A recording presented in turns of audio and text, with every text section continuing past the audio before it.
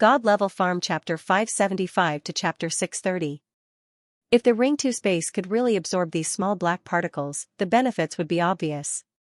However, Xiaoqing shook his head and said, Master, it's not a problem to absorb them, but the aura of the world stone contained in these things is very weak. Furthermore, they rely on absorbing the spirit energy of the space to grow and reproduce. In addition, they also carry a cold and evil aura. When the Ring 2 world absorbs them, it has to purify that aura at the same time. I'm afraid that if this continues, not only will it not evolve, it might even regress slightly. Xiao Ruofei couldn't help but feel disappointed when he heard this. However, he still keenly noticed the key point in Xiaoqing's words and immediately asked, so, if it's in a place where the spirit energy in the outside world is barren, it's very difficult for them to reproduce and grow stronger? Xiaoqing nodded his head and said, it should be. The essence of spirit energy is actually energy, and the world stone contains a large amount of pure energy.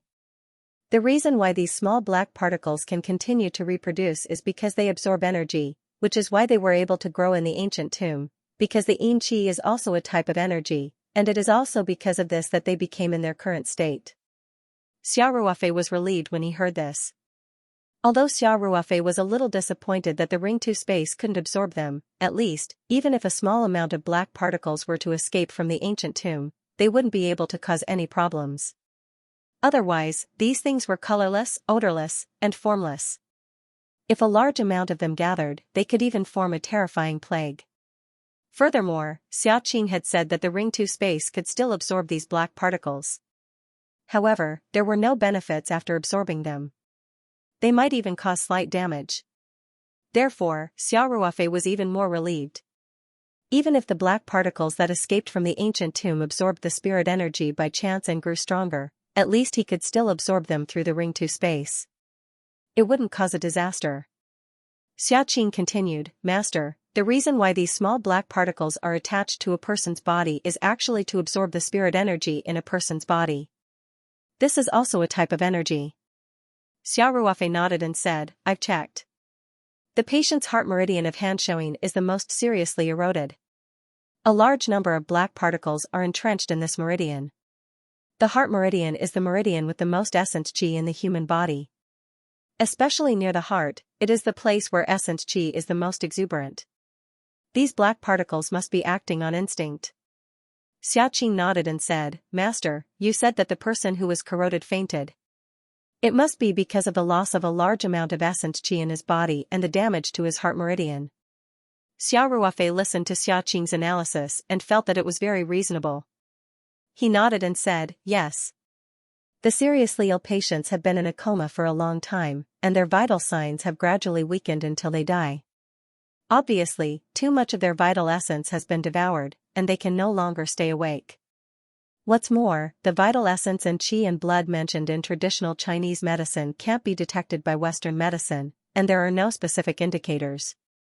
This kind of poison is extremely difficult to detect even by Chinese medicine practitioners with good medical skills. Xiaoqing smiled and said, only a person with strong spiritual power like Master can check the condition of the patient's meridians without missing anything. Xiao Ruofei nodded and said, I see. Xiaoqing, go on with your work. I'm still a little worried, and I'm going to go outside to test if these black particles will multiply and grow. Yes, Master. Xiao Ruofei's mind moved, and he took the undetectable black dot in his hand, and then flashed out of the Ring 2 space. Back in his room, Xiao Ruofei released his spiritual power to wrap around the black dot composed of small black particles. Because he had been practicing using external spiritual power to carve runes during this period of time, Xiao Ruofei's control of his spiritual power had greatly improved. Although the difficulty of controlling his spiritual power was greatly increased after it left his body, he could still do it relatively easily.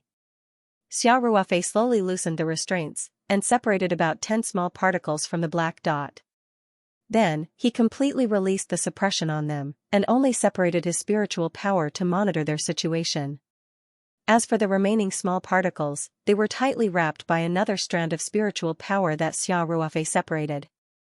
After the 10 small particles were freed, they began to gradually dissipate in the air, just like in the space just now. However, Xiao Ruofei observed that there was almost no energy exchange between them and the outside world. In other words, these small particles could not absorb the spiritual energy of the outside world to strengthen themselves. Xiao Ruofei continued to observe for about half an hour, and found that the small black particles basically did not change at all. Only then did he release his spiritual power to gather all of them together. Since these small black particles were not a threat, Xiao Ruofei was no longer worried. His spiritual power suddenly burst out and pressed inward. These small black particles were actually quite fragile, so under the sudden pressure, they were instantly annihilated without a trace. Xiao Ruofei released his spiritual power to search, and confirmed that there were no fish that had escaped the net. Xiao Ruofei muttered to himself, "Looks like I'll have to find time to make a trip to that ancient tomb," since he knew that there was a high possibility that the boundary stone existed there. Xiao Ruofei definitely could not let it go. However, he was not in a hurry. After all, the ancient tomb of the Ming dynasty had been sealed by the local government, and ordinary people could not enter at all. Moreover, the boundary stone might be deep in the main tomb chamber, and ordinary people would not be able to discover that the boundary stone was not ordinary at all. Therefore, he did not have to worry about others getting there first. Xiao Ruofei thought that if he wanted to enter the ancient tomb, it would be best to go through Song Wei's connections. However, she was still in the recovery period, so it would be better to wait until she was completely recovered. Xiao Ruofei tidied up the house a little, then went to the bathroom to take a shower, and returned to his room to lie down and rest. The next day, Xiao Ruofei received a phone call informing him that the passport he took Lin Xiao to apply for last time could be reclaimed. Therefore, he drove Lin Xiao to the Immigration Management Department of the Chongqing County Public Security Bureau and got the fresh dark red passport back. Xiao Ruofei directly bought 2 tickets to Xianxia City and took Lin Xiao to the Australian consulate in Xianxia City to apply for a visa. The director of the Xingbang Group office in Xianxia City personally went to Hongqiao Airport to pick them up. As for the accommodation and food for the two, it had already been arranged. It was in the 5-star Xingbang Hotel, which was the Xingbang Group's own global chain property. The director of the Xingbang Group office in Xianxia City was a 30-year-old Huaxia man named Lin Zhini. He was a native of Xianxia City and was naturally very familiar with Xianxia City. On the same day, Lin Zhini personally took Xiao Ruofei and Lin Xiao to the Australian consulate in Xianxia City to apply for a business visa for Lin Xiao. The Xingbang Group still had a great influence in the world. This time, Lin Zhini came in person, and Lin Xiao had the business inspection invitation letter issued by the Xingbang Group, so the visa application was quite smooth. Originally, it would have taken 5 to 10 working days to apply for the visa application, but the Australian consulate said that it could be processed on the same day, and the passport could be reclaimed by the 3rd day at the latest. The specific details were waiting for their phone call. Of course, they could also choose to pay the postage, and the consulate would mail the passport service. However, Xiao Ruofei thought that it would only take 2 days, so he simply decided to wait in Xianxia City. He could also take Lin Xiao to visit Xianxia City. Lin Xiao naturally agreed happily. After returning from the consulate, Lin Zhini sent a Mercedes-Benz car to Xiao Ruofei and Lin Xiao, and arranged 2 staff to accompany them all the way. All the expenses were naturally paid by the Xingbang Group. Xiao Ruofei and grandfather Tang worked closely together, so she naturally wouldn't be polite with this small amount of money. She very calmly accepted this arrangement. In the next 2 days, Xiao Ruofei took Lin Xiao to visit Xianxia City, the Oriental Pearl Tower, Xianxia Disneyland, the Bund, the City God Temple, and Nanjing Road. On the 3rd day, Xiao Ruofei and Lin Xiao received their passports from the Australian consulate in Xianxia City, and the two took a flight back to Sanshan City. For Lin Xiao, this was just a warm-up. The real trip was to Australia. Thinking that he could travel with Xiao Ruofei in a foreign country, Lin Xiao was very excited. When Xiao Ruofei and Lin Xiao were on the plane back to Sanshan City, in a high-end apartment in Sanshan City, the atmosphere was a bit heavy. A middle-aged man in his 40s sat on the sofa with a gloomy face. There were some broken teacups on the carpet in front of him, and there were a lot of ugly tea stains on the Italian wool carpet. The housekeeper stood in the distance, trembling, and didn't dare to come over to clean up. Next to the middle-aged man, there was a young man who also looked nervous. He lowered his head and didn't even dare to breathe loudly. If Xiao Ruofei was here, he would immediately recognize that this young man was Yang Qianzhen, who had a conflict with him at the Shijiang Moon Club that day. The fat middle-aged man was Yang Qianzhen's father, Yang Jinsheng, the deputy minister of the organization department of the Sanshan City Committee. Today, he had just received news from a leader in the province that his promotion inspection had been suspended. In the morning, the inspection teams of the Provincial Party Committee's organization department had already been stationed in the units of the candidates for promotion, but the Provincial Party Committee's organization department hadn't received any inspection teams from the province.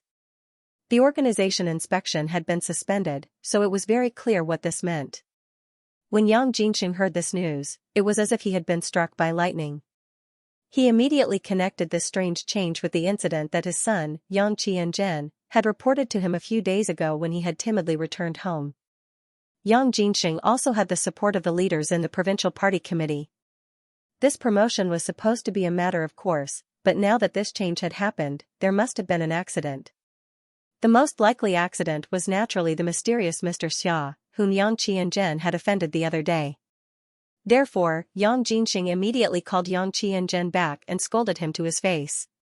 If he wasn't his biological son, Yang Jinsheng wouldn't have been able to do it. He would have kicked him a few times. In fact, Yang Jinsheng had paid great attention to Yang Qianzhen's report a few days ago.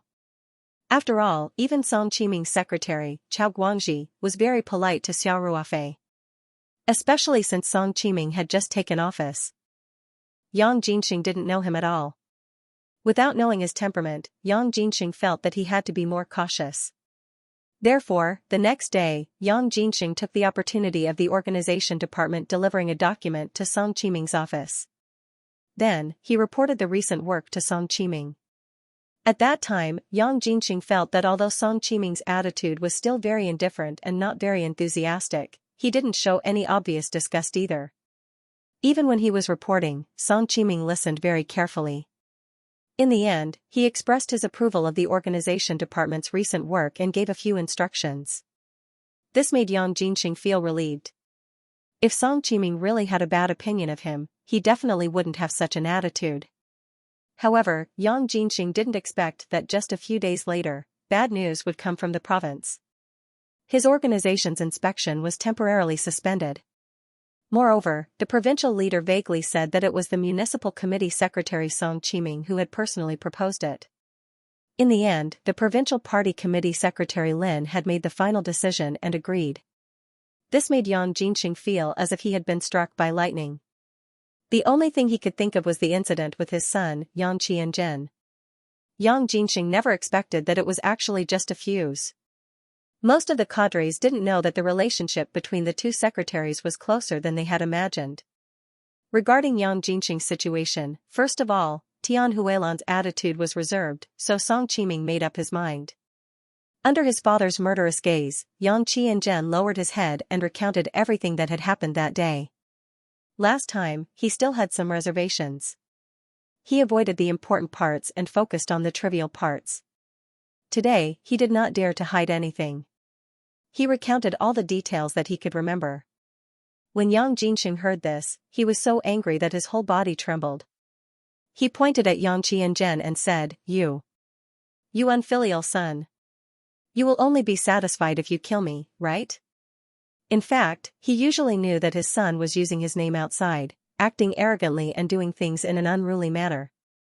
It was just that in the past, when he didn't cause any trouble, he would at most give him a light scolding. But now that he had caused such a big trouble, he was naturally anxious. Yang Qianzhen lowered his head and muttered, It's not necessarily because of that person. Is he really that powerful? Yang Jinsheng was so angry that he suddenly stood up. He raised his arm and then put it down bitterly. Do you have a pig's brain? You're causing trouble outside at such a critical time. Who do you think can directly get the organization's inspection quota at such a time? Let me tell you, this time it was Song Qiming himself who gave the order. Yang Qianzhen suddenly raised his head and said, It's really related to Secretary Song? Yang Jinsheng glared at his son and said, Tell me everything you know about Mr. Xia's situation. Yang Qianzhen stammered, I only heard that his name is Xiao Ruofei, and that he runs a farm in the suburbs, Bulsh*T. Yang Jinxing rudely interrupted Yang Qianzhen and said, "How can a farm owner be so powerful? You believe this kind of nonsense? I have already taught that he done a lesson and kicked him out of Sanshan." Yang Qianzhen said. "What's the use of that? He's already in trouble." Yang Jinxing said. Yang Qianzhen gathered his courage and said, "Dad, when I saw that Chao Guangji was so enthusiastic about him, I already gave in on the spot. But this Xia Ruofei didn't even care about me, isn't that nonsense? It's all because of your stinky mouth." Yang Jinxing said. Yang Qianzhen said meekly, "Dad, maybe this matter isn't as serious as we think? Director Niu isn't retired yet. You don't understand." Yang Jinxing waved his hand and said, "This time it's a group inspection, and the candidates to be promoted recently are all concentrated on the inspection, then why don't you ask Chao Guangji?" Yang Qianzhen said, "After all, he's your old subordinate. That's the only way." Yang Jinxing sighed and said. Then he took out his phone, found Chao Guangji's number, and dialed it. "Director Chao, I'm Yang Jinxing from the organization department." Yang Jinxing's tone was very polite, and he didn't have the reservations he used to have. Times had changed, and Chao Guangji was no longer the little Chao who had just entered the organization department, nor was he the little Chao who was transferred to the first secretary's department to write all day long.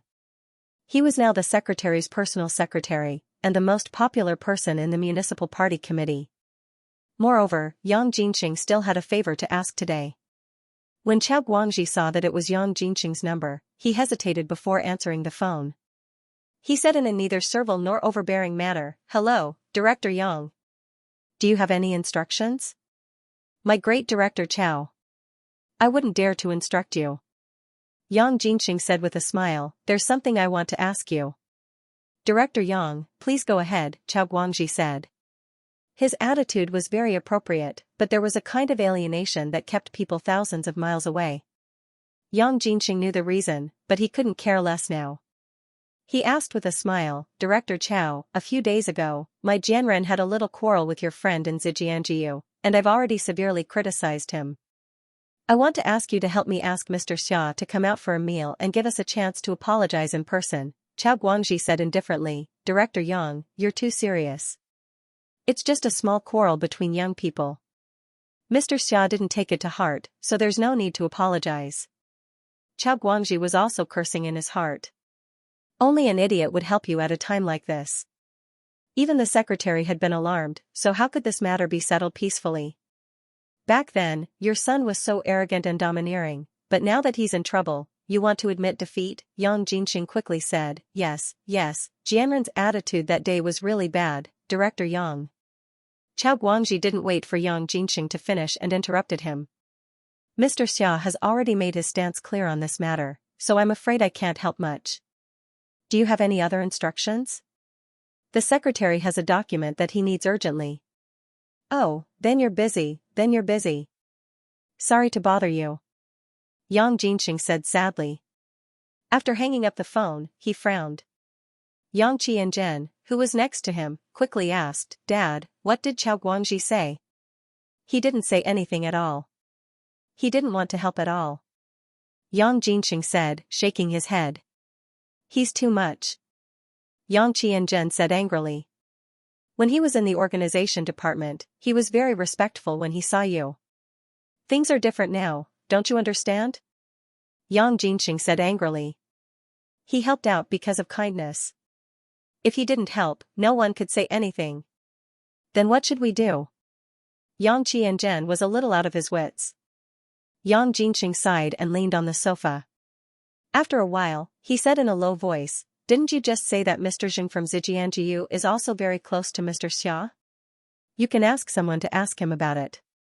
We have to get a grasp of the situation first. This person is the key." "Okay, I'll get someone to do it right away," Yang Qianzhen said immediately. "Also, have you figured out the company's accounts?" Yang Jinxing frowned and asked. "Go and organize it yourself again. Don't leave any evidence behind." Yang Qianzhen asked nervously, "Dad, isn't it just a temporary suspension of the promotion? It can't be that serious, right? A storm is coming." Yang Jinxing sighed and said, I have a hunch that things aren't that simple. Anyway, it's better to be safe than sorry. You have to go through the accounts for these years personally. Find a way to smooth out those funds that can't be checked. Also, during this time, you have to keep your tail between your legs. Don't cause any trouble for me.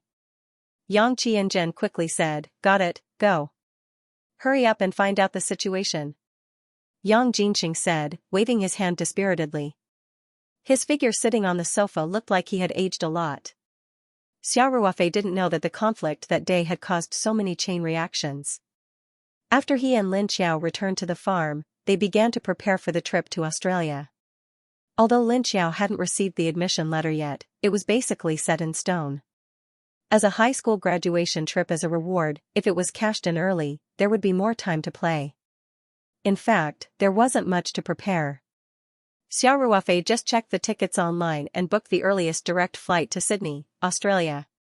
Considering that it was a night flight and the flight time was nearly 10 hours, Xiao Ruofei, who wasn't short of money, directly bought the expensive first-class tickets.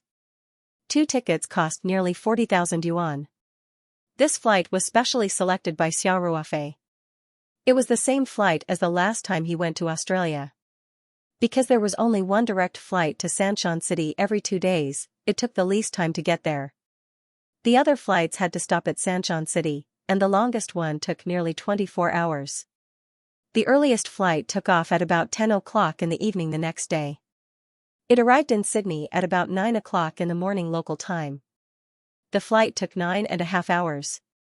Early the next morning, Lin Xiao, who was about to go on a trip with Xiao Ruofei, was very excited. She got up early and started to pack her luggage. A mother would be worried about a child traveling thousands of miles. Moreover, both of them were going on a trip together. Therefore, Huzi's mother began to remind Lin Xiao again and again in the morning. She told her to listen to Xiao Ruofei and pay attention to her safety.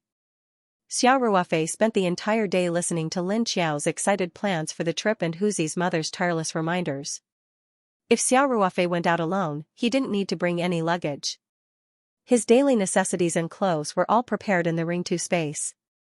But this time, he brought Lin Xiao with him, so he took a small suitcase and put some clothes in it. Unlike Xiao Ruofei's small boarding box that could be brought directly on the plane, Lin Xiao's things were packed in a large suitcase. It must be the kind that needed to be checked in. However, Xiao Ruofei also understood. After all, girls had to bring more things when they went out.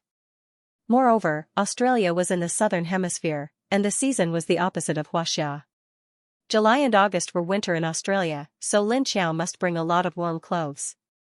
The farm and the airport were both in Chongqing County. They just had to drive 7 or 8 kilometers along the coastal road. When Xiao Ruofei and Lin Xiao arrived at the airport, it wasn't even 8:30 in the evening. Because they bought first-class tickets, the two directly checked in at the VIP counter and checked in their luggage. Then, under the guidance of the VIP staff, they went through the security check through the VIP passage. The airport's VIP customer service staff took Xiao Ruofei and Lin Xiao straight to the VIP lounge set up by Egret Island Airlines at Chongqing International Airport. Egret Island Airlines was a local airline in Southeast Province. Egret Island City and Xianxia City were both important bases for this company, so the VIP lounge was naturally quite good. The entire lounge was 400 to 500 square meters. On the side close to the tarmac was a huge glass curtain wall. The view was very wide, and even the planes taking off and landing on the runway in the distance could be seen clearly. In the spacious and bright space, there were dozens of single-seat leather sofas scattered in picturesque disorder. Near the door, there was also a wine-tasting area, a tea art area, a business area, and so on. Of course, exquisite desserts and delicious meals were also provided. All of this was free. In fact, the wool came from the sheep's back. First class or business class tickets were several times more expensive than economy class tickets. In contrast, the additional services provided in the airport's VIP lounge actually cost less. It was Lin Xiao's first time coming to such a high-end place. The last time she went to Shin City, it was her first time taking a plane, so everything was very fresh to her. Xiao Ruofei smiled as he looked at Lin Xiao, who was looking around. There was not a trace of disdain in his eyes. Instead, there was a trace of affection. He brought Lin Xiao to a two-seater leather sofa and sat down. Then, he went to get some exquisite desserts and a drink for Lin Xiao. "Thank you, Brother Ruofei." Lin Xiao smiled sweetly and placed it on the small coffee table next to her. Lin Xiao took out his laptop and placed it on his lap. He took a sip from his drink and focused on the computer screen. Xiao Ruofei curiously went over to take a look and found that Lin Xiao was browsing a design website. He couldn't help but laugh and say, "You didn't forget to study when you came out to play? Do you have to work so hard?" Lin Xiao raised her head and smiled sweetly. "This website was introduced to me by my master. He said that there are a lot of creative designs on it. He told me to study more when I have time. It's boring sitting here, so I just looked around." Xiao Ruofei nodded and said, "Not bad, not bad. Study hard. The company's business in this area will depend on you in the future." "Brother Ruofei, I suddenly feel a lot of pressure when you say that." Lin Xiao smiled sweetly. Xiao Ruofei said seriously, "Egret Island University's advertising design major is known as the Huangpu of the advertising industry. You have talent in this area, so you will definitely be successful in the future. In the future, the company's visual design and advertising packaging business will be waiting for you to take the lead." Lin Xiao pursed her lips and smiled. Then, she said seriously, "I will work hard." The two of them chatted for a while. Xiao Ruofei didn't disturb Lin Xiao. He took out his iPad and put on his headphones to watch a movie. One of them looked at the computer quietly, while the other was immersed in the movie plot. At this time, a family of 3 also entered the VIP lounge under the guidance of the airport's VIP customer service. They looked like a couple and their child. Among the 2 adults, one was a middle-aged man from Huaxia. He was about 40 years old. He was tall and burly. He wore a well-made shirt and trousers. His movements were quite powerful, and he had the demeanor of a successful person. The woman next to him had a Western face. She was very tall. When she stood next to her husband, the two of them were basically the same height because of their high heels. Not only was this woman very tall, but her figure was also quite hot. She wore a white silk shirt with holes in her jeans. Her spectacular breasts and perky buttocks were undoubtedly highlighted. Such a blonde beauty who was nearly 1.8 meters tall would attract a lot of attention wherever she went. The few guests in the VIP lounge couldn't help but look over. Next to this international couple was a little boy of 8 or 9 years old. Mixed-race children seemed to be more handsome or beautiful. The little boy had undoubtedly inherited many of his parents' strengths. He had beautiful blonde hair and charming blue eyes. His facial features were more Asian. They were softer and less angular. The family of 3 walked to the 3 sofas opposite Xiao Ruofei and Lin Xiao and sat down. Children were always restless.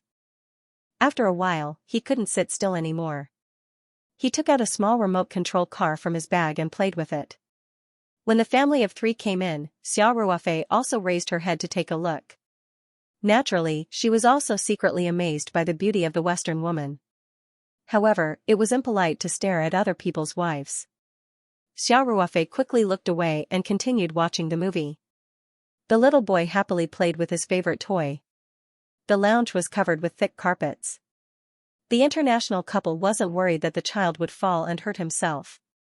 They only reminded him not to be loud and not to disturb others. Then, they sat in their seats and looked at their child from afar. Xiao Ruofei and Lin Xiao were sitting opposite the family of 3. There was quite a lot of space between them. The child mainly played with the remote control car there. Unknowingly, the little boy's range of activities slowly expanded. Suddenly, the remote control car tilted and directly rushed under Lin Xiao's sofa. The little boy hurriedly threw the remote control away and ran over to pick up his car. Lin Xiao was focused on her computer with a drink in one hand. Naturally, she was startled when a child suddenly rushed over and went under her feet. She subconsciously tilted her leg to dodge, but forgot that she still had a laptop on her lap. The laptop that she bought not long ago suddenly slid down and smashed directly at the little boy's head. Lin Xiao couldn't help but scream. The Apple laptop had a metal casing. Although it was ultra-thin, it still weighed 2 to 3 kilograms. If it hit the child's head, it would definitely cause damage. Although Xiao Ruofei was wearing headphones, his innate alertness allowed him to notice the little boy running over before Lin Xiao did. Therefore, when Lin Xiao's laptop slid down, Xiao Ruofei also reacted quickly. He firmly grabbed the laptop in his hand before it hit the little boy's forehead. "Alan." The tall Western woman hurriedly stood up and said loudly, "You're in trouble again." The international couple stood up at the same time and quickly walked over to Xiao Ruofei and Lin Xiao. The Huaxia man sternly said in Chinese, "Hauran, apologize to brother and sister immediately." The little boy looked as if he had done something wrong. He quickly glanced at Xiao Ruofei and Lin Xiao, lowered his head and said, "Brother and sister, I'm sorry." Xiao Ruofei smiled and said, "It's okay, little boy. But you have to be careful in the future. It's easy to injure yourself like this." The little boy nodded sensibly and said, "Thank you for reminding me, brother." The Huaxia man said apologetically, "I'm sorry. The child doesn't know any better and almost offended you." His wife also apologized to the two of them in broken Mandarin. Xiao Ruofei smiled and said, "It's okay. Children are naturally active. Besides, it didn't cause any serious consequences." After that, Xiao Ruofei touched the little boy's head affectionately. Lin Xiao also said that it was okay. The mixed-race little boy was very cute. Lin Xiao's maternal instinct was also very strong. Even if she was really injured, she couldn't bear to blame such a cute child, let alone just a little scare. The couple also looked at their son. Their eyes were full of love and a trace of sadness at the same time. However, Xiao Ruofei didn't notice this small detail. Because of this small episode, everyone stood and chatted for a while. The Huaxia man took the initiative to introduce himself. "Little brother, my name is Tang Yitian. This is my wife, Jennifer. My son's name is Tang Hauran, and his English name is Alan." Xiao Ruofei smiled and nodded at Tang Yitian and Jennifer. He said, "My name is Xiao Ruofei. This is my sister, Lin Xiao.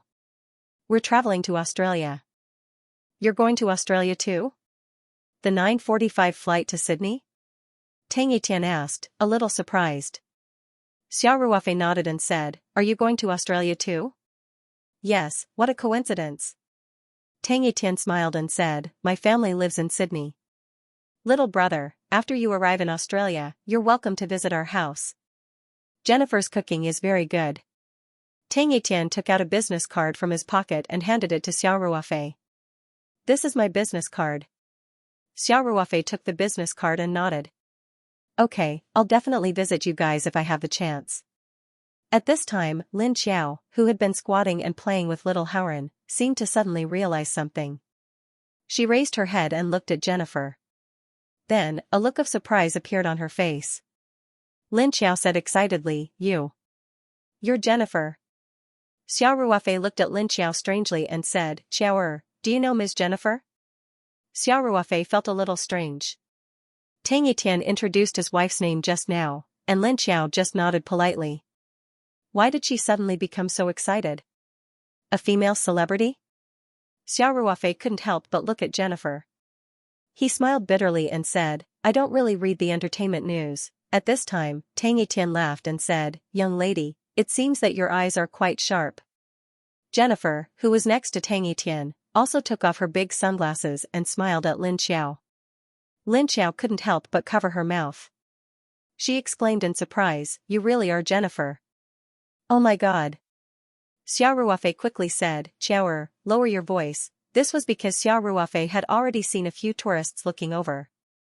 He smiled apologetically at Tang Yitian and his wife and said, "I'm sorry. My sister is too excited. Ms. Annie, you should put on your sunglasses. I know that it's inconvenient for public figures like you to come out." Jennifer smiled and said in half-baked Chinese, "Thank you for your understanding." After that, Jennifer put on her sunglasses again. Lin Xiao stuck out her tongue and said, "I'm sorry, it's okay, it's okay." Tang Yitian said with a smile. With a superstar as his wife, Tang Yitian was used to the excitement of his fans. Jennifer smiled and said, "It's okay. I didn't expect that after so many years, I still have fans in the faraway Huaxia." Lin Xiao immediately said, "Jennifer, I like you so much. I've watched every movie you've acted in. I like the Huntress character in Misty Forest the most. And the songs you sang, I've listened to every single one of them countless times. But why haven't I seen any new works in the past few years? Xiao Ruofei was a little speechless. Seeing that his godsister had suddenly become like a crazy fan, he couldn't help but touch his nose awkwardly. At the same time, Xiao Ruofei was a little surprised. After listening to Lin Xiao, it turned out that Jennifer was a movie star. However, he rarely paid attention to the entertainment industry, so he was a little ignorant. Jennifer looked at her husband and son with a hint of tenderness and said, "After I married Izan, I quit the entertainment industry. In the words of your Huaxia, I'm focused on dating." Tang Yitian reminded her with a smile, "Take care of your husband and teach your children." Yes, yes, yes, to assist the husband and teach the children. The language of Huaxia is too difficult. I've tried my best to learn it, but I'm still not familiar with it. You've already said it very well, Lin Xiao said. Then, she subconsciously looked at Tang Yitian and said, "So, you're Chairman Tang of Maya Group in Australia?" Tang Yitian nodded with a smile and said, "It seems that you are indeed a die-hard fan of Jennifer. You know her situation very well." Xiao Ruofei quickly said, "Xiaoer, that's enough. Don't disturb Mr. Tang and Ms. Annie." Then Xiao Ruofei said, "I'm sorry. My sister is a little excited to see her idol." "It's okay," Jennifer said with a smile. "Lin, do you want to take a picture?" Lin Xiao asked excitedly, "Really?" "Of course," Jennifer said with a shrug, "Come on. Xia, please take a picture for us." "Thank you. Use my phone." Lin Xiao quickly stuffed her iPhone into Xiao Ruofei's hand. Then, she walked to Jennifer's side in 2 steps. She was a little reserved, but at the same time, her face was full of excitement and happiness to be able to take a picture with her idol. Jennifer smiled, took off her sunglasses and handed them to her husband. Then, she held Lin Xiao's hand and smiled at the camera. Xiao Ruofei took several pictures in a row and then made an okay gesture. "Thank you, Jennifer," Lin Xiao said happily. "Then, I won't disturb you." Lin Xiao was a very sensible girl. Although she was very excited to see her idol, she still knew when to stop and wouldn't disturb them too much. Xiao Ruofei also smiled and expressed his gratitude to the Tang couple. Then, the couple brought little Howren back to their seats. Lin Xiao couldn't wait to take the phone from Xiao Ruofei and said, "Let's see how the pictures are. What if I accidentally blur them?" Xiao Ruofei asked jokingly. "Then I'll bite you to death." Lin Xiao grimaced. Xiao Ruofei couldn't help but laugh when she saw her mischievous look. Lin Xiao looked at the pictures. The iPhone's image quality was very good. Plus, the two of them were beautiful, so the pictures were naturally very beautiful. Lin Xiao looked at them repeatedly for a while, then said to herself, "Today is like a dream. I actually saw Jennifer in person, and I even took a picture with her. No, I have to quickly post this on my WeChat moments. Xiao Jing, Wan, and the others must be jealous." Xiao Ruofei smiled and said, I really don't understand the world of you little fangirls." Lin Xiao looked at Xiao Ruofei with disdain and said, "Bro Ruofei, you can't just focus on making money all day. Otherwise, it would be very boring." "Oh, if I don't care about entertainment news, then it's boring?" Xiao Ruofei joked. "Then, there are many boring people in this world. I'm too lazy to talk to a stubborn person like you." Lin Xiao smiled and said, "Let me see. Wow. I just posted it, and my WeChat moments are about to explode. Many of my friends left me comments." Xiao Ruofei smiled and said, "Let's not bother about those comments for now. Tell me about this Jennifer and her husband. They seem to be very famous?" Lin Xiao put away her phone, turned to face Xiao Ruofei and said, "Bro Ruofei, then I'll give you a lesson on entertainment science. Jennifer used to be the most popular female star in Australia. She acted in many classic movies and released 8 solo albums. She was also an Oscar and can double Best Actress. If she didn't suddenly quit the entertainment industry 6 or 7 years ago, she would still be very popular." "Wait, she stopped acting 6 or 7 years ago? At that time, you were still very young?" Xiao Ruofei asked. "When I started liking Jennifer, she had already quit the entertainment industry." Lin Xiao said matter-of-factly. When I was in junior high school, I saw Jennifer's performance of Sydney Songstress at my classmate's house for the first time. Later, I went to look for all her movies and songs. In short, she is my only idol. Okay. Xiao Ruofei said with a smile. Lin Xiao then said, actually, Mr. Tang is even more amazing. He is Jennifer's husband. Xiao Ruofei couldn't help but glance at Tang Yitian in the distance and ask, how is Mr. Tang so amazing? I also saw it in the entertainment news. It said that after Jennifer married a super-rich Chinese man in Australia, she announced that she would quit the entertainment industry. Lin Xiao said, later, I searched online and found out that Jennifer's husband, Mr. Tang, owns the Maya Group. It is one of the top 10 consortiums in Australia. It almost dominates the entire retail industry in Australia. It also has a lot of investment in the cultural and entertainment industry. It is said that the Maya Group's assets are more than 10 billion Australian dollars, and its annual revenue is more than 30 billion Australian dollars. Isn't that amazing? Xiao Ruofei silently calculated and said, it is equivalent to more than 50 billion Huaxia dollars. It is indeed amazing. Lin Xiao said with a smile, Brother Ruofei, although you are also very rich, you are still far from Mr. Tang. You still need to continue to work hard. How dare you look down on your brother? Xiao Ruofei said with a glare, do you believe that I won't take you to Australia? You won't. Lin Xiao chuckled and said, besides, we have already bought the tickets. That is $40,000. Don't you feel bad? You little girl. The two of them chatted and laughed, and time passed quickly. At 9:10 p.m., the waiter in the VIP lounge came over and gently reminded them that they could board the plane. Xiao Ruofei stood up and picked up his small suitcase. As for Lin Xiao, her oversized suitcase had already been checked in, so she only needed to carry a carry-on backpack. On the other side, Tang Yitian's family also stood up. Everyone smiled and nodded to each other. Together, they walked toward the boarding gate under the guidance of the waiter.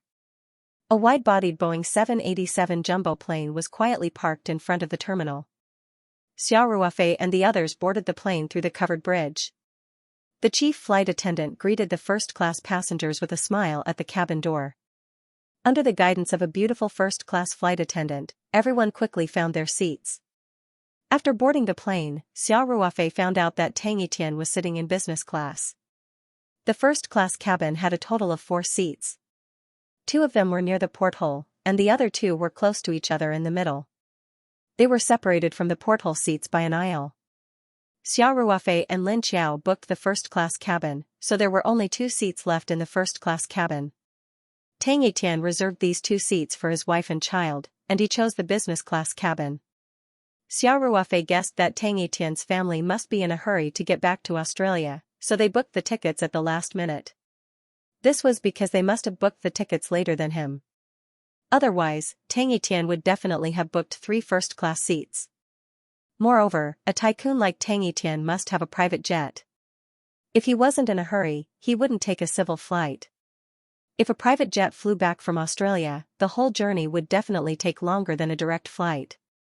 Of course, the seats in the business-class cabin could also be laid flat, so the rest wouldn't be affected. It was just that the space layout wasn't as spacious as the first-class cabin. Little Howren sat in the window seat, and Jennifer sat in the middle seat across the aisle from Little Howren. Lin Xiao naturally chose the seat next to Jennifer on the other side and drove Xiao Ruofei to the porthole seat. The facilities in the first-class cabin were very advanced. The seats were made of pure leather, and they could be completely laid down into a soft and comfortable single bed. For this kind of long-distance night flight, the comfort was simply worlds apart from the economy-class cabin. After everyone waited on the plane for a while, the cabin door closed. Then the plane began to be pushed out and slowly glided on the taxiway.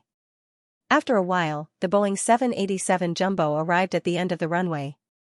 After receiving the tower's instructions, the plane quickly accelerated on the runway and finally flew into the dark night sky. After the plane maintained its level flight, Xiao Ruofei unfastened his seatbelt, put on his headphones, and leaned against the spacious and comfortable first-class seat with his eyes closed. Lin Xiao, who was sitting next to Jennifer, was the first to stand up and ask anxiously, Jennifer, what's wrong with Little Howren? Jennifer? who was very approachable at the airport before, was too busy to answer Lin Xiao's question. She just squatted next to her seat and kept calling little Haoren's English name. At this time, Tang Yitian, who was sitting in the business class cabin behind the first class cabin, also rushed in anxiously. He quickly checked on his son's condition and then shouted, "Flight attendant! Flight attendant! My child has an emergency. Please turn the plane back immediately." At this time, the flight attendant who heard the commotion had already rushed over. She said, "Sir, please calm down. I'll broadcast for a doctor immediately. In addition, our plane is always equipped with first aid medicine. Medicine is useless. Let the plane land nearby." Tang Yitian said loudly, "Everyone's losses, including your airline's losses, will be borne by me alone." Xiao Ruofei also quickly took off his headphones and walked to the other side of the aisle. He said, "Mr. Tang, don't worry. I know some medical skills. Let me take a look at little Haoren first." Tang Yitian heard this and felt like he had grasped at a life-saving straw. However, he soon showed a disappointed look and said with a bitter smile, "It's useless." "Haoren, then," he said to the flight attendant, "I'm sorry. I was too excited just now. You, go and ask the captain first. If it doesn't work, forget it." Jennifer said with a crying voice, "Izan. We can't leave Alan alone. He's in a very dangerous situation now." Tang Yitian's eyes showed a trace of despair. He said sadly, "Jennifer, I know. But the doctor can't save Haoren." Xiao Ruofei glanced at little Haoren. He saw that his eyes were closed, his teeth were clenched, and his whole body was trembling slightly. His exposed skin showed an abnormal flush and beads of sweat appeared on his forehead. Although he had lost consciousness, the expression on his face still showed that he was in great pain. Xiao Ruofei did not dare to neglect. He quickly squatted down and reached out to put his hand on little Haoren's wrist. As soon as Xiao Ruofei's hand touched little Haoren's skin, he immediately felt a burning heat. He quickly touched little Haoren's arm and felt that the temperature was very high. It was even higher than the temperature of an ordinary child with a high fever. It was like touching a burning coal, very hot to the touch. Xiao Ruofei took a deep breath and placed his hand on little Haoren's wrist again.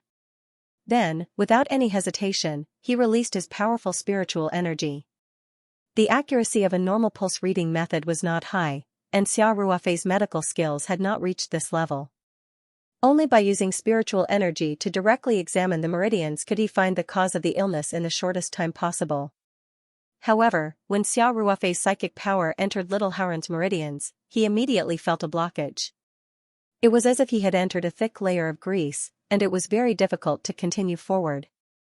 Xiao Ruofei had once used his spiritual power to examine Song Wei's meridians. It was a completely different feeling. How could this be? Xiao Ruofei frowned slightly. Little Haoren's situation seemed to be very critical. Xiao Ruofei was not sure if the solution of the spirit heart flower's petal would be effective. The situation in little Haoren's meridians was too strange. Xiao Ruofei had studied many Chinese medical books, but he had never seen such a situation recorded in any of them. If little Haoren was sick, then the solution of the spirit heart flower's petal would be very effective. But what if he was not sick? Xiao Ruofei's mind inexplicably came up with this sentence. He hesitated for a while, then contacted Xia Qing in the Ring 2 space with his divine telekinesis. He hoped that Xia Qing could provide him with some useful information. Xia Qing was not a real human. All of his knowledge was implanted by the previous or past owner of the Ring 2 space. If there was a record in his database, then he was naturally knowledgeable and experienced. However, if there was no record, then he was completely clueless. Therefore, it was a matter of luck. Xiao Ruofei transmitted little Haoren's situation to Xia Qing with his divine telekinesis. Xia Qing pondered for a while in the Ring 2 space, then replied with his divine telekinesis, "Master, the situation you're talking about is very similar to congenital meridians blockage." Congenital meridians blockage? Xiao Ruofei mumbled to himself subconsciously. When he was communicating with Xia Qing with his divine telekinesis, he could not help but say this sentence with his mouth. Tang Yitian, who was standing to the side, was completely disheartened. However, when he heard Xiao Ruofei say congenital meridians blockage, his eyes immediately lit up. He grabbed Xiao Ruofei's arm and said, "Yes. Yes. Little brother, you can tell that Haoran has congenital meridians blockage. You must have a way to save him, right?" Congenital meridians blockage was not actually a disease. Tang Etian had come to this conclusion through a highly respected elder. Therefore, when Xiao Ruofei said that he knew medicine, Tang Etian did not have much hope. However, when Xiao Ruofei accidentally said congenital meridians blockage, Tang Etian seemed to have come alive. Since Xiao Ruofei could see the cause of little Haoran's illness so quickly, then it was very likely that he had a way to treat Haoran. This was what Tang Etian thought. Xiao Ruofei glanced at Tang Etian and said, "Mr. Tang, don't worry. Let me examine little Haoran carefully first." "Yes. Izan, don't disturb Dr. Xiao's work," Jennifer quickly said. Tang Etian quickly let go of Xiao Ruofei's arm and said, Okay. Dr. Xia, I'll leave everything to you." "I'll do my best," Xiao Ruofei said with a slight nod, then continued to communicate with Xia Qing through his divine telekinesis. "Master, when everyone is born, there is congenital qi in their meridians." Xia Qing quickly explained, most people's congenital qi will slowly dissipate not long after they are born. Only a very small part of it will nourish the body and meridians. However, there are very few people who have too much congenital qi in their body. Coupled with the fact that the newborn's meridians are narrow, the congenital qi won't be able to dissipate in time and will form blockage in the meridians. This is almost fatal. 90% of people with congenital meridians blockage will not live past the age of 4. "I think little Haoran is at least 6 or 7 years old," Xiao Ruofei said to Xia Qing through his divine telekinesis. "Then he must have reached a very dangerous stage." Xia Qing said with certainty, "The blockage of the meridians will become more serious as the person grows older. This is because congenital qi has been accumulating in the meridians for a long time and will gradually solidify. If the meridians are completely blocked and the qi and blood cannot circulate, then the person will not be far from death." Xiao Ruofei was puzzled and asked, "Then why is little Haoran's body so hot?" Xia Qing said without hesitation, "It's very likely that the congenital qi in his body is of the yang attribute. It might even be the rare congenital pure yang attribute. If that's the case, then the danger is even greater." Xiao Ruofei quickly asked through his divine telekinesis, "His situation is very critical now. What can I do to save him? Will the spirit heart flowers petals work?" Xia Qing said, "Master, congenital blockage of the meridians is not a disease. The spirit heart flowers petals won't work. If it's a temporary solution, you can use your divine telekinesis to forcefully unblock the most serious blockage in his body. However, this can only treat the symptoms and not the root cause. After a long time, the meridians will be blocked again. I can't care so much. Saving his life is more important," Xiao Ruofei said. Xia Qing said anxiously, "Master, wait a moment. Actually, there's a better way to treat the root cause. It's just that it'll take more time, but it'll be greatly beneficial to you." "Then tell me quickly." Xiao Ruofei frowned slightly, "Little Haoran's situation looks very dangerous. If we don't save him in time, his life may be in danger." "Yes, Master." Xia Qing said quickly, "Actually, if you want to completely solve the problem in his body, the best way is to channel the congenital pure yang qi out of his body. Moreover, the congenital pure yang qi is too much for the child, but it's a great supplement for you. If you can absorb the congenital pure yang qi, it'll be of great help to your cultivation of the Dao formula in the future. But I don't know how to do it." Xiao Ruofei said through his divine telekinesis, "I should be able to slowly guide the congenital pure yang qi out of his body with my divine telekinesis, but how do I absorb it? If Master has already cultivated the Dao formula, you'll naturally be able to easily absorb the congenital pure yang qi. However, it's a little troublesome now," Xia Qing said hesitantly. Just as Xiao Ruofei was about to directly use his divine telekinesis to unblock little Haoran's meridians, Xia Qing suddenly said, "Master, I'll teach you a simple technique first. It'll allow you to temporarily store the congenital pure yang qi in your dantian. Once you start cultivating the Dao formula, you'll be able to achieve twice the result with half the effort." Xiao Ruofei said with some surprise, didn't you say that you can't casually teach me things outside of your ability? Xiao Ruofei still remembered what had happened before. Xiaqing clearly knew a lot about the Ring 2 space, including the origins and effects of the items inside the transparent protective cover. However, because Xiao Ruofei's strength was not enough, he couldn't reveal a single word due to the rules. Xiaqing said, strictly speaking, this isn't outside of your ability because you now basically have the strength to open the human character Jade Amulet and cultivate the first 3 levels of the Dao formula. Compared to the Dao formula, the technique I'm going to teach you is very insignificant. Yes, Master. Xiaqing replied immediately. Immediately afterward, Xiao Ruofei received a spell in his mind. Since the two of them were communicating through divine thoughts, and the spell was very simple, it was transmitted almost instantly. Xiao Ruofei quickly analyzed the spell and found that it was indeed quite rough. Its main function was to guide the innate pure yang qi through a specific meridian route in the body, allowing it to enter the dantian. Then, through a simple circulation, the pure yang qi would stay in the body and nourish the meridians. Xiao Ruofei had learned a lot about traditional Chinese medicine, so he was quite familiar with the meridians and acupoints of the human body. Therefore, he quickly familiarized himself with the spell and then prepared to unblock little Haoren's meridians. Xiao Ruofei and Xiaqing communicated through divine thoughts very quickly, so not much time had passed. However, little Haoren's condition was getting worse. His skin was burning hot, and his lips were even turning purple. Tang Yitian and Jennifer waited anxiously at the side, but they didn't dare to disturb Xiao Ruofei. Both of them were burning with anxiety. Even if they were on the ground, Tang Yitian knew very well that there was no doctor who could treat little Haoren's condition, let alone the fact that the plane was 30,000 feet above the ground. In the past, when little Haoren was in such a condition, they could only use physical cooling on him and wait for him to recover. However, every time it happened, it would be more serious than the last. This time, it was even life-threatening. Tang Yitian and Jennifer felt quite helpless. At this moment, Xiao Ruofei opened his eyes and carried little Haoren down from the seat without hesitation. He placed him on the floor of the aisle and then arranged little Haoren to sit cross-legged. Xiao Ruofei immediately sat down cross-legged behind little Haoren. He pressed his palms against the sinew acupoint on little Haoren's back. Then, he closed his eyes and channeled his spiritual energy into little Haoren's meridians.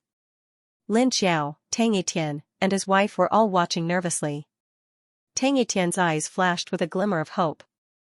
Xiao Ruofei's posture was obviously not the traditional Chinese medicine treatment posture. Moreover, Xiao Ruofei had blurted out congenital blocked meridians, which made Tang Yitian look forward to it. There are many acupuncture points on the back of the human body, all of which have the word Yu in their names. For example, the Xinshu point, the Livershu point, the Danshu point, the Weishu point. These acupuncture points all belong to the bladder meridian of the foot and taiyang. You meant a channel. It was the channel between the internal organs and the surface of the body. The toxins in the internal organs could be expelled from the body through the Yu acupoint. The reason Xiao Ruofei chose this acupoint was naturally to better channel the innate pure yang qi in little Haoren's meridians. He could expel it from the body and guide it into his own meridians. When Xiao Ruofei's spiritual energy entered little Haoren's meridians through the sinew acupoint, he immediately felt a strong sluggish feeling. The entire meridian seemed to be filled with a high concentration of pure yang qi. After Xiao Ruofei's spiritual energy entered little Haoren's meridians, he first tried to open up a narrow channel in little Haoren's meridians so that the pure yang qi wouldn't completely block the main meridians in little Haoren's body. His qi and blood would be able to circulate to a limited extent in order to relieve the urgent situation. The pure yang qi in little Haoren's body was too dense. Just temporarily unblocking the meridians was enough to tire Xiao Ruofei out. Fortunately, he had been taking the spirit pregnant soup regularly. In addition, he had been practicing the unlocking runes of the human character talisman from a distance. His control over his spiritual energy had greatly improved, so he was able to persevere. When Xiao Ruofei's spiritual energy pierced through the last barrier and reopened little Haoren's main meridians, the qi and blood in little Haoren's body began to slowly circulate. In the eyes of Tang Yitian and the others, little Haoren's symptoms were gradually alleviating. The flesh on his skin was slowly fading away, and his furrowed brows were gradually relaxing. Although he hadn't regained his consciousness yet, his condition was obviously alleviated. Tang Yitian and Jennifer couldn't help but reveal a trace of joy. The two of them held each other's hands tightly, as if they were giving each other strength and cheering little Haran on. At this time, Xiao Ruofei's t-shirt was almost completely soaked in sweat, and his face revealed a tired expression. Xiao Ruofei couldn't help but smile bitterly in his heart. He had underestimated the innate pure yang qi in little Haran's body. He hadn't even started to unblock and absorb it. Just opening up a small path in the meridians and allowing the meridians to barely be able to flow again temporarily had already consumed a lot of his spiritual energy. Xiao Ruofei slowly opened his eyes and withdrew his hands from little Haran's sinew acupoint on his back. Jennifer quickly reached out to support little Haran's body. When Lin Xiao saw how tired Xiao Ruofei was, he took out a tissue and wiped Xiao Ruofei's sweat. He asked in a low voice, "Brother Ruofei, how are you feeling?" Xiao Ruofei gently patted the back of Lin Xiao's hand and comforted him with a smile. "I'm fine." However, Xiao Ruofei's face was pale, and he was sweating profusely. Tang Yitian and Jennifer both saw this and were very touched. Xiao Ruofei stood up and said, "Mr. Tang, I've temporarily unblocked the most blocked meridians in little Haran's body. His condition should be greatly relieved. You can fly the plane to Sydney as planned." Tang Yitian was overjoyed and quickly said, "Mr. Xia, thank you. Thank you. Thank you for your hard work." Then, Tang Yitian quickly apologized to the flight attendant next to him, saying that there was no need to change the plane's plan to land at a nearby airport. Jennifer also quickly expressed her gratitude to Xiao Ruofei. Xiao Ruofei said with a tired face, "Gentlemen, I haven't finished yet. Little Haran's condition is quite serious. All my efforts just now only temporarily unblocked his meridians.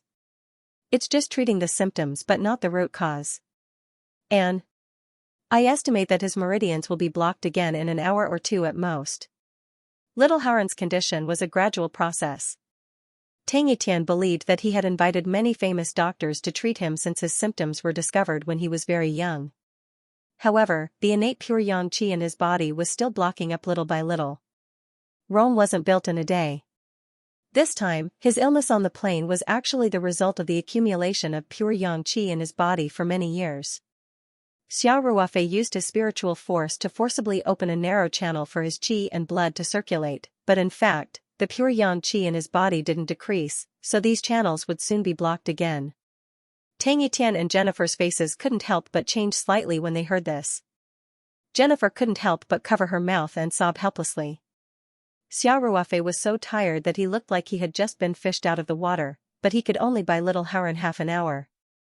In Jennifer's opinion, it was obvious that it was impossible to completely get rid of the crisis. Tang Yitian looked at Xiao Ruofei with pleading eyes and said, "Mr. Xia, please save Haran. I'm willing to pay any price." Xiao Ruofei wiped the sweat off his forehead and said, "Mr. Tang, Ms. Annie, don't worry. I just used up a lot of energy and need some time to recover. In half an hour, I'll try another method before little Haran's meridians are completely blocked." Okay. Mr. Xia, you rest well first," Tang Yitian said quickly. Jennifer also seemed to have grasped at a life-saving straw. She said repeatedly, "Mr. Xia, then I'll leave it to you." Xiao Ruofei smiled weakly and said, "It's fate that little Haran met us at the airport. He's so cute. I definitely won't sit back and do nothing. Besides, Jennifer is my sister's idol." Jennifer quickly said to Lin Xiao, "Lin, when we get to Sydney, I'll give you a signed CD, Jennifer's Echo. How about that?" Lin Xiao covered his mouth excitedly and said, "A limited edition, Jennifer's Echo? And your autograph? I'm not dreaming, am I?"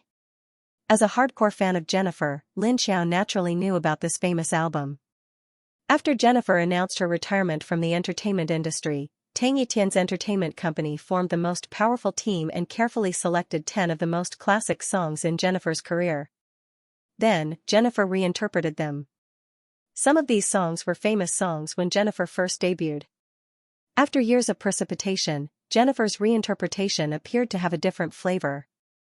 The most important thing was that this was actually a gift from Tang Yitian to Jennifer. There were only 500 copies in the world and they had never been sold publicly. Among Jennifer's fans, this could definitely be considered a god-level collection. There were even rich people on Jennifer's fan forum who offered to buy it for $100,000. However, if a real fan of Jennifer was lucky enough to get such an album, they wouldn't sell it no matter how much money they were offered. When Lin Xiao heard that Jennifer wanted to give him an autographed Jennifer's Echo, he fell into great happiness.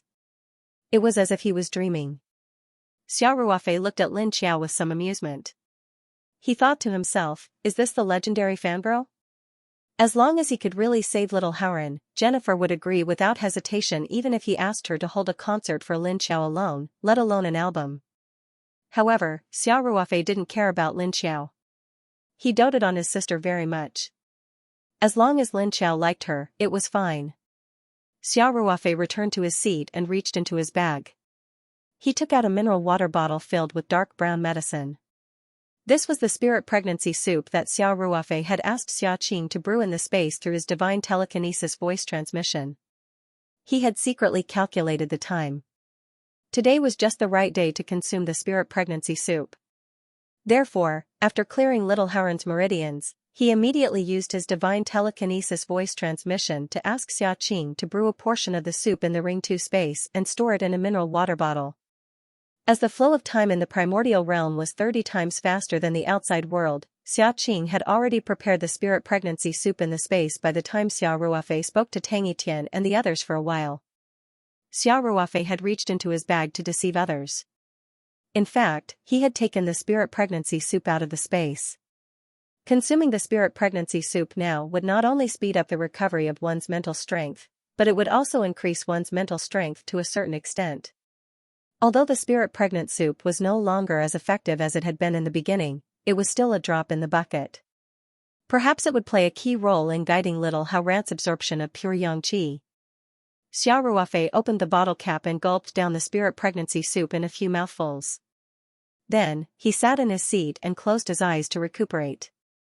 Tang Yitian and the others were afraid of disturbing Xiao Ruofei. They didn't even dare to breathe loudly. Tang Yitian even personally stayed by Xiao Ruofei's side as if he was guarding little Howren's last hope. Time passed minute by minute.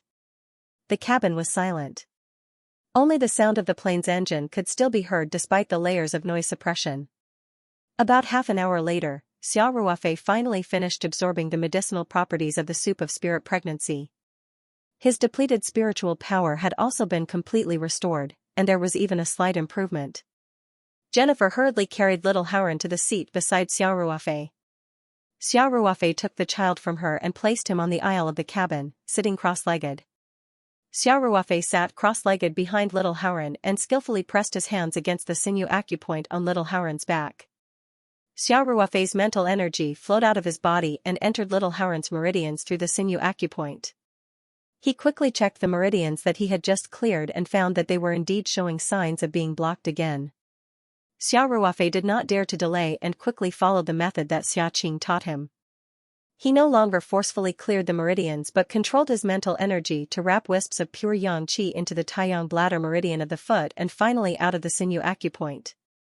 Then, the pure yang qi entered Xiao Ruofei's Laogong acupoint on his palm and entered his Hanjian pericardium meridian. The moment the innate pure yang qi entered his body, Xiao Ruofei immediately felt a scorching warm current. He was shocked and quickly focused on guiding the innate pure yang qi into his meridians. According to the simple technique that Xia Qing taught him, the innate pure yang qi entered Xiao Ruofei's dantian after passing through a few meridians. Although Xia Qing's technique was simple and easy to understand, the effect was still very good. Although the innate pure yang qi came from little Howren's body, after passing through a few meridians in Xiao Ruofei's body, the initial rejection completely disappeared. The innate pure yang qi obediently stayed in Xiao Ruofei's dantian. Xiao Ruofei felt a warmth in his lower abdomen and his body seemed to have more strength than usual. Ignoring the changes in his body, Xiao Ruofei reorganized his mental energy and once again sent his mental energy into little Howren's body. Then, he wrapped the innate pure yang qi and repeated the process. Time ticked by. Xiao Ruofei's forehead began to sweat again. His hair was almost completely soaked, and steam began to rise from it. Tang Yitian, Jennifer, and Lin Xiao were so nervous that they did not even dare to breathe. They stared at Xiao Ruofei and little Haran without blinking. Xiao Ruofei was like a diligent porter, guiding the pure yang qi from little Haran's body into his own body again and again. He was completely focused and was oblivious to the outside world. He did not even feel the occasional small bumps in the plane. However, this kind of work was very taxing. Xiao Ruofei's spiritual power was quickly depleted as he unblocked and guided it. The innate pure yang qi in Dantian was also increasing. Under this situation, the difficulty of Xiao Ruofei guiding the pure yang qi gradually decreased. However, the consumption of his mental energy was still very fast. When Xiao Ruofei had absorbed about a quarter of the pure yang qi in little Haran's body, Xiao Ruofei felt a faint pain in his head. His mental energy output also felt weak. He knew that the mental energy in his knowledge sea was about to dry up. If he forced himself to continue, it would definitely damage his foundation. Therefore, Xiao Ruofei slowly withdrew his mental energy. However, he still maintained his original posture. After withdrawing his mental energy, Xiao Ruofei guided the innate pure yang qi that had been absorbed into his body. According to the technique Xia Qing taught him, he circulated the innate pure yang qi in his body a few times. After feeling that the innate pure yang qi was moving more freely, Xiao Ruofei sent it back into his dantian. Then, Xiao Ruofei slowly opened his eyes. Tang Etienne and Jennifer couldn't help but look more nervous. They stared at Xiao Ruofei intently, hoping to see some clues from his expression. Although Xiao Ruofei's face was pale and tired, he still smiled at the two of them and said, "Mr. Tang, Ms. Annie, little Haran's condition has improved greatly. He should wake up in a while." Tang Etienne was overjoyed. He quickly said, "Mr. Xia, I don't know how to thank you." Tang Etienne was a little choked up as he spoke. When he was young, he was a playboy and never had a family. Later, he met Jennifer, and this playboy's heart finally settled down. He was 39 years old when little Haran was born. Although he didn't have a son at such an old age, he really loved this one and only child to the bone. Little Haran's health had always been poor, especially in the past few years. Tang Etienne had been worried sick about this. Never in his wildest dreams did he expect that a young man he met at the airport would save little Haran in such a critical situation. Could it be that this was fated? Jennifer was so moved that her eyes were brimming with tears. She hugged little Haran tightly and said to Xiao Ruofei, "Mr. Xia, thank you so much. Our family is, Tang Etienne reminded him tacitly, "Your kindness is equivalent to a new lease of life." Right. Your kindness is equivalent to giving me a new lease of life," Jennifer hurriedly said. She was a little embarrassed and said, "My Chinese is not very good. I don't know how to express my gratitude to you." Lin Xiao, who was full of emotions, witnessed this touching scene from the side. Her eyes were a little red, but when she saw Jennifer's expression, she couldn't help but burst into laughter. The celebrity idol that she used to idolize, who was like a god in her heart, gradually became a real person with flesh and blood. Xiao Ruofei smiled and said, "It's fate that we met. Little Haran is fated to be with us." Yes, this must be fate," Tang Etienne said. In the VIP lounge at the airport, Tang Etienne felt that Xiao Ruofei had a calmness that didn't match his age. At the same time, his otherworldly temperament left a very good impression on him. That was why he chatted with Xiao Ruofei and Lin Xiao for a while. He even gave Xiao Ruofei his business card. In fact, Xiao Ruofei was the same. He didn't know that Tang Etienne was a super rich man in Australia, nor did he know that Jennifer was a superstar. Of course, even if he knew, he still had a very indifferent attitude when interacting with them. However, unlike many people who wanted to flaunt their wealth to the world when they had a little money, Tang Etienne and his wife had always been very approachable. This made Xiao Ruofei have a very good impression of them. In addition, little Haran was so cute, so Xiao Ruofei did his best to help. Xiao Ruofei said to Tang Etienne, "Mr. Tang, after the treatment just now, little Haran shouldn't have a relapse in the short term. However, the hidden danger in his body hasn't been completely removed yet." Tang Etienne couldn't help but worry when he heard that. Xiao Ruofei smiled and took the initiative to say without waiting for Tang Etienne to ask, "The main thing is that my strength is limited, so I can't remove the hidden danger in one go. However, his life is over." After the plane lands, I'll return to my best condition. After treating little Haren once or twice, he should be completely recovered. Tang Etian quickly said, okay. Mr. Xia, then I'll leave everything to you. By the way. As Tang Etian said this, he quickly walked back to the business class and took out his suitcase with a password. He quickly opened it and took out a gold pen and a checkbook.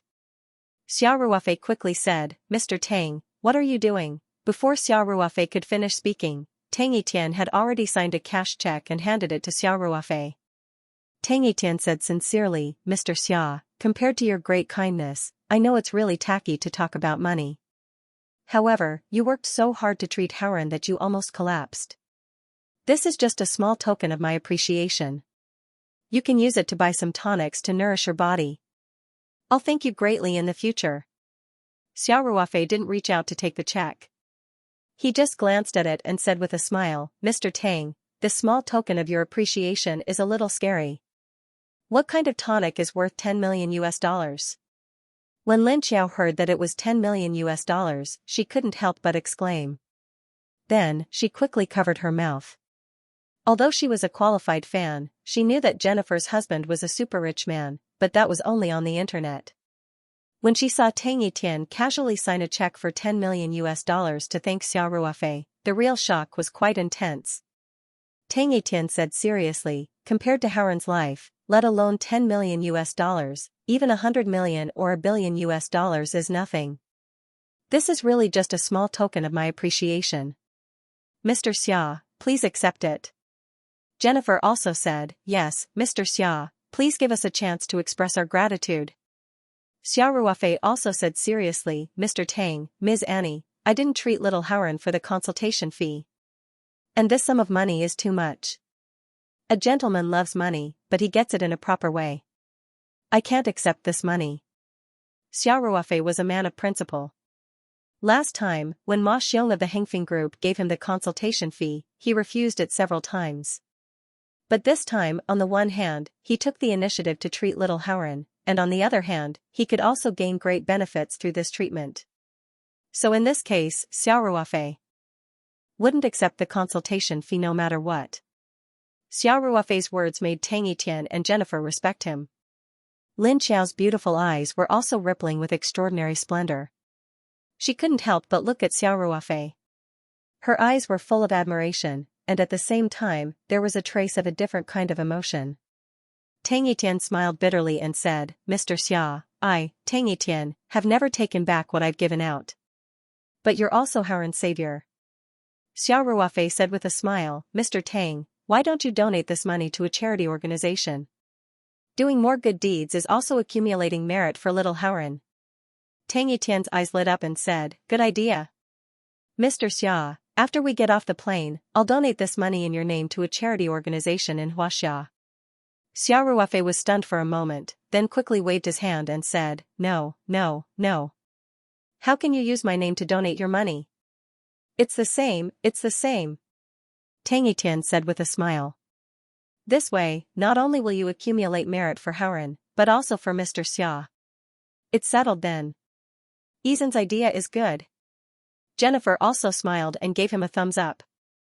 Even Lin Xiao on the side said, Brother Ruofei, you're donating money anyway. Isn't it the same whose name it is? Don't refuse. Xia Ruofei nodded helplessly and said, you guys. When Tang Etian saw that Xia Ruofei no longer objected, he said happily, Mr. Xia, I think we should set up a charity fund in your name. This money will be used as a startup fund. In the future, the Maya Group will continue to invest more every year. Let's call it the Xia Ruofei Fund. How about that? Xia Ruofei quickly said, no. I don't want to have to wear sunglasses when I go out. Ha ha ha. Tang Etian couldn't help but look at his wife and laugh. He then said, but if such a large sum of money is donated to other charities, it'll be a problem to regulate it. I think it's better to set up a separate charity fund. Tang Etian then explained, first of all, I'm definitely inclined to invest this money in Huaxia. After all, my roots are there. But now that the domestic charity industry is a bit chaotic, I'm not very relieved. So, I'm personally inclined to set up a fund. This way, we can ensure that good intentions can be done well, and not let some people fill their pockets. Xiao Ruofei nodded and said, I agree, but the name of the fund definitely can't, Alan. Alan, you're awake? How do you feel? Xiao Ruofei was halfway through his words when he was interrupted by Jennifer's excited voice. Xiao Ruofei and Tang Yitian hurriedly walked over as well. Little Haoran woke up and said weakly, Daddy, Mommy, hey. Baby, how are you? Jennifer hugged Little Haoran tightly and asked. Little Haoran said, I felt so hot just now. It was like I was in a furnace, and then I couldn't remember. Mommy, am I going to die? Tears streamed down Jennifer's face as she hurriedly said, No, no. With Mr. Xia here, you'll be fine. Tang Yitian also quickly said, Haoran, come over and thank Mr. Xia. It was Mr. Xia who saved you. Little Haoran looked at Xiao Ruofei in Jennifer's arms and said sensibly, Thank you, big brother. Haoran, you should call him Mr. Xia. Tang Yitian corrected him. When they met at the airport, Little Haoran called Xiao Ruofei and Lin Xiao big brother and big sister. In fact, it was more affectionate, and Xiao Ruofei and Lin Xiao were very young, so Tang Yitian and the others did not correct him. But now, it was different. Tang Yitian knew that Xiao Ruofei was a strange person, and his life experience also made him understand a lot of the world that ordinary people did not understand. He knew that such a strange person must be treated with respect. Otherwise, no matter how powerful and wealthy he was in Australia, people still wouldn't pay attention to him, a rich man from the secular world. Xiao Ruofei smiled and waved his hand. It's okay, it's good to call me big brother. It's affectionate, and it makes me look younger, well. Tang Yitian was a little embarrassed. Jennifer was a Westerner, so she did not have a strong sense of etiquette and seniority in Huaxia. She smiled and said, Izan, since Xia said so, then let Alan call him big brother. Alan has such a capable brother, no one will dare to bully him in the future. Xiao Ruofei laughed and said, Haoran has such excellent parents, who can bully him? Little Haoran was still a child, so he did not understand the jokes of the adults. He just looked at them with a blank face. Xiao Ruofei smiled and said, Haoran, come here, big brother will check you again. Jennifer quickly put Little Haoran down and patted him on the shoulder. They knew each other at the airport, and Xiao Ruofei and Lin Xiao were very approachable, so Little Haoran was not shy. He obediently walked to Xiao Ruofei. Xiao Ruofei placed Little Haoran on her lap and reached out to check his pulse. Although Xiao Ruofei's spiritual power was greatly depleted, it was not a problem to just check. His spiritual power penetrated Little Haoran's pulse and began to wander through his meridians. Xiao Ruofei found that Little Haoran's blocked meridians had improved greatly after absorbing a quarter of the innate pure yang qi in his body. There was still a lot of pure yang qi in Little Haoran's body, but it would no longer cause the meridians to be completely blocked. In other words, Little Haoran's blood and qi could barely circulate. That was why his frightening symptoms gradually disappeared and he woke up. After Xiao Ruofei checked Little Haoran, he raised his head and said, It's not a big problem for now. After the plane lands, I will go to your house to unblock Little Haoran's meridians. Then, I will do it one last time before I go back to China. This hidden danger should be completely solved. Tang Yitian was overjoyed and thanked him together with Jennifer. Little Haoran's spirit was still a little weak, and it was getting late. When the plane took off, it was already close to 10 o'clock at night. So, after everyone chatted for a while, Jennifer took him to the other side to rest. Tang Yitian still wanted to chat with Xiao Ruofei for a while, so Lin Xiao obediently gave up her seat and went to Jennifer's side. Jennifer was holding Little Haoran, and there was an empty seat there. Lin Xiao finally had a chance to get close to her idol, so she sat there and chatted with Jennifer. Jennifer was very amiable and didn't put on airs. In addition, Lin Xiao's brother, Xiao Ruofei, was Little Haoran's savior. So, Jennifer was naturally very close to Lin Xiao, and the two chatted very enthusiastically. On the other side, Tang Yitian and Xiao Ruofei continued their conversation about the charity fund. Tang Yitian still preferred to set up a Xiao Ruofei Foundation, but Xiao Ruofei was firmly against it. A starting capital of $10 million was definitely a large charity fund. If it really had such a name, then he wouldn't be able to keep a low profile anymore.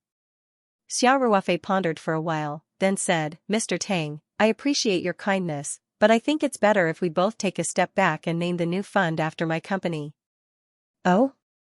Mr. Xia has his own company? What's the specific industry? Tang Etienne was a successful businessman, so he was very interested when he heard this. Xia Ruofei smiled and said, "It can't be compared to your business empire. Mine is just a small business. My Taoyuan company is mainly engaged in the production and sales of high-end agricultural products, including vegetables, fruits, meat, and some high-quality Chinese medicine." Taoyuan company? That's a good name. Tang Etienne praised.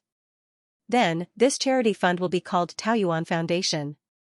Also, my company is mainly in the retail industry, so I think we should have a lot of opportunities to cooperate in the future. The Taoyuan company was a little famous in Sanshan City and even in the southeast province, but for Tang Etienne, who was far away in Australia, it was still a rather unfamiliar name. Plus, Xia Ruofei was so young, so Tang Etienne naturally thought that the scale of the company would be small. Xia Ruofei nodded and said, "Our company also plans to expand into the Australian market in the near future, so we will definitely look for partners when the time comes." Tang Etienne quickly said, "No problem, no problem. If you have any difficulties in your business in Australia, you can always find me." Tang Etienne was worried about how to repay Xia Ruofei's kindness. If he could provide some help to Xia Ruofei in the business world, he naturally couldn't ask for more. Although the life-saving grace was greater than the sky, and there was no way to repay it, if he could do something for Xia Ruofei, he would feel a little more at ease. Then, Tang Etienne took out a gold-stamped business card from his pocket and handed it to Xia Ruofei. He said, "Mr. Xia, this is my private phone number. If there's anything, you can find me at any time." Although Tang Etienne had already given Xia Ruofei his business card at the airport, it was an ordinary business card that he usually used in business activities, and he had given it to many people. But this kind of gold-stamped business card was completely different. Only very close friends could have it. The phone number on it was also Tang Etienne's private number. Very few people knew this number. With Tang Etienne's status in Australia, even the politicians of New South Wales were not qualified to get his private phone number. This also showed how much Tang Etienne valued Xia Ruofei. Xia Ruofei smiled and reached out to take the business card. At the same time, he also gave Tang Etienne his own business card. In the past, Xia Ruofei did not prepare a business card. Later, under the strong request of Feng Jing, Xia Ruofei finally agreed to the company's administrative office to make a batch for him. The style of the business card was very ordinary, and the printed content was also quite simple. It was the chairman of the Taoyuan company, Xia Ruofei, and his mobile phone number. Xia Ruofei rarely participated in business activities. Most of the necessary social interactions were handled by Feng Jing, so his business card was almost useless. This time, before he left the country, he just happened to remember it, so he casually took a few with him. In a sense, Xia Ruofei's business card and Tang Etienne's gold-stamped business card were similar. There were very few people who could get Xia Ruofei's business card. "Mr. Tang, if little Howren has any problems, please call me at any time." Xia Ruofei handed over his business card. Tang Etienne hurriedly and solemnly put away Xia Ruofei's business card and sincerely expressed his thanks again. Then, the two chatted for a while, and Tang Etienne took the initiative to talk about little Howren's situation. It turned out that little Howren was very healthy when he was just born. However, when he was 1 year old, he often had fever all over his body. His body also became weaker, and he often fell sick. In fact, little Howren's meridians were filled with innate pure yang energy, which could not be unblocked. The circulation of his blood and qi was not as smooth as that of ordinary people, so naturally, he became weak and sickly. However, Tang Etienne and his wife did not know at first, so they thought little Howren had some kind of illness. With Tang Etienne's wealth and influence, he could easily invite many famous doctors to treat little Howren. However, those famous doctors were all helpless, and they couldn't even find out the cause of the illness. When Xia Ruofei heard this, he smiled and said, "Little Howren doesn't have an illness, so the doctors must be helpless." Tang Etienne smiled bitterly and said, "Isn't that so? It's just that we didn't know at that time, and we took Howren to see many doctors, but there was no improvement at all. Later, an elder of mine who was proficient in numerology gave Howren a divination, and the divination showed that Haran's situation was very dangerous. However, there seemed to be a glimmer of hope, and that elder clearly said that this glimmer of hope was in the ancestral land of the East, Xianxia. I didn't expect Mr. Tang to believe in numerology, said Xiao Ruofei with a smile. That elder of mine is very mystical. If there's an opportunity in the future, I'll introduce you to him, and you'll know. Tang Etienne continued, after thinking about it, we felt that it was most likely to fall in Huaxia's traditional Chinese medicine, so we often returned to Huaxia to look for famous national healers. However, we were always disappointed. Speaking of this, Tang Etienne took a deep look at Xiao Ruofei and said, today, I finally found out that the divination that my elder analyzed and said that Haran's glimmer of hope was in Huaxia was referring to Mr. Xia. Xiao Ruofei was stunned for a moment, and then he said with a smile, isn't this a little too mysterious? Tang Etienne said seriously, Mr. Xia, many things may really be predestined. This time, when we returned to Huaxia, we planned to stay for a while, so we took a private jet back to Australia first. However, at noon today, I received news that a well-known American medical professor was going to visit Australia. He would only stay for half a day. We wanted to invite him to take a look at Haran, but there wasn't enough time to use a private jet, so we booked the fastest flight. It was this series of coincidences that made our family lucky enough to meet you. I feel like it's really predestined. Xiao Ruofei couldn't help but feel that all of this was too much of a coincidence. Speaking of which, the probability of this happening was really low, not to mention anything else, just taking a normal flight was extremely rare for Tang Etienne's family. However, if the senior Tang Etienne mentioned could even predict this, Xiao Ruofei wouldn't believe it no matter what. Of course, even if he didn't believe it, Xiao Ruofei wasn't bored enough to convince Tang Etienne to accept his point of view, so he just smiled and changed the topic. The two sat and chatted for a while. Soon, it was midnight in Huaxia. Tang Etienne knew that Xiao Ruofei had exhausted a lot of energy to treat Tang Haran, so he didn't dare to disturb him for too long. He got up and returned to business class. Xiao Ruofei asked the flight attendants to help him and Lin Xiao's seats to level them into a soft single bed. Then, he asked them to bring 2 blankets over. After the flight attendants made the bed, Xiao Ruofei asked Lin Xiao, who was chatting enthusiastically, to go back to his seat to rest. On the other side, little Haran had already fallen asleep in Jennifer's arms. Lin Xiao greeted Jennifer reluctantly, then went back to his seat to lie down. Xiao Ruofei wrapped himself in a blanket and clothes as he lay down. He had exhausted a lot of his mental power today, so he was very tired. Soon, he fell asleep with the faint sound of the plane's engine. Before Xiao Ruofei fell asleep, he could still hear Lin Xiao tossing and turning in his seat. Obviously, everything that had happened today had made Lin Xiao very excited, so he couldn't fall asleep for a while. So, when Xiao Ruofei woke up the next morning, he saw Lin Xiao sleeping soundly in the seat next to him. Xiao Ruofei didn't disturb Lin Xiao. He got up quietly and stretched his body in the aisle. Then, he took out his toiletries and went to the first-class bathroom to brush his teeth, wash his face, and shave. After taking care of his personal hygiene, Xiao Ruofei walked out energetically. After a night of deep sleep, the mental power that he had exhausted yesterday had basically been replenished. At this time, he realized that Lin Xiao had also woken up and was sitting in his seat, rubbing his sleepy eyes. Shower, go wash up first. Xiao Ruofei said with a smile, eat breakfast later, the plane will land soon. Oh, okay. Lin Xiao said with a hint of sleepiness. Just as Lin Xiao went to wash up, Xiao Ruofei saw that Jennifer and little Haran had also woken up. Xiao Ruofei smiled and greeted them. Brother, good morning. Little Haran greeted Xiao Ruofei very politely, and looked at Xiao Ruofei a little more affectionately. Haran, good morning. Xiao Ruofei said with a smile, how did you sleep? I slept very well. I didn't dream of those flaming monsters chasing me last night. Little Haran said, Mom said it was all because brother helped me yesterday. Brother, you are so powerful. You can even defeat those flaming monsters. Xiao Ruofei was stunned for a moment, and then he couldn't help but laugh. He said, Haran, those monsters are only temporarily hiding. Brother will treat you again and drive those monsters far away, okay? Okay. Little Haran said happily, thank you, brother.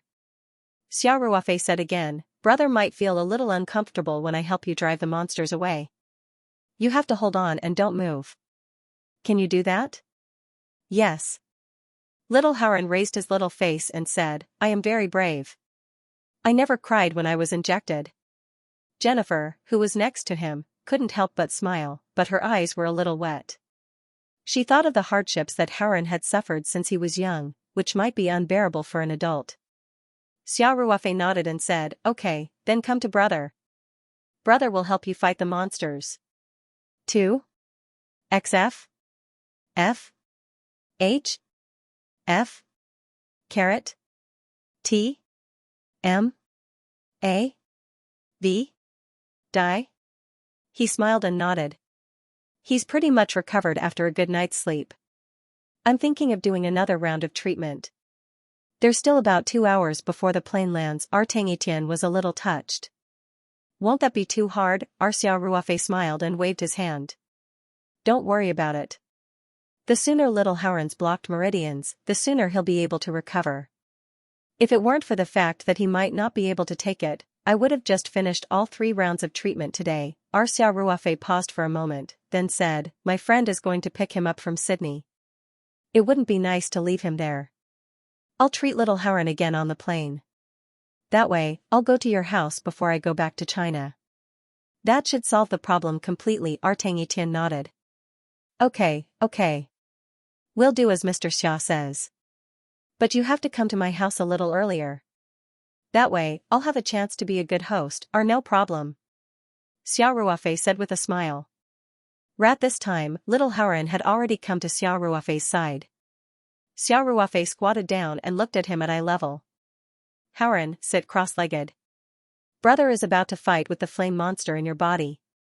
In a while, my body might feel a little hot.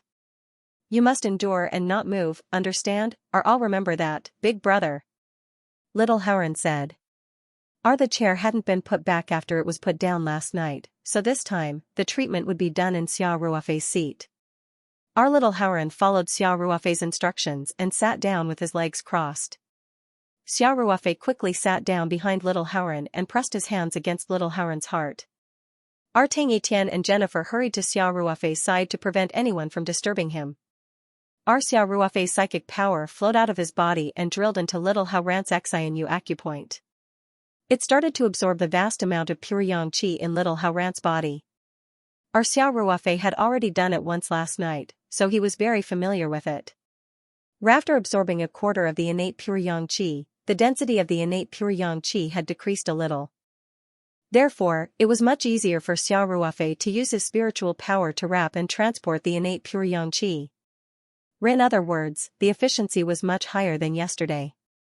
Of course, using invisible spiritual energy to guide the pure yang qi consumed a great deal of energy. Our time ticked by, second by second. Soon, Xiao Ruofei's clothes were soaked with sweat, and the top of his head began to steam. Xiao Ruofei could feel his spiritual power rapidly depleting, but he gritted his teeth and persevered. He hoped that he could use this opportunity to absorb as much pure yang qi as possible. If little Haran's pure yang qi was reduced, his blood and qi circulation would be smoother, and his physique would naturally become stronger. When the innate pure yang qi was absorbed into Xiao Ruofei's body, it was guided by his spiritual power through a few specific meridians, then returned to his dantian. Xiao Ruofei could feel the warmth in his lower abdomen growing stronger and stronger. He could also feel the enormous amount of energy contained in the innate pure yang qi. Rin Xiaoqing's words, this was a great opportunity for him. The innate pure yang qi would play an unexpected role in Xiao Ruofei's future cultivation. Little Haran's performance was also very good. Xiao Ruofei knew that when the innate pure yang qi flowed through his meridians, his entire body would feel scorching hot. Xiao Ruofei's physique was very strong, so he could easily endure it. However, little Haran was only 7 or 8 years old, and had been in poor health for a long time. The process was very painful. But little Haran gritted his teeth and endured it. His body trembled slightly, but he didn't make a single sound, and his body didn't move at all. Jennifer saw her son's pained expression, and her heart ached and she was worried. Lin Xiao's heart ached for Xiao Ruofei. Since yesterday, Xiao Ruofei had shown signs of exhaustion for the third time. In Lin Xiao's memory, she had never seen Xiao Ruofei so tired before. Xiao Ruofei persevered, and used his remaining spiritual power to wrap the innate pure yang qi in little Haoren's body one last time. Before he withdrew his hand, Xiao Ruofei checked little Haoren's condition. The effect of this treatment was obviously better than the last. Little Haoren only had about a third of the innate pure yang qi left in his body. Most of his meridians were unobstructed, and the circulation of his qi and blood was much smoother than yesterday. It could be said that little Haoren's body was about the same as an average child's. At most, he was slightly weaker. Of course, this innate pure yang qi was still too much for little Haoren. Xiao Ruofei still needed to treat him one more time before he could be completely cured. Xiao Ruofei withdrew his hand and smiled. Haoren, you did great. You were very brave. You can get up now. Our little Haoren scrambled up and jumped off Xiao Ruofei's seat. Ri's movements were very agile, and it was obvious that he was much better than before. Thank you, big brother. I feel so good now. I've never felt so good before. Little Haoren said happily, holding Xiao Ruofei's hand. In fact, Xiao Ruofei had already used his psychic power to enter little Haoren's meridians 3 times since yesterday. Little Haoren had unknowingly developed a sense of closeness with Xiao Ruofei. Our psychic power was a kind of wave, and everyone's wave and frequency was unique. Xiao Ruofei's psychic power had wandered through little Haoren's meridians many times, so he naturally felt a sense of closeness to the wave and frequency. Our little Haoren was young, but he knew that Xiao Ruofei was helping him, so he was especially close to Xiao Ruofei. Xiao Ruofei was also very fond of little Haoren. He gently pinched little Haoren's cheeks and asked with a smile, then after a while, Big brother will help you heal again and completely destroy those flame monsters, okay, okay. Little Haoren cheered. Big brother, you have to help me get rid of them. They're so bad. They chase me in my dreams. Every day, trying to burn me to death. Xiao Ruofei's heart trembled. This child was only 6 or 7 years old, and yet he had suffered so much. He squatted down and gently put his arm around little Haoren's shoulder. Don't worry. With Big brother here, those fire monsters will never appear again, okay. Little Haoren nodded heavily. Tang Etienne's eyes were a little red, and Jennifer, who was more emotional, had tears streaming down her face. Her tears contained both the joy of her son's escape from death and the heartache for his suffering all these years. Lin Xiao's eyes were wet as well. The scene in front of her was too touching. Xiao Ruofei's treatment for little Haoren lasted for about an hour. After everyone talked for a while, they heard a ding sound. The seatbelt indicator light in the cabin lit up. In a few moments, the plane would begin to descend. The flight attendant told everyone to return to their seats and fasten their seatbelts. Everyone returned to their seats? Xiao Ruofei asked the flight attendant to restore his and Lin Xiao's seats. Then he sat back down and fastened his seatbelt. The LCD screen in the first-class cabin showed the plane's real-time position. Xiao Ruofei saw that the plane was very close to Sydney. The plane's altitude and speed were slowly decreasing. 20 minutes later, the jumbo jet flew through the clouds. As the plane descended, the view of Sydney could be seen from the porthole. From Xiao Ruofei's side of the porthole, they could see the Sydney Harbour Bridge. The plane had a turn above the bridge, so passengers could enjoy the view. In the harbour in the distance, white sails dotted the surface of the blue sea, like pearls embedded in a blue curtain. The weather in Sydney was very good today. The sky was clear, and even further away, the Sydney Opera House, the Sydney Tower, and other landmarks could be seen. It was Lin Xiao's first time in Australia, so she was very excited. She couldn't help but look through the porthole. Xiao Ruofei smiled and introduced her to some of the landmarks the plane passed by. After another 10 minutes, the plane finally landed smoothly on the runway of Sydney's Kingsford Smith Airport and began to taxi at high speed. Under the effect of the automatic brakes and engine blowback, the plane's speed decreased rapidly. Soon, it separated from the side of the taxiway. A few minutes later, the plane smoothly taxied to the parking space, and the covered bridge slowly approached. The cabin door opened, and the flight attendant smiled warmly. Xiao Ruofei and the others walked out of the cabin with their luggage. Lin Xiao took a deep breath and said mischievously, "Brother Ruofei, is this the air in Australia? It doesn't feel sweeter than in China," Xiao Ruofei joked. "Do you want to see if the moon in Australia is rounder than in Huaxia tonight?" Lin Xiao burst out laughing. Soon, everyone walked through the covered bridge and into the terminal. They came to the luggage carousel. Xiao Ruofei smiled and said to Tang Yitian, "Mr. Tang, let's say goodbye here. Let's keep in touch. I'll let you know in advance before I come back to China." Mr. Xia, are you sure you don't want to come to my house first?" Tang Yitian asked with a hint of regret. Xiao Ruofei smiled and said, "No, thank you. My friend came from Hunter's Valley to pick me up. It's not good to stand him up. We'll probably stay in Australia for a while. Besides, I still have to treat little Hauren. You'll have plenty of chances to treat me." Tang Yitian shrugged and said, "Okay.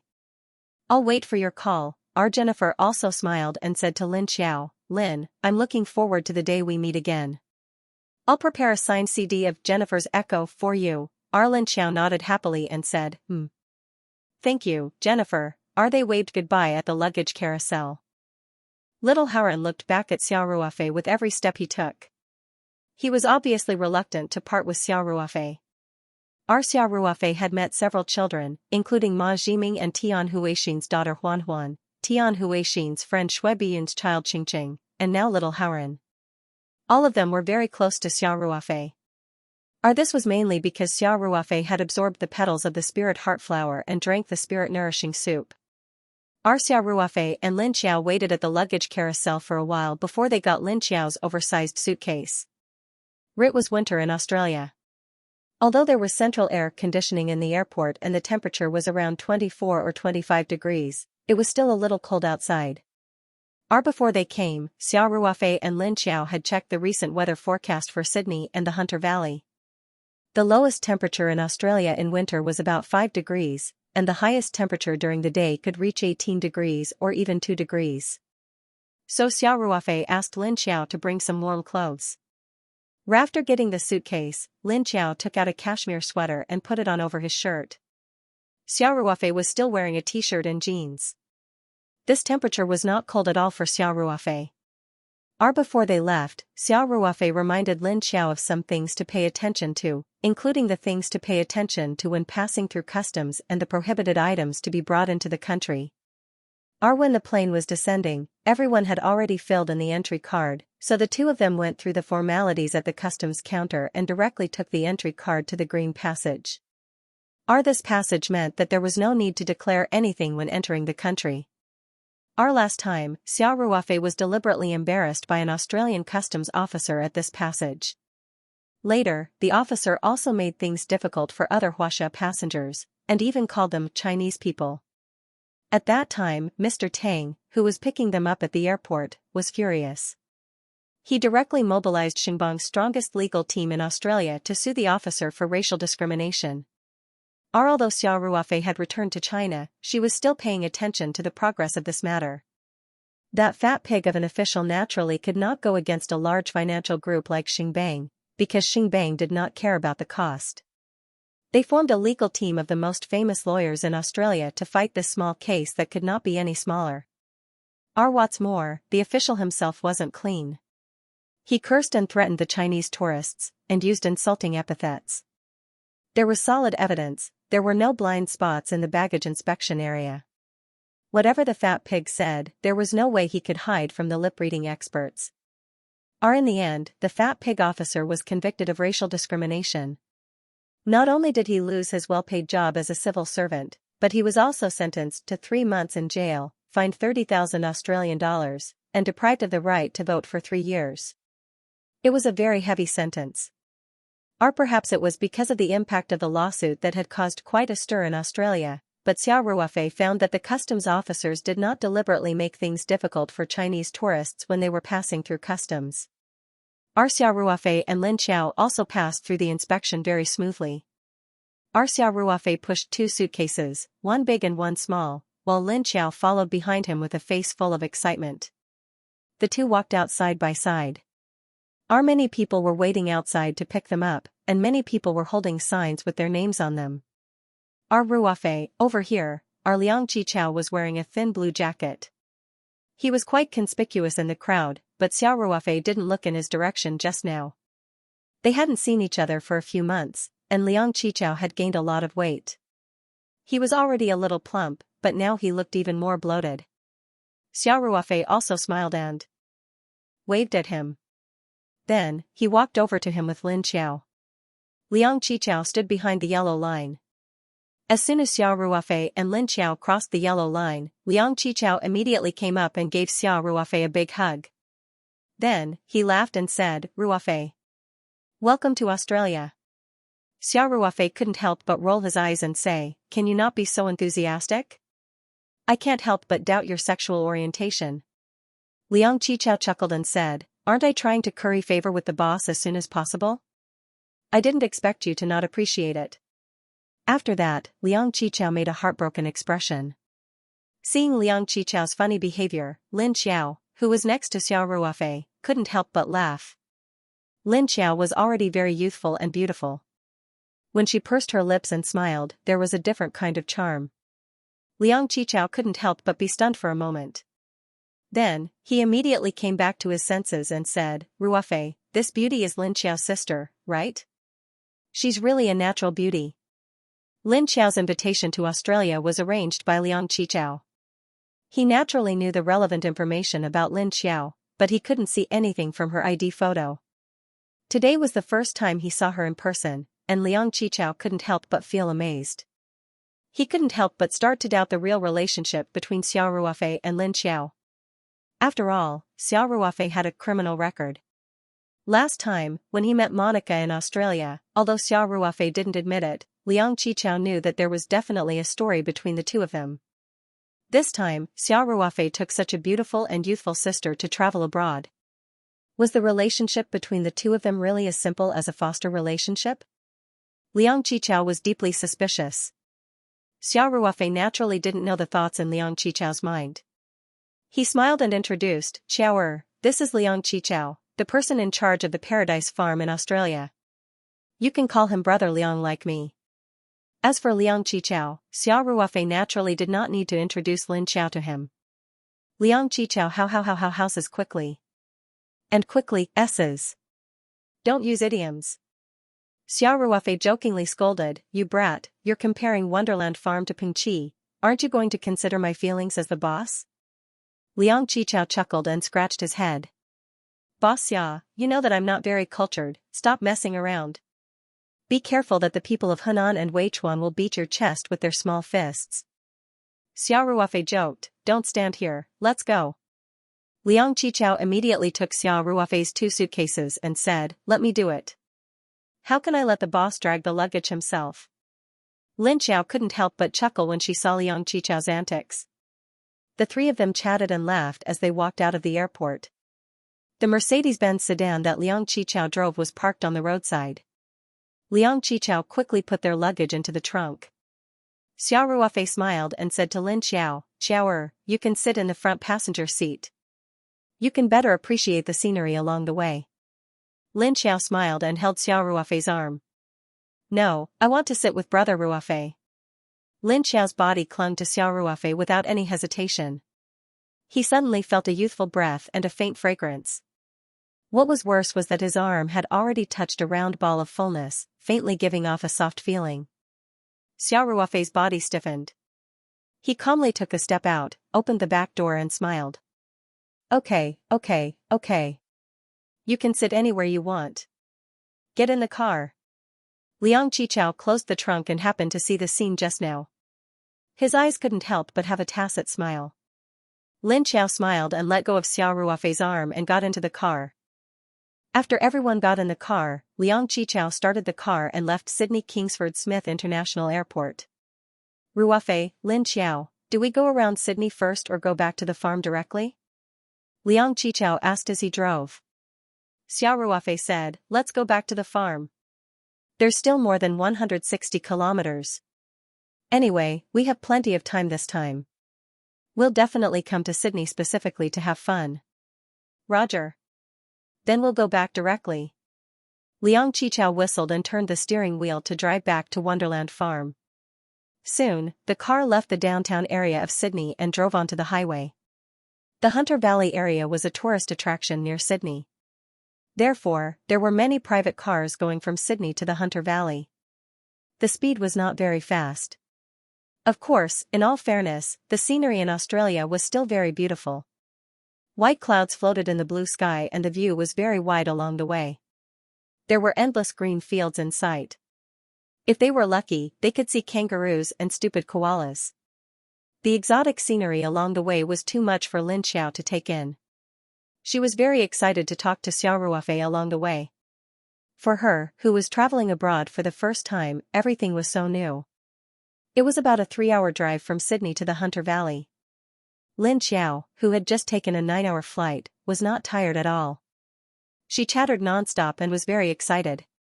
At about 1 o'clock in the afternoon, Liang Qichao drove the Mercedes-Benz back to Wonderland Farm. When they passed by West Winery, Xiao Ruofei specially turned his head to take a look. The last time he came to Australia, West Winery had left Xiao Ruofei with very good memories. Not only did he learn a lot about wine and taste Australian cuisine, but he also bought a batch of Semillon wine. Most importantly, he met Monica again here, and the two of them even had a one-night stand by chance. Looking at West Winery, Xiao Ruofei could not help but think of Monica's charming body and fiery passion that night. His heart could not help but be moved. After returning to China, Xiao Ruofei and Monica still kept in touch. However, the two of them had a tacit understanding not to touch on their relationship. Xiao Ruofei only knew that Monica had been busy with the family business in Italy. He did not know the specific situation. At this time, the car drove past the entrance of West Winery. Xiao Ruofei was very surprised to find that the whole winery door was closed. There was no busy scene like usual. Xiao Ruofei could not help but ask, "Brother Liang, why isn't West Winery open today?"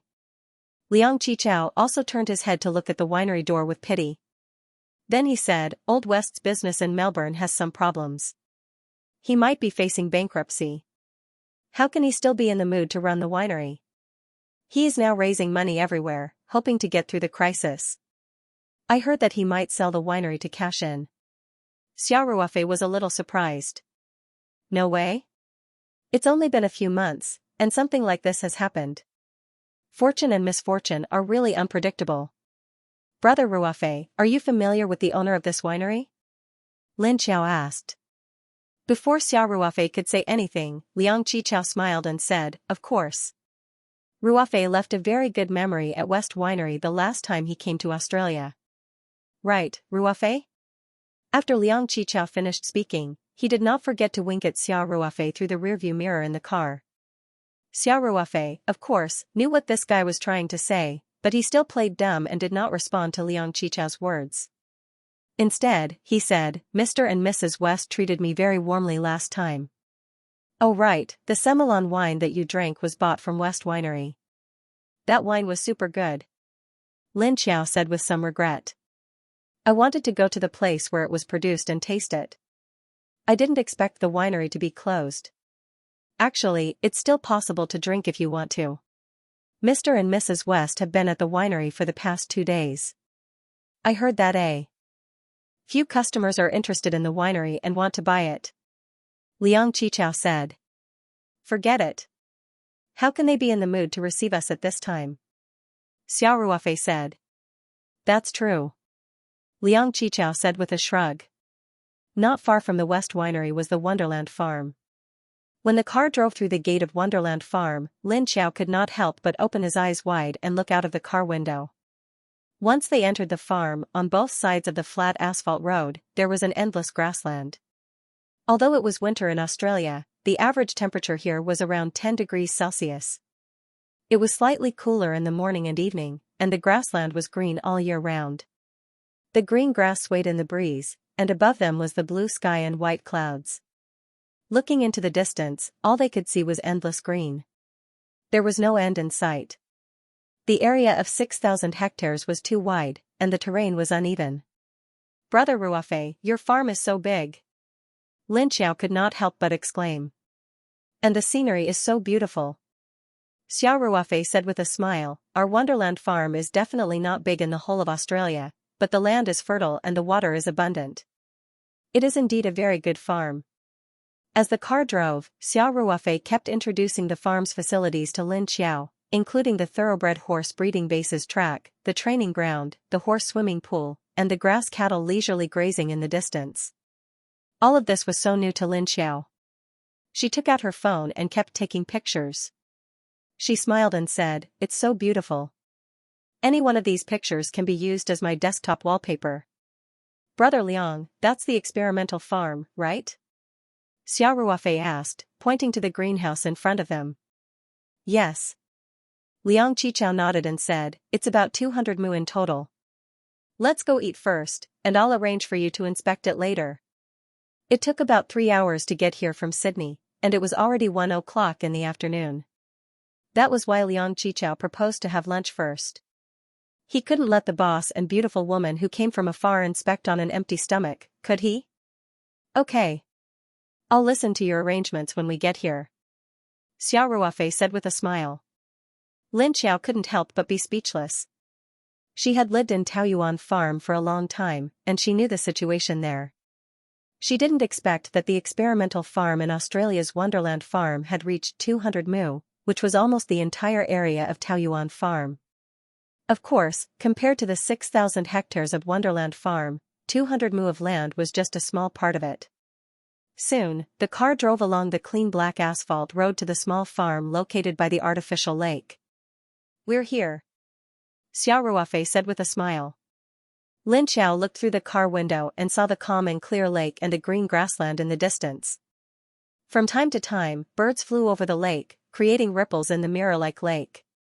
She couldn't help but ask enviously, "Brother Liang, do you usually work here? The environment is so good." Liang Qichao said with a smile, "It's good to travel here occasionally. If you live here for a long time, it's too boring. The Hunters Valley area is considered prosperous, but many of the farms in Australia are desolate. There's no one in the surrounding hundreds of kilometers. It takes 2 to 3 hours to drive to the supermarket." Xiao Ruofei joked, "If you feel bored, you can apply to work in the United States at any time. It's a beautiful world. I think Mr. Tang will agree. Come on." Liang Qichao rolled his eyes and said, "I'm full of energy now. Don't kill my enthusiasm." Xiao Ruofei looked up and laughed. The car stopped in front of the small villa in the farm. This was where Liang Qichao usually worked and lived. The other workers on the farm had their own dormitories. Some of them lived in Hunters Valley and drove home after work. Of course, such a large farm would definitely have its own security personnel. These people were usually in charge of patrolling the farm. Other than on holidays, they would usually stay in the farm. The three of them got out of the car, and Liang Qichao consciously took on the task of carrying their luggage. He quickly went to the back of the car, opened the trunk, and took out Xiao Ruofei and Lin Xiao's luggage. Then, he led the two of them into the villa. Liang Qichao smiled as he walked. "I've already asked someone to prepare lunch. Let's have lunch at home. You must be tired from the long journey. Take a rest here in the afternoon, and I'll take you around town in the evening." "All right, I'll follow your arrangements for the next 2 days," Xiao Ruofei said with a smile. Although Xiao Ruofei brought Lin Xiao to Australia for a vacation, as the boss, he definitely had to stay at Paradise Farm in Hunters Valley for a day or two. Especially the experimental farm, he definitely had to inspect it. Of course, Xiao Ruofei wouldn't stay at Paradise Farm all the time. Although the scenery here was picturesque, since he brought Lin Xiao out, he definitely had to travel around. Cities like Sydney and Melbourne were definitely going to be visited. The three of them talked as they walked into the villa.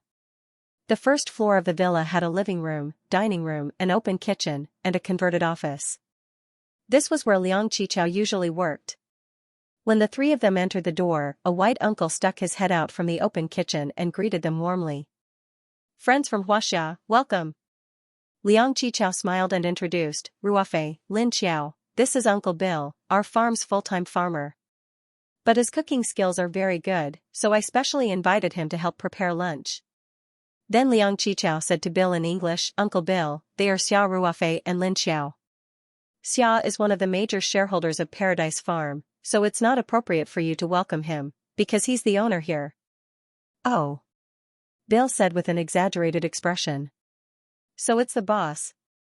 Liang, you should have told me earlier that the boss was coming today, then I could have prepared a few more dishes. Xiao Ruofei and Lin Xiao's English was pretty good, so they couldn't help but laugh when they heard that. Brother Liang, this foreigner is quite interesting. Xiao Ruofei said with a smile. Uncle Bill likes to joke, he's a very nice person. Liang Qichao said. Because it was already past lunchtime, everyone went to the dining table and sat down.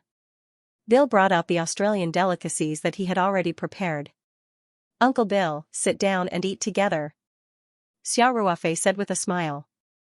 Boss, I've already eaten lunch.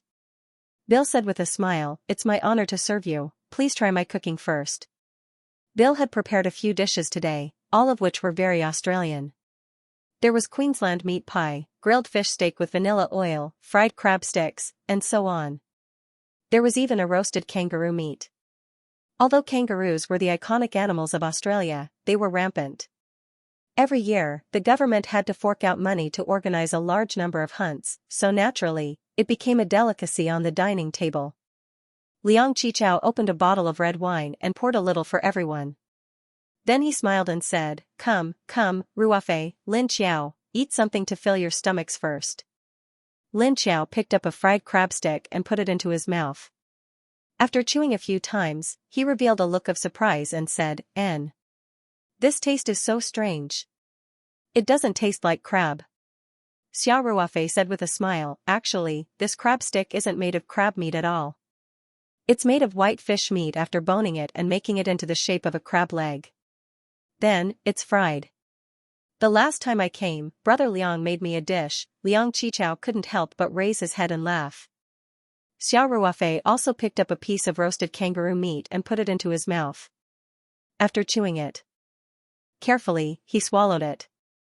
Then, he gave Bill, who had been standing next to him, a thumbs up and said, Uncle Bill, your cooking is very authentic. It tastes very good. Lin Xiao also nodded and said in English, it's very delicious. Thank you, Uncle Bill. Bill smiled until his eyes narrowed into slits. He said, please enjoy. There's also a chicken corn soup that will be ready soon.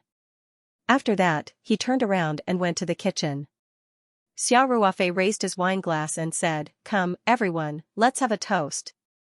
Cheers to our reunion. Cheers. At noon, everyone mainly tasted the delicious food. They only drank a little. From the beginning to the end, they only drank a glass of wine and took a small sip each time. After a while, Bill came up with the thick chicken corn soup. Everyone had a small bowl. The chicken corn soup was very fragrant. Although the other dishes were not as exquisite as the food in the hotel, they were all full of authentic Australian flavor. Lin Xiao ate with relish, including the kangaroo meat. At first, she didn't dare to eat it, but under the encouragement of Xiao Ruofei and Liang Qichao, she mustered up the courage to try a piece. Then, she couldn't stop and ate several pieces in a row. After the meal, Xiao Ruofei expressed his gratitude to Bill, who had sacrificed his lunch break to prepare lunch for them. He also gave him a delicate folding fan. Bill loved this Huaxia-style handicraft. He opened and closed it repeatedly, like a child who couldn't close his mouth. Bill expressed his gratitude to Xiao Ruofei for the gift and then left the villa. On the other hand, Xiao Ruofei and Lin Xiao went back to their respective rooms to rest. After 9.5 hours of flying and 3 hours of driving, Lin Xiao's delicate body was already very tired. She seemed to be in good spirits now, completely due to the excitement of coming to a foreign country for the first time. The 2 guest rooms that Liang Qichao prepared for them were on the 3rd floor. The bedsheets, quilts, and pillows were all brand new. Each room had a separate bathroom with brand new toiletries, towels, and bathrobes. They were very well prepared. Xiao Ruofei took a shower and went to bed to rest. He had almost exhausted his spiritual power 3 times in a row on the plane. It was not a small consumption for him. Soon, he fell into a sweet dream. However, he only slept for a little more than an hour before Lin Xiao pulled him out of bed. The girl seemed to be still excited. She woke up after a while and came to look for Xiao Ruofei to walk around Hunter's Valley. Xiao Ruofei looked at his phone with sleepy eyes. It was not even 4 o'clock in the afternoon. He then realized that he had forgotten to lock the door. Fortunately, he was wearing a nightgown when he went to bed. Otherwise, he would have exposed himself in front of Lin Xiao again. Xiao Ruofei had a headache because this girl didn't avoid the boundaries between men and women in front of him. However, he had always doted on Lin Xiao, so he couldn't bear to scold her. He just smiled bitterly and asked her to go out and wait for him to change his clothes. Xiao Ruofei changed into a clean set of clothes and walked downstairs with Lin Xiao. Liang Qichao had also woken up. Xiao Ruofei saw that he was busy, so he didn't ask him to accompany him. After getting the car keys from him, he drove the pickup truck and left the farm with Lin Xiao. They headed to the town outside. "Brother Ruofei, can you take me to a bar tonight?" Lin Xiao said. "I've never been to a bar before." "No." Xiao Ruofei deliberately said with a straight face. "Bars are a place where good people mix with bad people. A girl like you shouldn't go there." Lin Xiao wasn't afraid at all. She smiled and said, "With a master like Brother Ruofei around, what's there to be afraid of? At most, I promise you that if you don't accompany me, I won't go to places like bars or nightclubs." Xiao Ruofei said helplessly, "Then let's ask Brother Liang in the evening." "I'm not very familiar with this place, okay." Lin Xiao counted with her fingers and said, "I also want to take a hot air balloon ride. I heard that the hot air balloon tour in Hunter Valley is very interesting. Also, can we take a yacht when we go to Sydney?" Okay. "As long as you like it, I'll take you there one by one." Xiao Ruofei said dotingly. "Yeah. Long live Brother Ruofei." Lin Xiao raised her arms and cheered. Xiao Ruofei's heart skipped a beat. He stopped the car by the roadside and said to Lin Xiao, "Xiaoer, let's talk about the town later. How about we go visit our neighbor first?" "The neighbor who produces Semelon wine?" Lin Xiao said. Okay. Can you not be so happy?" Xiao Ruofei didn't know whether to laugh or cry. "Didn't you hear Brother Liang say that the West family's company is facing a financial crisis?" Lin Xiao stuck out her tongue and said, "Oh, I know." The two of them got out of the car and walked into the West winery. Carter West and his wife Carberry were standing at the entrance of the winery. Both of them looked worried. Old West was still pacing back and forth, looking like he was waiting for someone. Xiao Ruofei waved at them from afar and greeted them loudly, "Uncle Carter, Aunt Carberry, how are you?" Old West and Carberry looked over. When they saw Xiao Ruofei, they were stunned for a moment. Then, they showed a warm smile. They still had a deep impression of this young and generous neighbor. "Hi. My dear Xia, long time no see." Old West came up and smiled. Xiao Ruofei could see that there was a hint of worry in his smile. Aunt Carberry's personality was more cheerful. She came up and gave Xiao Ruofei a big hug. With Aunt Carberry's weight, Xiao Ruofei was almost out of breath from her hug. Aunt Carberry then hugged Lin Xiao and kissed her cheek. She then smiled and said, "Xia, is this your girlfriend? What a beautiful Oriental beauty." Lin Xiao was the representative of the English class in high school. Her English was quite good, especially when it came to listening. It was just that she didn't practice much, so she wasn't very fluent. Lin Xiao blushed as soon as Aunt Cabelli finished speaking. She quickly explained in English, No, I'm not his girlfriend," Xiao Ruofei said awkwardly. "Auntie Cabelli, in Huaxia, this is called messy matchmaking." "Alright, let me formally introduce you. This is my sister, Lin Xiao." Then, Xiao Ruofei said to Lin Xiao in Chinese, "Xiaoer, these two are the owners of West Winery. You can call them Uncle Carter and Aunt Carberry." Lin Xiao greeted the two with a red face. Madame Cabelli scratched her head and said, "Xia, why is your sister's surname different from yours?" I don't know much about Huaxia. Maybe this is normal where you come from?" Xiao Ruofei had no choice but to explain, "I am not related to Xiaoer by blood, but she is indeed my sister." "Oh. Alright." Madame Cabelli nodded with a smile. Lin Xiao smiled and said, "Auntie Cabelli, I've drunk the Semelon that Brother Ruofei bought from your winery. The rich and mellow taste left a deep impression on me." Madame Cabelli smiled and said, "Lin, I'm very honored that you like our Semelon." Then, Old West said apologetically, "Xia, I'm sorry. It's a mess here today, and the workers are all on holiday. I can't treat you like last time. Xiaoruofei nodded and said, Uncle Carter, I heard about your situation from Brother Liang, but he didn't know much about it. Can you tell me more about it? Is it really to the point where you need to sell the winery? I'm not trying to pry into your privacy. I just want to see if I can help. Old West smiled and said, the company's financial situation is public information. There's nothing secret about it. Since you're interested, I'll tell you about it. Madam. Cabelli sighed and said, let's not stand here. Let's sit inside. Yes. Xia, please come in. Old West said. Everyone walked into the winery together. The last time Xiaoruofei was here, there were many tourists.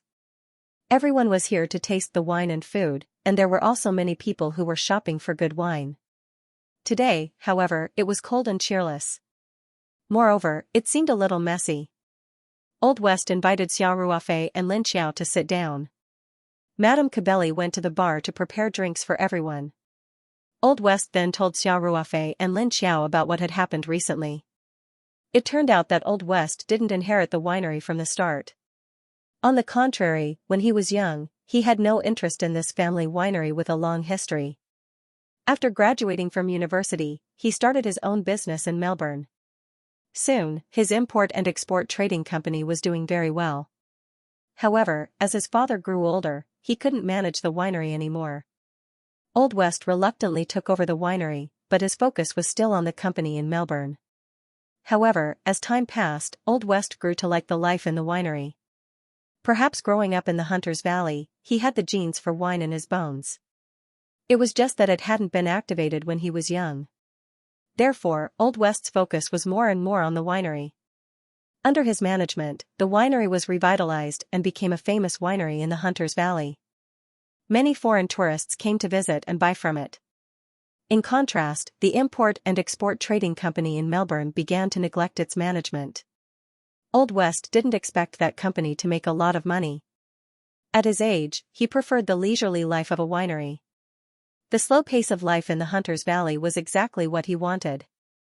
However, since the beginning of this year, the economic situation in Europe hadn't been good. Old West's company in Melbourne mainly dealt with the European market. Since March, many payments had been delayed, and the company's operating funds began to be stretched. In the past few months, the situation had been worsening. On one hand, the payment in Europe had been delayed. On the other hand, Old West had begun to be unable to pay his suppliers and employees in Australia. The capital chain was actually broken. The winery and company were both under Old West's name. If the company went bankrupt, the winery would definitely be auctioned off by the court to pay off the debts. Old West naturally didn't want to see such an outcome. Therefore, he could only reluctantly sell the winery, hoping to get cash to deal with the company's crisis. The winery had a history of more than 150 years. It was passed down from generation to generation in the West family. If it weren't for the fact that he had no other choice, he definitely wouldn't be willing to sell the winery. In the words of Huaxia people, this was the foundation of their ancestors. Although Westerners didn't have a strong concept of this, Old West had grown up here. Moreover, he had been operating the winery wholeheartedly since he was in his 40s. He had invested a lot of effort and energy into it. Therefore, this was a really difficult decision for him. After hearing this, Xiaoruofei asked, Uncle Carter, how much money does your company need to survive this crisis? Old West said without hesitation, we still have some personal savings. After calculating it, we're about 1.8 million Australian dollars short. At this time, Madame Cabelli walked over with fragrant pies and freshly squeezed juice. She had also heard the conversation between Old West and Xiaoruofei. Madame Cabelli put the food on the table and said somewhat angrily, Xia, our winery has been evaluated by a professional organization. It's worth at least 2.4 million Australian dollars. However, we've contacted a few buyers. They all know about Carter's company's financial crisis, so they want to take the opportunity to buy the winery at a low price. None of them offered more than 1.5 million Australian dollars. Lin Xiao heard this and said with righteous indignation, aren't they robbing a burning house? How can they do this? Xiao Ruofei didn't know whether to laugh or cry as he said to Lin Xiao, business is business. Uncle Carter is in urgent need of money. Those buyers will definitely take the opportunity to lower the price. This has nothing to do with morality. In order to take care of Old West and his wife's feelings, Xiao Ruofei also said this in English. After hearing this, Old West smiled bitterly and said, Lin is right. The competition in the business world is just that cruel. Xiao Ruofei smiled faintly and said, but the price they offered is really too low. It's a little unreasonable. Madame Cabelli said, yes. We've taken the initiative to lower the price many times. However, if the winery can't even be exchanged for 1.8 million Australian dollars, then it's meaningless for us to sell the winery. This amount of money isn't enough to survive the company's crisis. When Lin Xiao saw the worried faces of the West couple, she couldn't help but feel a trace of sympathy. She couldn't help but look at Xiao Ruofei, but the obedient and sensible girl didn't say anything. Before coming to Australia, Lin Xiao had also read some guides. Naturally, she knew the exchange rate of the Australian dollar. She knew that 1.8 million Australian dollars was equivalent to 10 million Huaxia dollars. This wasn't a small amount of money. Although Xiao Ruofei might be able to take out this amount of money, after all, the West couple and Xiao Ruofei were not relatives or friends. Speaking of which, they had only met a few times. They were just neighbors who had a relatively good relationship. There were countless people in this world who needed help at every moment. Xiao Ruofei was a human, not a god. How could he help them all? Therefore, Lin Xiao chose to remain silent. Xiao Ruofei smiled and asked, Uncle Carter, if you can exchange the winery for enough money, what do you plan to do next? Old West said tiredly, I'll use this money to pay off the company's debts and dismiss the employees. I think the remaining money should be enough for Cabelli and me to live. Madame Cabelli also said, the economic situation in Europe isn't very good now. Carter has long wanted to end the company's business and focus on the winery. However, the company can't be ended just like that. There are a lot of financial transactions and debts that have to be dealt with step by step. I didn't expect that before we could sort everything out, the company would suffer a heavy blow and can't hold on anymore. Xiao Ruofei nodded. He had gotten the answer in his heart. As soon as Xiao Ruofei said that, Old West, his wife, and Lin Xiao were all stunned. The three of them had the same expression. Their eyes were wide open, and their mouths were slightly agape. They were clearly very surprised. Old West quickly came back to his senses. He remembered that this young neighbor of Huaxia was the owner of the vast farm next door. In recent years, the people of Huaxia had become richer and richer, and they often bought properties all over the world. There were also many Chinese people in Australia. They waved their checkbooks to buy farms and wineries, and they spent money without batting an eyelid. Although West Winery had a history of 150 years, it did not occupy a very large area. In terms of value, compared to Paradise Farm, which occupied an area of 6,000 hectares, it was not just a little bit inferior. If this young Huaxia tycoon could afford Paradise Farm, then the money to buy such a small winery should not be a problem. Thinking of this, Old West's mind became lively. However, after looking at Carberry, he still said seriously, Xia, buying a winery is not a small matter. I hope this is not an impulsive decision. Xiao Ruofei smiled and said, of course not. My money doesn't grow on trees. But you haven't even inspected our winery. The last time I came to Australia, the field inspection was already completed. Xiao Ruofei smiled and said, the inspection of the winery's products has been carried out since I returned to China. You just heard that my sister was also very impressed by West Winery's Semelon. Xiao Ruofei was talking about the last time he visited West Winery. Of course, the visit to the winery was just a cursory glance. However, West Winery had a history of 100 years, and it was also quite famous in the Hunter Valley. These were all things that could not be faked. As for the valuation of the winery, even if Xiao Ruofei looked at it 10 times, he would not be able to make an accurate judgment. In fact, when purchasing a winery, the valuation report given by a third-party evaluation agency was used as a reference. This kind of evaluation organization did their job. In most cases, the reports they produced were objective and fair, and they would not overestimate, otherwise, they would be destroying their own jobs. Wester Winery had also commissioned a third party to evaluate the value of the winery. Xiao Ruofei only needed to use the evaluation report as a reference. Of course, formal overseas mergers and acquisitions were far more complicated than this. Investment returns, market positioning, sales channels, management models, and so on needed to be considered. After the acquisition was confirmed, a transaction project team including banks, accountants, lawyers, market analysts, as well as a bilingual overseas professional service team had to be formed.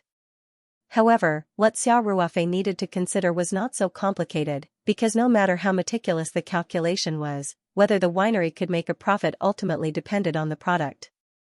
Xiao Ruofei had a godly weapon like the Ring 2 space, so he had an unparalleled advantage in the product area. Naturally, he did not need to worry too much about the other details.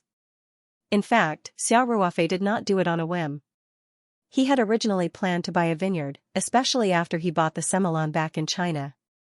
Almost everyone who drank it was full of praise. Xiao Ruofei wanted to get involved in this industry at that time. Wester Winery was undoubtedly a very suitable target. However, this winery was a family winery that had been passed down for more than 100 years. Under normal circumstances, it would be impossible for them to sell it. Therefore, when Xiao Ruofei heard from Liang Qichao that Old Wester was in a hurry to sell the winery to pay off his debt, he already had this idea. Of course, if he really bought the winery, he would definitely have to improve the grape varieties in the vineyard. Old Wester asked a little excitedly, "Xia, are you sure you are serious?" "Very sure, Uncle Carter." Xiao Ruofei smiled and said, "If you can agree to one of my conditions, I think we can talk about the specific details of the acquisition." "What condition?" Old Wester was finally a little moved and hurriedly asked. Xiao Ruofei looked at the couple and said seriously, "My condition is that I hope you can continue to stay at the winery and be in charge of the management and operation of the winery. Of course, I will leave you some time to finish up your work in Melbourne." Xiao Ruofei asked this just now because he wanted to know if the couple would work hard to revive the company in Melbourne after selling the winery, or just directly end the business there. He needed professionals to help him manage the winery, and obviously, the couple was very suitable. Most importantly, the couple had special feelings for the Wester Winery. Xiao Ruofei believed that they should be the most suitable managers of the winery. Therefore, after he confirmed that Old Wester had no intention of continuing to run the company in Melbourne, he proposed the acquisition. Old Wester and Carberry looked at each other and asked excitedly, "Xia, are you saying that we can continue to work at the Wester Winery in the future?" Xiao Ruofei shrugged and said with a smile, "Not can, but must. Of course, I will pay you according to the market price." Old Wester did not hesitate and immediately said, "Agreed. Xia, your condition is so generous that I can't refuse." Carberry also said happily, "Xia, the most unacceptable thing for Carter is that he has to leave after selling the winery. If he can continue to work here, he will be willing to do it even if he doesn't want a salary." Old Wester could not help but chuckle. Xiao Ruofei said, "Uncle Carter, then let's talk about the specific details of the acquisition." "Okay." Old Wester immediately stood up and said, "I will go get the valuation report of our winery." Xiao Ruofei nodded and said, "Okay, I will also make a call and ask Brother Liang to arrange a property rights lawyer for me." The lawyer was naturally in charge of the legal affairs of the acquisition process, including the drafting of the acquisition documents and the resolution of any legal disputes that might occur during the acquisition process. When Old Wester saw that Xiao Ruofei was going to find a lawyer to follow up, he knew that Xiao Ruofei was serious.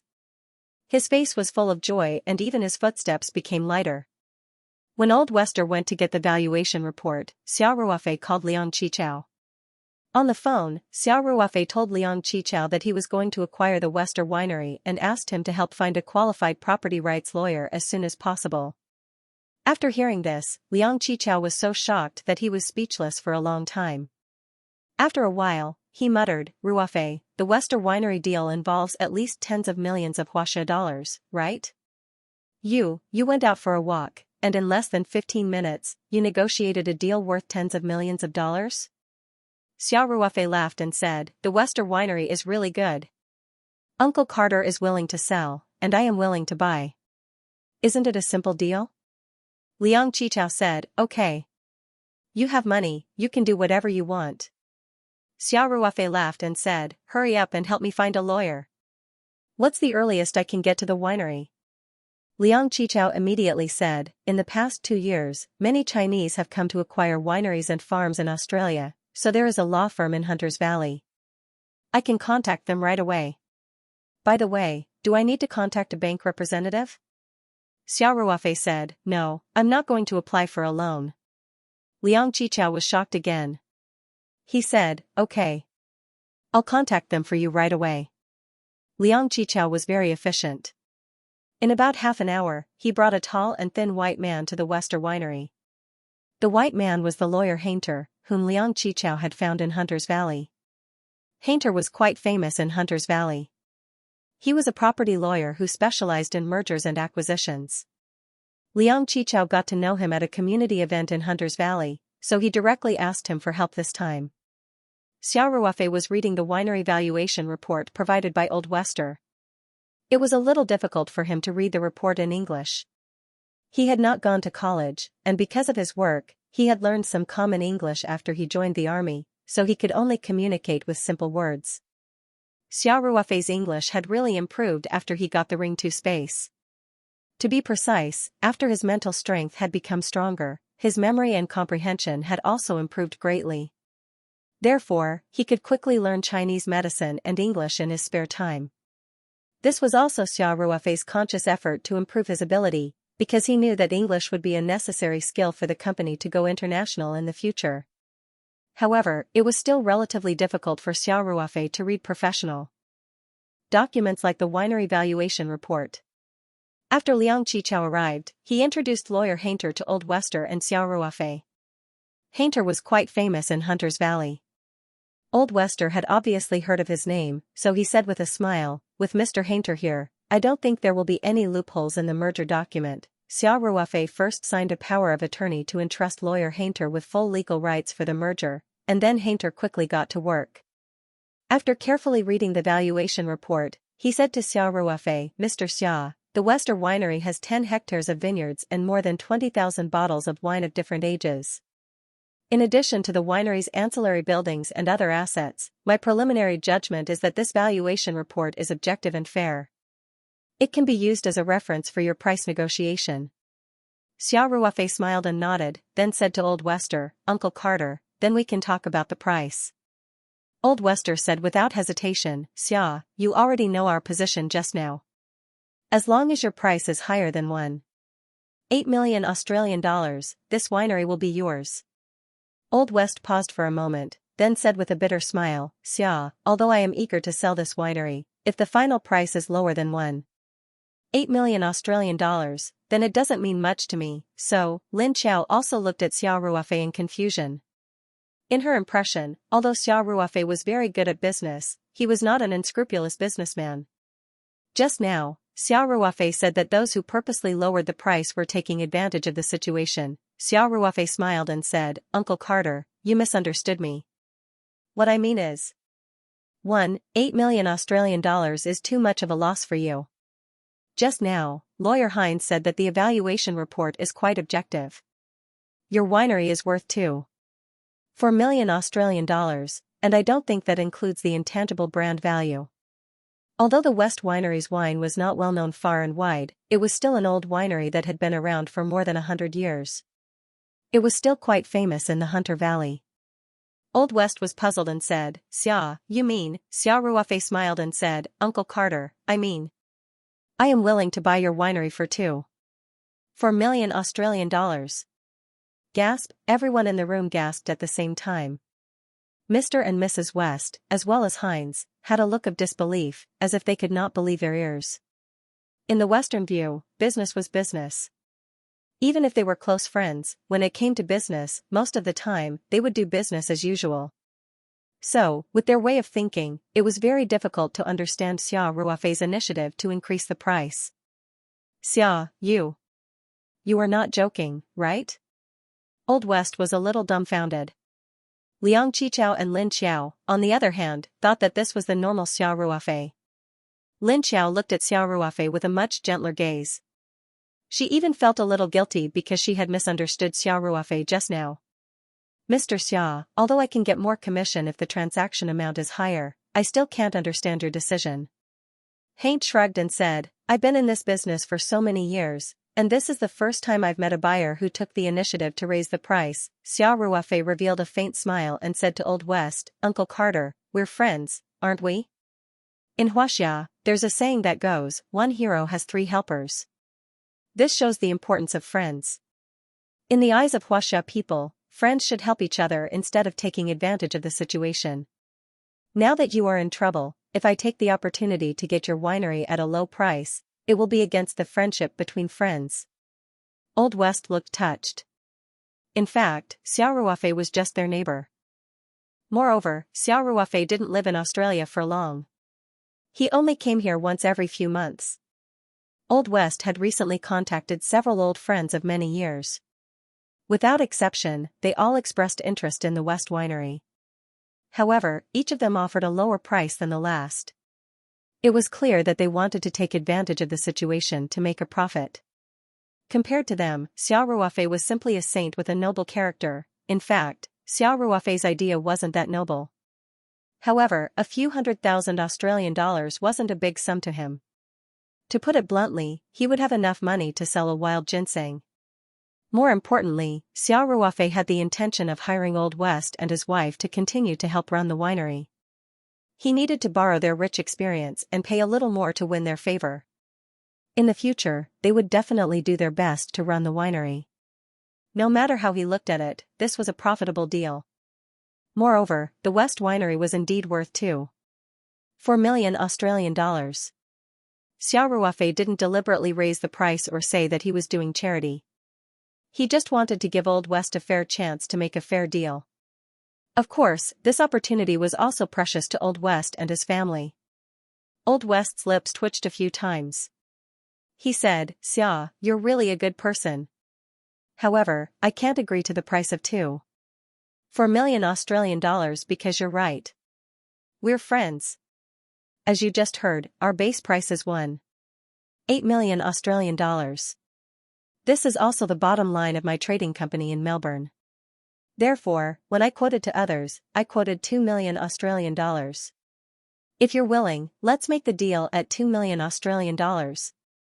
Old West actually took the initiative to lower the price that Xiao Ruofei had raised. He was also unconsciously treating this merger with the mindset of a Huaxia person. Xiao Ruofei hesitated for a moment and said, but you're losing out. You know the value of your winery, the value isn't constant. Just like stocks, if you're in a hurry to sell them, you have to quote a price lower than the real-time stock price, Old West said.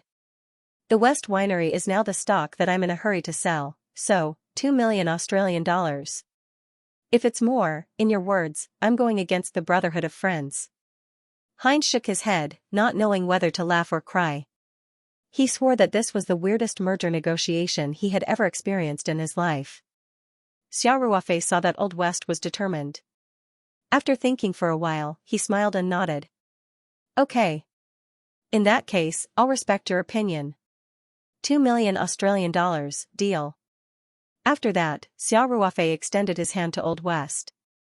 Old West shook Xiao Ruofei's hand tightly, and then couldn't help but hug him. He said emotionally, thank you, my friend. Xiao Ruofei smiled and said, Uncle Carter, this is a business. We're just taking what we need. Liang Qichao, Lin Xiao, and the others couldn't help but smile when they heard Xiao Ruofei, who was just talking about friendship, say it was a business deal. Heinz saw that his employer had negotiated the price, so he said seriously, Mr. Xia, Mr. West, since you've agreed on the price, I'll start preparing the merger documents. Okay, thank you. Xiao Ruofei said. You're welcome, this is my job. Heinz took out his laptop and said to Old West, Mr. West, I need the original documents related to the ownership of your winery. Please wait a moment, I'll get it for you. Aunt Cabelli said. Because they were preparing to sell the winery, they had already prepared the documents related to the ownership. Aunt Cabelli quickly took them out and handed them to Heinz. Heinz carefully checked the relevant documents, then put them aside and began to draft the merger contract on his computer. He was undoubtedly professional and efficient. As expected of a lawyer specializing in mergers and acquisitions, he quickly drafted the merger contract and connected it to the winery's printer to print out 2 copies. One copy was given to Xiao Ruofei, and the other to Old West. Considering that Xiao Ruofei was from Huaxia, Heinz's merger contract had a bilingual Chinese and English version. Of course, because many Chinese people had come to Australia to buy farms, wineries, and villas in the past 2 years, Heinz, who specialized in this field, had professional translation software on his computer. It wasn't difficult for him to produce a bilingual Chinese and English version of the contract. Xiao Ruofei quickly read through the contract, then handed it to Liang Qichao. After all, Liang Qichao had lived in Australia for a longer period of time. He definitely knew the local laws and regulations better than Xiao Ruofei, so he asked Liang Qichao to check it out. Soon, everyone finished reading the contract. Both parties had no objections, so Xiao Ruofei simply signed his name on the contract and took out his personal seal from his bag to stamp it. Old West was naturally very happy to sign the contract. Not only did he get the company's funds to deal with the aftermath, but he also sold the winery for 200,000 Australian dollars more than expected. At this moment, he felt relaxed, as if all the pressure had been lifted. Old West and Aunt Cabelli looked at each other, and both of them smiled knowingly. Xiao Ruofei and Old West exchanged signatures, then the two of them shook hands tightly. Xiao Ruofei said in English, "Uncle Carter, it's a little late today. I still need a day or 2 to process the funds. You know, Huaxiao's financial policy is relatively closed. If I want to transfer my money out of the country, I need to think of other ways." "No problem," Old West said straightforwardly. "The company's matters aren't urgent in a day or 2, and there's still a series of handover procedures to go through. This will also take time." Xiao Ruofei nodded with a smile and said, "Okay. I'll have to trouble Lawyer Heinz with the follow-up matters." Lawyer Heinz bowed slightly in a very gentlemanly manner and said, "I'm at your service." Just like that, in less than an hour, Xiao Ruofei negotiated a business deal worth tens of millions of dollars and signed the contract. In a sense, although there were still some legal procedures that had not been completed, he was now the real owner of the winery. Old West and his wife were very happy and warmly invited Xiao Ruofei and the others to stay for dinner. Aunt Cabelli had already put on an apron and was ready to prepare a sumptuous dinner. Xiao Ruofei naturally could not refuse such an invitation, so he, Lin Qiao, and Liang Qichao all stayed. Uncle West went to the wine cellar and was ready to find 2 bottles of good wine to entertain the guests. Liang Qichao pulled Xiao Ruofei and asked quietly, "Ruofei, you won't be able to transfer your money out of the country in such a short time, right?" Xiao Ruofei smiled and said, "Yes. It's said that each person only has a quota of $50,000 a year. It's definitely impossible to transfer it out directly. I have to think of other ways." Xiao Ruofei was not too worried about the money for the acquisition. Whether it was Tang He or Ma Xiong, a mere 2 million Australian dollars could be easily solved. Moreover, there was still Tang Etian, whom he had met on the plane. He was a local tycoon with assets worth tens of billions. Just as Xiao Ruofei and the others were chatting about the acquisition, the roar of an engine came from the entrance of the winery. Then they saw a modified Ford Raptor drive directly into the winery. Xiao Ruofei and the rest could not help but look over. They saw this white man rolling forward like a meatball. His sparse yellow hair shook, making him look very comical. As he walked, he said loudly, "Carter, Carberry. Something happened on the way here. Sorry to keep you waiting." "Sorry." However, there was no sign of guilt on his face. Instead, there was a hint of pride on his face. Old West and his wife heard the commotion and walked out of the house. Old West looked at the meatball and said with a hint of dissatisfaction, "Robinson, we agreed to meet at 3 in the afternoon. You're 2.5 hours late." Big Fatty Robinson said unconcernedly, "Something happened at my winery. You know, a big winery like ours is very busy." Okay, Carter, don't worry about these details. Where's Carberry?" At this time, Carberry walked out of the house and stood beside Old West. Robinson said with an exaggerated expression, "Oh. My dear Carberry, you're still as beautiful as when you were young." Xiao Ruofei, Lin Qiao, and Liang Qichao all had strange expressions on their faces. They really couldn't tell which part of Madame Cabelli was pretty. Not to mention other things, just her waist alone was probably not something an average person could handle. However, looking at Robinson's fat body, he was at least a ton heavier than Carberry. This person's sense of beauty was somewhat unique. Old West's expression became even worse. He snorted and said, "Robinson, punctuality is the most important quality of a businessman." Robinson shrugged and said, Okay, I've already apologized, haven't I?" His attitude was still so casual. There was no sincerity at all. Robinson then said, "Carter, let's talk about buying the winery. You know, my winery is too busy. I don't have much time to waste." Old West and Carberry looked at each other and then opened their mouths. However, before he could speak, Robinson said, "Actually, I've already made it very clear on the phone. After careful evaluation, we think that West Winery's situation can barely meet our acquisition requirements. However, 1.5 million Australian dollars is the highest price we can offer." Old West said, "Robinson, actually, no, Carter, listen to me first." Robinson waved his hand at Old West and said, "I'm here today to give you a final offer. 1.65 million Australian dollars. After all, my dear Carberry was my dream lover when I was young. Oh, now that I think about it, I feel regretful. Carberry, the facts have proven how wrong your choice was. If you had chosen me instead of Carter, you would now have the largest winery in the Hunter Valley." "Enough, Robinson." Old West finally couldn't take it anymore and interrupted Robinson's monologue. "Please don't talk about Cabelli anymore. Carberry, please leave." Robinson couldn't help but be stunned for a moment before saying, "Carter, have you thought it through? Other than me, no one else would offer such a high price." Carberry's expression was also very ugly. She looked at Robinson with some disgust and said, "You don't have to worry, Robinson. We've already found a new buyer." In the house, Xianxia and the other two were trying hard to hold back their laughter. They did not expect to hear such an interesting thing. It seemed like Uncle Carter, Carberry, and that fat pig Robinson had a lot of stories when they were young. However, Xianxia did not dare to imagine how Carberry looked like when she was young. Of course, many Western women started to lose their shape after they reached middle age. Although Madame Cabelli's waist was as thick as a water bucket and her face was full of meat, she might have been a hot beauty when she was young. Outside the house, Robinson was dumbfounded. After a while, he said, "New buyer? Carberry, you're not joking, right?" Old West said impatiently, "We don't have time to joke with you. Robinson, we've already signed the acquisition contract." Carberry added, "Even if we can't find a buyer, we can't sell the winery for 1.65 million Australian dollars. Robinson, I'm afraid you've made a wasted trip." This time, it was Robinson's turn to be ugly. In fact, although he acted like he didn't care and was late on purpose, it was just a small business trick. In fact, he was still very interested in Wester Winery.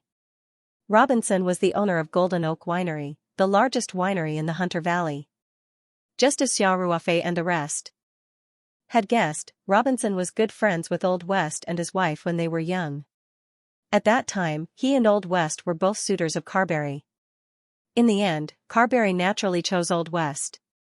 Although Robinson's winery was far larger than West Winery's century-old heritage, especially the unique brewing process of Semillon, was something that Robinson coveted. This time, Old West was in a hurry to sell the winery. Robinson thought that the opportunity had come. At first, he deliberately set the price very low, but this time, he increased it a little. He knew that Old West was desperate and had no other choice but to sell the winery. To his surprise, he was only 2 hours late and the Wester Winery had already changed owners. Is Carter trying to trick me? A few days ago, he was like an ant on a hot pan looking for a buyer everywhere. Even if someone was interested in the winery, how could they sign the acquisition contract in such a short time? Robinson said to himself in his heart. The acquisition of a winery was a very complicated process. The prospective buyer would definitely have to do a lot of investigation and evaluation. Robinson knew Carberry inside out and had arranged for someone to do a comprehensive evaluation of the winery. Of course, this evaluation was different from a third party's evaluation. They analyzed the value of Carberry from Golden Oak Winery's perspective, as well as the weaknesses of the negotiation and so on. They were all giving Robinson suggestions. Thinking of this, a sly smile appeared on Robinson's face. He said, "Carter, we're all smart people. Let's not play such petty tricks. I know you want to sell it at a higher price, but I've already shown my sincerity. 1.65 million is the highest price you can go." "You think I'm lying?" Old West said with a strange expression. "Robinson, you're too confident." "Is that so? Could it be that someone really closed a deal for $2 million Australian dollars in such a short time?" Robinson said with a shrug. "That sounds more like a fantasy story. Carter, can you tell me how much your transaction price is?" "I'm sorry, this is a trade secret." Before Old West could say anything, Madame Carberry beside him spoke first.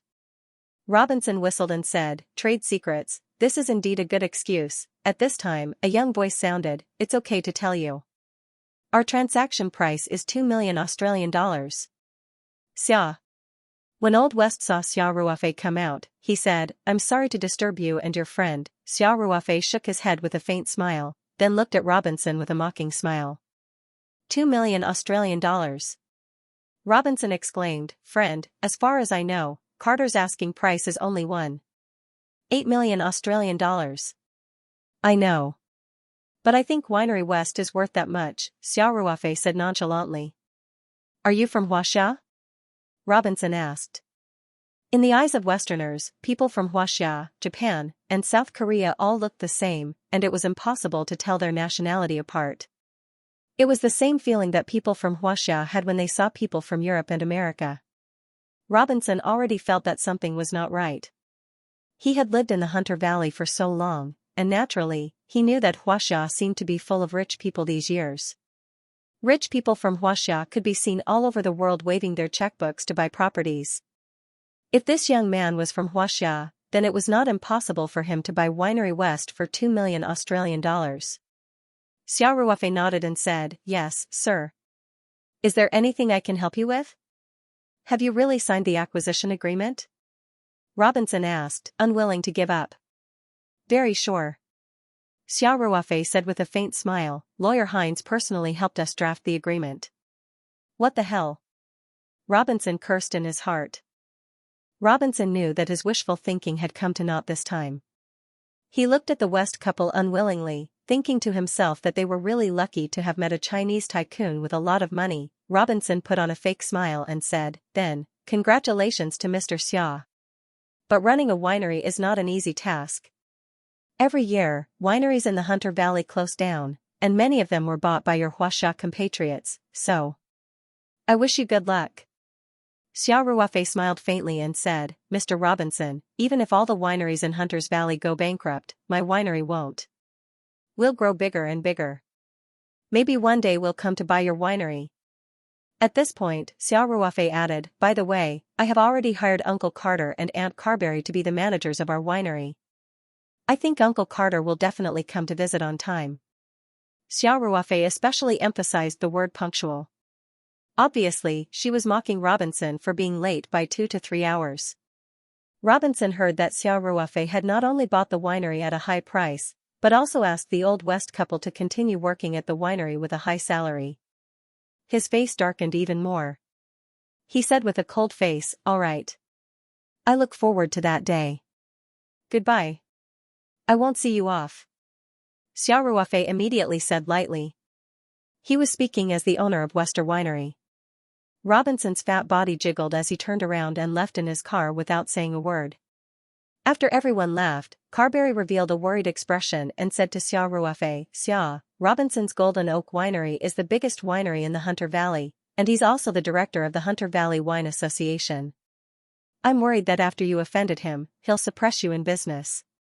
Old West also frowned and said, "Robinson is a narrow-minded person. He used to play dirty tricks on our West Winery, but our winery has a strong foundation, so he can't do anything about it." Xia Ruofei said casually, "Uncle Carter, since he can't do anything to you, then what do I have to worry about? The West Winery has only changed owners. Aren't you and Carberry still in charge of the management?" Old West was stunned for a moment, then smiled and said, "That makes sense. We're not afraid of him." Madame Cabelli also smiled, but there was still a trace of worry between her brows. Of course, she didn't say anything else and went back to the kitchen to prepare dinner. Xiao Ruofei and the rest sat in the hall, chatting about what happened just now and laughing from time to time. Liang Qichao even purposely asked Old West about what happened in the past, which made everyone laugh. Very quickly, Madame Cabelli prepared a sumptuous dinner. Everyone sat around the table and Old West specially opened 2 bottles of Semelon that had been stored for 20 years. This type of wine was almost the signature wine of West Winery. Since these 2 bottles of wine had reached 20 years of age, the layers of flavors in the wine had become richer and the texture more unique. It was still traditional Australian cuisine, and Carberry's cooking skills were quite good. The fragrant food made everyone hungry. Old West quickly opened the Semelon and poured half a glass for everyone. Then, he raised his glass and said, "Friends, let's have a drink together. For our friendship, cheers." Cheers. Xiao Ruofei and the rest also raised their glasses. Everyone clinked their glasses and took a small sip. Carberry then warmly invited everyone to eat. At this moment, Lin Xiao, who was sitting beside Xiao Ruofei, quietly whispered in Xiao Ruofei's ear, "Brother Ruofei, why do I feel that this Semelon wine isn't as good as the one you brought back last time? Didn't Uncle Carter say that this was his treasure? The one you bought last time was sold in bulk, right? This doesn't make sense." Lin Xiao's breath was like orchids beside Xiao Ruofei's ear, making Xiao Ruofei's ear itch. He unnaturally moved to the side, and then said in a low voice, "I made some improvements to the wine I bought last time. It's good that you know, but don't talk nonsense." Xiao Ruofei had kept the last batch of Semelon in the Archean realm of the Ring 2 space. In terms of actual time, that batch of wine was not shorter than the 2 bottles that Old West had brought out. Furthermore, they had been stored in an environment rich in spiritual energy for so long that they had undergone a complete transformation.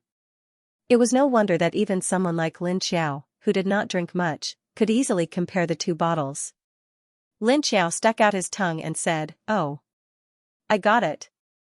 Then, Lin Xiao could not help but ask, "Brother Ruofei, if you improve the wine in the winery, won't our winery become rich?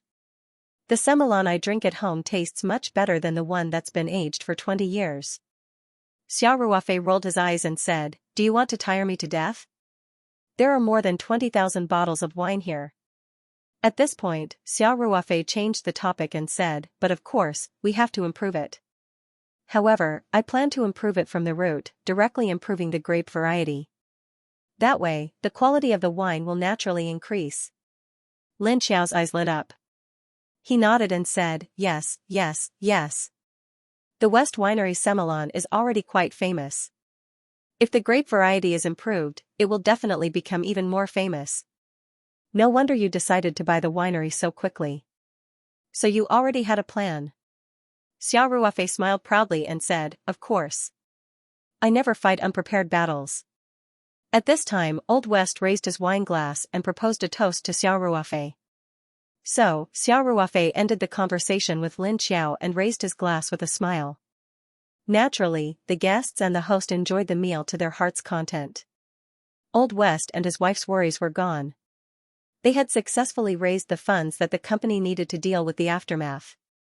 They even had a surplus and could continue to work at the winery. To them, this was the best outcome. So, the 2 of them were in a very good mood and frequently proposed toasts to Xiao Ruofei. Xiao Ruofei, on the other hand, was very happy that he had the opportunity to buy a high-quality winery with a long history at a relatively low price. After the meal, Old West and his wife personally sent Xiao Ruofei and the other 2 to the entrance of the winery. Old West hugged Xiao Ruofei and said, "No matter what, I still have to thank you, my friend. You helped me out of a difficult situation."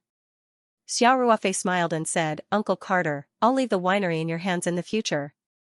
Our company will probably send a financial manager. As for the other management matters, you have full authority to make decisions." Xiao Ruofei had bought the winery, so naturally, he couldn't just leave everything to others. The normal operation was to send a financial manager, or even a human resources manager, to manage the people and money in his own hands.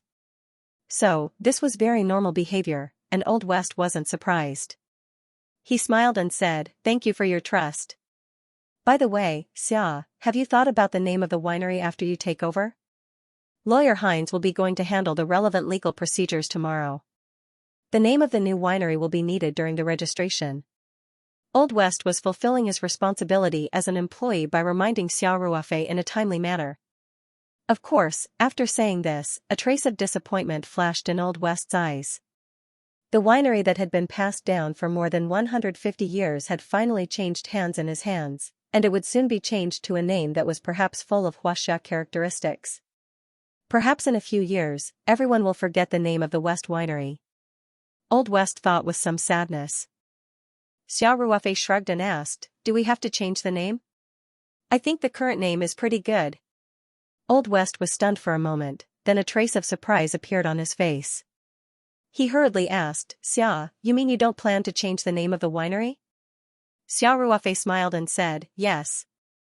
Uncle Carter, I know what this winery and the West brand means to you, but to me, changing the name isn't that important.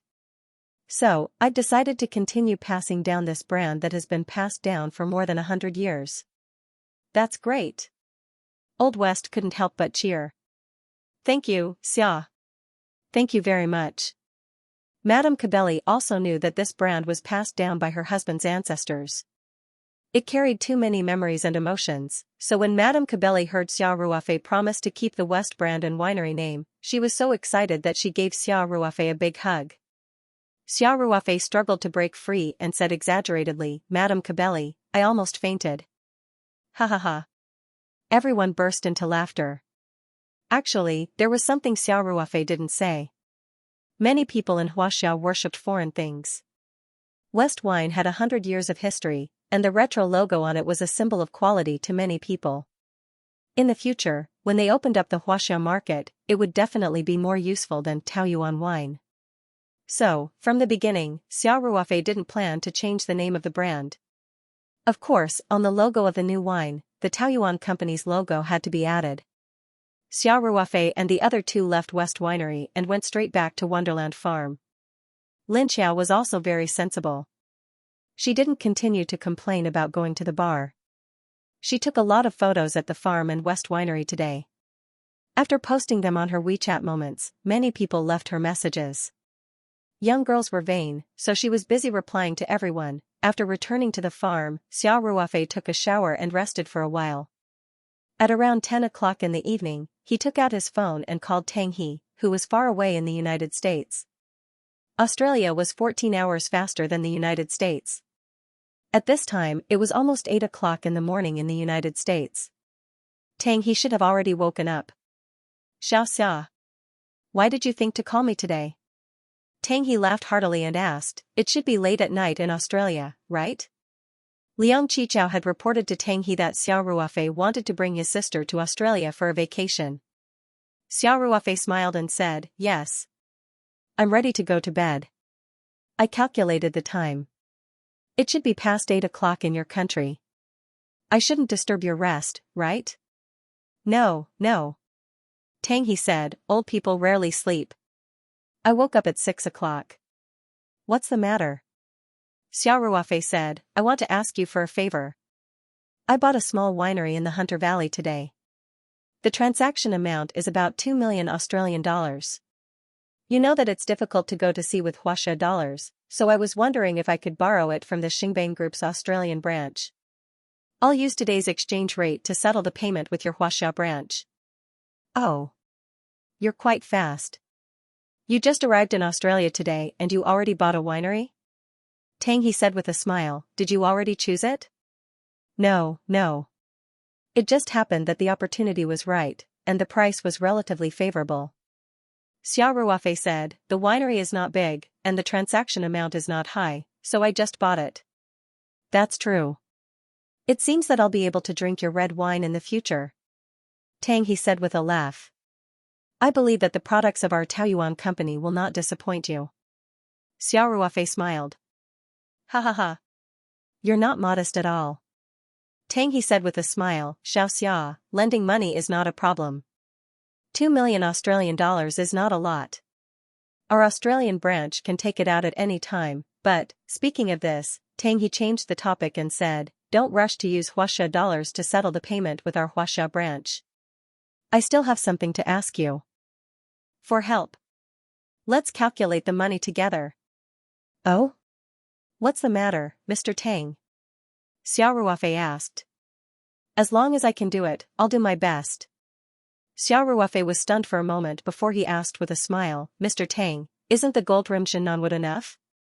Last time, it was mainly to make longevity wood. Tang He said with a smile, that wood was really beautiful, so I'm going to make a set of gold-rimmed Shinnan furniture for my manor in San Francisco. This is what I can enjoy while I'm alive.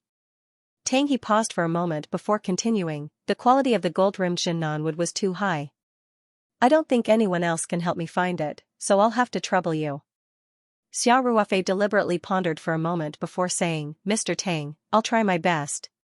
There's no guarantee about this kind of thing. I'll make the arrangements immediately and inform you as soon as there's news. Due to the fact that the flow of time was 30 times faster and the rich spiritual energy in the space itself, the growth speed of the trees far exceeded that of the outside world. Therefore, the earliest batch of gold-rimmed Shinnan wood planted in the Archean realm grew very quickly. When Xiao Ruofei patrolled the gold-rimmed Shinnan forest last time, he found that the earliest batch of gold-rimmed Shinnan had grown to a thickness of more than 90 centimeters. Originally, they were sparsely planted, but now they seemed a little crowded. Tang He needed gold-rimmed Shinnan wood, which was exactly what Xiao Ruofei wanted. He could take advantage of this opportunity to clear out some space in the Archean realm. Tang He said happily, that's all I need. I'm sure you'll be able to help me find the wood I'm satisfied with. Xiao Ruofei chuckled and said, I don't even have the confidence, but you're full of confidence. Tang He couldn't help but laugh when he heard that. Tang He continued, by the way, little Xia, you'll definitely have to use funds overseas often in the future. Furthermore, you now have a winery in Australia, so I suggest you register an offshore company in the Cayman Islands or Viking Islands. Then, use the company's name to open an offshore bank account in Switzerland. The overseas business can be settled directly in foreign currency. This way, you'll be more flexible when you need to use funds in the future. Offshore company? Xiao Ruofei asked subconsciously. Tang He explained with a smile, to put it simply, an offshore company is a company that operates outside the place where the company is registered. The Virgin Islands and the Cayman Islands that I mentioned just now are relatively famous offshore financial centers. These areas retain the legal system and judicial system of the United Kingdom on a large basis. The information of the company's shareholders, income, and so on are all confidential. Moreover, they are completely tax-free and only charge annual management fees. In short, having such an offshore company will be much more convenient. Xiao Ruofei was very moved after hearing this. He couldn't help but ask, Mr. Tang, is the process of registering an offshore company complicated? Tang He laughed and said, it's not complicated at all. You don't even need to go there yourself. There are agencies all over the world that specialize in this business. I'll get someone from the Australian branch to help you with this. It'll be done in a few days. That's great. Xiao Ruofei said happily. Thank you. Xiao Ruofei did feel that it was quite troublesome to get money out of the sea. However, this was the domestic policy, and he couldn't change it. He was also very curious as to why so many rich people in the country could buy properties overseas. How did they transfer their money out of the country? Now it seemed that the solution was always more than the difficulty. He didn't know because he was ignorant in the past. You're welcome. It's a piece of cake. Tang He said with a smile. If you need money urgently for the winery acquisition, I'll get the Australian branch to transfer it to the Wonderland Farm account first. How about this? I guess there will be some other taxes during the acquisition process. In addition, you need a certain amount of fees to register an offshore company. I'll get them to transfer 3 million Australian dollars directly. Okay. Xiao Ruofei didn't stand on ceremony with Tang He. As for the Phoebe would you need, I'll hurry up and inquire about it. Haha. Okay, then I'll wait for your call. Tang He said happily. For the next few days, Xiao Ruofei mainly took Lin Qiao to play in the Hunter's Valley. They didn't go further. In the process of acquiring West Winery, there were some documents that needed to be signed by him personally. Moreover, the legal counsel of the Xingbang Group's Australian branch was also helping Xia Ruofei to register an offshore company in the Cayman Islands and an overseas bank account. Some of the authorization documents also needed his signature. Therefore, Xia Ruofei had to ensure that they could find him at any time. Fortunately, the Hunter's Valley was originally a tourist area in Australia. There were many attractions to play in, so Lin Xiao wasn't bored. On the contrary, she had a lot of fun every day. After the Xingbang Group's Australian branch received Tang He's instructions, they had already transferred 3 million Australian dollars to the Wonderland Farm account. The next step was to help Xia Ruofei register an offshore company and open an overseas bank account in the company's name. Then, the Wonderland Farm would transfer the money to Xia Ruofei's overseas account. The last step was to use Xia Ruofei's offshore company to fully control West Winery. In the future, all the funds would be transferred through the offshore company's overseas account. Australia's financial policy was relatively liberal. Although the company's account was registered in a Swiss bank, the flow of funds was still very convenient. Other than signing some documents when necessary, Xia Ruofei spent most of his time sightseeing with Lin Xiao. Lin Xiao had always been thinking about the hot air balloon sightseeing. On the second day after acquiring West Winery, Xia Ruofei took her to experience it. Moreover, the rich Xia Ruofei directly booked the entire hot air balloon. Other than the pilot, there were only him and Lin Xiao. When the hot air balloon slowly rose into the air, Lin Xiao was so excited that her face flushed red as she looked at the boundless green land beneath her feet and the slowly rising red sun in the distance. She constantly took out her phone and took pictures from various angles. She took selfies, group photos, and took pictures of the scenery. In addition to the hot air balloon, Xia Ruofei also took Lin Xiao to the Hunter Valley Country Club to experience the golf program. In addition, under Liang Qichao's recommendation, the two also participated in the horseback riding program. Lin Xiao trembled as she rode on the horse and screamed from time to time. In the end, she simply asked for a stronger horse and shared it with Xia Ruofei. Xia Ruofei doted on Lin Xiao very much and tried his best to satisfy all of her requests. Thus, Lin Xiao happily got onto the tall horse with Xia Ruofei's help. Xia Ruofei also got on the horse and sat behind Lin Xiao. He tightly held her slender waist with one hand and held the reins with the other. Lin Xiao could feel the heat from Xia Ruofei's body and his strong masculine scent. Her pretty face couldn't help but heat up and her youthful body couldn't help but soften. Of course, Xia Ruofei also felt a little strange. After he got on the horse, he regretted it a little, because this position was too intimate. The two of them shared a large saddle. This kind of saddle with both ends raised up made their bodies naturally very close together. He tried his best to move back, but his lower abdomen still touched Lin Xiao's perky butt. In addition, Lin Xiao's entire body was leaning back. Her soft and delicate body was curled up in Xia Ruofei's embrace. Xia Ruofei could faintly smell a young girl's fragrance, which made Xia Ruofei's heart throb. His body almost had an instinctive reaction. He hurriedly sat upright and still. In his heart, he constantly blamed himself. How could he have such thoughts about his godsister? Xia Ruofei was tormented by the horse-riding journey. After they finally reached the finish line, Xia Ruofei jumped off the horse as if he had been granted amnesty. He then helped Lin Xiao down. Lin Xiao's pretty face was also slightly red. She quickly glanced at Xia Ruofei and then looked away. Xia Ruofei secretly smiled bitterly. He didn't dare to choose the riding event anymore. Coincidentally, he saw that there was a carriage event next to it, so he brought Lin Xiao over to pay and rent a carriage. The two of them sat side by side in the open carriage. The atmosphere was finally not as awkward as before. The carriage's route was longer. The two of them sat in the carriage on a small road in Hunter's Valley. Along the way, they saw the picturesque scenery of the valley. The carriage would occasionally shuttle between the vineyards, which made it even more exotic. Lin Xiao sat next to Xia Ruofei. A trace of hazy feelings gradually grew in her heart. However, that trace of tenderness flashed in her eyes. She quickly returned to her lively and chatty self. She took out her phone and kept taking photos. Sometimes, she would even pose for Xia Ruofei to take a selfie.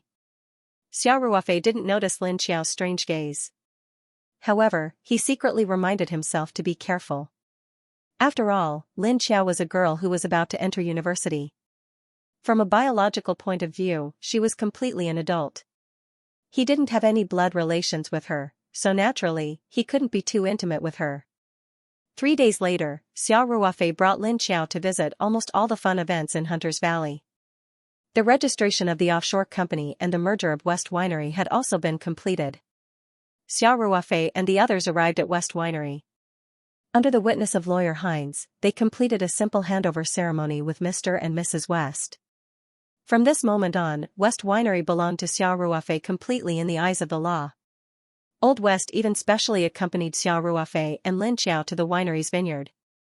The last time Xiao Ruofei came, it was to show the guests around. This time, it was different.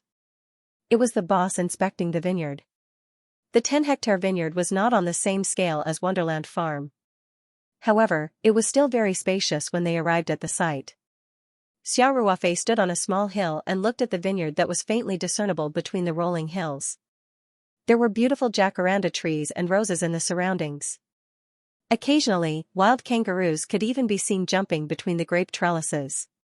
He couldn't help but feel a little high-spirited when he thought about how all of this belonged to him now. "Boss, do you have any new instructions for the winery's future operations?" Old West asked. He quickly got into character. Old West nodded and said, "Okay, then we'll start planting grapes this year. We currently have 3 grape varieties, Semillon, Tempranillo, and Fiano. We can start planting grapes in September. We'll change most of our grape varieties to Semillon then." West Winery's Semillon was their signature wine. It was reasonable that Xiao Ruofei wanted to focus on this wine after taking over the winery, so Old West wasn't surprised. What puzzled him was that Xiao Ruofei shook his head after hearing his words. Xiao Ruofei said, "Uncle Carter, there's no rush to change the grape varieties. I'll come back to Australia in September and October. We'll talk about it then." Old West found it hard to understand. Since they had decided to focus on Semillon, they naturally had to change some of their existing grape varieties to Semillon. Could it be that there was another way? But now that Xiao Ruofei was the boss, Old West didn't ask much. He nodded and said, "Okay, boss." Xiao Ruofei continued, "Just continue to operate the winery's existing stock according to the previous sales model." Australia was located in the southern hemisphere, so the seasons were opposite to Huaxia. The grape season here was about March or April. West Winery's grapes had already been harvested, and this year's wine had already been brewed. Their main job was to maintain the winery's normal operation. "Understood." Old West nodded. Xiao Ruofei thought for a while and said, "Uncle Carter, take Xiaoer back to the winery first. I want to walk around the vineyard." Old West was confused by his boss's request. He thought to himself, what's there to see in the vineyard? He didn't know that Xiao Ruofei just wanted to confirm that the vineyard was planted with Semillon grapes. What he was going to do next was the main purpose of this trip. On the other hand, Lin Xiao was quite clever. She winked at Xiao Ruofei and whispered in Chinese, "Brother Ruofei, do you want to see how to improve the Semillon grapes?" Just 2 days ago, Xiao Ruofei had mentioned to her that it was better to directly improve the grapes than to improve the grape wine. This girl remembered it in her heart, so when Xiao Ruofei mentioned that she wanted to walk around the vineyard alone, she immediately thought of this point. Improving grapes was an exclusive secret, so Old West definitely couldn't be present. This was Lin Xiao's thought. Xiao Ruofei found it funny and said, "More or less. You stay in the winery and I'll take care of it soon." "Understood." Lin Xiao said with a mischievous smile. Then, she said to Old West in English, "Uncle Carter, my brother wants to see the grapes. Let's go back first." Old West couldn't figure out the purpose of Xiao Ruofei's strange behavior, so he shrugged and said, "All right. Boss, we'll go back first." Xiao Ruofei smiled and nodded. He watched as Old West and Lin Xiao's figures gradually disappeared among the grape trellises, so he walked towards the Semillon vines. The vineyards planted in Australia had grape trellises that were different from what most people expected. They were neat rows of wooden stakes that were half the height of a person, and iron wires were hung on them like a barbed wire fence. The grapes were also growing in neat rows. The space between the grape trellises was about 1. 5 meters, and the ground was covered with green grass. From afar, it looked like a straight green forest. Xiao Ruofei walked past a few rows of grape trellises and soon arrived at the semelon vines. Without much hesitation, he took out a military dagger from the space and started harvesting the grapevines. This was a 10-hectare vineyard, and Xiao Ruofei was harvesting grapevines from time to time. If one didn't look closely, they wouldn't be able to tell. Soon, Xiao Ruofei had harvested 30 to 40 grapevines, and all of them were stored in the Ring 2 space. According to the information Xiao Ruofei had searched online in advance, he had chosen annual branches that were full of growth, had short internodes, normal color, full buds, and were free of diseases and pests. This kind of branch was the most suitable for cuttings. Then, Xiao Ruofei walked back while admiring the scenery. After returning to the winery, Lin Xiao immediately gave him a questioning look. Xiao Ruofei smiled and gave Lin Xiao an okay sign. Lin Xiao immediately smiled happily. They stayed at the West Winery for dinner, and Xiao Ruofei gave them some instructions on the winery's management. Of course, what he suggested was the general direction. He still adhered to his usual style of management, and gave Mr. and Mrs. West full authority. Old West even had to go to Melbourne to deal with the aftermath of the company. He directly gave him and Madame Cabelli a month's leave and told them to close the winery and deal with their personal affairs. They could come back to manage the winery after they had resolved their worries. In fact, Xiao Ruofei didn't care much about the winery's current profits. It didn't matter to him even if the winery closed for a month. What he really cared about was whether the improved semelon grapes that were planted in September and October could be used to make semelon white wine that tasted better and had a more unique flavor. After leaving the winery, Xiao Ruofei took Lin Xiao back to Paradise Farm. Lin Xiao had been having a lot of fun these 2 days. Now that the acquisition was complete, Xiao Ruofei was going to take Lin Xiao to Sydney tomorrow, so he wanted her to rest early today. After returning to the farm villa, Xiao Ruofei greeted Lin Xiao, and the two went back to their respective rooms. As soon as Xiao Ruofei entered the room, he locked the door, windows, and curtains. On one hand, Xiao Ruofei didn't want to be woken up by Lin Xiao in his sleep. On the other hand, Xiao Ruofei had to go to the Ring 2 space tonight to do something, so he had to ensure his safety first. Even though he was in his own territory, Xiao Ruofei still maintained his cautious habits. He carefully checked the room to make sure there weren't any recording or video eavesdropping devices. Although Xiao Ruofei trusted Liang Qichao, he couldn't guarantee that someone would set up those devices without Liang Qichao's knowledge. The Ring 2 space was Xiao Ruofei's top secret, so he couldn't be careless. After confirming that there was no danger, Xiao Ruofei summoned the spiritual map scroll from his palm. Xiao Ruofei didn't hesitate and entered the Ring 2 space's mountain sea mirror. He had sent the grapevines here in the afternoon. Master. Xia Qing had long noticed the grapevines that Xiao Ruofei sent in, so he was already waiting in the mountain sea mirror. Xiao Ruofei nodded and asked, "Have you dealt with the grapevines in the afternoon?" "I've already dealt with them according to your instructions," Xia Qing immediately said. After saying that, Xia Qing took out a large plastic container. Inside were grapevines neatly arranged. He had already cut these vines into 2 to 3 buds, about 20 centimeters long. Xiao Ruofei nodded and said, "Let's go to the primordial realm." The two of them brought the cut grapevines to the primordial realm. Xiao Ruofei said, "Xia Qing, cut these grapevines in the primordial realm. After harvesting, collect the grapes. In addition, remember to take some grape seeds and soak them in the spirit heart flower petal solution before planting them. When this batch of grapes is harvested, remember to inform me immediately." Grapes typically took 2 to 3 years to bear fruit. Some could bear fruit in the first year. Xiao Ruofei believed that in the Ring 2 space, this time would only be shorter. It was impossible for it to take 2 to 3 years. Furthermore, due to the 30 times faster flow of time, it would take at most 10 days in the outside world for the grapes to bear fruit. Xiao Ruofei wanted to make a comparison. One was the grapes that were directly harvested from the West Winery's semelon grapevines and grown in the Ring 2 space. The other was the grapes that were harvested after soaking the seeds in the spirit heart flower petal. He wanted to see which grape was better. In reality, grapes were usually reproduced through transplanting or cutting. Very few were directly planted with grape seeds. This was because there were many varieties of grapes. Many of them had been grafted and improved. If grape seeds were directly used to germinate fish seedlings, it was very likely that they would not inherit the excellent characteristics of the previous generation. In fact, some of the grape seeds that people casually spat out on the roadside after eating grapes in the countryside would germinate and grow, eventually bearing fruit. However, such wild grapes usually tasted sour. However, Xiao Ruofei still wanted to give it a try. This was because he felt that the spiritual energy in the Ring 2 space and the magical power contained in the spirit heart flower petal might have a special effect on the grape seeds. If the experiment was successful, it would be considered a fundamentally improved grape variety. Moreover, after the grapes were planted, their lifespan could be as long as 60 to 70 years. It could be said that this method could be used once and for all. Xiaoqing said meticulously, "Yes, master." Xiao Ruofei asked Xiaoqing to cut the grapes immediately, while he himself took a chainsaw, an axe, a rope, and other tools and walked into the Phoebe forest. Tang He needed Phoebe wood, and Xiao Ruofei also needed to cut it down in advance.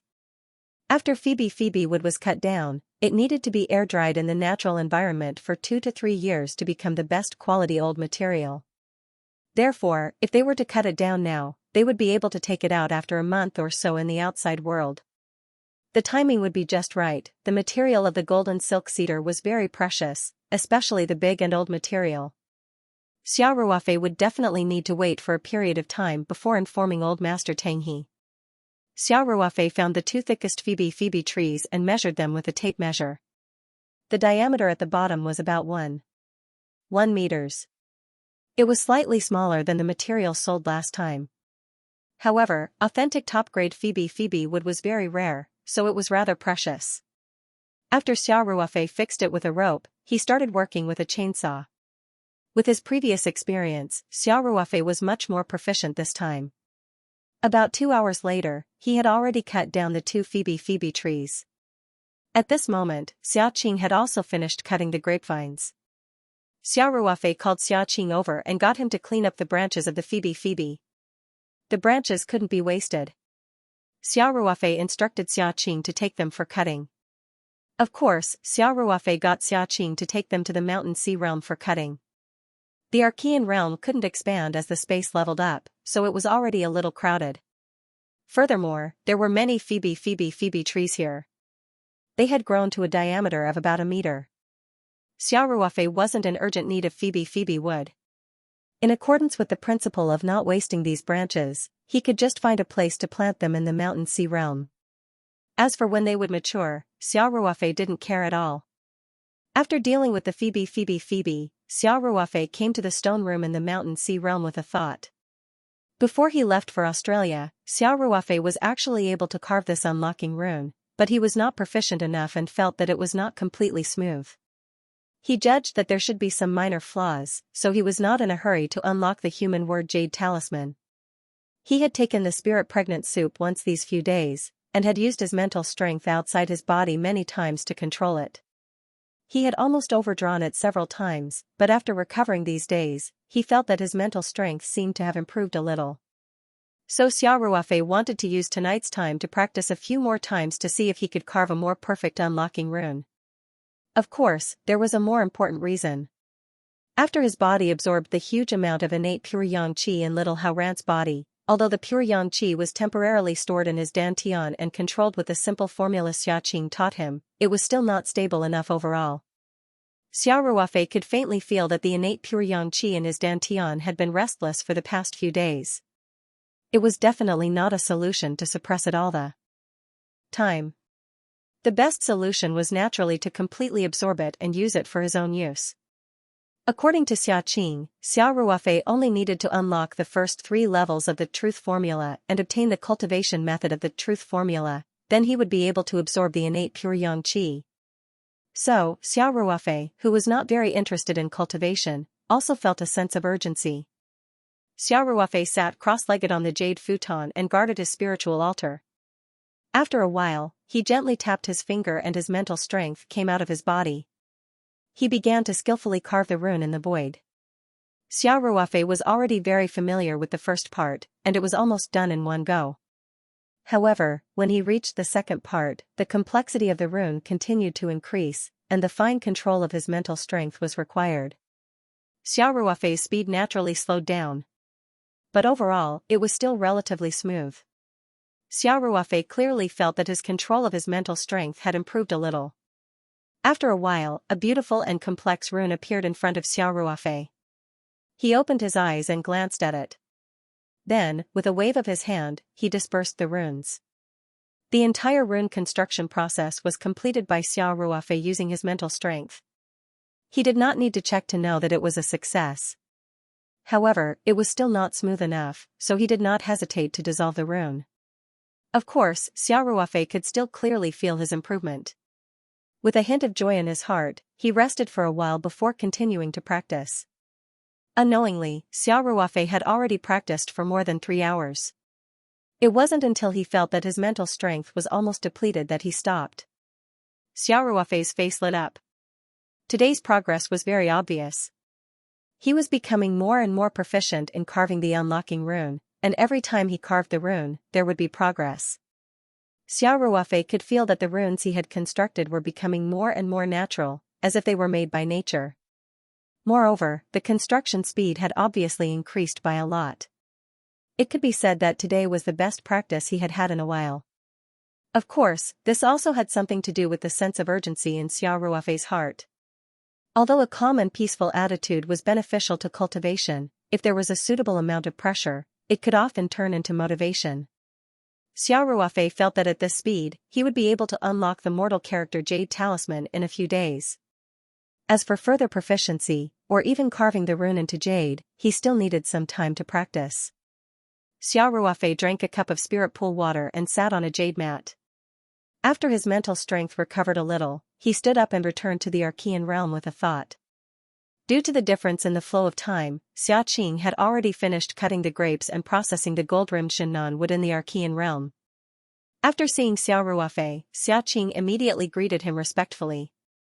Xiao Ruofei said with a smile, "Xiaoqing, I've learned a lot from practicing the construction of runes today. I should be able to unlock the mortal character Jade Talisman in 2 or 3 days." Xiaoqing said happily, "Congratulations, Master. The Great Tao Sutra is a very magical cultivation technique.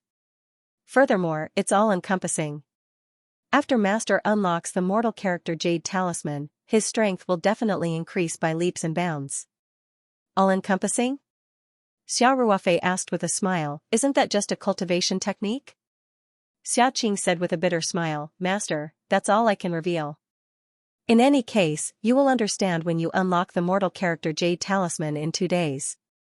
Xiao Ruofei said helplessly, All right. I know you can't say anything, right? Don't worry, I won't force you." Following that, Xiao Ruofei said, "I'll be giving little Haran a final treatment in a few days. I'll completely absorb the Khanate pure yang energy in his body. It's best if I can start cultivating the Great Tao Sutra before that. Otherwise, if the Khanate pure yang energy in my body increases again, I really won't be able to suppress it." Of course, Xiao Ruofei could still choose to expel the Khanate pure yang energy from his body. After all, he was different from Tang Haoran. The simple technique Xiaoqing taught him could completely guide the Khanate pure yang energy through a few acupoints and expel it. However, that would be a waste of natural resources. Xiaoqing nodded and said, "Master, you will definitely succeed."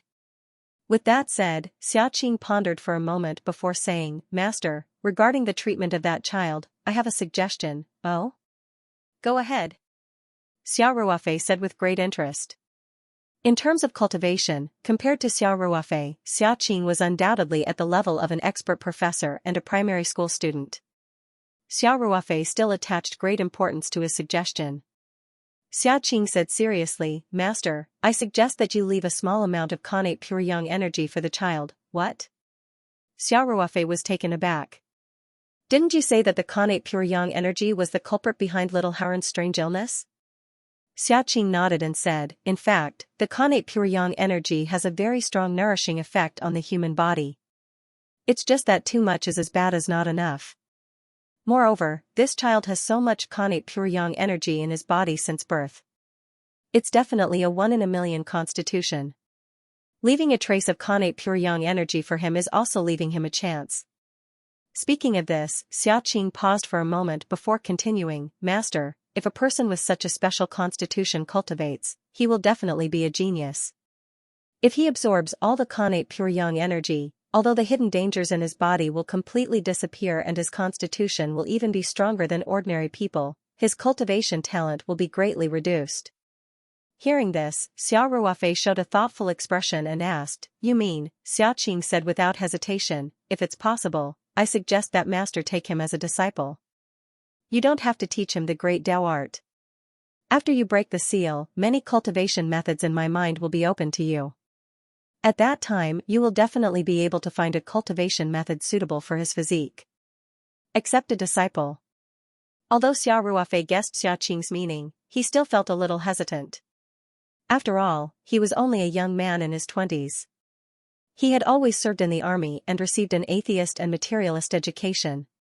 Although the existence of the Ring-2 space had gradually made Xiao Ruofei accept the legends that he used to think were fantastical to a certain extent, he still felt that the word sect and accepting disciples had a strong Jianghu flavor. Master, this kind of genius is very difficult to meet. Xiaoqing persuaded from the side, although I haven't seen the child, his constitution has determined that once he steps on the path of cultivation, he will definitely make rapid progress. Xiao Ruofei pondered for a long time before finally saying reluctantly, I'll give it a try. Little Hauran is still so young, and his parents are from prominent families. It's not certain if they will be willing to give their child to me as a disciple. If he can become master's direct disciple, he will have the opportunity to obtain a great inheritance. Why wouldn't he be willing? Xiaoqing felt that this was somewhat inconceivable. Compared to this, what is worldly wealth? Xiao Ruofei smiled and said, You don't understand. The outside world is completely different from before. At least, I haven't met a cultivator yet. In short, I understand this matter. When I treat little Hauran in a few days, I will ask. Tang Yitian. Yes, master. Xiaoqing bowed his head and said. As usual, Xiao Ruofei checked the situation of the crops in the space. Then, he instructed Xiaoqing to take care of the Semelon grapes. At the same time, he continued to expand the planting range of the Dendrobium ironhide. Then, he left the space and returned to the outside world. The next day, Liang Qichao took Xiao Ruofei and Lin Xiao out of Fairyland Farm for a vacation in Sydney. Xiao Ruofei's driver's license was issued under the military's license. He didn't have an international driver's license. He could drive in the Hunter Valley area for short distances, but for a distance of 100 or 200 kilometers, Xiao Ruofei couldn't drive. It would be troublesome if they encountered a police inspection. Therefore, after Liang Qichao arranged the work on the farm, he personally became the driver and tour guide for the two of them. After the car set off from Fairyland Farm, Lin Xiao was still clinging to Xiao Ruofei and insisted on sitting in the back seat with Xiao Ruofei. After a few days of playing in the Hunter Valley, Lin Xiao was also looking forward to today's trip to Sydney. She said, Brother Liang, where are we going first? The Opera House or the Harbour Bridge? When can we take the yacht?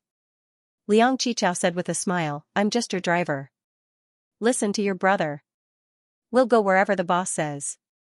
Xiao Ruofei rolled his eyes and asked, What if I ask you to jump into the sea? Of course I won't jump. I'm not stupid.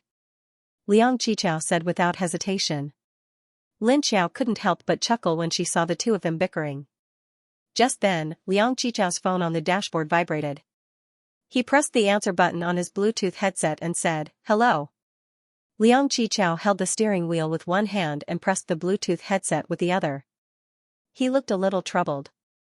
Finally, he said in English, I know. Liang Qichao said, It's okay. There's a social event tonight. I'll ask Dafra to attend on my behalf. Dafra was the deputy manager of Wonderland Farm. She was a native Australian. She was mainly responsible for the farm's external communication, sales channel development, and so on. It was reasonable for her to attend such a social event. However, Xiao Ruofei still frowned slightly and asked carefully, What social event? It should be more important, right? The reason was simple. If it wasn't an important social event, the farm's employees wouldn't have called Liang Qichao directly. Xiao Ruofei also noticed Liang Qichao's awkward look when he answered the phone.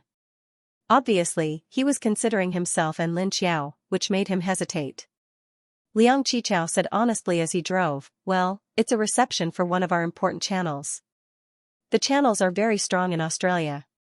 Whether it's the agricultural products or the wine business, we have to have a good relationship with the major channels. Otherwise, we won't be able to sell at all." Xiao Ruofei nodded and said, "Well, I heard that too. It's mainly determined by the consumption habits of the Australian people. A few major supermarket chains have almost monopolized the retail market." "Who says it isn't?" Liang Qichao said with a wry smile, "So it's not easy to get into the farming industry in Australia. I really don't know why the local tycoons are so keen to buy farms here. I know that many of them have lost everything." Xiao Ruofei smiled and said, "Okay. Pull over and stop the car. We're not going to Sydney today." Liang Qichao quickly said, "Ruofei, it's okay. It's the same if Dafra attends the reception on my behalf." Lin Xiao said with a smile, "Brother Liang, Brother Ruofei asked you to stop the car, so stop the car. It's not wrong to listen to the boss." Xiao Ruofei also said, "Since it's a social event for an important channel, as the person in charge of Wonderland Farm, it's better for you to attend in person to show our importance. We're free to go on this trip.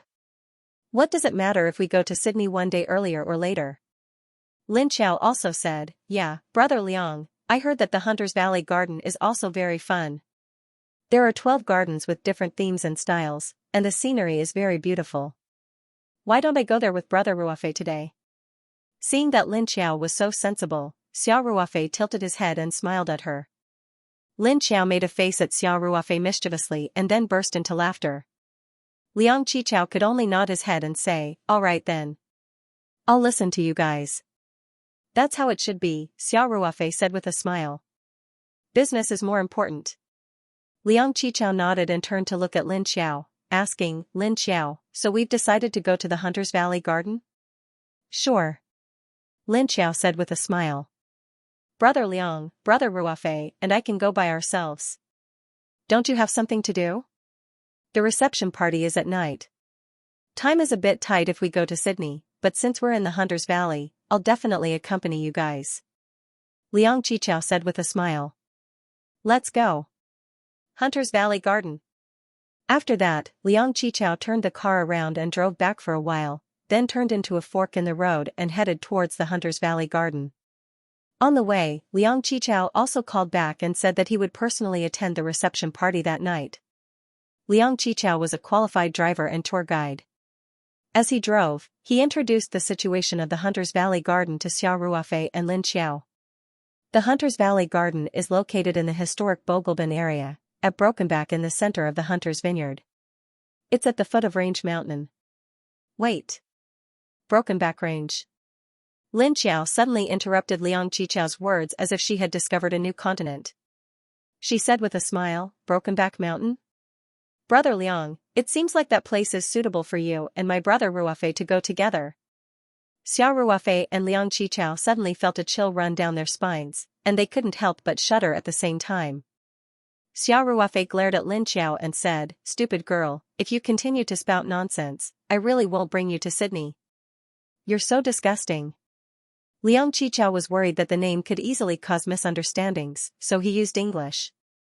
However, Lin Xiao, the representative of the English class, was keenly aware of it.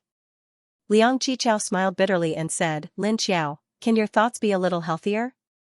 Lin Xiao smiled mischievously and said, "I'm just kidding. You and my brother are pure men. A real straight man, okay?" Xiao Ruofei didn't know whether to laugh or cry.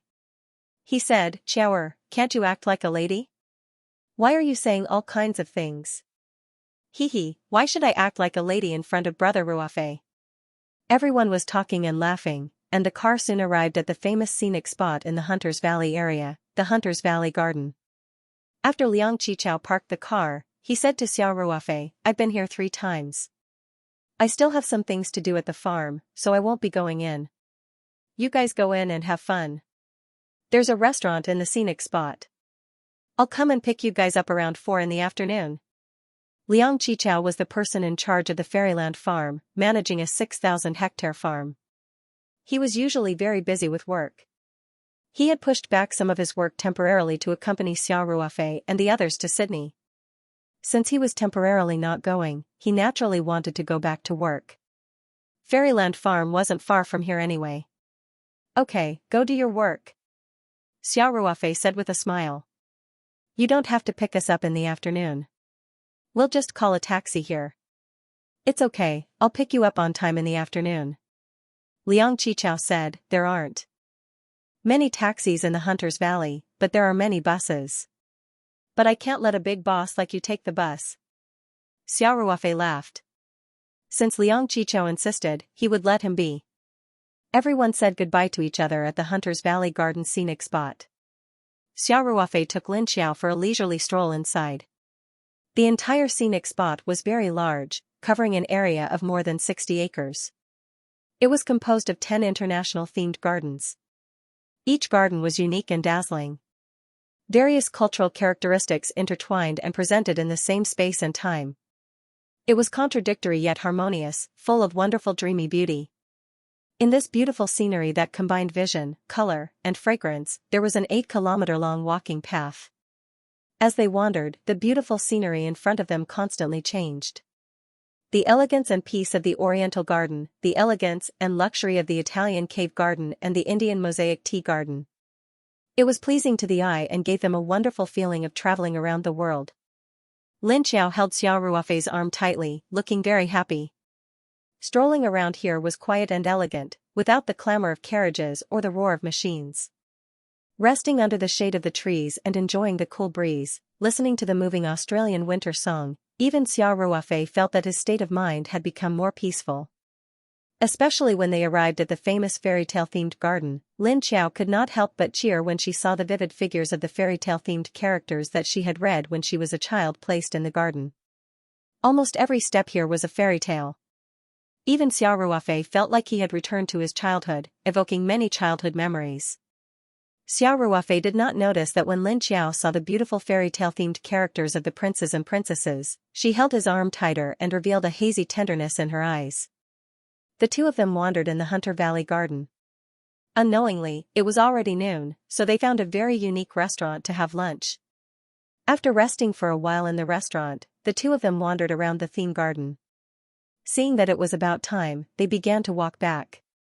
When they were near the exit of the scenic area, suddenly, a somewhat uncertain voice came from behind them, Lin Xiao? The two of them turned their heads to look. Lin Xiao also showed a hint of surprise and shouted, Tan Lily. What a coincidence, you're in Australia too. Xiao Ruofei saw a young man and a young woman standing at the fork in the road. The girl was about 18 or 19 years old, but she was dressed more maturely. It was winter in Australia, but she was still wearing a white t-shirt with a deep V and a thin knitted jacket. The diamond necklace on her white chest was very eye-catching. In addition, she was also wearing a pair of purple high heels. Her face was also covered in thick makeup, especially a layer of blood-red lipstick on her thick lips, which looked a little funny. Xiao Ruofei really did not know what she was thinking when she came out to travel in high heels. There were many places in the Hunter Valley Garden that required walking. Xiao Ruofei was a little puzzled. This girl dressed like this, wouldn't her feet be crippled after walking for 2 kilometers? The man next to Tan Lily was also dressed strangely. He was wearing a Versace suit, a well-ironed tie, shiny leather shoes, and shiny hair. This outfit would not be a problem in any dinner party, but it seemed a little out of place in a tourist attraction. In contrast, Xiao Ruofei and Lin Xiao were dressed much more casually. Both of them were wearing ordinary casual clothes, sweatpants, and flat canvas shoes. Their clothes were second-tier domestic brands, but they were very comfortable to wear. Tan Lily looked at Xiao Ruofei, who was tightly held by Lin Xiao, and then said with a smile, I'm here to travel in Australia. Lin Xiao, is this your boyfriend? I didn't hear that you were in a relationship in school. Xiao Ruofei was about to explain, but Lin Xiao held him even tighter. Her pretty face was slightly red, and then she said, yeah. We're also here to travel during the summer vacation. Xiao Ruofei was stunned. He did not know what Lin Xiao was up to, but since Lin Xiao said so, he definitely could not expose her in front of outsiders, so he smiled at Tan Lily and nodded as a greeting. Tan Lily looked at Xiao Ruofei's ordinary clothes, and the contempt in her eyes disappeared in a flash. Then, she followed suit and held the man's arm tightly. Her swollen breasts were also tightly pressed against him. Tan Lily emphasized the word vacation with a look of superiority on her face. It was as if coming to Australia for a vacation was of a much higher level than Lin Xiao and her boyfriend's vacation. When Tan Lily's boyfriend, Jing Peng, saw Lin Xiao for the first time, he couldn't help but be stunned. To be fair, Tan Lily's appearance was above average. Compared to girls of the same age, her body was obviously more mature. Her curvy figure was enough to make many men fascinated. However, she paled in comparison to Lin Xiao. Although Lin Xiao didn't wear any makeup, her natural beauty and well-proportioned body were much more charming than Tan Lily's. Especially her elegant and refined temperament, it made Tan Lily, who had heavy makeup, pale in comparison. Xing Peng's eyes were burning. He said enthusiastically, "Hello, beautiful. Welcome to Australia for a vacation. I'm very familiar with the Hunter's Valley. If you don't mind, we can have a vacation together." Tan Lily was a little dissatisfied with her boyfriend's behavior. She glanced at Xing Peng and said, "You bastard. Is it not enough to have me? Do you still want to hit on Lin Xiao?" Xing Peng suddenly looked a little embarrassed. He chuckled and said, "Lily, what are you thinking? Isn't Lin Xiao your classmate? I can be considered as half an owner in the Hunter's Valley. What's wrong with taking good care of your classmate?" Lin Xiao looked at Xiao Ruofei uneasily. She was afraid that Xiao Ruofei would be unhappy. Seeing that Xiao Ruofei was standing at the side expressionlessly, she quickly said, "It's okay, it's okay. We're leaving the Hunter's Valley tomorrow." Xiao Ruofei looked on coldly from the side. He couldn't help but frown secretly. This couple was really weird. The word vanity was written all over the woman's face, and the man's behavior was even worse when he saw a beautiful woman. He didn't even bother to hide it when his girlfriend was next to him. This was truly a case of birds of a feather flocked together. Just as Xiao Ruofei was about to leave with Lin Xiao, Tan Lily looked at Xiao Ruofei and asked with a smile, "Lin Xiao, you haven't introduced your boyfriend to me yet. What does this handsome guy do?" Before Lin Xiao could speak, Xiao Ruofei smiled faintly and said, "Hello, Tan Lily. My name is Xiao Ruofei. I have a small company in China." Tan Lily wasn't surprised that Xiao Ruofei said that he started a company in China. After all, those who could travel abroad must have some money. They couldn't be ordinary workers, right? After all, the cheapest discounted air ticket for 2 people would cost more than 10,000 to 20,000 yuan. Of course, according to Tan Lily's judgment, Xiao Ruofei's company was definitely a small one. Even though she had just graduated from high school, the vain her was used to judging people by the brand they wore. Xiao Ruofei, whose entire body was worth less than $1,000, did not look like a rich person. Therefore, Tan Lily felt that Xiao Ruofei was most likely puffing himself up at his own cost. In order to make his girlfriend happy, he took Lin Xiao on a trip abroad. Zheng Peng, who was next to Tan Lily, saw Lin Xiao snuggling up to Xiao Ruofei like a little bird, and he couldn't help but feel jealous. He chuckled and asked, "Little Xia, what kind of business does your company in China do?" Zheng Peng was only 2 years older than Xiao Ruofei. He and Tan Lily were like an old cow eating young grass. However, he casually called Xiao Ruofei Little Xia to deliberately show that he was superior. Xiao Ruofei's mentality was already very calm. He originally didn't want to deal with this pair of weirdos, but considering that Tan Lily was Lin Xiao's classmate, Xiao Ruofei felt that it would be a bit difficult for Lin Xiao if he left in a huff. Therefore, Xiao Ruofei looked at Xing indifferently and said, "My company does agricultural products." Xing Peng's eyes flashed with a trace of contempt. In his opinion, this was obviously a very low-end business. He even secretly speculated that Xiao Ruofei's so-called company couldn't be a retail department that sold grain and oil, right? Xing Peng felt that the possibility was still very high. Wasn't it easy to register a company now? It was said that there wasn't even a need for registered capital in China. It was a pure shell company, and the application was approved in a few days. Thinking of this, Xing Peng said like an old man, "It's not easy to do agricultural products in China. It's not like modern agriculture in Australia. Xiao Ruofei smiled faintly and ignored Xingpeng. He didn't expect Xingpeng to be more enthusiastic. He glanced at Lin Xiao and said with a smile, speaking of which, we can be considered half of the same industry. Our family has a winery in the Hunter Valley that specializes in the wine business. However, this winery was bought by my father for fun. It was mainly for his business friends who wanted to drink wine. Our winery produces it. At this time, Tan Lili seemed to have forgotten that her boyfriend was coveting Lin Xiao. She said coquettishly, Xingpeng, our father is really generous. A few million Australian dollars just for fun? I heard that our winery is going to cooperate with the largest winery in the Hunter Valley, Golden Oak Winery. Its future prospects must be very good, right? Xingpeng couldn't help but look proud, but he was also complaining in his heart. He had only hooked up with Tan Lili 2 months ago. In fact, it was just for fun.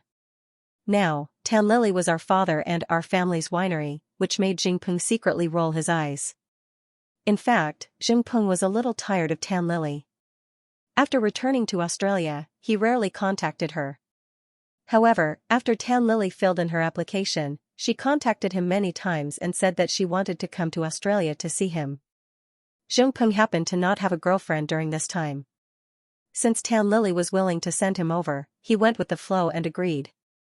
After all, it was only 10 or 20,000 yuan for the plane ticket. After Tan Lili came to Australia, Xingpeng didn't dare to bring her home. He arranged for her to stay in a hotel in a nearby town. Tan Lili had been in Australia for a few days, mainly accompanying Xingpeng in the hotel. Occasionally, she would pester Xingpeng to accompany her. Of course, Tan Lili, who was vain, wouldn't mention this in front of her classmates. Xiao Ruofei and Lin Xiao looked at each other and couldn't help but show a trace of amusement. At Xiao Ruofei's level, he didn't care to flaunt his wealth and compete with others, let alone the other party was just a short-sighted rich second generation. Xiao Ruofei said with a faint smile, then, I wish President Xing a prosperous source of wealth. Tan Lili, we still have something to do, so we'll leave first. You guys have fun. Lin Xiao also smiled and waved at Tan Lili, and then the two of them were ready to turn and leave. At this time, Xingpeng quickly said, wait. Xiao Ruofei couldn't help but frown. This guy was a little too insensible, which made him very unhappy. However, Xingpeng seemed to ignore Xiao Ruofei, this little boss, and said to Lin Xiao with a confident smile on his face, Lin Xiao, you and Lily are classmates, so you're also taking the college entrance exam this year, right? Are you interested in studying in Australia? I still have a lot of connections here. After Xingpeng finished speaking, he stared at Lin Xiao without blinking. He was secretly proud of himself. I don't believe that you won't be tempted. In Xingpeng's opinion, once a girl in the country heard that there was an opportunity to study abroad and emigrate, all the reserved pretenses would fade away and become very enthusiastic. After that, as long as he used a little bit of tricks and supplemented it with money, it would be easy to get them into bed. He had used this trick many times, and it worked every time. Tan Lili's eyes flashed with jealousy. Her grades were very poor, and she didn't even get into the second-tier college entrance exam. After coming to Australia, she had mentioned to Xingpeng several times that she wanted to study in Australia, but Xingpeng always avoided her. She didn't expect that today, Xingpeng would rush to help Lin Xiao apply for studying abroad. How could she not be jealous? Lin Xiao said, thank you, Chief Xing, but I don't have any plans in this area for the time being. After that, Lin Xiao gently pulled Xiao Ruofei, and the two of them turned and walked out of the scenic area. However, Xingpeng didn't give up. He even left Tan Lili behind and chased after them. He smiled and said, Lin Xiao, don't be so quick to reject the opportunity to study in Australia. I say, why are you like this? Xiao Ruofei finally couldn't hold it in anymore. Xiao already said that she's not interested. The opportunity to study in Australia is so good, you can give it to whoever you want. Xiaoxia, how can you say that? Xingpeng's face darkened. How can you be so selfish? Lin Xiao is still young, and she doesn't know how precious the opportunity to study abroad is. Don't you know? I think you're afraid that Lin Xiao will break up with you after studying abroad. That's why you don't want me to continue. Xiao Ruofei was so angry that he laughed. He really didn't know what to say to such a weirdo. When Xiao Ruofei was stunned, Jing Peng thought that Xiao Ruofei was speechless. He couldn't help but show a hint of pride. He continued to say to Lin Xiao, the higher education in Australia is much better than in China.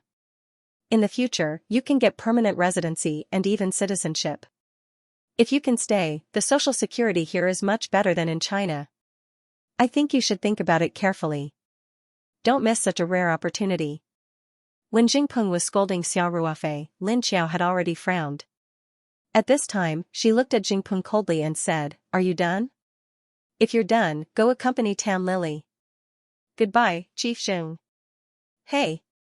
Lin Xiao, think about it again. As Jing Peng spoke, he reached out to grab Lin Xiao. At this time, a hand reached out from the side and grabbed his wrist tightly like an iron hoop.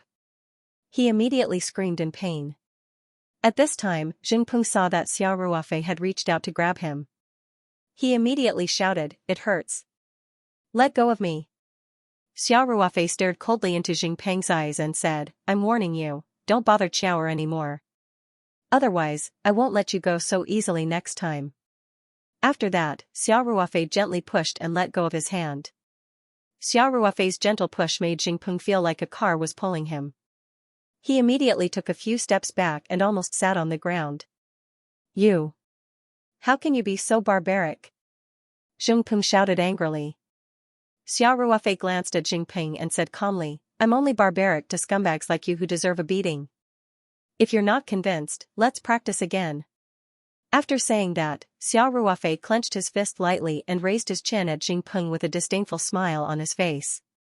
Jing Peng suddenly felt cold all over when he was stared at by Xiao Ruofei, as if his blood had frozen.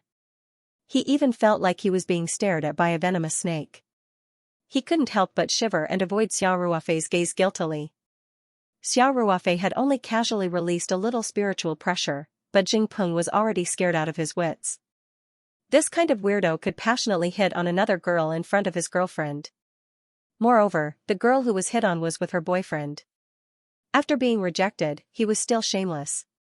It could be seen how bad his character was. Xiao Ruofei naturally wouldn't be nice to such a person. "Xiaoer, let's go," Xiao Ruofei said calmly. "Okay." Lin Xiao nodded heavily. She didn't even look at Jing Peng as she held on to Xiao Ruofei's arm tightly. Her entire body was almost leaning on Xiao Ruofei, just like a couple in love. Jing Peng originally wanted to say a few words to save his face, but after being glanced at by Xiao Ruofei's bone-chilling gaze, he couldn't say a word. He could only watch as Xiao Ruofei and Lin Xiao turned around and left. Tan Lily's expression didn't look too good either. She couldn't help but mock Jing Peng when she saw how dejected he looked. Lin Xiao is a top student. She scored more than 600 points in the college entrance exam. She was already accepted by Egret Island University. Do you think she'll be interested in some random university in Australia? Jing Peng smiled embarrassedly. "Lily, I'm just trying to help her because of you.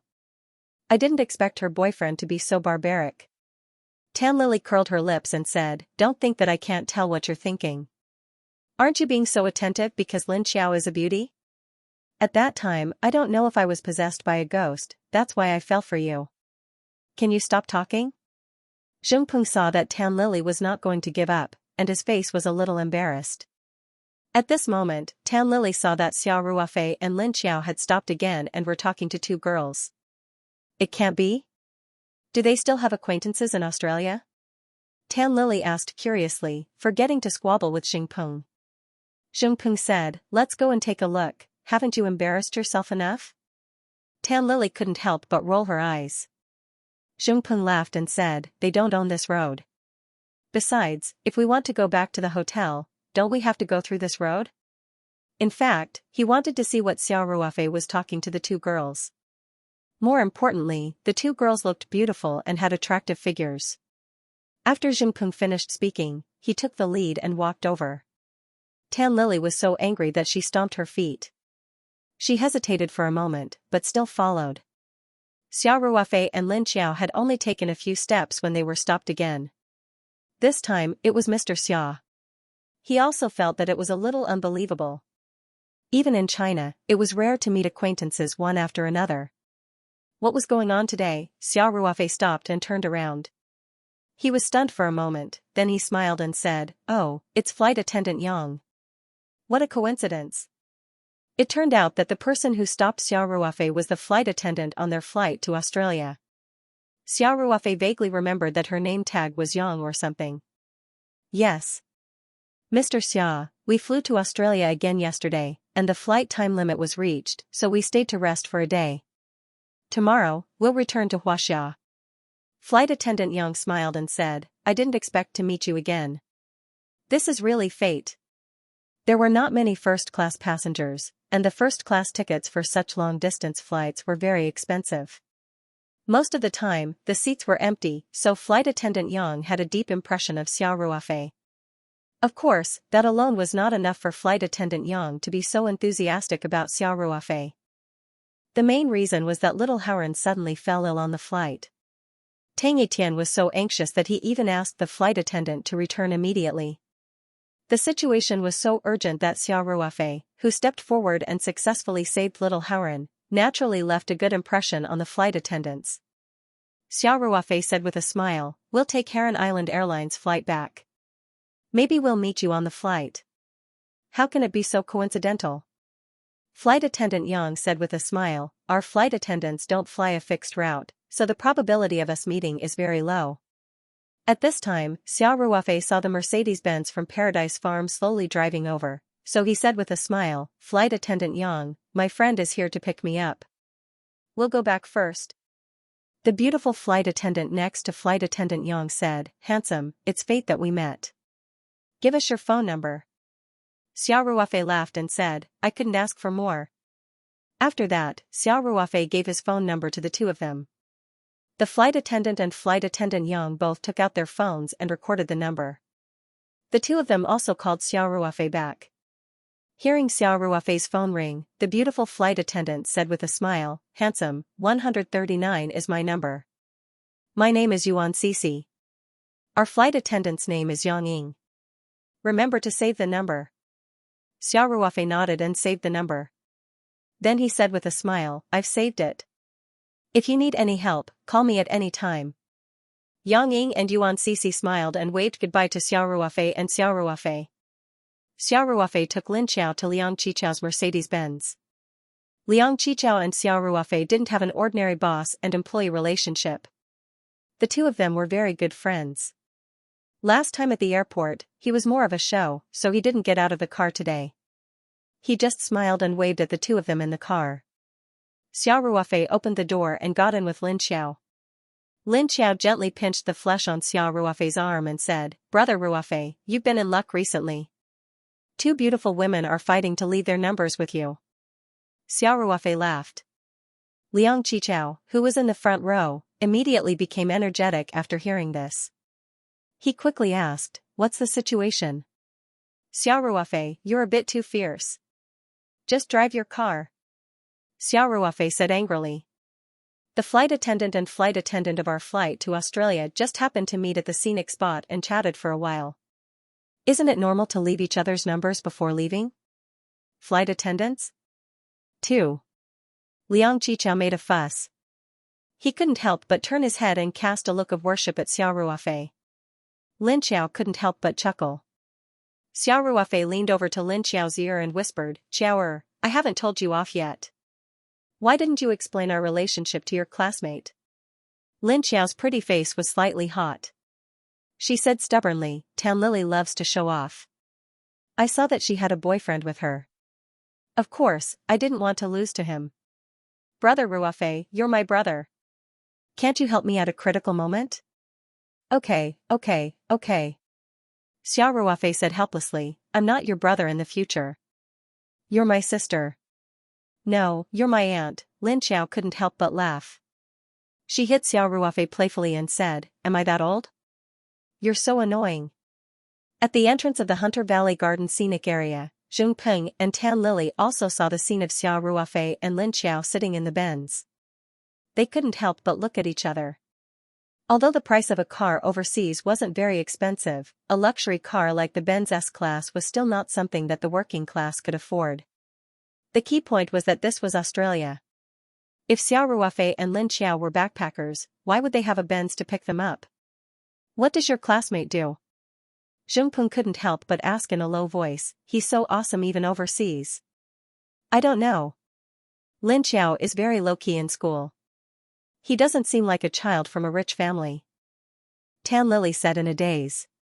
She rolled her eyes and walked in front of Yang Ying and Yuan Sisi. She smiled and asked, hello, are you also Xiao Ruofei and Lin Xiao's friends? Yang Ying and Yuan Sisi were about to leave in the car when they suddenly heard someone greeting them in Chinese. They stopped in their tracks. Yang Ying said with a little surprise, are you also Mr. Xiao's friends? Then she smiled and said, we're from Heron Island Airlines. We met Mr. Xia on the plane. I don't think we're friends.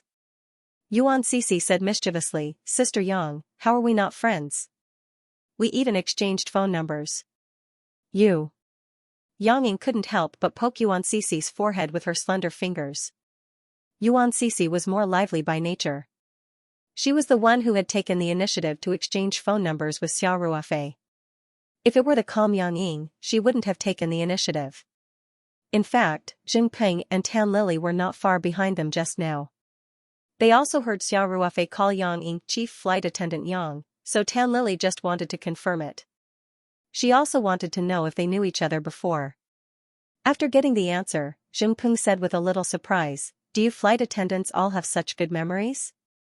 You fly every day, and there are at least 200 to 300 people on each flight. You can all remember their names? Yuan Sisi pursed her lips and said, there are many passengers on the plane, but there are only a few first-class passengers. Also, Xiao Ruofei is a handsome guy. Of course we can remember. First class. Zheng Peng couldn't help but be shocked. He often traveled between China and Australia, so he was very familiar with the air ticket market. He knew that Heron Island Airlines flight went directly from Sanshan to Sydney. The air ticket price was very expensive, and the first-class ticket was even more outrageous. A single trip would cost at least 20,000 yuan. Even he couldn't bear to take the first-class ticket. At most, he would grit his teeth and buy a business-class ticket for the sake of comfort. When Tan Lily heard that Lin Xiao came to Australia in first class, she couldn't help but feel lost. She was a very vain person. This time, she came to Australia for a vacation and showed off to her classmates a few days in advance. She didn't expect Lin Xiao to come to Australia without a word, and in the most luxurious first-class cabin. Tan Lily thought about how she was squeezed in the economy class, and how she had to transfer planes twice. It took her more than 20 hours to get to Australia. She couldn't help but feel wronged. She couldn't help but look at Zheng Peng resentfully. Actually, her relationship with Lin Xiao in school was quite ordinary. They didn't even add each other on WeChat. Otherwise, not only would she see Lin Xiao's luxurious first-class cabin on his WeChat moments, but she would also see Lin Xiao and the world-class celebrity Jennifer's photo. If Tan Lily knew that Lin Xiao and Jennifer were as close as sisters, she would be so shocked that her jaw would drop. Zheng Peng didn't have the mood to hit on the pretty girl. He pulled Tan Lily and Yang Ying to say goodbye and left the Hunter Valley garden. The two of them sat in the Ford that Zheng Peng drove. Neither of them was in the mood to talk. Zheng Peng rubbed his wrist as he drove. Not only did he lose face today, but his wrist was also swollen from being pinched by Xiao Ruofei. He was full of resentment. After a while, Zheng Peng finally couldn't stand Tan Lily's resentful expression. He couldn't help but say, Lily, don't be unhappy, humph.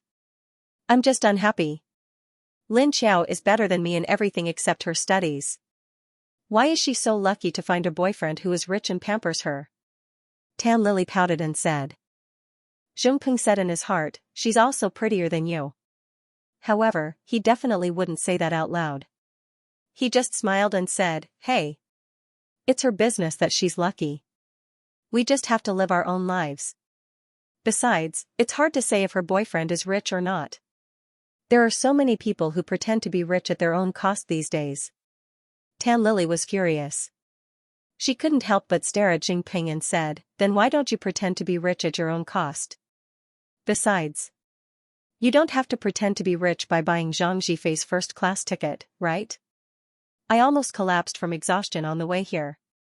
Also, Tan Lily couldn't help but glance at Jingping and said, "What's wrong with you today? You can't move when you see a pretty girl? Let me tell you, if you dare to let me down, I will die in front of you." Jingping felt sick in his heart. If it weren't for the fact that Tan Lily was quite obedient in bed and that he hadn't made friends with other women recently, he really didn't want to coax this vain woman. But he wasn't bored coaxing her. Jingpeng as he drove, he touched Lily's z's, and said, "Don't be angry. Isn't it because she's your classmate, that's why I'm talking to her a little more? How could I take a liking to that petite body of hers? I'd like mature women girl t. Me s Zhang, ts, of course it's true. If you don't believe me, you can touch it." Jingpeng said with a smirk, "It's ready to move again, you're so annoying." Tan Lily patted Jingpeng's little brother gently. "Baby, don't be angry." Jingpeng said, "Don't you always want to live in the upper class? There's a high-class reception party tonight. I'll take you there to see it." "Really?" Tan Lily suddenly became interested. She glanced at Jingpeng and asked, "Aren't you afraid of your parents?" Jingpeng said indifferently, "They're going to Canberra for business today. I'm the representative of the winery. Isn't it normal to bring a female companion? Just tell me if you want to go or not." "Of course I want to go." Tan Lily was overjoyed. She didn't care about being angry with Jingpeng at all. She even leaned over and kissed Jingpeng's face. She said sweetly, "Darling, thank you." Jingpeng laughed and said, "Baby, if you want to thank me, then take some practical actions." Tan Lily blushed and whispered, "You're being naughty again. Didn't you say there was a party tonight? It's late now. I have to go back to the hotel to change into formal clothes. Time is like a woman's cleavage. It's still crowded." Jingpeng said with a smirk, "For example, aren't you free now?" Tan Lily's eyes widened. "Don't you want to?" Now, Jingpeng put his hand behind Tan Lily's head and said, "Lily, you don't want me to go to the party, do you? What if I'm seduced by a foreign girl? Come on." After that, Jingpeng gently pressed Tan Lily's head to his lower abdomen. "You bastard." Tan Lily scolded him in a sweet voice. Then, she lowered her body and moved between Jingpeng's legs. In the Mercedes-Benz, Liang Qichao said while driving, "By the way, Ruofei, I'm afraid you'll have to attend the party tonight." After that, Liang Qichao took an invitation from the center console and handed it to the back seat. Xia Ruofei was puzzled and asked, "You're the person in charge of Fairyland Farm. No matter how high the standard of this party is, it's enough for you to attend." Liang Qichao said with a smile, "Open it and see." Xia Ruofei opened the invitation in confusion. Then, he showed a look of understanding. This invitation was sent to Wester Winery. Liang Qichao said, "Uncle Carter sent this to the farm at noon. He and Aunt Cabelli are flying to Melbourne in the afternoon, so they can't attend this party. So, they have to invite you, the behind-the-scenes boss, to attend." Xia Ruofei said with a smile, "It doesn't matter if I attend this kind of reception party or not, right? Wester Winery is about to change its business, and its main market in the future may not be in Australia." At this time, Lin Qiao snatched the invitation from Xia Ruofei's hand. She glanced at it and said, "Brother Ruofei, why don't you go? You can eat and drink for free, and you don't have to pay anything. Just take it as seeing the world." "Pay anything?" Xia Ruofei didn't know whether to laugh or cry. Let's go, let's go." Lin Qiao shook Xia Ruofei's arm and said, "I haven't attended such a high-end party before. Bring me there to broaden my horizons." Xia Ruofei asked helplessly, "Brother Liang, can I bring a female companion?" "Of course." Liang Qichao said, "If Lin Qiao attends, she will definitely overshadow those foreign girls." Xia Ruofei looked at Lin Qiao lovingly and said, "Okay. Let's go together." "Yeah. Brother Ruofei is the best." Lin Qiao raised her arms and cheered. Xia Ruofei was also helpless with Lin Qiao. He smiled bitterly and shook his head. Since she wanted to go, he would go. Anyway, there was nothing to do at night, and the nights at Fairyland Farm were very quiet. For young people, it was indeed a bit lonely. No wonder Liang Qichao said that it was good to travel and have a vacation in an environment like Fairyland Farm. If you stayed here for a long time, you wouldn't be able to stand it. The reception party was held at the Pagalban Spicer Vineyard Hotel in the Hunter Valley. The hotel was only a 20-minute drive from Fairyland Farm, so Xiao Ruofei and the others had plenty of time. For an occasion like the reception party, they definitely had to wear formal clothes. Xiao Ruofei had ready-made clothes. When he went to the truffle auction in Shenzhen, Ma Xiong had asked someone to prepare 2 suits from Brioni, an Italian high-end men's clothing brand, for Xiao Ruofei in advance. Each suit was sold for more than $5,000, so it was more than enough to attend such an occasion. Moreover, this brand's suits were not as well known as those from big brands like Versace and Armani. Even the logo was embroidered on the inner lining of the suit. If one wasn't familiar with high-end custom-made brands, they wouldn't be able to tell at all. It was quite low-key, which was also in line with Xiao Ruofei's style. Lin Xiao was just a girl who had just graduated from high school. She didn't have formal clothes, but that wasn't a problem. The Hunter Valley was a tourist attraction, so there were naturally many shopping centers. Because of the increasing number of rich people in Huaxia, some luxury shops that specialized in Huaxia emerged. It was easy to buy a suit. On the way back to the farm, they turned into a shopping mall. After a few tries, they bought Lin Xiao an evening gown. The evening gown was from Chanel. She would be wearing it at night, so there was no time to tailor it. However, after careful selection, this evening gown was very suitable for Lin Xiao. After everyone returned to the farm, Xiao Ruofei and Lin Xiao went back to their respective rooms. After walking in the Hunter Valley garden for half a day, they both needed to take a shower first. Clothes make the man. Xiao Ruofei usually liked to dress casually, so he looked a little casual. However, after changing into a fitting high-end suit, his temperament was completely different from usual. There was some restrained luxury. At the same time, his lazy smile gave people an inexplicable sense of affinity. Girls always took longer to dress up. Xiao Ruofei and Liang Qichao waited downstairs for about half an hour before they heard footsteps coming from the stairs. Xiao Ruofei raised his head and looked towards the stairs. Coincidentally, his eyes met Lin Xiao's as she walked down the stairs. When they saw each other, their eyes couldn't help but light up. It was Lin Xiao's first time seeing Xiao Ruofei dressed so formally. When Xiao Ruofei, who was wearing a dark gray suit, looked at her, she actually felt her heart race. When Xiao Ruofei saw Lin Xiao in the evening gown, he couldn't help but feel amazed. Although the evening gown was chosen together with Xiao Ruofei, Lin Xiao had just finished showering and put on the crystal shoes. Her temperament was completely different from when she tried it on in the Chanel store. She was wearing a white strapless dress with a short velvet shawl jacket. The exquisite hem of the dress accentuated her fair legs. She wore a lotus-colored top hat on her head. Under the brim of the hat were clear and bright eyes and curved eyebrows. She looked lovely and charming with a hint of playfulness. Her long eyelashes trembled slightly. Because Xiao Ruofei was looking at her, the girl's face showed a hint of shyness. Liang Qichao couldn't help but exclaim in his heart, "This is what a perfect match looks like." In comparison, although he was also wearing an Armani suit, his slightly bloated body couldn't make him look classy. Instead, he looked like a nouveau riche. Liang Qichao couldn't help but feel depressed. Comparisons were odious. Lin Xiao's face had a hint of shyness. She said coquettishly, "Brother Ruofei, what are you looking at? Don't you recognize me?" Xiao Ruofei came back to his senses and smiled. "I almost couldn't recognize you. Our Qiaoer looks so beautiful in an evening gown." Lin Xiao was delighted. It was as sweet as honey. She blushed and smiled at Xiao Ruofei. She lifted the hem of her dress and walked down the stairs. "Brother Ruofei, you have such a sweet mouth. Did you trick sister-in-law like this?" Lin Xiao walked up to Xiao Ruofei and smiled. "What do you mean by trick?" Xiao Ruofei said, "Xianxia and I are in love. We're childhood sweethearts, okay?" Liang Qichao couldn't help but give Xiao Ruofei a thumbs up in his heart when he saw him talking about his girlfriend in front of a beauty. Xiao Ruofei was a little slow in this aspect.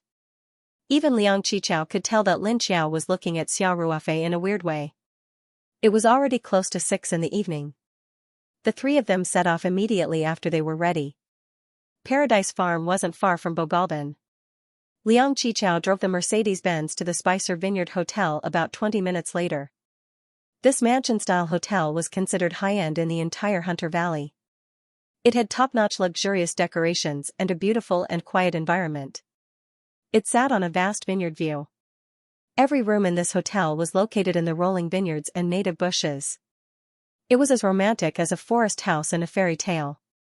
In order to provide the most private and comfortable living experience, the hotel only had 8 rooms.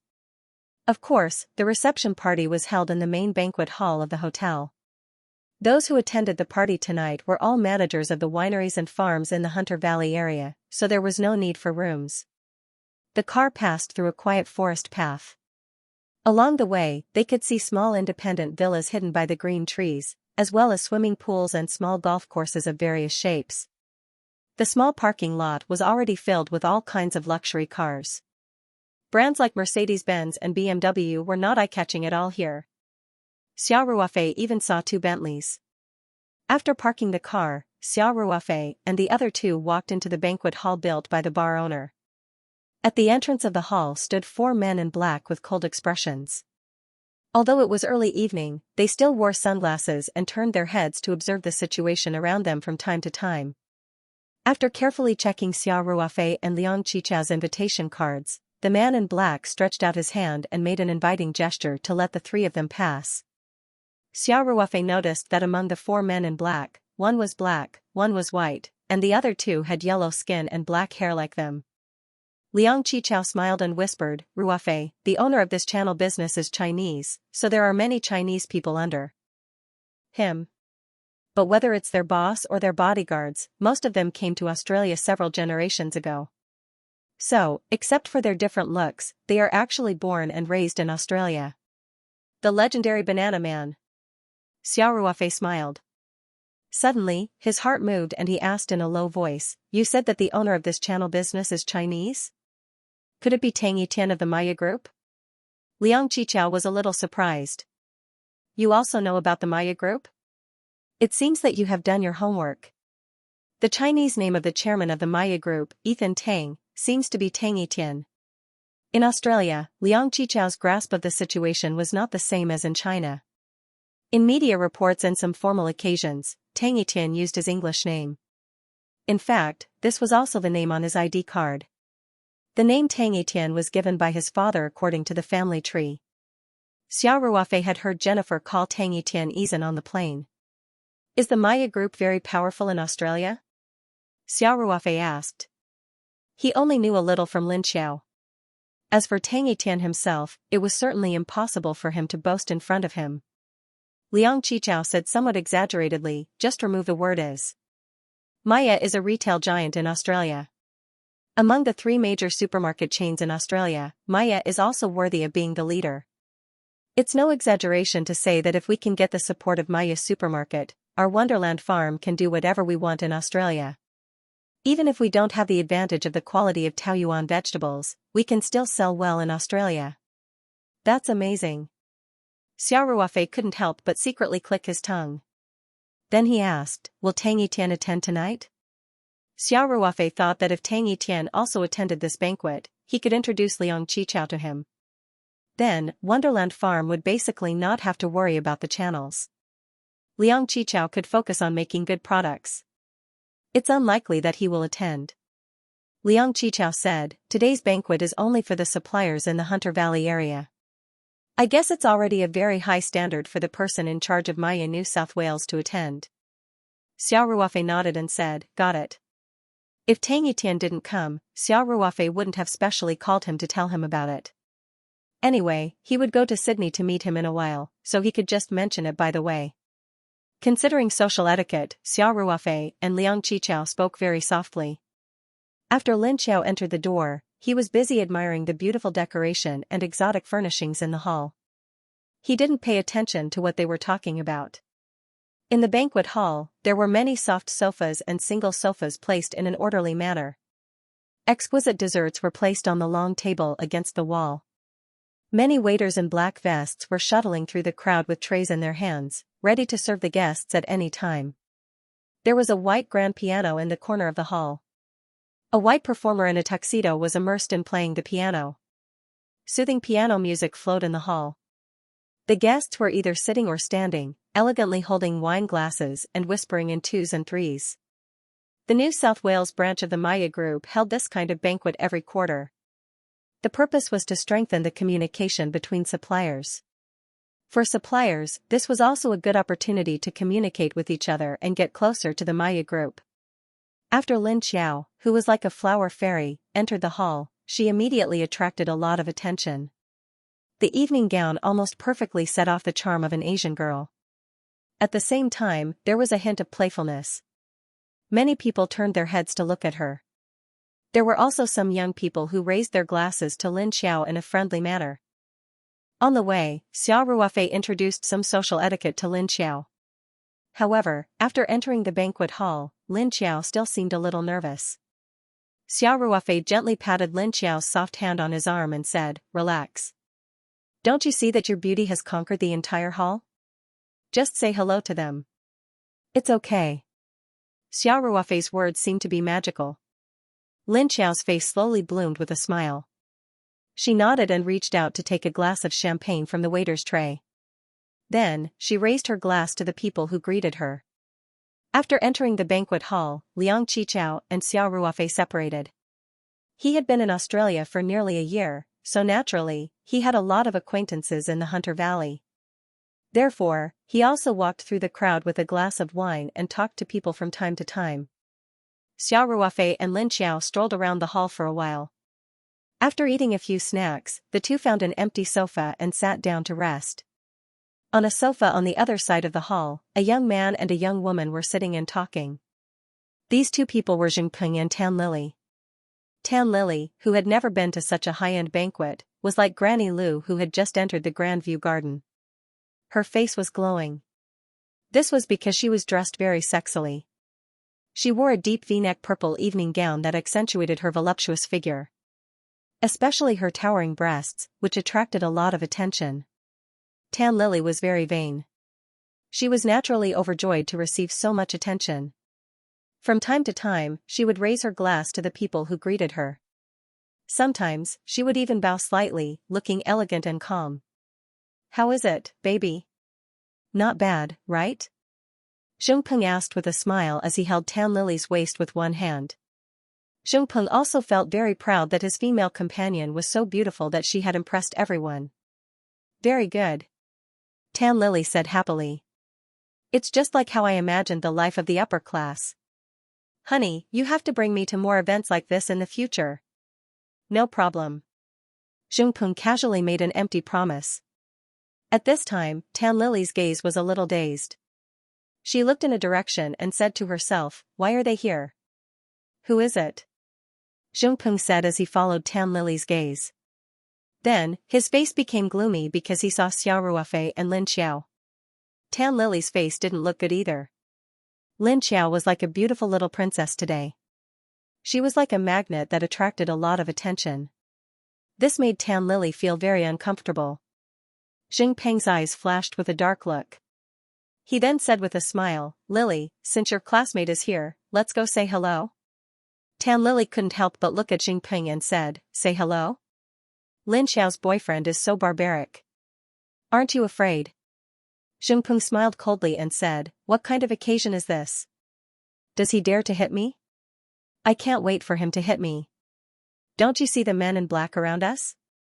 Let me tell you, they are real people from the Chinese society." Speaking of this, Xingpeng seemed to be a little unsatisfied. He paused and continued, "Have you heard of the Vigilante Association?"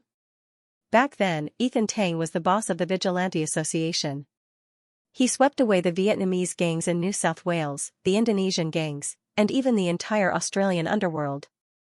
Now, although Ethan Tang has cleared his name, whoever dares to cause trouble in his place is like holding a lantern in the toilet. They are looking for death.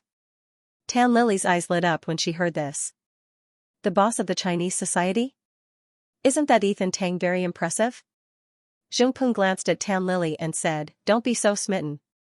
People like Boss Tang are not people we can come into contact with. Let's go and say hello. I want to find out more about him." "Find out what?" Tan Lily asked, puzzled. When Xiao Ruofei was talking to Lin Xiao in a low voice, Tan Lily's voice came from the side, Lin Xiao. The two of them turned their heads and saw Jingpeng and Tan Lily walking over with wine glasses in their hands. Jingpeng avoided Xiao Ruofei's gaze, but he quickly regained his composure. When he saw Lin Xiao, who looked like a flower fairy in a white gown, he couldn't help but have a burning desire in his eyes. Xiao Ruofei frowned slightly. Jingpeng's burning gaze disappeared in a flash, but how could Xiao Ruofei not notice it? In fact, Xiao Ruofei's five senses were very sharp now. He had already noticed Jingpeng and Tan Lily not long after entering the banquet hall. However, he didn't want to talk to them at all. He didn't expect them to take the initiative to approach him. Seeing Tan Lily sitting down on the sofa with a smile on her face, Lin Xiao forced a smile and greeted them. Xiao Ruofei nodded slightly. Jingpeng was relieved. He was sure that Xiao Ruofei wouldn't dare to be rough in such an occasion. The trace of cowardice just now disappeared without a trace. Jingpeng held his wine glass and showed a smile that he thought was charming. He asked, Xiaoxia, I didn't expect to see you here again. Tonight's banquet is hosted by the Maya Group to entertain the suppliers in Hunter Valley. Do you have a business in Hunter Valley too? Xiao Ruofei glanced at Jingpeng and said, I bought a winery not long ago. Do you have any advice for me, Mr. Jing? Xiao Ruofei's casual tone was exactly the same as Jingpeng's in the garden in Hunter Valley in the afternoon. Jingpeng's face froze a little. Then, he pretended to be very interested and quickly asked, Really? Seems like we're in the same business. My family's Wilkinson winery is ranked pretty high in Hunter Valley. Maybe we'll have a chance to work together in the future. By the way, I almost forgot to ask. Xiaoxia, which winery did you buy? There are over 100 wineries in the Hunter Valley. I've heard of almost all of them. Xiao Ruofei said indifferently, West Winery. Have you heard of it, Chief Xing? Westland Winery? Jingpeng pretended to be deep in thought. After pondering for a while, he said, I seem to have an impression of it. As far as I know, it should be a small winery, right? But Xiaoxia, it's not bad for you to own a winery in Australia at such a young age. Jingpeng spoke like an old man, as if his family's Wilkinson winery was superior. He didn't know that the Wilkinson winery was his father's property. He was just a rich second generation, while Xiao Ruofei had bought a winery with his own ability. The corners of Xiao Ruofei's mouth curled up slightly. He didn't answer Jingpeng's question. At his level, he simply disdained to compete with Jingpeng for this kind of limelight. In his opinion, this was a very childish action. Jingpeng, however, felt very proud. He continued to speak in a guiding tone, Xiaoxia, it's not easy to run a wine business in Australia now. Especially a small winery like yours. Your brand is not well known, your production is limited, and your channels are very strong. It must be very difficult for you to survive, right? I'll go back and talk to my father. He'll take care of you in the business. After all, we're all from Huaxia. After Jingpeng finished speaking, he couldn't help but glance at Lin Xiao. He felt that his image had improved a lot. It was as if he was saying, don't be fooled by your boyfriend who looks rich. He's still a far cry from me. Lin Xiao, however, ignored Jingpeng. She held Xiao Ruofei's arm tightly from the beginning to the end, as if all her attention was on Xiao Ruofei. Xiao Ruofei smiled non-committally and said to Lin Xiao, Xiao, are you hungry? Do you want me to get you something to eat? Lin Xiao raised her face slightly and said with a sweet smile, okay. Let's go together. When Jingpeng saw that the two of them were ignoring him, he couldn't help but feel a little angry. There was a bit of resentment in his eyes. At this time, a voice sounded, beautiful Oriental lady, may I have the honor of being friends with you? Tan Lily's eyes couldn't help but light up, but soon dimmed because she saw a tall and handsome Caucasian man smiling at Lin Xiao. Before Xiao Ruofei and Lin Xiao could speak, Jingpeng showed a hint of surprise and shouted, Mr. Brody. Hello, hello. The Brody that Jingpeng had recognized was about 27 or 28 years old. He had a handsome appearance and a head of dashing blonde hair. He wore a navy blue custom-made chiton suit that fit him perfectly, accentuating his tall figure and noble temperament. Brody looked at Jingpeng and obviously didn't recognize him. In the eyes of Westerners, all Asians looked the same. Of course, beautiful women were an exception. Xingpeng quickly introduced himself. Mr. Brody, I'm Xingpeng from the Wilkinson Winery. Xing Daming is my father. We had a meal together 2 days ago. Brody showed a look of realization and said with a reserved expression, "Oh. So you're Mr. Zhang's son?" "Yes." "Mr. Brody, hello." Xingpeng suddenly felt very proud and hurriedly bowed to greet him. Brody's attitude was neither warm nor cold. His attention was mainly focused on Lin Xiao. Soon, Brody asked, "Xing, is this beautiful lady your Huaxia friend? Can you introduce her to me?" Xingpeng nodded repeatedly. Even a fool could see that Brody was very interested in Lin Xiao. Originally, Xingpeng also had thoughts about Lin Xiao, but now he didn't even dare to think about it. He quickly said, Of course.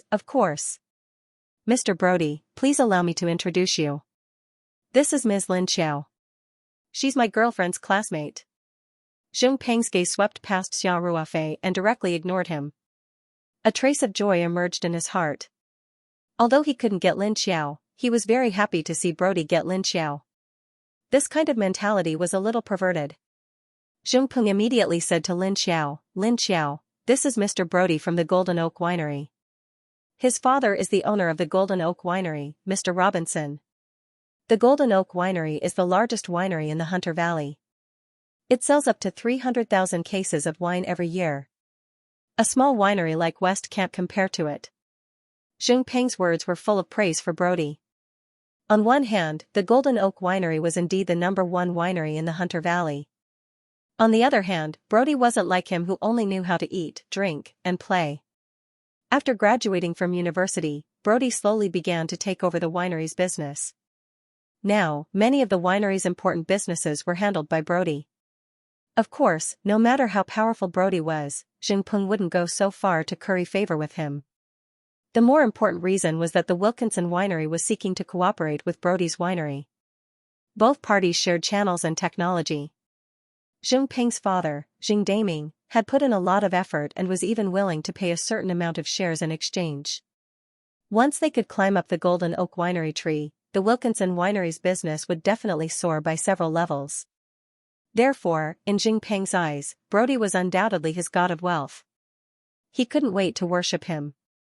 In order to show his respect for Brody, Xingpeng introduced Brody to Lin Xiao in English. When Brody heard the name West Winery, he couldn't help but frown and ask, "West Winery? Are there people here too?" A few days ago, his father, Robinson, had bought West Winery. Originally, it should have been a sure thing. He could have bought the winery at a very low price, but he didn't expect it to be intercepted. Therefore, when he heard the name West Winery, Brody subconsciously frowned. Xingpeng was stunned. He pointed at Xia Ruofei and said, "Mr. Brody, little Xia said that he bought West Winery a few days ago, but I can't verify whether this is true or not." Brody narrowed his eyes and looked at Xia Ruofei. He said lightly, "It should be true. My father told me that a person from Huaxia bought West Winery for 2 million Australian dollars. As far as I know, Old West's asking price was only 1.8 million Australian dollars. Xingpeng exclaimed exaggeratedly. He looked at Xia Ruofei as if he was looking at a fool and said, "Why?" The other party asked for 1.8 million Australian dollars. Why did he buy it for 2 million Australian dollars in the end? Brody shrugged and said, "I really can't understand. I think, only a stupid person from Huaxia with a lot of money would do such a stupid thing." "Oh, Zheng, don't misunderstand. I'm not talking about you." Although Brody said this, there was no sincerity in it. His face was full of disdain. Xingpeng, however, said submissively, "Yes. Even Tan Lily couldn't help but frown slightly. However, when she thought of Brody's identity, she didn't dare to say anything. At this time, Xia Ruofei said coldly, "A stupid person with a lot of money? Huaxia people at least know what friendship is. They won't take advantage of old acquaintances when they're in trouble and deliberately lower the price to take advantage of them." A trace of anger flashed in Brody's eyes. He narrowed his eyes and looked at Xia Ruofei. He said coldly, "Huaxia man, you've successfully angered me. I think my father would be happy to suppress your pitiful West Winery in business." I hope you didn't put all your money on it. Otherwise, be prepared to go bankrupt. Australian, although you're so weak that you can't anger me at all, you're really annoying. Xiao Ruofei said without backing down. Go back and tell your father that Golden Oak Winery will close down because of your stupidity. Brody was stunned for a moment. Then, as if he had heard the funniest joke in the world, he laughed so hard that he couldn't breathe. Xiao Ruofei, on the other hand, looked coldly at Brody, who was laughing hysterically, with no expression on his face. After a while, Brody sneered and said, Stupid Huaxia man, do you think you're Ethan Dunn? Do you know how big our Golden Oak Winery is? How dare a small West winery challenge us? Who gave you such courage? Brody's arrogant laughter came to an abrupt halt as if his throat was being choked. He looked doubtfully at Liang Qichao, who had just walked over with a gloomy face, and a hint of fear flashed in his eyes. Brody naturally knew Liang Qichao's identity. Fairyland Farm was one of the top quality farms in the Hunter Valley. It covered an area of 6,000 hectares, which was equivalent to dozens of Golden Oak wineries. Of course, farms and wineries had different business models, and they couldn't be judged just from the area they occupied. What really made Brody fearful was Fairyland Farm's background. All the farm owners and winery owners in the Hunter Valley knew that although Fairyland Farm was an independent company, it was backed by America's Xingbang Corporation. Compared to the Xingbang Corporation, which was worth tens of billions of dollars and was like a financial aircraft carrier, Golden Oak Winery was like an ant in front of an elephant. Of course, the Xingbang Corporation was the Xingbang Corporation, and Fairyland Farm was Fairyland Farm. The two were only related and couldn't be compared. Moreover, although the Xingbang Corporation had been doing global business, its headquarters were far away in the United States. In Australia, especially in the Hunter Valley, their influence naturally couldn't be compared to the United States. Therefore, Brody wasn't scared witless by Liang Qichao's words. He frowned slightly and asked, Liang, I didn't offend Fairyland Farm. Is he your friend? Liang Qichao was not far away. He immediately walked over when he saw the tense situation. He also heard Brody humiliating Huaxia's people, so he didn't give Brody any face. Liang Qichao said coldly, Brody, I have to correct you. Mr. Xiao Ruofei is not only my friend, but also a major shareholder of Fairyland Farm. Therefore, I don't think so when you say you didn't offend Fairyland Farm. Liang Qichao's words were like thunder. Not only was Brody dumbfounded, but Jingping and Tam Lily beside him were also shocked. Their eyes were wide open, and their mouths were wide open like two clay sculptures. Fairyland Farm was very famous in the Hunter Valley, and it was also one of the few farms and wineries that weren't open to visitors. Even Tam Lily heard that the owner of Fairyland Farm was a super rich man. He bought the farm casually, so it was like private property, unlike other farms and wineries that were open to visitors. Now that Liang Qichao said that Xiao Ruofei was a major shareholder of Fairyland Farm, could he be that super rich man? Even if he wasn't, he must be very close to that super rich. Zhongpeng and Brody both knew that Wonderland Farm was backed by Xingbang Corporation, so they couldn't help but shudder. Is big. Is big. Is big. Some people could only see that others were in the wrong, and they were always right. Liang Qichao said coldly, You'll find out soon enough whether I'm talking big or not. By the way, I forgot to tell you that Mr. Xia is not only a major shareholder of Fairyland Farm, but he's also friends with Mr. Tang He from Xingbang Corporation. I think as long as Mr. Xia asks, Mr. Tang He will be happy to help him swat some annoying flies. Brody's heart sank. If the Xingbang Group really wanted to deal with a mere Golden Oak Winery, it would be as easy as blowing off dust. The resources that such a behemoth could mobilize were simply too terrifying. They simply had no chance of resisting. Brody's expression changed several times.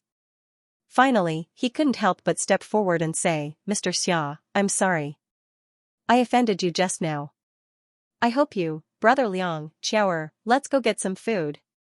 Xiao Ruofei didn't even look at Brody. He turned around and left with Liang Qichao and Lin Xiao, leaving Brody standing there in a daze, his face alternating between red and white.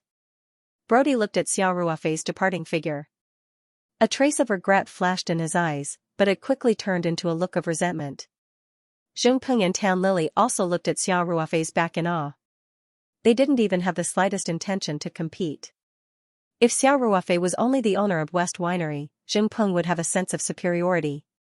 After all, Wilkinson Winery was bigger.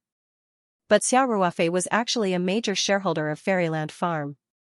He was even friends with a legendary tycoon like Tang He. In that case, Wilkinson Winery wasn't even worth mentioning in his eyes. After a while, Xingpeng said carefully, "Mr. Brody, I think they're deliberately scaring you. Even if Xingbang Corporation really wants to deal with Golden Oak Winery, it won't be that easy. This isn't America. Golden Oak Winery is in the wine industry. It doesn't have any business overlap with Xingbang Corporation." Brody nodded and said, "Yes. I don't believe that Huaxia man has such a big influence. Tang He wouldn't use such a huge amount of resources to deal with our winery for such a young man. It's impossible." Brody seemed to be talking to Xingpeng, but it sounded more like he was cheering for himself. "Yes, yes, yes. He must be bluffing," Xingpeng quickly echoed. Brody glanced at Xingpeng and said lightly, "Xing, I'm a little tired. I need to rest for a while." "Excuse me." Xingpeng quickly nodded and bowed. Okay. Take care, Mr. Brody." On the other side, Liang Qichao asked, "Ruofei, why did you quarrel with that Brody?" Xiao Ruofei said lightly, "He hit on Xiao as soon as he came up, and then his words were very contemptuous of us Huaxia people. He even said that he would make my West Winery go bankrupt. I couldn't help but scold him a little." Lin Qiao also said angrily, "I don't think that father and son are good people. Brother Ruofei, I almost couldn't help but scold him a little just now." Xiao Ruofei said with a smile, "This kind of thing can be handled by your brother. You have to pay attention to your image of a lady. No way. If he was shameless enough to pester us again, I would have scolded him a little," Lin Qiao said with a pout. Lin Qiao only found Brody's undisguised lust a little annoying, but he mocked Huaxia people and threatened Xiao Ruofei. Lin Qiao hated him from the bottom of her heart. Liang Qichao's eyes also flashed with a trace of coldness. He asked, "Ruofei, do you want me to report this to Grandpa?" Xiao Ruofei smiled and waved his hand. "Not for the time being. It's just a Golden Oak Winery. It's not enough for Mr. Tang to get involved personally." Liang Qichao was stunned for a moment and said, "Do you have other ways? This is Australia, not China. Also, although Wonderland Farm is much bigger than Golden Oak Winery, strictly speaking, we are not in the same industry. It won't be easy to deal with their winery. On the other hand, if Golden Oak wants to deal with your West Winery, you won't be able to avoid it." Xiao Ruofei said with a smile, "Don't worry. When I really need help, I won't be polite to Mr. Tang, and I won't be polite to you either." "That's good," Liang Qichao said with a grin.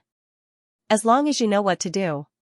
Xiao Ruofei smiled and asked, "Brother Liang, I saw you talking to a lot of people just now. Did you get anything?" Liang Qichao was also excited when he heard this. He said with some excitement, "It's really a lot. I just talked to the person in charge of the Hunter Valley area of the Maya Group. He is very interested in our Taoyuan vegetables. He said that when the vegetables start to be mass-produced in the future, he can help us promote them in the supermarket. He also gave us a lot of autonomy in the pricing." Xiao Ruofei raised his eyebrows in surprise and asked, "He also knows about the Taoyuan vegetables?" Liang Qichao said with a smile, "After the first batch of experimental vegetables matured, I sent some to the people in charge of the Hunter Valley area of the major channels. After they tasted it personally, they gave a very high evaluation. Today, we just talked about some things of interest. We still have to discuss the specific issues in the office." Not bad. You are getting more and more into the zone as a farm manager." Xiao Ruofei praised him. "The next time I see Mr. Tang, I will definitely give you a reward." Liang Qichao laughed and said, "You can praise me as much as you want. I don't mind." "Shame on you." Xiao Ruofei couldn't help but roll his eyes. Lin Qiao, who was at the side, couldn't help but burst into laughter. Then, she quickly covered her mouth. Liang Qichao couldn't help but ask, "Ruofei, have you chosen the future direction of your Wester Winery?" "Yes. The Semelan from the Hunter Valley region is famous far and wide, and Uncle Carter's brewing skills are also very good. Our winery's Semelon is very unique and recognizable, so this wine should be the main wine in the future, Xia Ruofei said. Then I will introduce you to the person in charge of the Hunter Valley area of the Maya supermarket chain later. Liang Qichao said, in Australia, whether it is agricultural products or wine, the channel is very important.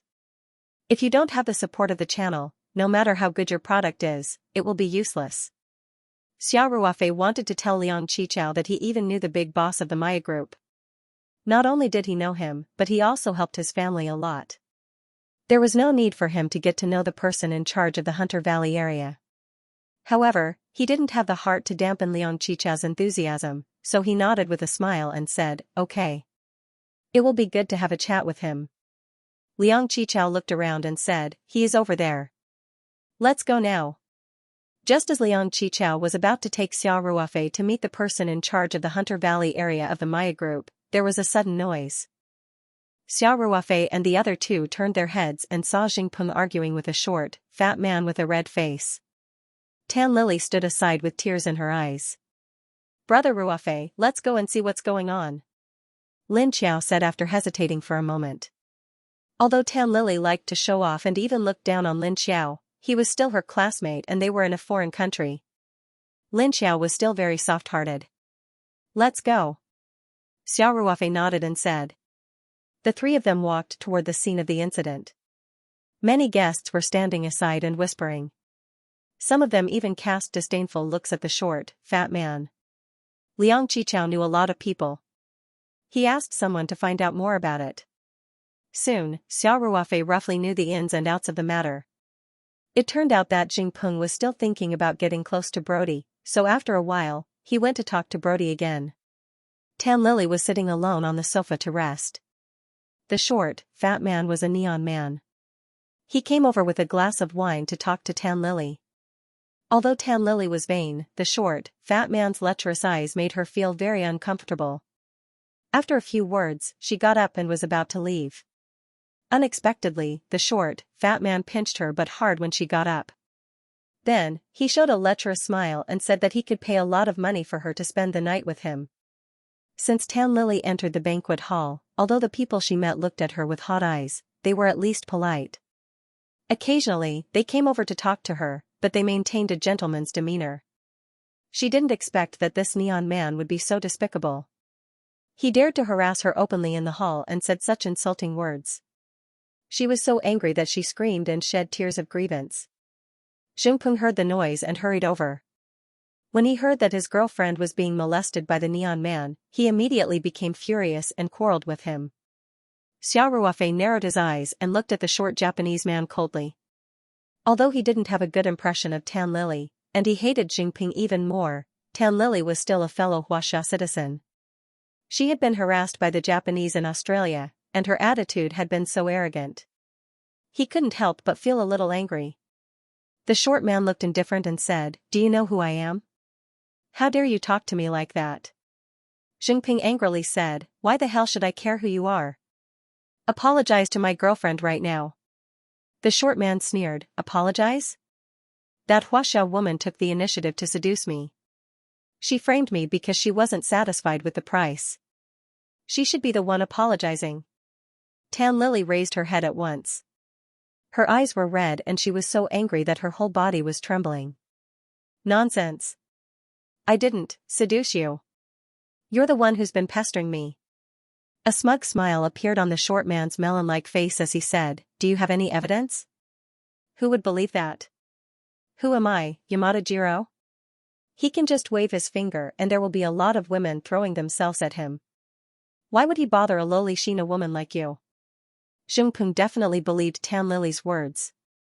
Seeing the Japanese man who called himself Yamada Jiro shamelessly distorting the truth, he was so angry that his blood was boiling. F***CK. I'll beat you to death. Xingpeng rushed toward Yamada Jiro angrily. Yamada Jiro curled the corner of his mouth and showed a hint of sarcasm. Two tall and strong white men behind him immediately stepped forward and looked at Xingpeng. One of them asked, "Mr. Yamada, do you need our help?" As soon as Xingpeng saw the two white bodyguards, who were at least a head taller than him and whose arms were thicker than his thighs, his momentum suddenly weakened. He stood there and didn't know whether to go forward or retreat. Yamada Jiro narrowed his small eyes and said in broken English, "If this Chinese man is hot-headed again, you should help him sober up." "Understood." The two white bodyguards clenched their fists and their knuckles cracked as they approached Xingpeng maliciously. Xingpeng suddenly panicked and took 2 steps back with a pale face. He said, "What do you want to do? Don't mess around." At this time, Xiao Ruofei heard a few white men around him say with some surprise, "This Japanese man is Yamada Jiro?" So the news that the Yamada Corporation's convenience store chain is going to enter Australia is true? Another person said, "As far as I know, the president of the Yamada Corporation, Yamada Saimai, and Maya's Ethan Tang have reached a preliminary cooperation. They are going to pilot a new retail brand in New South Wales. This Yamada Jiro is the second son of Yamada Saimai. He was sent to Australia by the Yamada Corporation to be in charge of this cooperation. So Yamada Jiro is very close to Maya," someone said. "That Huaxia man seems to be in trouble." "Indeed. Yamada Jiro and Tang who have a very good relationship." Someone else said gloatingly, "I heard that this Huaxia man is the son of the owner of the Wilkinson winery. This time, he has offended Yamada Jiro. I'm afraid that the Wilkinson winery is in trouble." "I'm afraid that's not all. Tang, who is not only the actual helmsman of the Maya Group in New South Wales, but also the king of Sydney's underworld. I think this Huaxia man should be more worried about his personal safety." Xiao Ruofei listened to these discussions and his eyes flashed with a hint of playfulness. Xingpeng also heard these words. His face suddenly turned as white as paper and his whole body couldn't help but tremble because of fear. When he looked at Yamada Jiro again, there was no trace of anger. Instead, there was a pleading look on his face. He had been in Australia for many years and knew too well how terrifying Tang Hu was. It was said that Tang Hu was Tang Etienne's nephew and was highly regarded by Tang Etienne. Tang Etienne handed over many business matters to him, and because of his relationship with Tang Etienne, Tang Hu's influence in the New South Wales Vigilante Association was not small. This Chinese organization, which had once terrified the Vietnamese gang, the Indonesian gang, and the local Australian motorcycle gang, had gradually gone underground in recent years, but its power was still enormous. It could be said that if Tang Hu asked him to disappear, then he would never see the sun rise tomorrow, and he wouldn't even be able to make a splash. Xingpeng's mouth made a gurgling sound, his teeth were chattering because of fear. Yamada Jiro naturally also heard the discussions of the people next to him. He smiled disdainfully and said, "Chinaman, I will definitely take special care of your Wilkinson winery. Of course, I believe that Mr. Tang will also take good care of you, ha ha ha." Xingpeng seemed to wake up from a dream. He quickly bowed several times to Yamada Jiro and begged, "Mr. Yamada, I'm sorry, I was blind to offend you. I beg you to be magnanimous and let me go this time." Tan Lily's eyes widened. Looking at her boyfriend's unbearable behavior, she couldn't help but feel a trace of sadness in her heart. Yamada Jiro glanced at Xingpeng and asked casually, "Now, do you still need me to apologize?" I wouldn't dare. Xingpeng quickly nodded and smiled apologetically. "But I still need an apology." Yamada Jiro said unyieldingly, "It was clearly your girlfriend who seduced me, but she slandered me and said that I harassed her. This is a great insult to my reputation." Xingpeng was stunned for a moment, then quickly said to Tan Lily, "Lily, quickly, apologize to Mr. Yamada." Tan Lily's eyes were filled with tears, as if it was the first time she had met her boyfriend. Her eyes were filled with endless sadness. "Do you really want me to apologize to her?" Tan Lily looked stupefied as she stared at Xingpeng and asked softly. At this time, Xingpeng didn't care about Tan Lily's feelings at all. He said anxiously, "Isn't it just an apology? What are you waiting for? Are you trying to get me killed?" At this time, Yamada Jiro waved his hand and said, "Chinaman, it seems that your woman isn't very obedient." "Well, I changed my mind." No, Mr. Yamada, I'll teach her a lesson right away," Xingpeng said quickly. Then, he glared at Tan Lily and said, "Tan Lily, are you going to apologize or not? If you don't apologize, do you believe that I won't let you go back to the country?" Yamada Jiro laughed and said, "Chinaman, I've already said that I've changed my mind. Since your woman seduced me, she has to pay the price. I hope that she can appear in my bed tonight." Do you have any objections? Zhongpeng couldn't help but turn pale. This kind of behavior that publicly made him wear a green hat still made him feel very embarrassed. But when he thought of the terrifying strength of the other party, Zhongpeng could only smile and say, Mr. Yamada, this. Can we discuss, Baka? Yamada Jiro's face darkened as he scolded. The two white bodyguards immediately waved their fists at Zhongpeng. The meaning of the threat was very obvious. Zhongpeng's whole body trembled, and he quickly said, No objections. No objections. Mr. Yamada, I think that Lily will be very honored to serve you. After saying that, Zhongpeng hurriedly winked at Tan Lily and said, Lily, Mr. Yamada is the young master of Yamada Corporation. You'll definitely be able to enjoy life if you follow him. Say something. At this time, Tan Lily's heart was like dead ashes. She had completely seen through Zhongpeng. She showed a sarcastic smile and said, Just because of this, you want to send me to his bed? Zhongpeng couldn't help but be speechless. Tan Lily suddenly slapped Zhongpeng's face and said, Zhongpeng, I was really blind before. I actually fell in love with a scumbag like you. Let me tell you, if you want to be cheap, that's your business. I'm not cheap to the point of selling my body. Xiaoruofei watched from the side. For the first time, he had a good impression of Tan Lily, this vain girl, in his heart. After Tan Lily finished speaking, she walked toward the exit of the banquet hall without looking back. She had already seen through the so-called life of the so-called high society. Under the bright and beautiful appearance, there was also so much filth and evil. Yamada Jiro's burning gaze swept across Tan Lily's sexy perky butt. He said darkly, Chinaman, did I allow you to leave? Tan Lily's beautiful face suddenly turned pale. The two tall white bodyguards completely blocked her way. At this time, there was really no way out. Tan Lily helplessly looked back at Zhongpeng, only to see him standing there with a pale face and not daring to move. He even deliberately avoided her gaze. Tan Lily felt even more bitter. She didn't expect Zhongpeng to be so cowardly when it came to the real situation. Seeing that his girlfriend was about to be taken away, he didn't even dare to let out a fart. Yamada Jiro had a smug smile on his face. His lustful eyes fell on Tan Lily's plump buttocks.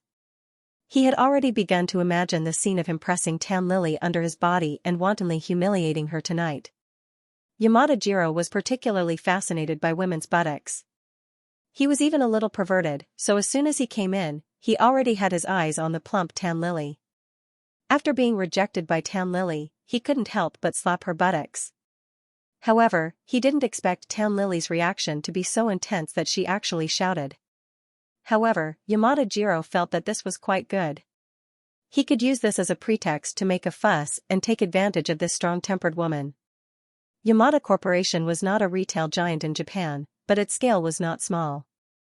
Yamada Jiro had been pampered since he was young and had developed an arrogant temperament. Especially this time, when he came to Australia to develop his business, he also established a very good friendship with Tang Hu. The two sides were about to have a deep cooperation soon. With Tang Hu's status in the underground world, Yamada Jiro was simply unscrupulous. Especially when he saw that the white Australians also didn't dare to speak up for justice, Yamada Jiro was even more proud. Tan Lily's face was completely pale.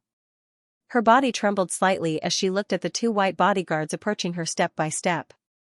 Thinking of the nightmare she would encounter tonight, she felt endless despair. Just as the two white bodyguards were about to hold Tan Lily hostage, a cold voice rang out, Stop. The two white bodyguards subconsciously stopped. Yamada Jiro also narrowed his eyes and looked in the direction of the voice. He saw a young man with an Asian face come out of the crowd and walk step by step to Tan Lily's side. Tan Lily turned her head and looked like a drowning person who had grabbed a life-saving straw. Then, she couldn't help but widen her eyes. The one who stepped forward was naturally Xiaoruofei. Tan Lily saw that in this situation, even her boyfriend had already hidden by the side and didn't dare to make a sound. It was actually Lin Qiao's boyfriend who stood up, and she had been mocking him before. Tan Lily's heart was also filled with mixed feelings. Baka. Who are you? Do you have the right to speak here? Yamada Jiro asked after he came back to his senses.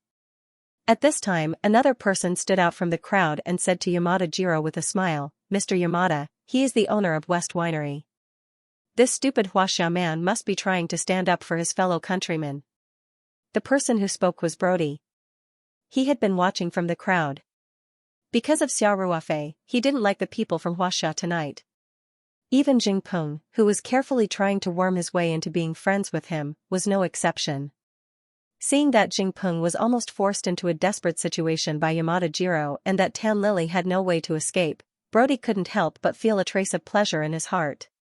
What made him even more surprised was that Xiao Ruofei, who he hated the most, actually stood out stupidly at this time. Originally, Brody thought that Paradise Farm's background was too big. If Xiao Ruofei was really determined to deal with their family's Golden Oak Winery, how should he deal with it? Now that Xiao Ruofei had taken the initiative to provoke Yamada Jiro, Brody was ecstatic. He immediately stood out to expose Xiao Ruofei's identity. Some of the Australians next to them heard that Xiao Ruofei was just the owner of a small winery, and they all cast sympathetic glances at him. Although many of them admired Xiao Ruofei's courage, in their opinion, such behavior was undoubtedly throwing an egg at a rock.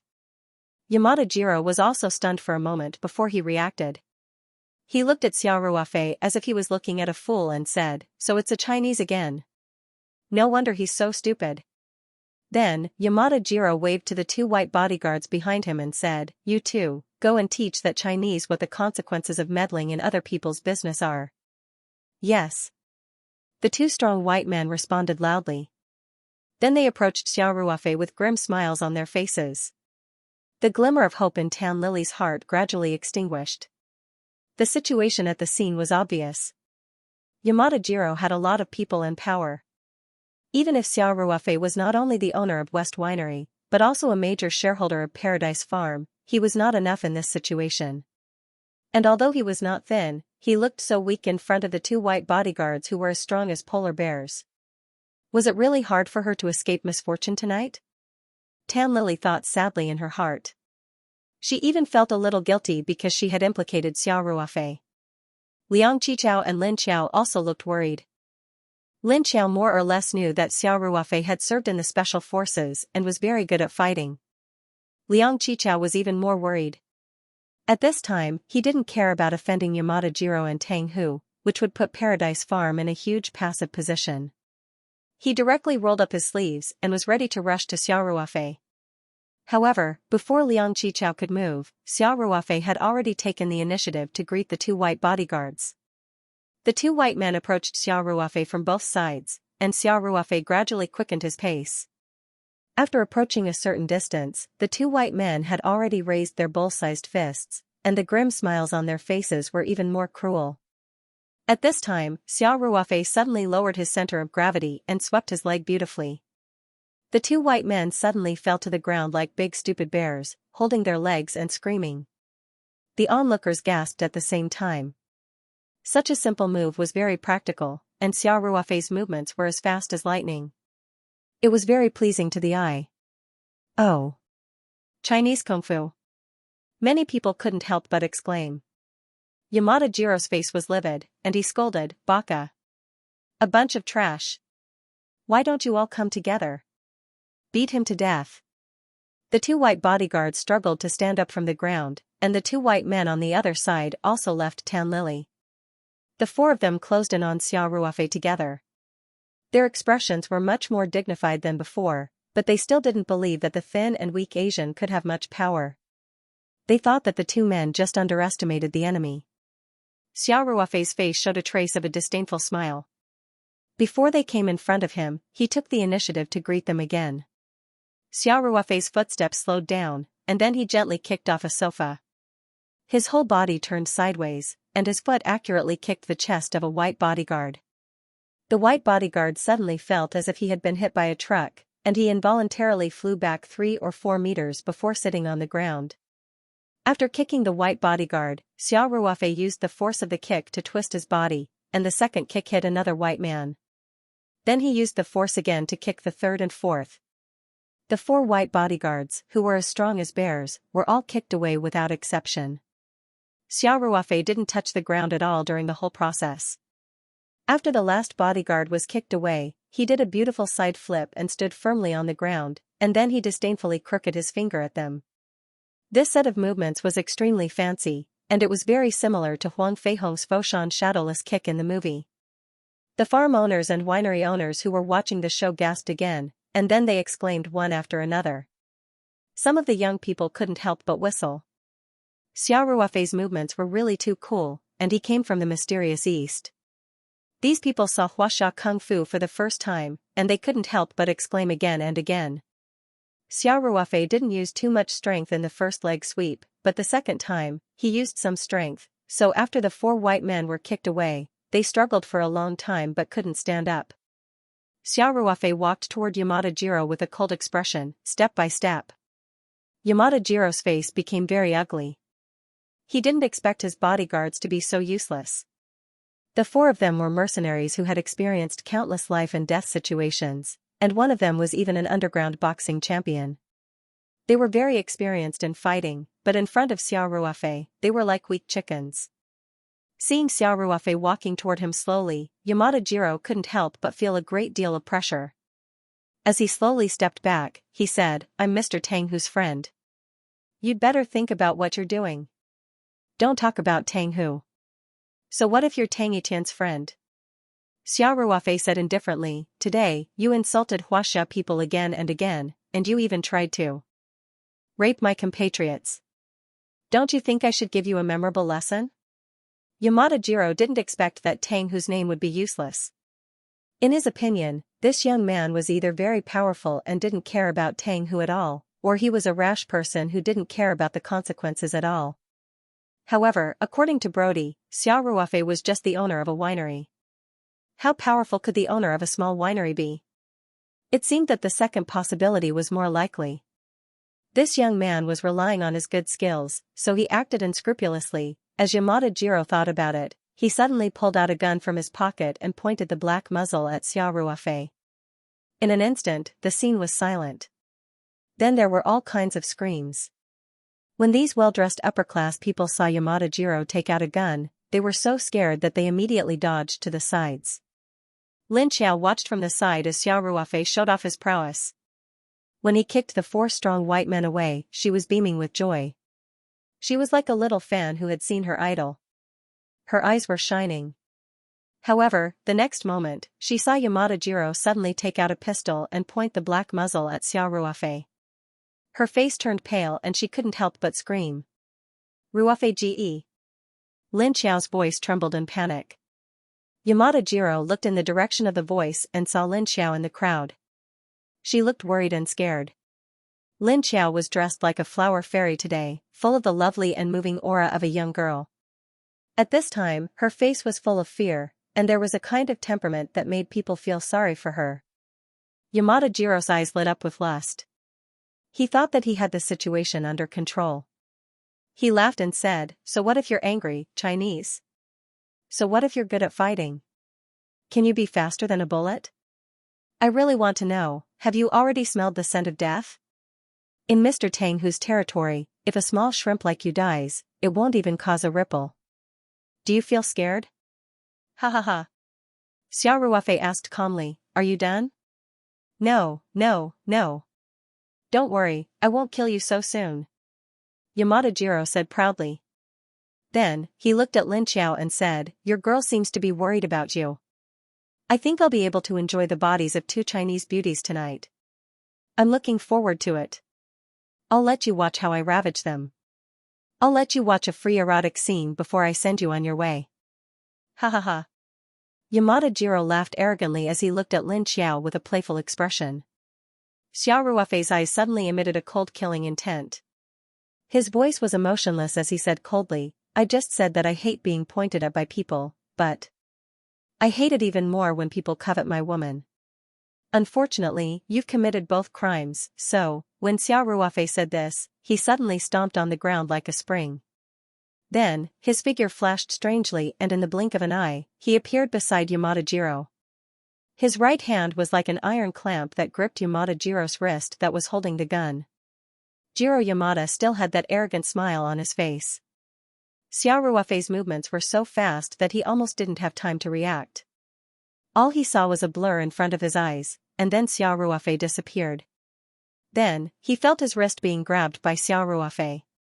Yamada-jiro's smile instantly froze. Was he still human? The distance of 5 or 6 meters was closed in the blink of an eye. He didn't even have time to pull the trigger subconsciously. Before Yamada-jiro's fear surged into his heart, he heard a gotcha sound. He was stunned for a moment, and then felt a piercing pain in his wrist. He couldn't help but cry out miserably.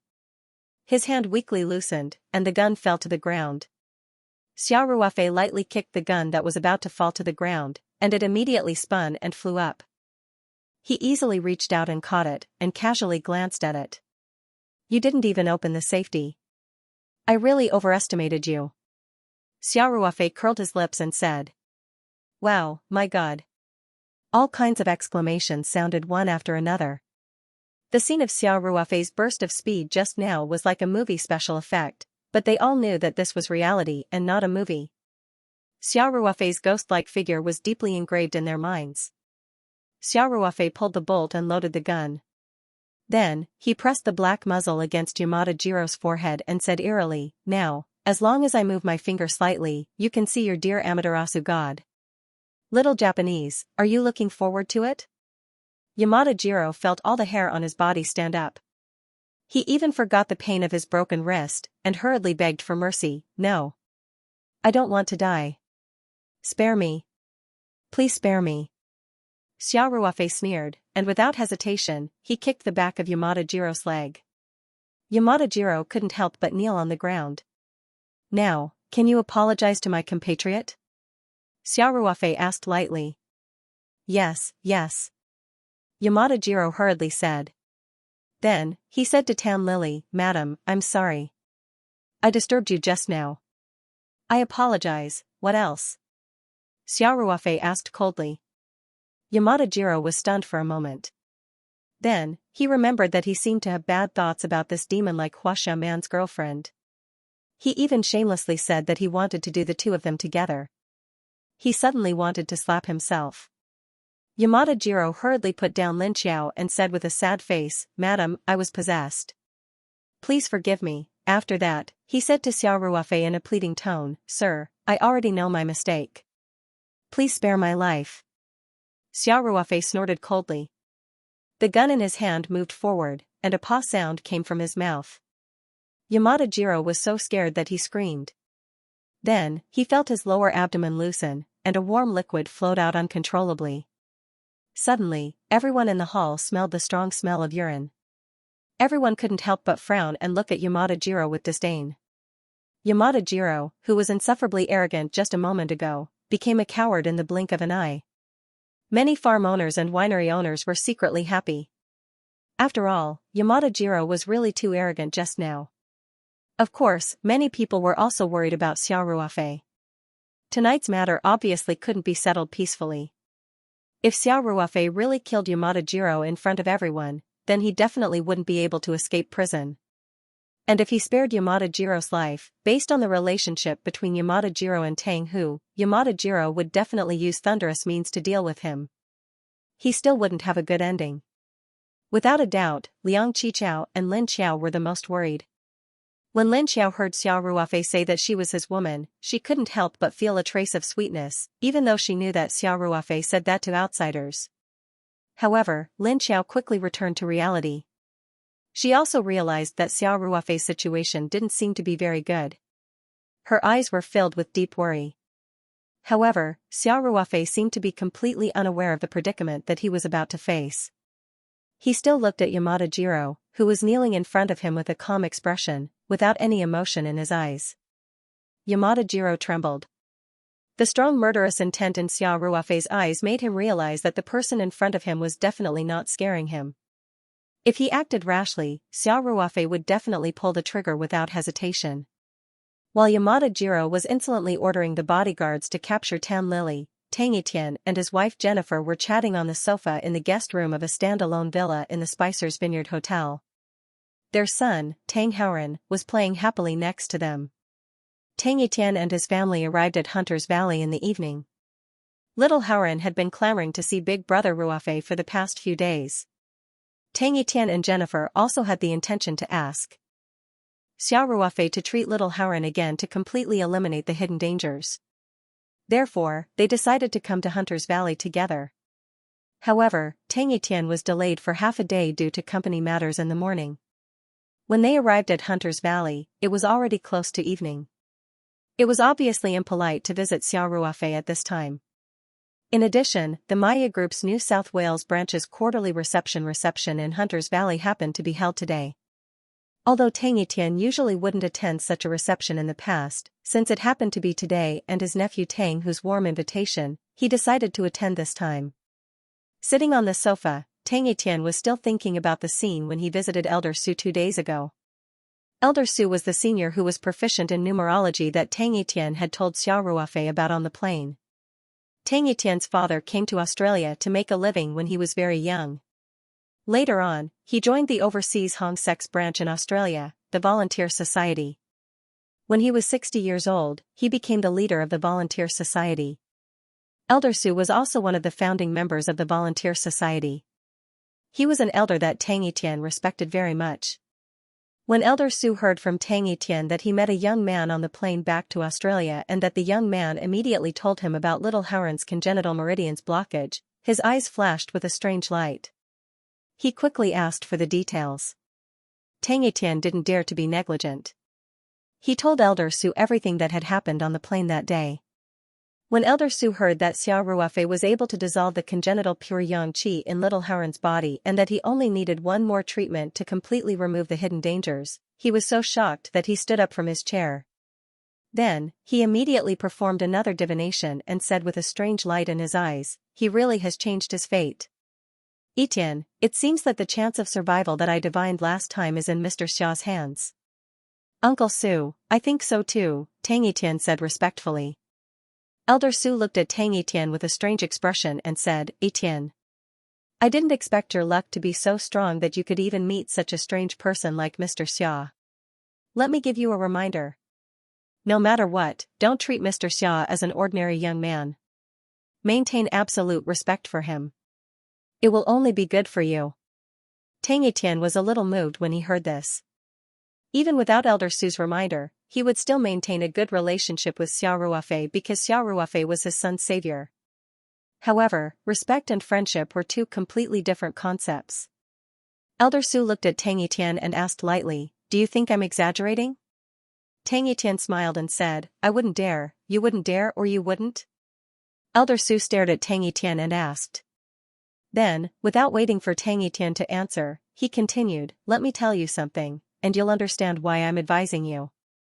You should know Mr. Li Jiuzhou, right?" Su Lao asked. Tang Etienne immediately said, "How could I not know Grandpa Jiuzhou? The old man passed away last year. I heard that the Freemasons in the United States held a grand funeral for him. Unfortunately, I took Haren back to Huaxia for medical treatment, so I didn't make it to the funeral." Li Jiuzhou was a legendary figure in the Freemasons. When he was young, Li Jiuzhou was known for his fighting strength in the Freemasons in the United States.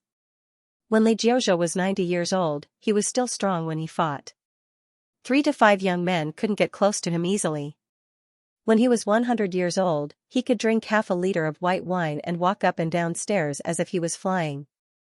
He lived for 126 years and didn't die until last year. Even Tang Etienne's father had to respectfully call Li Jiuzhou Grandpa Li, which showed how high his seniority was. Li Jiuzhou had experienced countless bloody fights when he was young, and he didn't drink or smoke in his life, but he had lived to a lifespan that was close to the world record. There were many legends about him in the Freemasons. The more reliable version was that Li Jiuzhou had met a master when he was young and practiced a kind of qi refining method. Su Lao nodded and said, "It's good that you know Mr. Jiuzhou. 3 years ago, Haren's condition began to worsen. I went to the United States to ask Mr. Jiuzhou for help." "What? Uncle Su, you went to the United States in person for Haren and asked Grandpa Jiuzhou for help?" Tang Etienne was very surprised. "Why didn't you tell me about this?" Su Lao smiled faintly and waved his hand. "What's there to talk about?" "Etienne, that's not the point. Listen to me." Tang Etienne was very moved. He nodded and said, "Uncle Su, no matter what, I will remember your kindness." Okay, we're all friends. Do you need to be so pretentious?" Su Lao laughed and scolded him. Do you want to hear more? Tang Yitian smiled and said, go on, I won't interrupt. Su Lao continued, do you know what the situation was at that time? After I described Haran's condition to Mr. Jiuzhou, he shook his head and said that if he was 20 years younger, he might be able to help, but the probability of success was very low. What?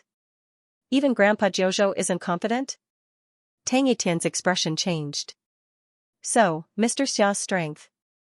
When he heard Elder Su's words and associated it with the scene of Xia Ruofei treating little Haoran, he couldn't help but feel a little shocked. Elder Su smiled and stroked his beard. So, do you think such a person is not worthy of your respect? It's worth it. Tang Yitian said without hesitation, Mr. Xia is more powerful than Grandpa Jiuzhou. He deserves our respect, not to mention that he saved Haran's life. Although 3 or 4 days had passed since his meeting with Elder Su, Tang Yitian still felt like he was dreaming when he thought about it now.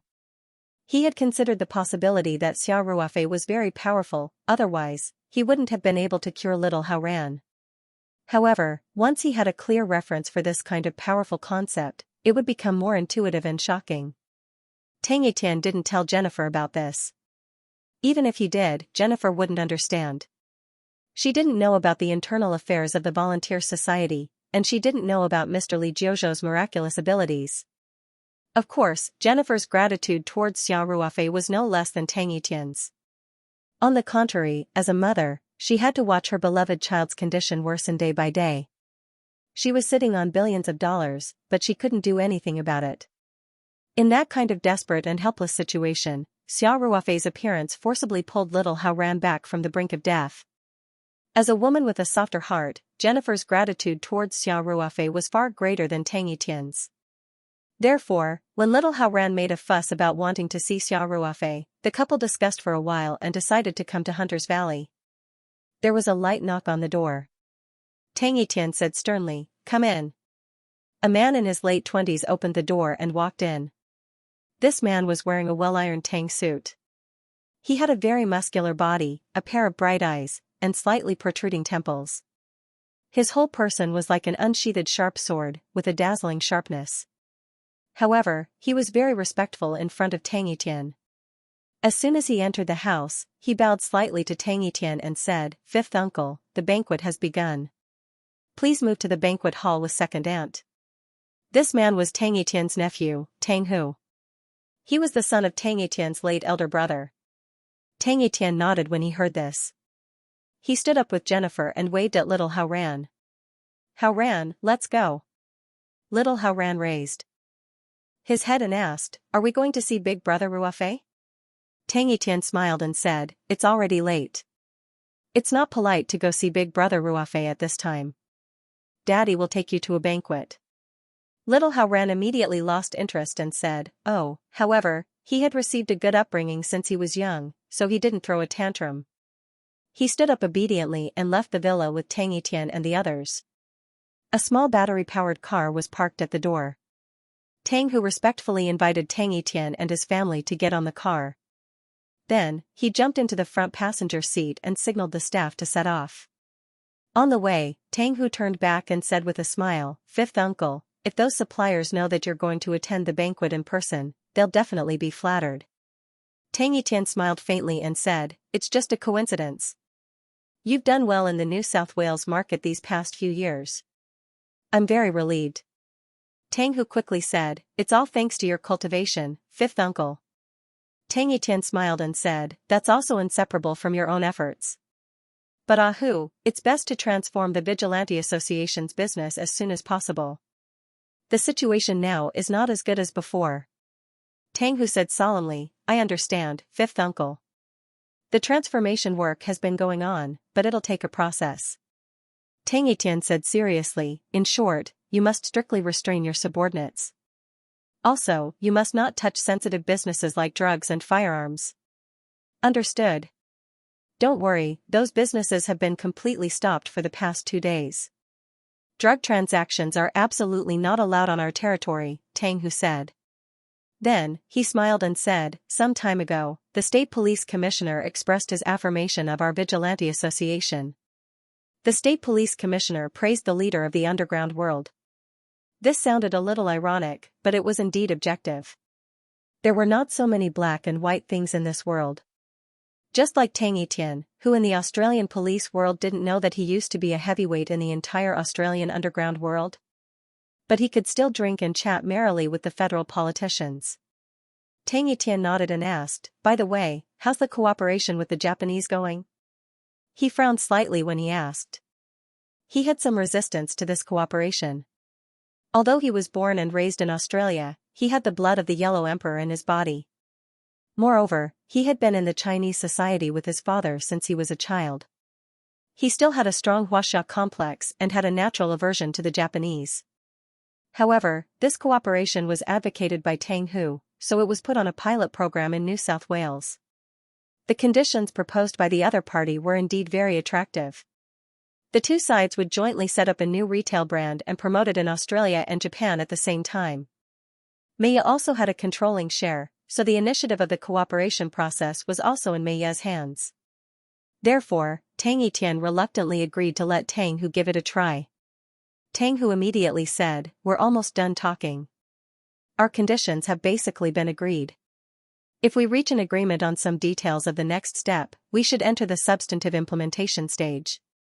Tang Etienne nodded and said, "Be careful in everything. The Japanese have always been cunning and dishonest. We can't trust them too much." "Don't worry, fifth uncle."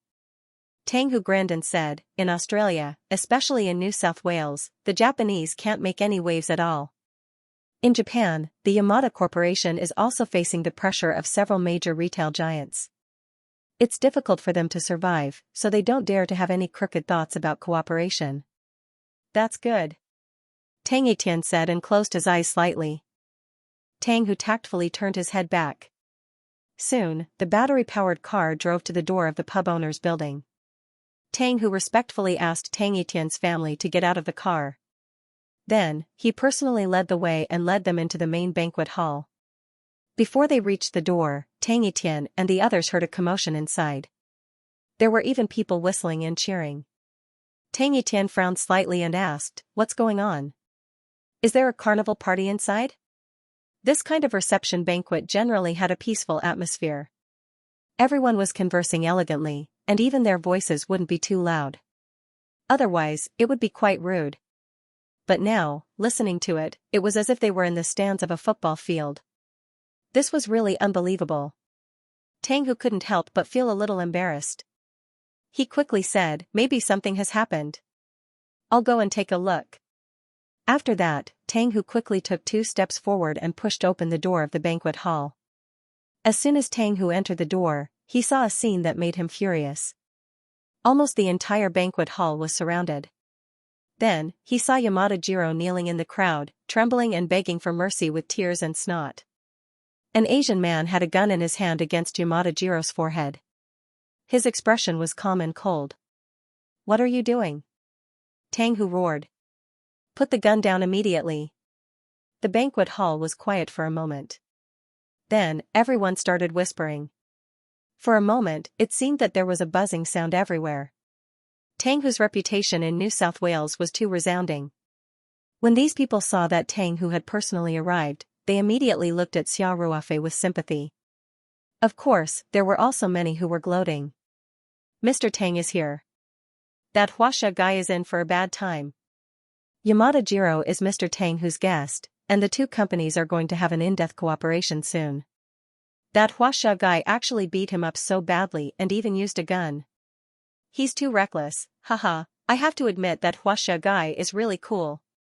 But I'm looking forward to seeing him beg for mercy in front of Mr. Tang Hu." Someone gloated. No matter how strong an individual's strength is, it will never be able to compete with power. Mr. Tang Hu is the true king of the underworld of New South Wales. Offending his friends will definitely end badly. Someone echoed. Originally, Lin Xiao, Liang Qichao, Tan Lili, and the others were still very worried when they saw Xia Ruofei easily subduing Yamada Jiro. However, they were relieved. At least the crisis in front of them had passed. However, when Tang Hu appeared, their hearts were in suspense again. The happiest person in the crowd was Brody. From the beginning, he looked down on Xia Ruofei, till later on, he was worried about Paradise Farm's strong background. From hoping to see Xiao Ruofei being ruthlessly humiliated by Yamada-Jiro, to personally seeing Xiao Ruofei take control of the situation so easily, his mood had gone through several ups and downs. When he saw Xiao Ruofei in the limelight and beat Brody to the point of kneeling and begging for mercy, Brody was all kinds of unhappy. Tang Hu's appearance made Brody's eyes light up. Although Xiao Ruofei still had a gun in his hand, he couldn't help but shout in the crowd, "Hey! Huaxia guy, aren't you good at fighting? Now that Mr. Tang Hu is here, show me your best Chinese moves if you have the guts, Kung Fu." Some people who were gloating also laughed. Even Jing Peng, who was hiding in the crowd, laughed with a hint of pleasure. This scene was coincidentally seen by Tan Lily. She despised this shameless scumbag to the bone. When she thought about how she was so loyal to him and even satisfied his perverted demands in bed, Tan Lily felt as disgusted as if she had eaten a fly. Yamada-Jiro also came back to his senses and quickly shouted with a hint of pride, "Let me go quickly. Maybe I can plead for mercy in front of Mr. Tang and give you a quick death. Otherwise, I swear I'll make you suffer until you die." In Yamada-Jiro's opinion, no matter how reckless Xiao Ruofei was, he could only obediently surrender when he saw Tang Hu. Unexpectedly, Xiao Ruofei's answer to Yamada-Jiro was so simple and crude. He directly raised his hand that was holding the gun and smashed it down heavily. The handle of the gun hit Yamada-Jiro's shoulder. Everyone clearly heard the sound of a crack. This time, Yamada-Jiro's shoulder blade was actually smashed into pieces. Yamada-Jiro suddenly let out a tragic howl and rolled on the ground in pain. Tang Hu's face changed. He didn't expect that this young man from Huaxia would dare to disobey his orders and seriously injure Yamada-Jiro after he shouted to stop. Tang Hu waved his hand and motioned for several of his top fighters to come forward. At the same time, he pulled out his gun without hesitation and pointed it at Xiao Ruofei. He shouted, "Put down the gun immediately. Otherwise, I swear I'll cut off your flesh piece by piece and feed it to the eagle." At this moment, Tang Hu suddenly felt a gust of wind coming from behind him, and then his butt was kicked heavily. Caught off guard, he fell forward, and his pistol fell a few meters away. Tang Hu angrily turned his head and saw Tang Etian, who was also angry, rushing over and hitting him in the face. Tang Hu was stunned. He didn't know why his most respected fifth uncle suddenly went crazy. It wasn't until the fists and feet hit him that he covered his head to protect his vital parts and shouted, "Fifth uncle! Fifth uncle! Why did you hit me? I'm Tang Hu." The banquet hall was also completely silent.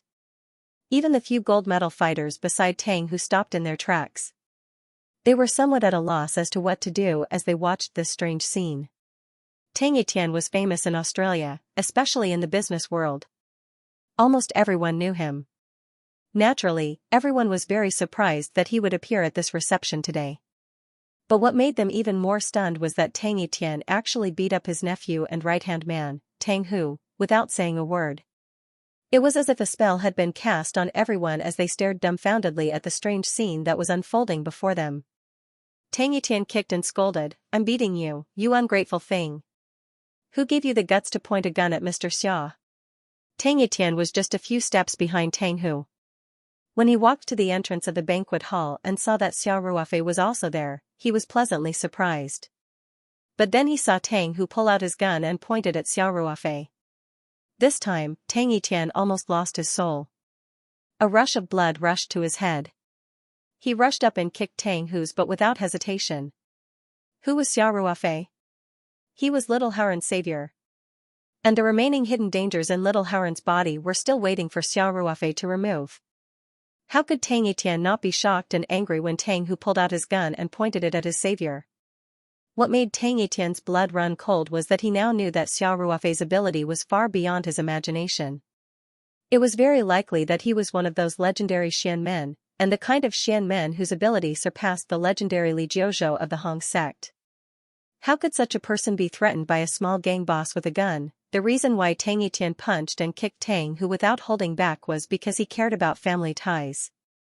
He hoped that Xiao Ruofei would see that he had already punished Tang Hu, and that Tang Hu didn't know about it beforehand, so he wouldn't blame him. Otherwise, in Tang Etian's opinion, Tang Hu's life would be in danger. Of course, all of this was just Tang Etian's own judgment. In fact, Xiao Ruofei wasn't the kind of person with a perverse character. Moreover, Xiao Ruofei himself didn't know much about cultivation, and he didn't have the mentality of being superior to ordinary people. Tang Etienne's words were like a bomb that detonated on the calm surface of a lake. The people in the banquet hall felt that their brains weren't enough to process it, because what had happened in such a short time had far exceeded their imagination. Originally, they thought that Xiao Ruofei would be in big trouble when Tang Hu arrived in person. In fact, the development of the situation was similar to what they had imagined. However, in the blink of an eye, the Australian retail tycoon Tang Etienne actually came to the banquet and beat Tang Hu up without saying a word. And all of this was because Tang Hu pulled out a gun on that Huaxia kid. This Huaxia guy was actually so important to Ethan Tang? Was he really just the owner of a small winery? Many people couldn't help but cast doubtful glances at Brody. Brody's face was even paler, and his heart sank to the bottom. Tang Hu was also stunned. After a while, he stammered, "Mr. Xia?" At this time, a happy child's voice rang out, "Big brother Ruofei." Then, little Hao Ran broke free from Jennifer's hand and ran towards Xiao Ruofei. Xiao Ruofei raised his head and saw little Hao Ran. A smile finally appeared on his cold and emotionless face. At the same time, he waved his hand at Tang Etienne, indicating that he should stop beating Tang Hu. Hao Ran. Xiao Ruofei squatted down with a smile and opened his arms. Little Hao Ran immediately jumped into Xiao Ruofei's arms, and Xiao Ruofei picked him up easily. Lin Xiao saw Jennifer and immediately greeted her with a smile. She had already learned from the people around her that tonight's banquet was hosted by the Maya group. Tang Etienne had personally come to the banquet hall, so her worries naturally disappeared. Tan Lily saw that Lin Xiao was so familiar with the superstar Jennifer. She couldn't help but feel ashamed when she thought about how she had always shown off in front of Lin Xiao. Liang Qichao, who had been unaware of the situation, couldn't help but widen his eyes. He had just wanted to introduce Xiao Ruofei to the person in charge of the Maya group. He didn't expect Xiao Ruofei to have such a close relationship with Tang Etienne. "Xiao Ruofei, how could you keep quiet when you have such a big relationship with him?" "So I've been doing useless work all this time." Liang Qichao smiled and muttered to himself. Tang Etienne also quickly walked up to Xiao Ruofei. Behind him was Tang Hu, who had been beaten up for no reason. Tang Hu's face was still bruised. It seemed that Tang Etienne really didn't hold back. Even if he was just putting on a show for Xiao Ruofei, he did it well. Tang Etienne looked at Xiao Ruofei with a hint of respect in his eyes. He bowed slightly and said, "Mr. Xia, I didn't teach him well. My nephew actually dared to point a gun at you. I'm ashamed." After that, Tang Etienne glared at Tang Hu and said, "Why aren't you apologizing to Mr. Xia?" Although Tang Hu didn't know Xiao Ruofei's background, he didn't dare to be negligent when he saw how respectful his fifth uncle was to Xiao Ruofei. He quickly lowered his head and said, "I'm sorry, Mr. Xia. I didn't recognize you and offended you." Xiao Ruofei glanced at Tang Hu and said lightly, "Forget it. You're not guilty because you didn't know." "Thank you, Mr. Xia, for your magnanimity," Tang Hu quickly said gratefully. Tang Etienne also said, "Mr. Xia is very modest. I thank you on behalf of him for not being calculated with my nephew." Xiao Ruofei looked at Tang Etienne strangely. He felt that his attitude today was a little too respectful. Although Tang Etienne was also very grateful to Xiao Ruofei before, he seemed to respect him from the bottom of his heart today. However, Xiao Ruofei was too lazy to think too much about it. He just smiled faintly and said, "I'm sorry. I messed up your cocktail party." It's okay. Tang Etienne quickly said, "Mr. Xia, what's the matter with this Japanese guy?" Hearing this, Tan Lily hurriedly walked out of the crowd. When facing Tang Etienne, who had a strong aura, she felt a burst of nervousness in her heart for no reason. She stammered and couldn't speak. Tang Etienne smiled and said in Chinese, "Madam, it doesn't matter. What did this Japanese man do to you just now? Boldly tell me. You are Mr. Xia's friend, and I will definitely make the decision for you." Hearing this, Yamada Jiro hurriedly said, "Mr. Tang, this is a mistake, did I ask you?" Tang Etienne glanced at Yamada Jiro with lightning-like eyes and said indifferently, "Ahu, make him shut up." Tang Etienne's words were undoubtedly like a golden rule to Tang Hu. Facing his future partner, Yamada Jiro, who had a very good relationship with him during this period of time, he didn't hesitate at all. He took a napkin from the waiter's tray next to him, then walked up to Yamada Jiro and slapped him a few times. Then, he stuffed his mouth with the napkin tightly. The crisp sound of the slaps made the farmers and winery owners' eyelids twitch. They looked at Xiao Ruofei with eyes full of awe. "Madame Tan, you tell him." Tang Etian looked at Tan Lily again, and his expression became amiable. Tan Lily finally mustered up her courage and told him that Yamada Jiro had come to talk to her, but he had failed, so he had directly molested her. After being caught by her, not only had he not apologized, but he had also taken advantage of his good relationship with Tang Hu to arrogantly distort the truth. After hearing this, Tang Etien's face became more and more ugly. In the end, he couldn't help but glare at Tang Hu fiercely. "Ah Hu, is this the partner you found?" Tang Etian said coldly. At this moment, Tang Hu simply hated Yamada Jiro to the core. He wished he could skin him alive. However, before Tang Etian spoke, he didn't dare to act rashly. The only thing he could do was to lower his head and say in shame, "Fifth uncle, I was careless in making friends. Please punish me." Tang Etian snorted coldly and said, "I'll deal with you later." After that, Tang Etian looked at Xiao Ruofei and asked in an inquiring tone, "Mr. Xia, this Japanese guy offended you and your friend. What do you want to do with him?" Xiao Ruofei glanced at Yamada Jiro indifferently and said, "Since this Japanese guy likes to exercise in bed so much, then let him spend the rest of his life in bed." Tang Etian quickly said, "Mr. Xia is too kind." After that, he looked at Tang Hu and said, "Ah Hu, do you know what to do?" Tang Hu bowed without hesitation and said, "Fifth uncle, I understand." Then, Tang Hu looked at Yamada Jiro without any emotion. He reached out and pulled the napkin from his mouth and said, "Mr. Yamada, you can leave now. Please."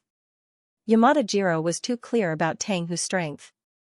How could he not know what would happen after he left the hotel? So, he almost crawled to Tang Hu and begged, "Mr. Tang, please help me. We are friends." Tang Hu hated Yamada Jiro to the core at this time. He frowned and kicked Yamada Jiro away, saying, "I don't have such a disgusting and perverted friend. I've given you a chance to leave. If you don't leave, you'll never get out."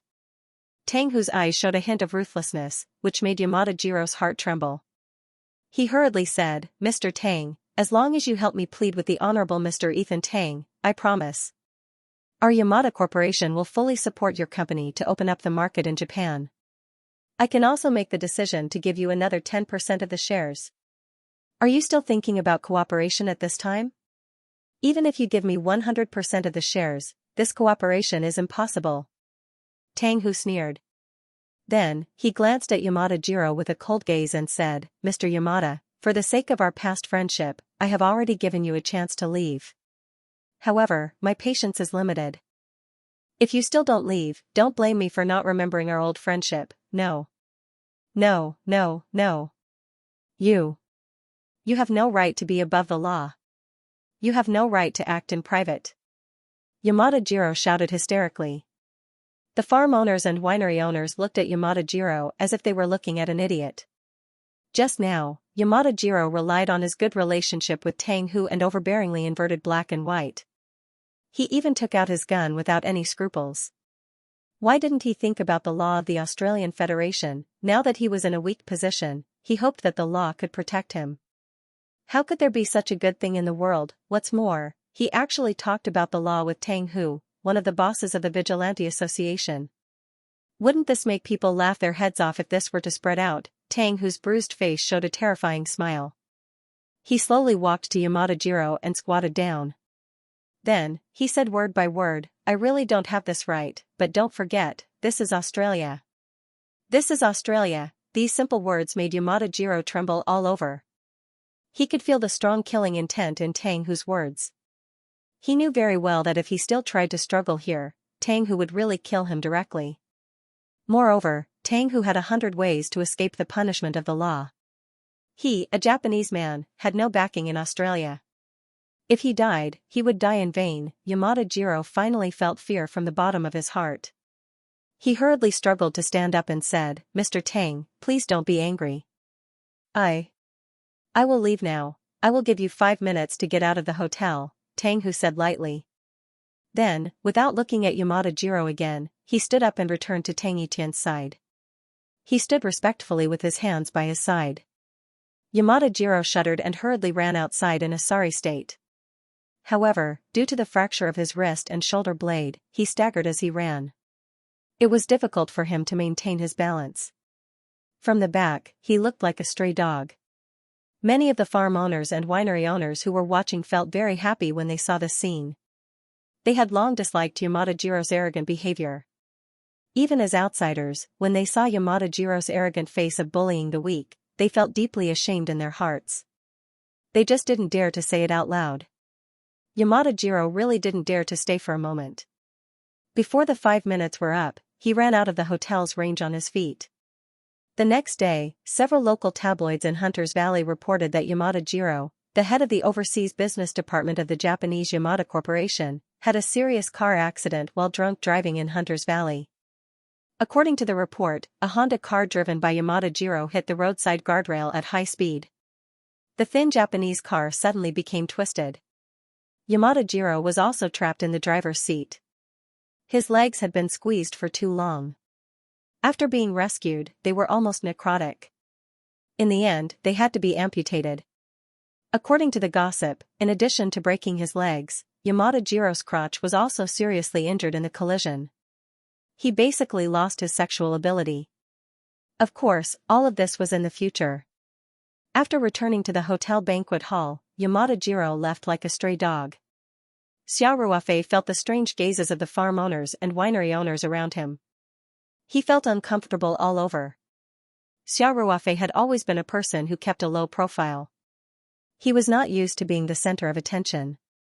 When he was in China, it was inevitable that he had to participate in some local activities when running a company. However, Xiao Ruofei basically left these public appearances to General Manager Feng Jing. Therefore, as the Taoyuan company became more and more famous in Southeast Province, not many people knew that the boss of this new enterprise was Xiao Ruofei. Feng Jing, on the other hand, was becoming more and more eye-catching in the business circle of Sanshan City. Xiao Ruofei said to Tang Yitian, "Mr. Tang, why don't we find a quiet place to sit? I just happen to have something to tell you." After saying that, Xiao Ruofei gently pinched Xiao Ruofei's little face. Little Hauran had been in Xiao Ruofei's arms since he entered the door. This little guy seemed to feel particularly close to Xiao Ruofei's aura. Jennifer was afraid that Xiao Ruofei would be tired, so she asked him to come down twice, but he refused. With Xiao Ruofei's arm strength, he wouldn't be tired even if he carried little Hauran for a whole day. Therefore, he smiled and asked Jennifer to leave little Hauran alone. Tang Yitian quickly said, okay. There's a lounge next door. Let's go there now." Xiao Ruofei waved at Lin Qiao and Liang Qichao and said, "Qiaoer, brother Liang, come over too." Since Tang Yitian happened to be here, Xiao Ruofei naturally had to introduce him to Liang Qichao. With the Maya Group's channels in the future, the sales of Paradise Farms products would be much easier in the future. Tang Hu led the way in front. The farm owners and winery owners all gave way with a trace of reverence. Xiao Ruofei and the others walked toward the side door of the banquet hall. At this time, the pale-faced Brody mustered up his courage and came out of the crowd. He stammered and said to Xiao Ruofei, "Mr. Xia, I'm sorry. I didn't know you were a friend of the Honorable Mr. Ethan Tang. I really offended you just now." When Brody saw that Tang Yitian was so polite to Xiao Ruofei, and could even be said to be respectful, his heart sank to the bottom. He felt like a clown when he thought of his previous sarcasm and gratuitous threats to Xiao Ruofei. Of course, he was more afraid in his heart. As long as Xiao Ruofei moved his mouth, although his family's Golden Oak Winery was the largest winery in the Hunter Valley, in front of Tang Yitian's Maya Group, such a small winery was no different from an ant in front of an elephant. Tang Yitian could make them go bankrupt with just a word. If Xiao Ruofei was more ruthless, it wouldn't be difficult for him to destroy his family. Tang Hu's reputation was known to almost everyone in New South Wales. How could a small rich family like him afford to offend him? Therefore, after an intense psychological struggle, Brody braced himself and stood up, hoping to take the initiative to apologize so that Xiao Ruofei would let him go. Xiao Ruofei stopped in his tracks and glanced at Brody indifferently. He asked in return, "You mean, if I wasn't Mr. Tang's friend, you could covet my female companion? After being rejected, you could threaten to suppress my business and make my winery go bankrupt?" No, no, no, I definitely didn't mean that. I definitely didn't mean that. Brody said while bowing repeatedly. At this time, his intestines were turning green with regret. He hated Xingpeng, who had deliberately fanned the flames, to the bone. If Xingpeng hadn't told him that Xiao Ruofei was the owner of West Winery and that he had just acquired the winery from the old West couple, he wouldn't have been angry over his family's failed acquisition. He wouldn't have started speaking ill of him and even threatened to make Xiao Ruofei's West Winery go bankrupt. It could be said that everything was secretly directed by Xingpeng. The volume of Tang Etienne's last words suddenly increased by a lot, and it was filled with dignity. Brody couldn't help but tremble as he said with trepidation, "Respected Mr. Tang, I unintentionally offended your friend, Mr. Xia, but I swear, I was just saying it. I didn't really want to do it. What did you say?" Tang Etienne asked indifferently. His tone was very calm, but everyone present could hear the thunder hidden under that calmness. Brody seemed to be stared at by a hungry lion. Even in the pleasant winter weather, his back was quickly drenched in sweat.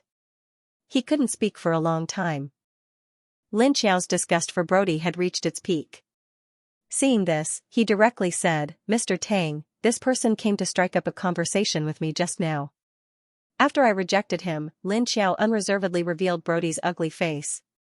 Tang Etienne naturally flew into a rage after hearing it. The son of a small winery owner actually dared to have designs on Lin Xiao.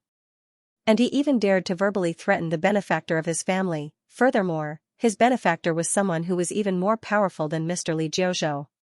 He was simply a godlike figure. How could a rich second-generation kid like Brody threaten such a person? "Mr. Xia, how do you want to deal with this Brody?" Tang Etienne didn't make a decision on his own. Instead, he very carefully asked Xiao Ruofei. Xiao Ruofei said indifferently, "Do as you see fit. But this guy doesn't deserve to die. Just give him a good lesson." Xiao Ruofei couldn't be bothered to deal with such a narrow-minded person who didn't know the immensity of heaven and earth. However, in order to prevent Tang Hu from going overboard, Xiao Ruofei still reminded him. "Understood." After that, Tang Etienne didn't look at Brody again. Instead, he said respectfully to Xiao Ruofei, "Mr. Xia, this way please." Brody's heart was filled with apprehension and fear. He didn't know what kind of fate awaited him. However, after Tang Etienne's gaze swept over him, he felt a chill run down his spine. He didn't dare to say another word and could only watch as Xiao Ruofei and the others gradually walked away. When Xiao Ruofei passed by Tan Lily, she said with red eyes, "Mr. Xia, thank you for today." Xiao Ruofei stopped and said, "You're welcome. You're Qiao's classmate, and we're all Huaxia citizens. It's only right that we help each other in a foreign country." Tan Lily said shamefully, I mocked you and Lin Xiao before, but you didn't care about the past and helped me." Xiao Ruofei waved his hand and said, "Let bygones be bygones. What do you plan to do next?" Tan Lily said dejectedly, "I'm going back to China in 2 days. I plan to go back and repeat a year. I hope I can get into a good university." Tan Lily came to Australia after her college entrance exam results came out. Her score wasn't even enough to get into a second-tier university. She hoped that Xingpeng could help her get her to study in Australia. However, she didn't expect to meet such a bad person. Xingpeng was a complete scumbag. Not only was he a playboy, but he also bragged a lot. When he encountered trouble, he became a coward. Xiao Ruofei nodded and said, "It's good to go back to China. Not only is there a colorful world out there, but there are also many dark sides that you can't see. I believe that after this incident, you'll have a new understanding of life. It'll be good for your future." "Thank you," Tan Lily said. Then, she gathered her courage and gently bit her lip. She asked, "Mr. Xia, can I ask you for a favor?" "What is it?" Xiao Ruofei asked lightly. Tan Lily stared coldly at Xingpeng, who was hiding in the crowd. She gritted her teeth and said, "I beg you to hit Xingpeng's winery hard in business. It's best if you let his family have a taste of bankruptcy. I know this request is a bit too much, but I really hate him." Mr. Xia, as long as you help me, I'll do anything you want me to do. After hearing this, Jinpeng couldn't help but say angrily, Tan Lily, are you crazy? What did I do to you? Why are you doing this to me? Tan Lily said hysterically, I'm crazy. You bastard. What were you doing when that Japanese guy wanted to rape me? You wanted to King send me to his bed with your own hands. I didn't have a choice, did I? Zheng Peng's face turned red and white. In that case, you can't win against him. Why would you sacrifice yourself for nothing? Xiao Ruofei looked at Jing Peng and then said to Tan Lily, your request is very reasonable. I agree, and I don't need you to do anything. After hearing this, Jinpeng looked as if his parents had died. He stumbled out of the crowd, but when he was 3 or 4 meters away from Xiao Ruofei, he was blocked by several bodyguards in black. Jinpeng said loudly, Mr. Xia, don't believe what this woman says. She's a bitch. In order to study in Australia, she was obedient to me. Now that she knows you're Mr. Tang's friend, she immediately turned to seduce you. This is her usual trick. Tan Lily heard the man she used to love crazily slandering her in such a public place without any psychological pressure. She felt a burst of desolation in her heart. She suddenly felt how ironic it was that she used to love Jinpeng so much. Xiao Ruofei asked lightly, do you mean that I'm blind? No. Jinpeng quickly said, I'm worried that you'll be bewitched by Tan Lily. Xiao Ruofei's spiritual power was getting more and more refined, and his perception of the surrounding environment was much sharper than before. Even some subtle expressions when people spoke could not escape his eyes. Therefore, Xiao Ruofei could feel that Tan Lily's words were from the bottom of her heart. On the other hand, Jing Peng's eyes flickered, which was obviously a sign of a guilty conscience. Xiao Ruofei's mouth slightly curled up.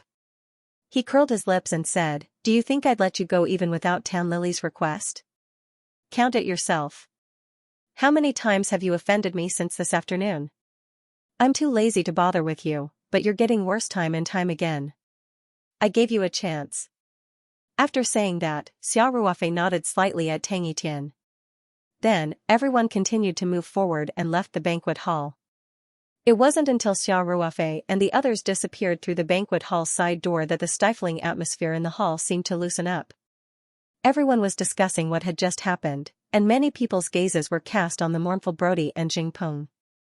However, everyone was at least 3 meters away from Brody and Jinpeng, as if the two were carrying the plague. Everyone was afraid to approach them. Brody and Jinpeng seemed to be dumbfounded by this sudden turn of events. They stood there at a loss as to what to do. Their faces were as pale as paper, and their minds were in a mess. They had temporarily lost the ability to think. After a while, Jing Peng's phone suddenly rang. He trembled all over and took out his phone with trembling hands. When he saw that it was his father calling, his expression changed slightly. Jinpeng pressed the answer button, but before he could say anything, he heard his father's roar from the phone. You unfilial son. What the hell did you do? Why did the Maya Group inform me overnight that they want to remove all of our wine from the shelves? Jing Peng's face was pale as he stammered, Dad, I didn't. You didn't, my ass. They said that because you offended the distinguished guests of the Maya Group, all of our product display spots were cancelled. Jing Peng's father was so angry that he almost vomited blood. Their family wasn't as rich as Jinpeng had boasted. In fact, when the overseas M&A trend had just started a few years ago, Jing Peng's father had transferred most of his funds overseas through various means and then bought the Wilkinson winery. It was almost all of his assets. Now that their business in Australia had just improved a little, and they were preparing to fight for the cooperation of the Golden Oak Winery. They didn't expect that Jinpeng would screw it up. All of the retail channels under the Maya Group had completely removed their products from the shelves, basically declaring their winery bankrupt. Although there were a total of 3 retail giants in Australia, the Maya Group had an absolute advantage in New South Wales. Moreover, Tang Etian had personally spoken. Even the other 2 retail groups had to give him face. Therefore, the Wilkinson Winery's wine channels would face a situation of drying up. Because the winery's development had been relatively smooth some time ago, Zheng Peng's family had specially used the winery as collateral to borrow a large sum of money, and were ready to increase their investment. Now that they had suffered such a blow, it was likely that the capital chain would suddenly break, and the winery would end up in a bank auction. "Dad, what should we do?" Zheng Peng suddenly panicked. "You ask me what to do? How the hell would I know? Get back to the winery right now, and we'll fly back tonight." Zheng Peng's father was so angry that he cursed, then sighed and said, "Tomorrow, I'll go to Mr. Robinson of the Golden Oak Winery and give him more benefits in terms of cooperation. I'll see if he can help us find other sales channels to help us through this difficult time." Zheng Peng's face became a little strange, and he stammered, "Dad, I'm afraid the Golden Oak Winery is also what? Why are you stammering? Just spit it out." "I'm afraid the Golden Oak Winery can't even protect itself," Zheng Peng said with a wry smile. Tonight, Mr. Robinson's son, Brody, also offended that customer, and he offended him even more than I did. "What?" Zheng Peng's father couldn't help but cry out. Brody's call was naturally from his father, Robinson. On the phone, Robinson angrily scolded Brody. Like Zheng Peng's father, Robinson had just received a call from the Maya Group. The people from the Maya Group informed him without the slightest emotion that the Maya Group would remove all Golden Oak Winery's wines from the shelves. This was not the worst. After all, Golden Oak Winery was very large. In addition to the Australian domestic market, it also had a part of the export business. Even if it was hurt because of the comprehensive suppression of the domestic channels, at least it would not be in a desperate situation. However, after Robinson received the call from the Maya Group, he immediately received calls from two companies that had overseas trade cooperation with Golden Oak Winery. They mercilessly said that they would terminate all cooperation with Golden Oak Winery. To make matters worse, Robinson received a call from the bank one after another to ask for 2 loans that were about to mature. If it was in the past, Robinson would have been able to deal with it easily. All he needed to do was to use the proceeds from domestic and international trade. Moreover, he had always maintained a good relationship with the bank. Even if the funds were not available for a short period of time, it would not be a problem to extend the deadline for a few days. But now, the people from the bank did not have the slightest discussion. They said that if the money was not returned within the deadline, they would follow legal procedures and auction off the collateral assets of Golden Oak Winery. Whether it was the Maya Group, the bank, or the overseas trading company, they all mentioned the same thing on the phone. Robinson's son, Brody, had offended the most distinguished guest of the Maya Group's chairman, Ethan Tang. This was Mr. Tang's punishment. Robinson felt like the end of the world had come. He angrily called his son to ask about the situation. Brody miserably told him what had just happened. When Robinson heard that the Huaxia person who had bought West Winery was actually Tang Etienne's friend, his heart sank to the bottom. After the defeat at West Winery last time, Robinson had been thinking about how to suppress West Winery these days. He did not expect that before he could do anything, the other party had already made a move. And the first move was such a fierce method. It was simply the rhythm of directly making Golden Oak Winery go bankrupt. Robinson was not in the mood to be long-winded with Brody. He sternly ordered him to return to the winery immediately. There were a lot of urgent matters waiting for him to deal with. Brody and Zheng Peng left the hotel banquet hall in a daze. The other farm owners and winery owners in the Hunter Valley who attended the reception witnessed this scene with their own eyes. Although they couldn't hear what was said over the phone, they could guess what had happened from Brody and Zheng Peng's words and expressions. In particular, the words "take it off the shelves" and "bank" were able to provoke their sensitive nerves. From the moment Xia Ruofei and the others left the banquet hall to the moment they received the call, it had only been 10 minutes, but 2 large wineries were suddenly faced with a disaster. Even the connections of banks and overseas trading companies were mobilized to attack Golden Oak Winery. This made the farm owners and winery owners respect Xia Ruofei even more. To be able to launch such a thunderous attack in such a short period of time, even for Tang Etienne, it was not easy to do so. For him to be able to vent Xia Ruofei's anger and use so many connections in such a short period of time, it could be seen how honorable Xia Ruofei's position in his heart was. They had all heard Brody's words and knew that Xia Ruofei was the owner of West Winery, so they all secretly reminded themselves to maintain a good relationship with West Winery. They also had to restrain their own people so that they would not be stupid enough to provoke West Winery.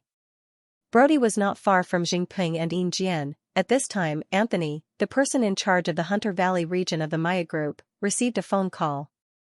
He respectfully answered, then immediately walked to the stage and picked up the phone. Anthony said, "Ladies and gentlemen, Mr. Tang, who said that the Honorable Mr. Xia doesn't want what happened tonight to be publicized, and he doesn't want anyone to disturb him at West Winery. I think everyone should know what to do." Anthony said these words with a bright smile on his face, but his eyes were extremely sharp. He glanced around from left to right, and everyone couldn't help but avoid his gaze. "Mr. Anthony, don't worry. We'll keep our mouths shut. We know what to do.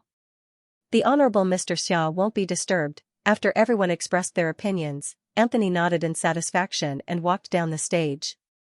He casually picked up a glass of wine from the waiter's tray and raised it to everyone, saying, "All right, gentlemen, the interlude is over. Now, everyone can freely communicate." In the lounge next to the banquet hall, Tang Hu whispered a few words in Tang Yitian's ear. Tang Yitian nodded and told Xiao Ruofei how he dealt with the two wineries. Xiao Ruofei smiled and nodded. "Mr. Tang, thank you for your help."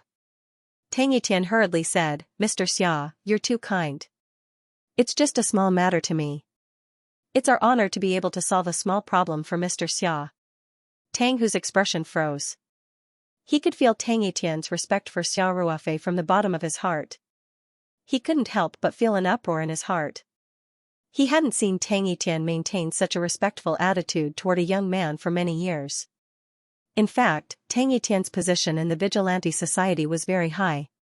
Even when he met the leaders of the Vigilante Society and the overseas Hong sect, he still maintained a certain degree of restraint. What was so special about this ordinary-looking young man that his fifth uncle valued him so much? Tang Hu also couldn't figure it out. Xiao Ruofei smiled and said, "By the way, Mr. Tang, let me introduce you. This is my good friend Liang Qichao. He's also the person in charge of Paradise Farm." Then Xiao Ruofei said to Liang Qichao, "Brother Liang, you don't need me to introduce you to Mr. Tang, do you?" Liang Qichao quickly said, "No, no. Mr. Tang is famous in Australia. Who doesn't know him?" Tang Yitian smiled kindly and said, "Mr. Liang, you're too kind. Hello, it's nice to meet you." Liang Qichao felt like he was dreaming. Previously, he was still working hard to maintain a relationship with the person in charge of the Hunter Valley region of the Maya Group for Paradise Farm's sales channels.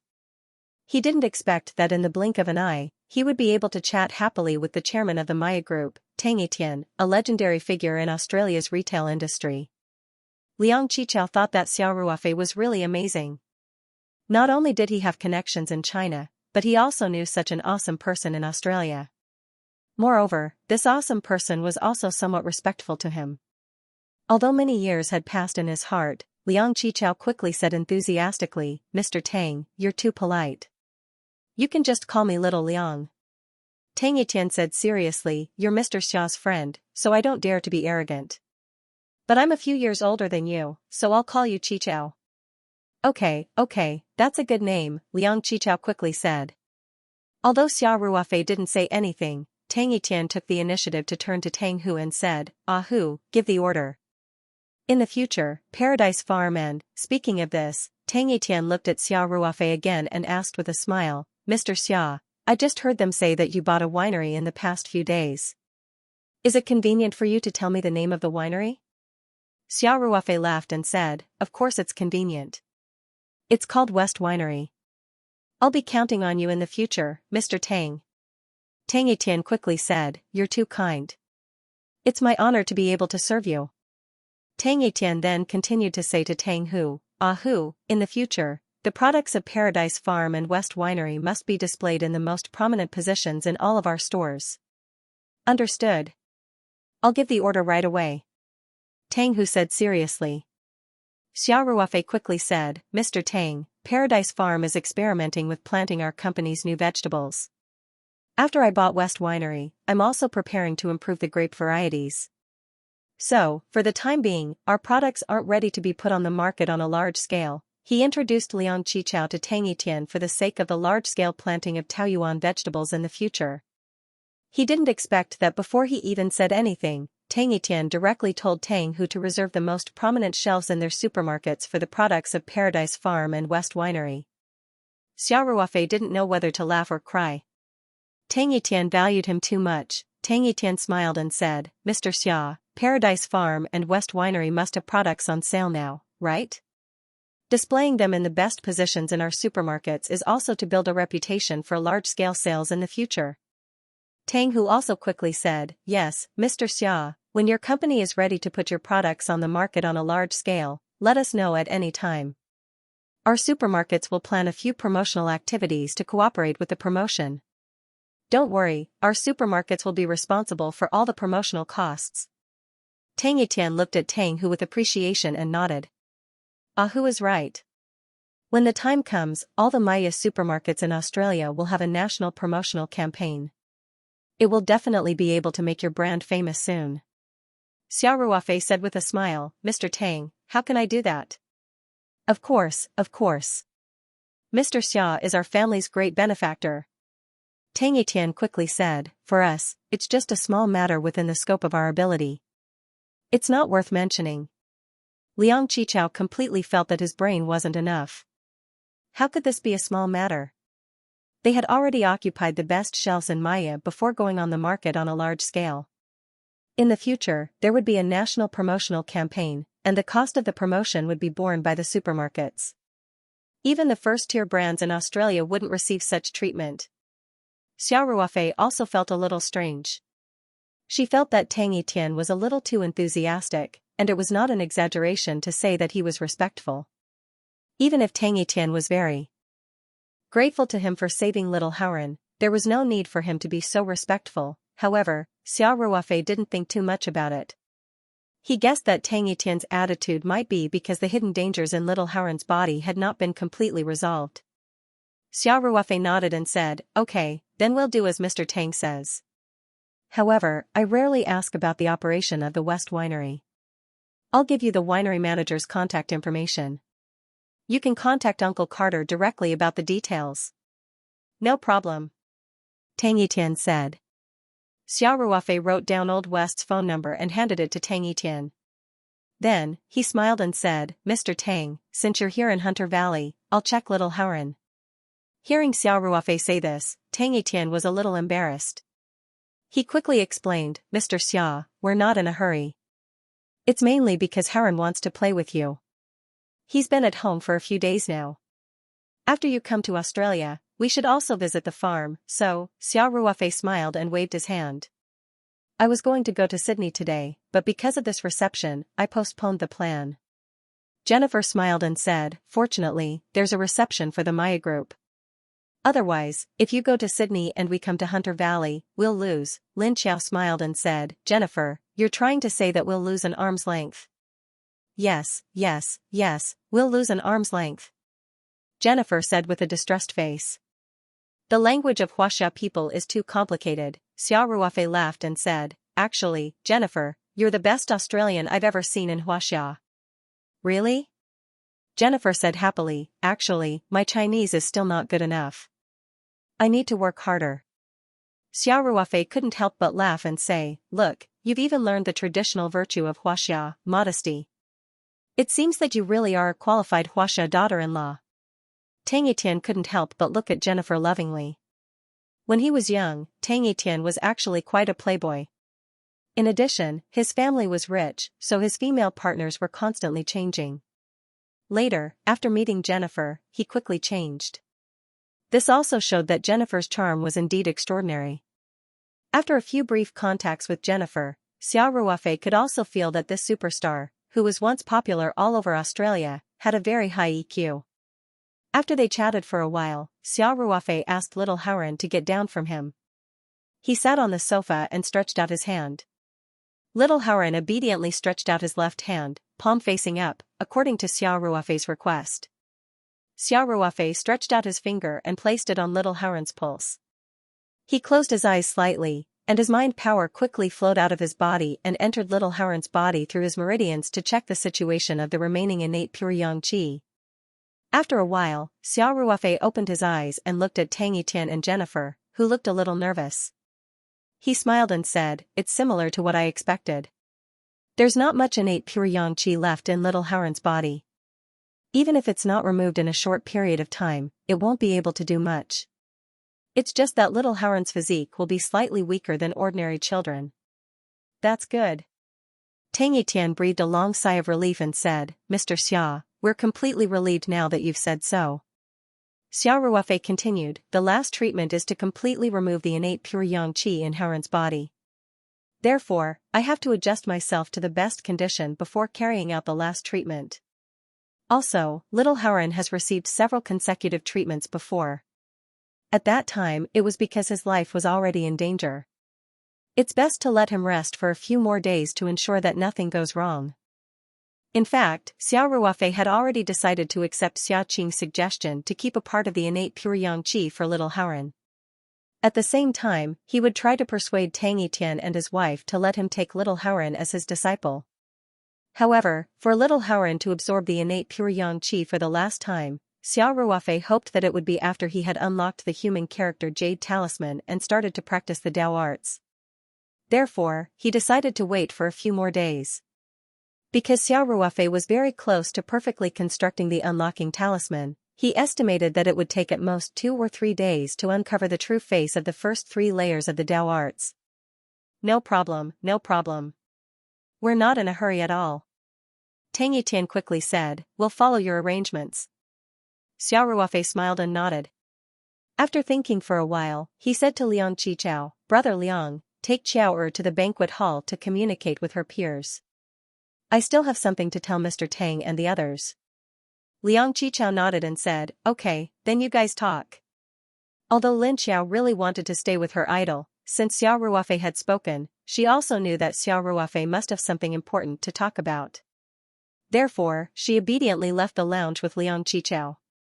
Seeing this, Tang Hu also took the initiative to stand up and say, "Fifth uncle, Mr. Xia, I'll also go to the front to take a look. You guys talk." After Tang Hu also left, only Tang Yitian's family and Xiao Ruofei were left in the lounge. Tang Yitian was originally in a very relaxed mood, but when he saw Xiao Ruofei send Liang Qichao and the others away, he couldn't help but ask with some anxiety, "Mr. Xia, is there any difficulty in dealing with Haoren's situation?" Xiao Ruofei smiled and said, "Mr. Tang, don't be nervous. Although what I'm going to talk about is related to little Haoren, it has nothing to do with his illness. You can rest assured about this." "That's good, that's good," Tang Yitian said with a sigh of relief. Then, he asked, "Is it about Haoren?" "Mr. Xia, what is it about?" Xiao Ruofei looked at Tang Yitian and Jennifer. He thought for a moment and said, I feel that I'm quite fated with little Haoren, and after these few treatments, I found that this child is quite talented, so I want to take him as my disciple. What do you think?" The reason why Xiao Ruofei brought up this matter before the last treatment for little Haoren was to confirm it. If Tang Yitian and his wife really didn't want to take him as their disciple, then Xiao Ruofei definitely wouldn't force them. Taking a disciple was also dependent on fate. If Tang Yitian's parents didn't agree, then it meant that little Haoren was not destined to be his disciple.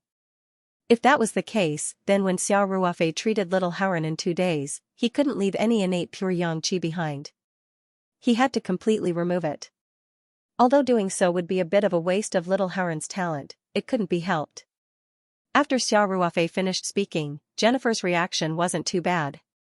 Perhaps in her mind, the relationship between a master and a disciple was similar to the relationship between a teacher and a student in a school. Tang Yitian, on the other hand, was completely stunned. He, who was sitting on a net worth of 10 billion yuan, lost his composure and opened his mouth wide. His eyes were also wide open, as if Xiao Ruofei's words had shocked him. When Xiao Ruofei saw Tang Yitian's reaction, he thought that Tang Yitian wasn't very willing. Even if Tang Yitian wasn't willing, it was normal. After all, he was a billionaire, so he must have already planned his child's growth path. When he heard that Xiao Ruofei wanted to take his son as his disciple, it was inevitable that he would have some concerns. Therefore, Xiao Ruofei secretly smiled bitterly and said, "Mr. Tang, don't feel pressured. I'm just asking for your opinion. If you don't agree, then pretend that I didn't mention it. I will still completely remove the hidden dangers. in little Haren's body. I agree. I agree. After listening to Xia Ruofei's words, Tang Etian seemed to come back to his senses. He hurriedly said, Mr. Xia, we completely agree. In fact, Tang Etian wasn't like Xia Ruofei had guessed. He wasn't full of concerns about his child's apprenticeship. On the contrary, Tang Etian couldn't believe his ears just now. At the same time, he was also stunned by the huge surprise. That was why he looked so stunned. In his mind, Xia Ruofei was a master who was more powerful than Mr. Li Jiuzhou.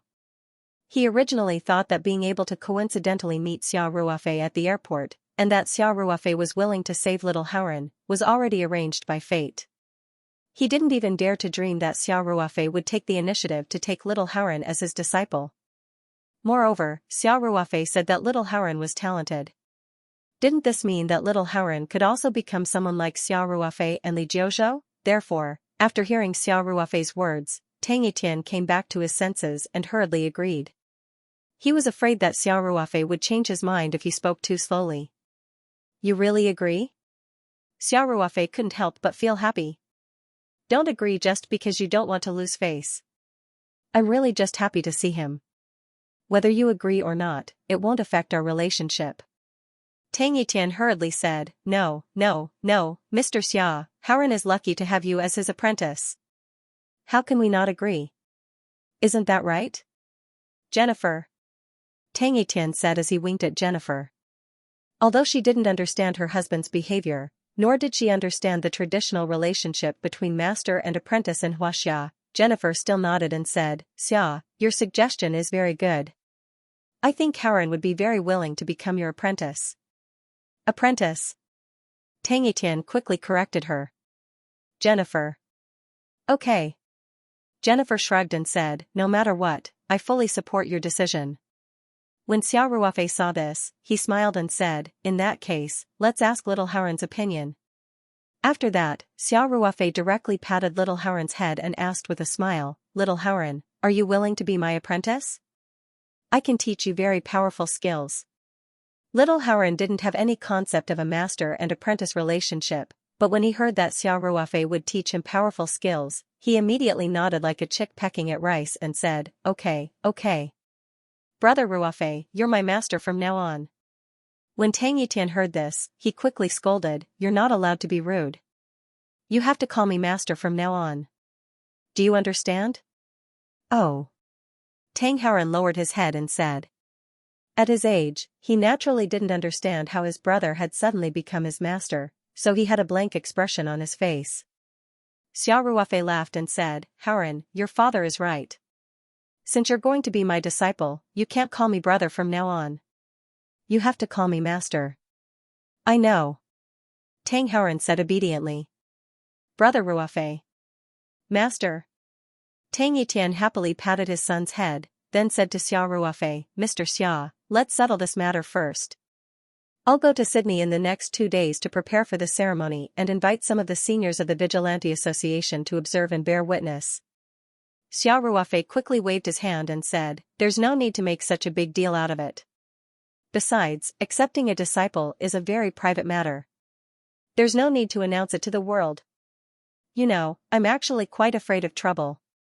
Tang Etian said awkwardly, You accepting a disciple is a big deal. It's not a big deal. Xia Ruofei waved his hand and said, Mr. Tang, there's no need for any ceremony. It's settled. Tang Etian didn't dare to disobey Xia Ruofei, so he could only nod helplessly in agreement. Xia Ruofei then said, Don't spread the news of me accepting Haren as my disciple. Just let our own people know. Okay. Tang Etian quickly said. He knew Xia Ruofei's character. Since Xia Ruofei wanted to keep a low profile, he definitely wouldn't be stupid enough to go around talking about it. Xia Ruofei nodded and said, How about this? You guys take Haren to Paradise Farm tomorrow. We'll do a simple ceremony in a small area. In addition, I'll check Haren's talent thoroughly and customize a suitable cultivation content for him. Tang Etian was overjoyed.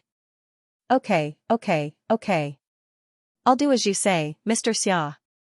Xia Ruofei was in a very good mood now that he had received a disciple as he wished. He chatted with Tang Etienne and his family for a while in the lounge. Tang Etienne was a special guest of this banquet, but in order to accompany Xiao Ruofei, he didn't show his face in the banquet hall. Later, Xiao Ruofei took the initiative to ask him twice before he went out to give a brief speech. Then, he toasted everyone and returned to the lounge.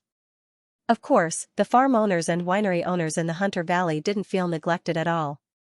With Tang Etienne's status, it was already a great honor for him to attend such a small banquet. Normally, with their level, wanting to see Tang Etienne was as difficult as ascending to the heavens. The two sides were not on the same level at all. Xiao Ruofei didn't like to be the center of attention, so he stayed in the lounge all the time and didn't go out.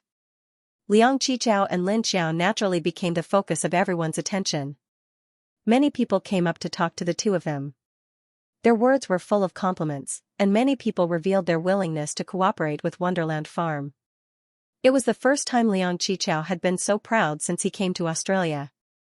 He had a confident smile on his face and responded very appropriately.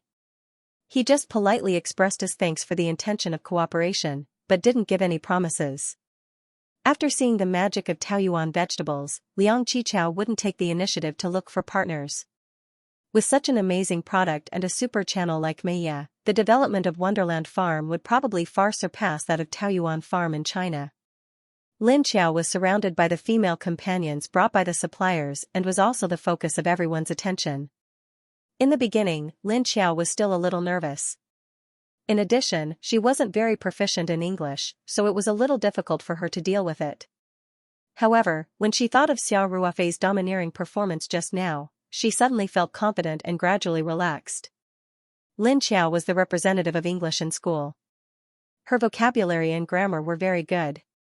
What she lacked was practical practice. After this banquet, Lin Xiao's spoken English level could be said to have improved by leaps and bounds. Xiao Ruofei didn't wait for the reception to end. When he felt that it was about time, he called Liang Qichao and asked him to bring Lin Xiao back to the lounge. Then, they arranged to meet with Tang Etienne tomorrow and left quietly through the side door. On the way back to Wonderland Farm, Liang Qichao was still in a very excited state. Tonight's experience was like a dream to him. He talked almost non-stop along the way, talking about how polite and enthusiastic the suppliers were. Xiao Ruofei also listened with a smile. From time to time, he would interject a sentence or two as if he was supporting Liang Qichao. Lin Xiao listened to the two of them talk with a smile. From time to time, her gaze would sweep past Xiao Ruofei, revealing a hint of surprise. After returning to the farm, everyone made tea and chatted for a while in the living room on the first floor before returning to their rooms. The moment Xiao Ruofei entered his room, he locked the doors and windows without even taking a shower. Then, he took out the spirit map scroll and entered the space with a thought. He planned on unlocking the mortal jade talisman in one go today. Xiao Ruofei directly took the jade talisman from the stone chamber in the mountain sea realm. He took advantage of the 30-fold time flow to save as much time as possible. Xiao Ruofei directly said to Xia Qing, "I'm going into seclusion to practice unlocking runes. Don't disturb me if there's nothing especially important." "Yes, master," Xia Qing replied respectfully. Then, he left the Archean realm and went to the mountain sea realm to work on the herb garden, Dendrobium ironhide, and caterpillar fungus. Xiao Ruofei sat cross-legged beside the spirit pool and slowly closed his eyes. He adjusted his breathing rhythm and slowly focused his mind. Then, Xiao Ruofei's finger moved slightly. A stream of mental energy seeped out of his body and began to construct the complicated unlocking rune out of thin air. He was extremely fast. Thin lines condensed from his mental energy rapidly shuttled through the air, forming complicated and rhythmic patterns. These patterns stacked on top of each other, and a rune gradually took shape. Towards the end, his speed gradually slowed down. However, it was still very smooth and didn't slow down at all. After a while, a rune constructed purely from mental energy appeared in front of Xiao Ruofei. He opened his eyes and looked at it a few times. Then, with a wave of his hand, he dispersed the rune. This time, his speed had increased by a lot. Furthermore, the perfection of the rune had increased by quite a bit. However, there were still 5 small flaws. Xiao Ruofei had already sensed them the moment the rune was completed. His face was as calm as an ancient well. He picked up the water bottle beside him and drank a mouthful of the spirit heartflower's petal solution. After resting for a while, he continued to practice. 30 hours in the Archean realm was only 1 hour in the outside world. Therefore, Xiao Ruofei had plenty of time to finish this last kilometer. He had always insisted on practicing in the Mountain Sea Realm's stone room. On one hand, he didn't feel any urgency to cultivate. On the other hand, it was obviously because the jade mat in the stone room was very beneficial to the recovery and concentration of his mental energy. And after deciding to take Tang Haoren as his disciple, especially after obtaining the consent of Tang Yitian and his wife, Xiao Ruofei suddenly felt a sense of urgency. Furthermore, he seemed to feel the responsibility on his shoulders. Xiao Ruofei guarded his mind tightly. His mental energy flowed out of his body like an extension of his arm as he constructed a complicated unlocking rune out of thin air. Once, twice, thrice, every time he practiced, he could see obvious improvement. The unlocking rune he constructed was becoming more and more perfect in theory. The tiny flaws in the rune had also decreased from 5 to 1 or 2. Xiao Ruofei felt that his mental energy was beginning to run out. Therefore, after drinking a few mouthfuls of the spirit heartflower's petal solution, he stood up and walked to the recliner beside him. He lay down and closed his eyes to rest. He had plenty of time. Therefore, although he hoped to unlock the human character Jade Talisman this time, he was still in no hurry. His mental energy slowly recovered. Xiao Ruofei stood up once again and continued practicing unhurriedly. Time and time again, he painstakingly constructed the rune and dispersed it with a wave of his hand without any heartache. Xiao Ruofei's proficiency in constructing runes also unknowingly increased. Finally, after the second break, Xiao Ruofei constructed the rune once again. The initial stage was still very fast. Lines of mental energy shuttled back and forth quickly, constructing a complicated rune pattern. As the construction process progressed, Xiao Ruofei's speed gradually slowed down. However, his control over every detail was still very precise. Gradually, the rune's construction was nearing its end. Xiao Ruofei's calm face could not help but reveal a hint of nervousness. This was because he could feel that the rune's construction was extremely smooth so far. Moreover, he did not notice any flaws. Xiao Ruofei became more and more cautious in the following process. The strong psychological quality that he had trained in the special forces also played an important role at this time. Although Xiao Ruofei was slightly nervous, his control over his mental energy did not falter at all.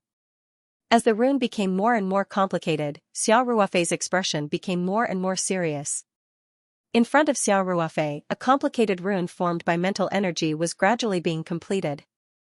As the last thread of mental energy twisted into a mysterious pattern in the air, it merged into the rune without leaving a trace. The entire rune flashed slightly, and all the mental energy patterns merged into one. It quietly floated in front of Xiao Ruofei. Xiao Ruofei opened his eyes, and a smile appeared on his slightly tired face. This rune seemed to be integrated into one, and it was filled with a harmonious and natural charm. Xiao Ruofei did not need to check at all to know that the rune constructed this time was completely flawless. The channel built by mental energy in the rune was quite stable, and the entire structure formed a perfect whole. Xiaqing, come to the primordial realm. Xiao Ruofei communicated telepathically with Xiaqing, who was in the Mountain Sea realm. In the next instant, Xiaqing's figure appeared in front of Xiao Ruofei out of thin air. When he saw the floating rune in front of Xiao Ruofei, he was stunned for a moment before revealing an overjoyed expression. He said, "Congratulations, Master. You have finally completed the unlocking rune of Immortal Jade Talisman." Xiao Ruofei's exhausted face revealed a smile as he asked, "What should I do next?" "Master, you just need to place the rune close to the Jade Talisman," said Xiaqing. Xiao Ruofei nodded and opened his palm. Then, with a thought, the floating mysterious rune slowly approached the Mortal Jade Talisman.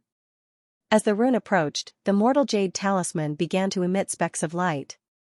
Following that, the Jade Talisman slowly rose and floated in front of Xiao Ruofei. Xiao Ruofei did not use the invisible power of space to control it. This time, it was a natural attraction between the Jade Talisman and the unlocking rune. The unlocking rune also slowly floated towards the Mortal Jade Talisman. The closer it was to the jade talisman, the brighter the rune's light became. Furthermore, it gradually shrank in size. In the end, the palm-sized rune had shrunk to the size of the patterns on the jade talisman. Following that, the rune drew an arc and imprinted itself on the mortal jade talisman's patterns. The jade talisman immediately emitted a dazzling light, causing Xiao Ruofei to involuntarily narrow his eyes. At that moment, Xiao Ruofei suddenly felt a large amount of information surge into his mind. My true nature is clear and condensed, the tranquility of the abyss. My body is eternal and has no signs of departure. Since ancient times, my name never leaves. Formless and nameless, I am the master of all things. A faintly discernible voice echoed in Xiao Ruofei's mind. The speed at which the information flowed and became faster and faster. At first, Xiao Ruofei could still barely hear the content, but later on, he could only feel a massive amount of information being stuffed into his mind. He could not distinguish the specific content at all. The massive amount of information made Xiao Ruofei feel as if his brain was about to explode. He couldn't help but reveal a pained expression.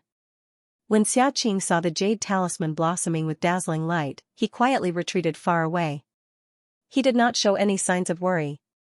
He knew that Xiao Ruofei could perfectly construct the unlocking rune, which meant that he could withstand the impact of the information flow.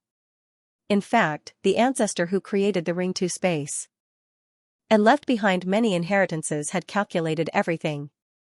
If Xiao Ruofei's mental strength did not meet the requirements, he would not be able to open the seal and take out the jade talisman. If his control of his mental strength did not meet the requirements, he would not be able to construct the complex rune to unlock the jade talisman. Xiao Ruofei would only have the opportunity to receive the massive amount of information contained in the jade talisman if both conditions were met. Mental strength was closely related to one's sea of consciousness. If both conditions were met, it meant that Xiao Ruofei's sea of consciousness was strong enough to withstand the impact of the information in the jade talisman. Of course, due to the sudden influx of information, Xiao Ruofei would definitely have to endure some pain. It was just that it was unlikely that he would be in danger. Xiao Ruofei clenched his teeth and guarded his soul to keep his mind clear. Beads of sweat began to appear on his forehead. Under the impact of the countless amounts of mysterious information, he could not even feel the passage of time. In Xiao Ruofei's perception, it felt as if millions of years had passed, but also as if it was just a snap of the fingers. Finally, this terrifying information transmission stopped abruptly without warning. Xiao Ruofei let out a long sigh of relief. At this moment, he felt a faint stabbing pain in his head. It should be the after effect of receiving too much information in a short period of time. He even felt that his body was weak. His body was terrifyingly strong, and it had been a long time since he had such a situation. At this moment, Xiaoqing handed over a cup of spirit heart flower petal solution that he had prepared beforehand and said, "Master, you've worked hard. Drink some water to recover." "Thank you." Xiao Ruofei took the cup and drank the petal solution in one gulp. After a long while, Xiao Ruofei slowly stood up and sat down on the recliner. After resting for a while, he felt that his condition was slowly recovering. Recalling the process of receiving the information, Xiao Ruofei could not help but feel a lingering fear. With such a huge amount of information surging into his brain in an instant, if it was an ordinary person, there would only be one outcome, which was that their entire brain would be destroyed. Even if they did not die, they would become a vegetable. If Xiao Ruofei had been impatient and had unlocked the human word jade talisman when there was still a small flaw in the rune, and he had succeeded by luck, then there was a possibility that his brain would have been damaged in the process of the information transmission. This was because before he had constructed a stable unlocking rune, his spiritual power had not met the requirements to receive the inheritance information in the human word jade talisman. Forcefully receiving it would have been extremely dangerous. After stabilizing his mind, Xiao Ruofei began to organize his gains. With just a thought, the information that had been transmitted to his brain would appear. Moreover, the information was as if it was engraved in his mind. The memory was incomparably strong, and it was impossible to forget. After Xiao Ruofei counted the information, he was shocked by the huge amount of information. If it were to be converted according to the amount of data, the amount of information would probably not be enough to be calculated using gigabytes.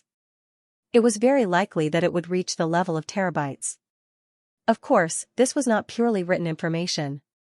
Even if all the books and words in the world were converted into digital information, it would still be impossible for there to be so much. The information that Xiao Ruofei received not only included a huge amount of content, but also some experiences and insights. These were extremely mysterious things that could not be described with words or even language. However, they were directly stored in Xiao Ruofei's mind. All the information was in his mind. Although the amount of data was huge, Xiao Ruofei could still sort it out quickly. After sorting it out, he could not help but feel a little speechless. The information in the human word Jade Talisman could be said to be all-encompassing. Apart from the first 3 levels of the Tao Sutra, there was also a huge amount of other information. It included some basic knowledge of cultivation, basic techniques, tricks to use mental power, talismans, elixirs, traditional Chinese medicine, and a lot of cultivation insights. Xia Qing, didn't you say that the human word Jade Talisman was mainly about the Tao Sutra? Xiao Ruofei could not help but ask, could there be a transmission error? Why is there so much messy information in my mind? Xia Qing saw that Xiao Ruofei called the precious inheritance messy information and could not help but be speechless. However, he still patiently explained, Master, in fact, the most precious thing is the Tao Sutra. All the other techniques, and tricks added together are not even 1/10,000th of the Tao Sutra. As for the information, it was also selected by the creator of the spiritual map world who thought it was worth passing down. Therefore, it was placed in the human word Jade Talisman as the basic introductory content. The last 2 Jade Talismans only have the content of the Tao Sutra. Oh. Xiao Ruofei nodded and said, in other words, this information is equivalent to an introductory manual. The Tao Sutra is the real deal. You can say that. Xia Qing said. Then, he could not help but remind, however, the content that can be preserved by the creator of the spiritual map world, although these techniques are nothing compared to the Tao Sutra, they are still extremely precious if placed in the secular world. Xia Qing was worried that Xiao Ruofei would not take the content seriously, so he reminded him. I understand. Xiao Ruofei nodded and said, it seems that the harvest this time is really not small. Xia Qing said, yes, the most precious thing in the spiritual map world is undoubtedly the 3 Jade Talismans. Needless to say, the Tao Sutra is a supreme technique that has never been seen before. The other information that was casually sealed by the creator, if placed in the secular world, would be fought over. For example, the medical knowledge in it, many of them are traditional Chinese medicine techniques that have been lost for thousands of years. It is not an exaggeration to call them the treasures of traditional Chinese medicine. When Xiao Ruofei was sorting out the information just now, he also roughly browsed through it. He paid special attention to the knowledge of traditional Chinese medicine that he knew relatively well, so he knew that Xia Qing was not exaggerating at all. The theories of traditional Chinese medicine in it were many times better than those that Xiao Ruofei had learned by himself.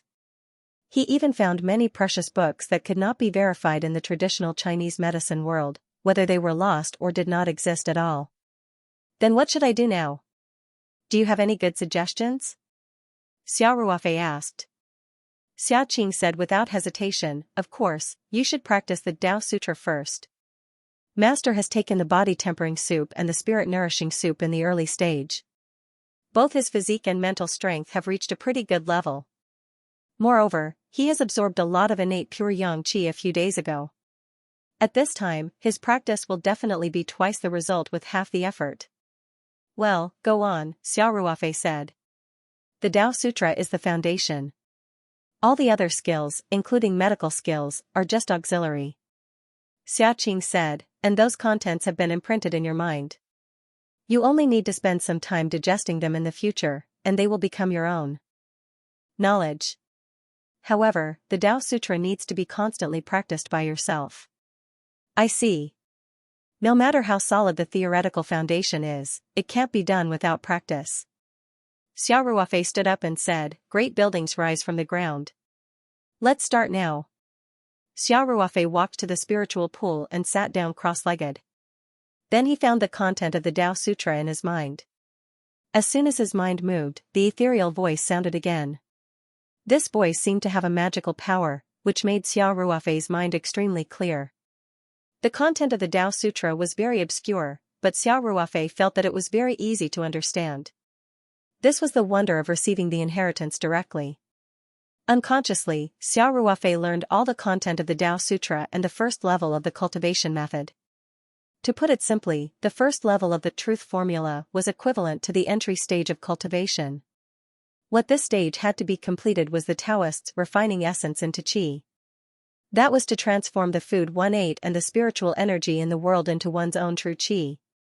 When the true qi in the body reached a certain level, the quantitative change would lead to a qualitative change, and the cultivator could enter the next stage. The first level of the truth formula divided the process of refining essence into qi into 10 stages. Each stage had a corresponding cultivation formula and meridian diagram. After completing the 10 stages step by step, one could naturally cultivate the first level of the truth formula to perfection.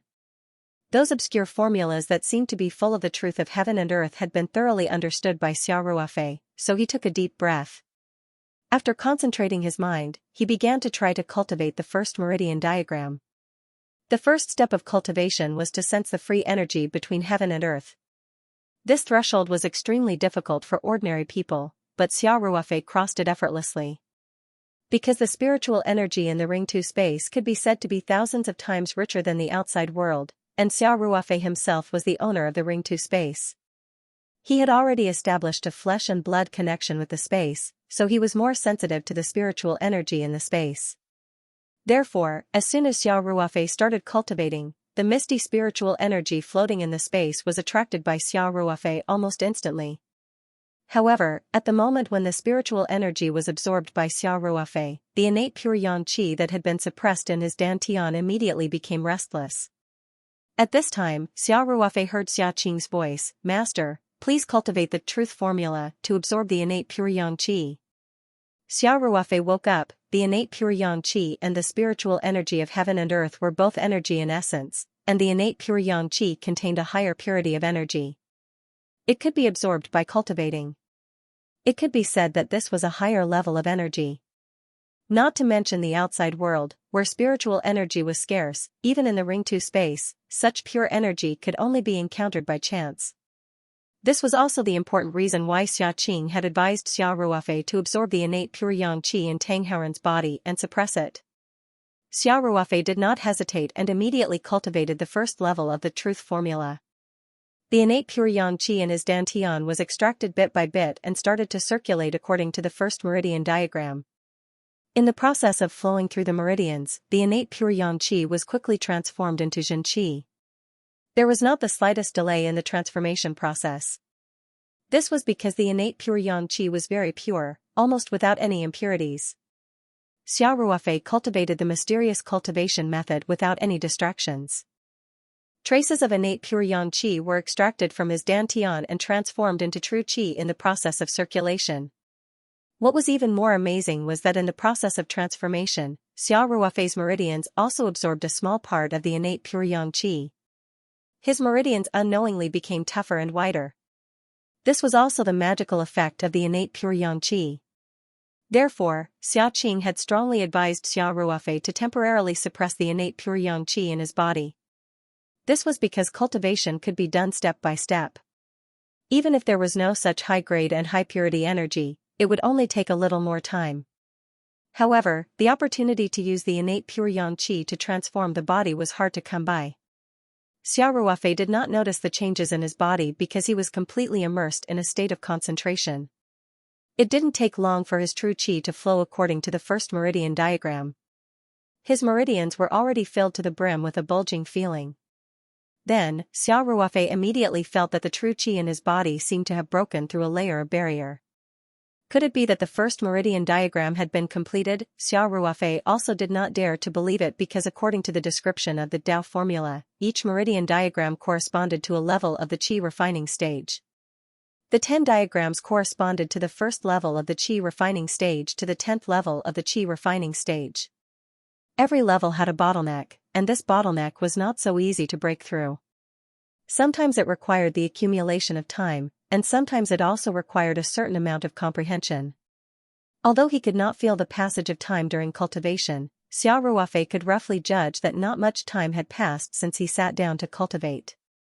More than half of the innate pure yang qi in his dantian had not been absorbed and digested. He broke through to the second level of the qi refining stage in such a short time, and the bottleneck only made Xiao Ruofei feel a trace of delay, and then it was easily broken through. This made Xiao Ruofei feel that it was unreal. However, he carefully checked the state of his body and found that although it was unbelievable, the fact was that he had broken through to the second level of the qi refining stage. The innate pure yang qi in his dantian had been touched just now, and it was difficult to suppress it by relying on the simple formula that Xiaoqing taught him. Therefore, Xiao Ruofei did not have time to think too much and directly began to circulate the mental cultivation method according to the second meridian diagram. After entering the second level of the qi refining stage, the consumption of the innate pure yang qi was even faster. It flowed in the meridians like a river and was constantly being transformed into true qi. At the same time, it was also nourishing and transforming Xiao Ruofei's meridians. Time slowly passed, and Xiao Ruofei soon felt the bottleneck of the second level of the qi refining stage. Similarly, this bottleneck was similar to a decoration and was directly broken through by Xiao Ruofei like a hot knife through butter. Next was the third level of the qi refining stage. At this time, the innate pure yang qi in his dantian was about half of the original. All the mental cultivation methods and meridian diagram had been deeply engraved in Xiao Ruofei's mind. As long as the cultivation level reached a certain level, he could easily circulate the mental cultivation method according to the diagrams. There was no need to learn, adapt, or be proficient in the process. At this time, the innate pure yang qi in Xiao Ruofei's dantian formed a cyclone. The centrifugal force constantly threw the innate pure yang qi out, and then it entered the meridians involved in the third meridian diagram. Under the effect of the mental cultivation method of the Tao formula, Xiao Ruofei continued to transform the meridians and transform true qi. After entering the third level of the qi refining stage, Xiao Ruofei's cultivation speed did not decrease at all. After a while, he clearly felt the existence of the bottleneck. Xiao Ruofei did not deliberately break through the bottleneck and just circulated the mental cultivation method normally. According to the description of the Tao formula, the three bottlenecks of the third, sixth, and ninth levels of the qi refining stage were relatively large and were equivalent to a small qualitative change. However, Xiao Ruofei still unknowingly broke through the bottleneck of the third level. In a short time, Xiao Ruofei went from a newcomer with no foundation to the threshold of the fourth level of the qi refining stage in one fell swoop. Xiao Ruofei was already somewhat numb to this. At this time, there was about a quarter of the innate pure yang qi left in his dantian. Xiao Ruofei continued to circulate the mental cultivation method. After entering the fourth level of the qi refining stage, Xiao Ruofei's cultivation speed gradually slowed down. The cyclone in his dantian was only the size of a jujube. This cyclone formed by the innate pure yang qi spun rapidly, and wisps of pure yang qi escaped and were absorbed by Xiao Ruofei's meridians. After an unknown amount of time, Xiao Ruofei felt that there was not a trace of the innate pure yang qi left in his body. It had all been absorbed by him. At this time, when he circulated the mental cultivation method, what he absorbed was the spirit qi in the space. Xiao Ruofei stopped in time. Today's cultivation speed was too fast, so fast that it made him feel a little scared. He knew the principle of going too far was as bad as falling short. If the realm was not stable enough and the foundation was not solid enough, no matter what he did, it would not be long-term. He believed that cultivation was the same. Xiao Ruofei slowly stopped circulating the mental cultivation method and slightly felt the surging true qi in his body. Then, he opened his eyes and stood up. Xiao Ruofei felt that his body was full of strength. He even had an illusion that even if a truck crashed at high speed, he could stop it with one hand. Xiaoqing, who was guarding Xiao Ruofei in the distance, saw this and hurried over. "Master, how does it feel to cultivate for the first time?" Xiaoqing asked. Xiao Ruofei scratched his head and said, "I can't say. It feels too fast, right? I'm already at the fourth level of the qi refining stage." Xiaoqing could not help but be stunned for a moment. Then, he said with relief, "Master, it must be because the innate pure yang qi in your body is very pure, and the first few levels of the qi refining stage are relatively easy to break through, so you can cultivate to this stage in one go." Xiao Ruofei asked with some worry, will that cause the realm to be unstable? Xiaoqing said with a smile, Master, you don't have to worry at all. You've already laid a very good foundation by taking the spirit-nourishing soup, body-tempering soup, and refining your mental strength. Now, it can only be considered as a good foundation. Moreover, during the process of transformation, the innate pure yang qi will also nourish and strengthen the meridians. In the first 3 levels of the qi refining stage, you completely relied on the innate pure yang qi to break through, so not only will your foundation not be unstable, it's just that your foundation is much more stable than that of ordinary cultivators. Then I'm relieved. Xiao Ruofei also secretly breathed a sigh of relief. Xiaoqing continued, but I still suggest that you temporarily control the speed of your cultivation. After all, you've just come into contact with cultivation. If your cultivation speed is too fast, I'm afraid that your state of mind won't be able to keep up, and it's easy to have inner demons. Xiao Ruofei nodded and said, okay, I'll stabilize my realm at the 4th level of the qi refining stage.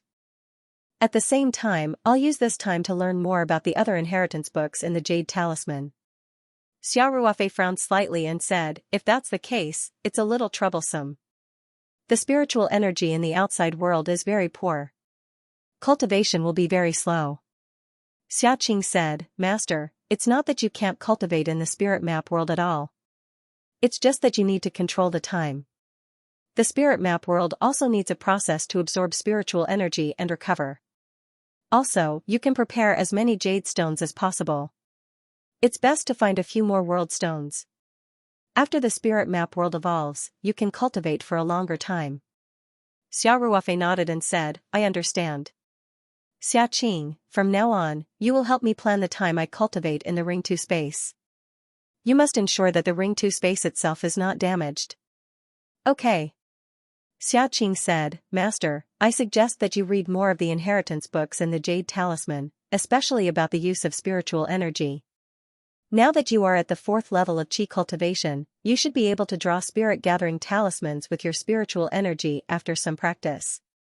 This way, even if you are in the outside world, you can still cultivate through the spirit-gathering talismans.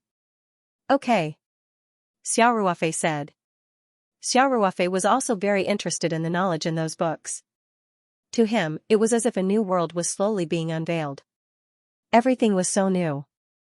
However, Xiao Ruofei was not in a hurry to learn those books. He said, Xiaoqing, last time you suggested that I take Tang Haoren as my disciple. I have already discussed it with his parents and obtained his consent. Haoren will officially become my disciple tomorrow, but I don't seem to be ready to be his master yet. After saying that, Xiao Ruofei smiled bitterly. He was a newcomer to cultivation and had no experience at all, let alone teaching a disciple. Xiaoqing said with a smile, Master, are you worried about teaching cultivation methods? In fact, you don't have to worry about it at all. The child is currently laying his foundation. According to my speculation, this child should have a pure yang constitution. You only need to choose a pure yang cultivation technique to teach him, and then leave him a small portion of innate pure yang qi. I believe his cultivation speed will be very fast. Xiao Ruofei said, the child is too young. I don't know if he can learn the cultivation method. Xiaoqing smiled and said, if he has a pure yang body, practicing a pure yang attribute cultivation method will definitely be twice the result with half the effort. Master, you can use your true qi to circulate in his body according to the cultivation method's route several times and remind him to firmly remember it. I believe that with Master's control of spiritual power, it should be very easy to do. Xiao Ruofei's eyes lit up. That's a good idea. Xiaoqing said, to be on the safe side, Master, you can bring him to the Ring 2 space tomorrow. I will check and confirm for him. As long as I can make sure that he has a pure yang body, this method will definitely be effective. Xiao Ruofei hesitated for a moment before saying, bring the child to the Ring 2 space? Isn't that a little inappropriate? The Ring 2 space was his greatest secret. He could not even divulge it to the people closest to him. Furthermore, Tang Haoren was still a child. It was hard to guarantee that he would accidentally spill the beans. When that happened, there would be endless trouble. Xiaoqing said with a smile, Master, since you want to bring him into the Ring 2 space, you definitely can't do it while he's awake. You just need to check the manuals regarding spiritual power. With your spiritual power realm, it's very easy for you to learn a few tricks to hypnotize people. Only then did Xiao Ruofei come to a realization. He said with a bitter smile, "It looks like I still know too little about cultivation. I've decided to focus my time on studying those manuals. Remind me when it's almost dawn in the outside world." The flow of time in the primordial realm was 30 times faster than the outside world. In theory, Xiao Ruofei could stay in the primordial realm for more than 10 days in a single night in the outside world. "All right," Xiaoqing said, "Master, I won't disturb your cultivation any further." Xiao Ruofei nodded. Then, he thought of something. He stopped Xiaoqing, who was about to turn and leave, and asked, "I'm officially taking Haran in as my disciple tomorrow. I have to prepare a gift for him. Do you have any good suggestions?" Xiaoqing said without hesitation, "The best gift is naturally the protective jade talisman that Master personally made." "Protective jade talisman?" Xiao Ruofei asked with a frown. "Master, have you forgotten? The unlocking rune of the human word jade talisman has another use. It can be used as a protective rune." Xiaoqing said with a smile, "As long as you inscribe the rune on a jade of good quality and inject it with quintessential qi, it can guarantee that it won't lose its effectiveness for at least a year or two. But I can barely use my mental strength to construct the rune now." Xiao Ruofei said, "I still have 10 days at most.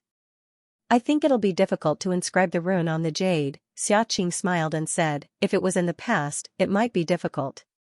But Master, you're now a cultivator at the 4th level of qi refining stage. You can use your quintessential qi with your mental strength.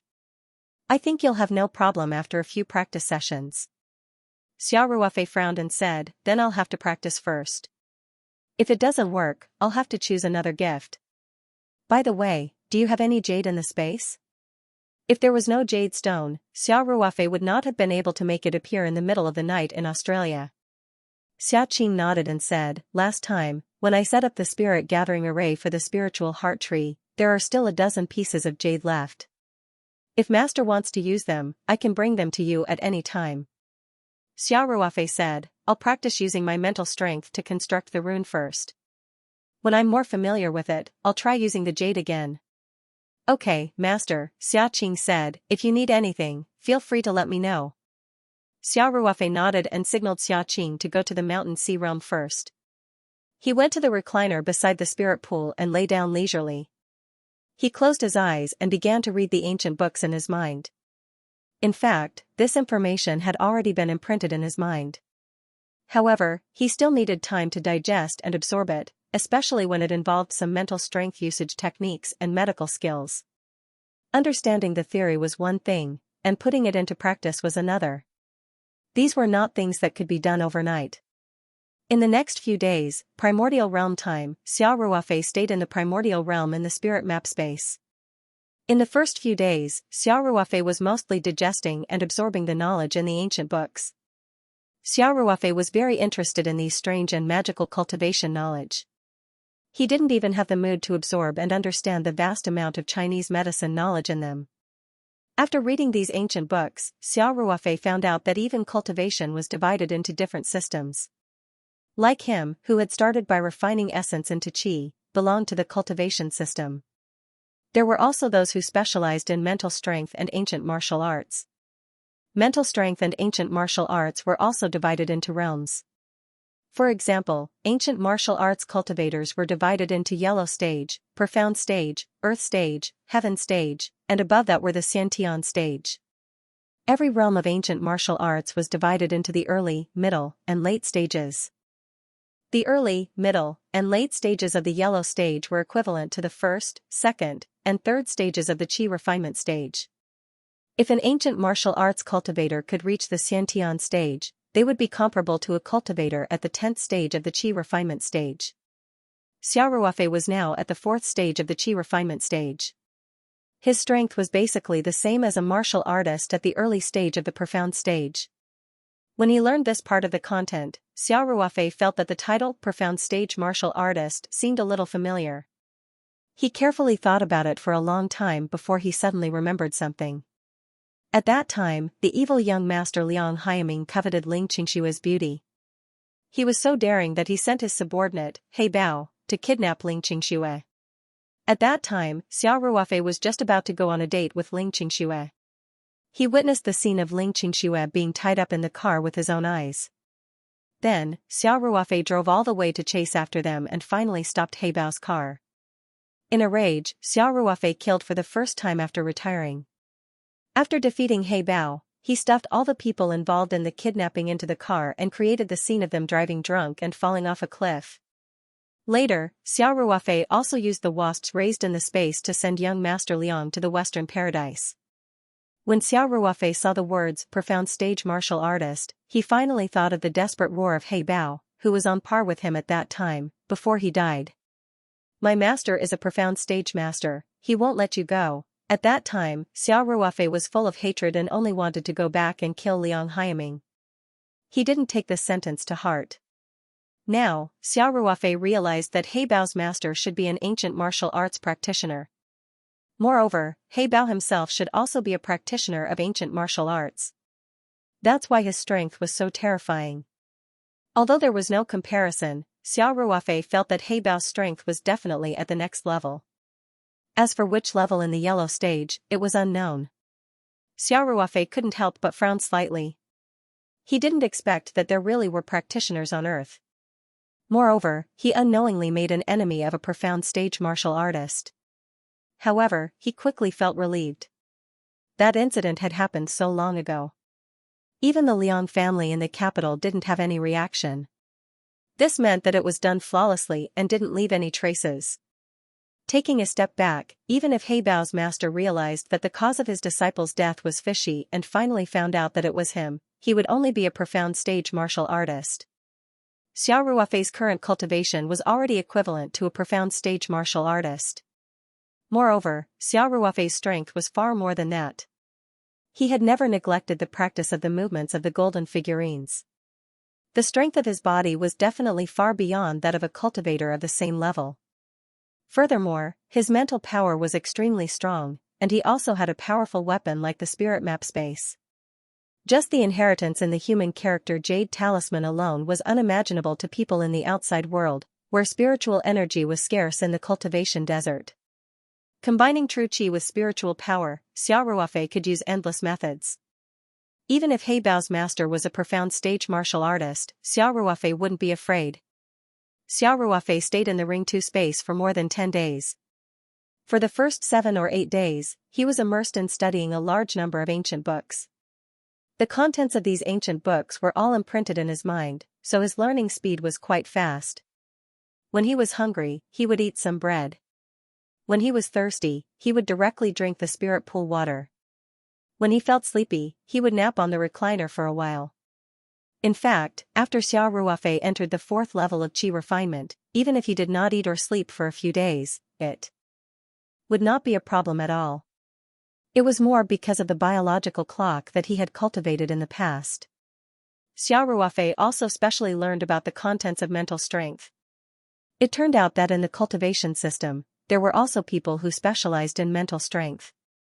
The levels of mental strength were divided into spirit formation, spirit palpitation, spirit yin, and spirit void. Each level was also divided into early, middle, and late stages, corresponding to yellow, mystic, earth, heaven, and qi refinement cultivators from the 1st to the 10th level. Ever since Xiao Ruofei obtained the Ring 2 space, his mental strength had been constantly being tempered. Especially after he began to regularly consume the spirit-nourishing soup, his mental strength had advanced by leaps and bounds. He compared it according to the standards of the ancient books and discovered that his mental strength had reached the late stage of spirit palpitation. This was equivalent to a cultivator at the 6th level of qi refinement or a warrior at the late stage of mystic. This had already exceeded his cultivation system by 2 levels. Of course, Xiao Ruofei also clearly understood that his mental strength was only the accumulation of quantity. In terms of application, it was still quite extensive. After all, he had not learned systematically before and had to fumble around on his own. This was like a child who had obtained a powerful submachine gun but could not even open the safety.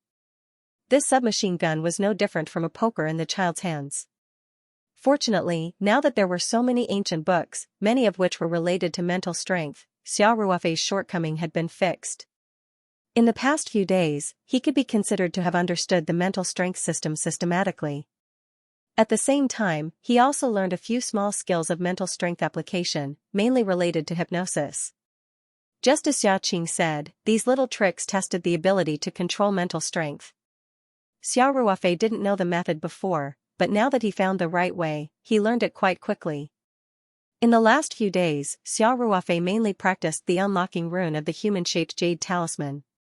Xiao Ruofei's efficiency in practice was much higher than before after mastering some techniques to use mental strength. His proficiency was constantly improving. Now, he had a very high success rate when using his mental power to construct the rune. At most, there would be 1 or 2 small flaws in every 10 attempts. Therefore, Xiao Ruofei asked Xiaoqing to take out more than 10 pieces of jade that he had stored in the space. He began to try to carve runes on the jade. As a meeting gift for Tang Haoren, he naturally needed to do some carving. Xiao Ruofei directly took out a military dagger. After imbuing it with qi, the dagger was like a treasured knife that could cut through iron like mud. It cut through the jade as easily as cutting through tofu. Xiao Ruofei focused all of his attention. This piece of jade that he had specially picked out had the best quality jade. Jade fragments flew in his hand, and in a short while, a leaf-shaped jade tablet appeared in his hand. Xiao Ruofei had consumed many petals of the spirit heart flower. In addition, he also cultivated the Tao arts. His mental power level had reached the late stage of spiritual palpitation. Therefore, although it was his first time carving jade, the results were very good. The shape of this leaf looked natural. The emerald green leaf was vivid and lifelike, full of natural charm. It even gave people the illusion that this was a real leaf. The shape of the leaf was also based on the leaves of the spirit heart tree. It seemed to contain the principles of heaven and earth, which would slightly attract people's attention.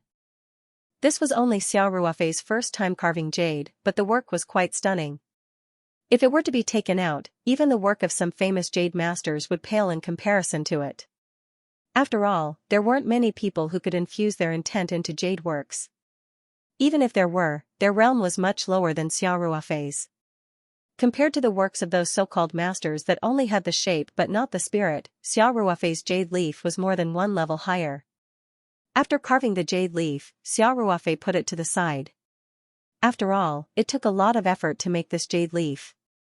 Xiao Ruofei definitely wouldn't directly carve it if he wasn't confident.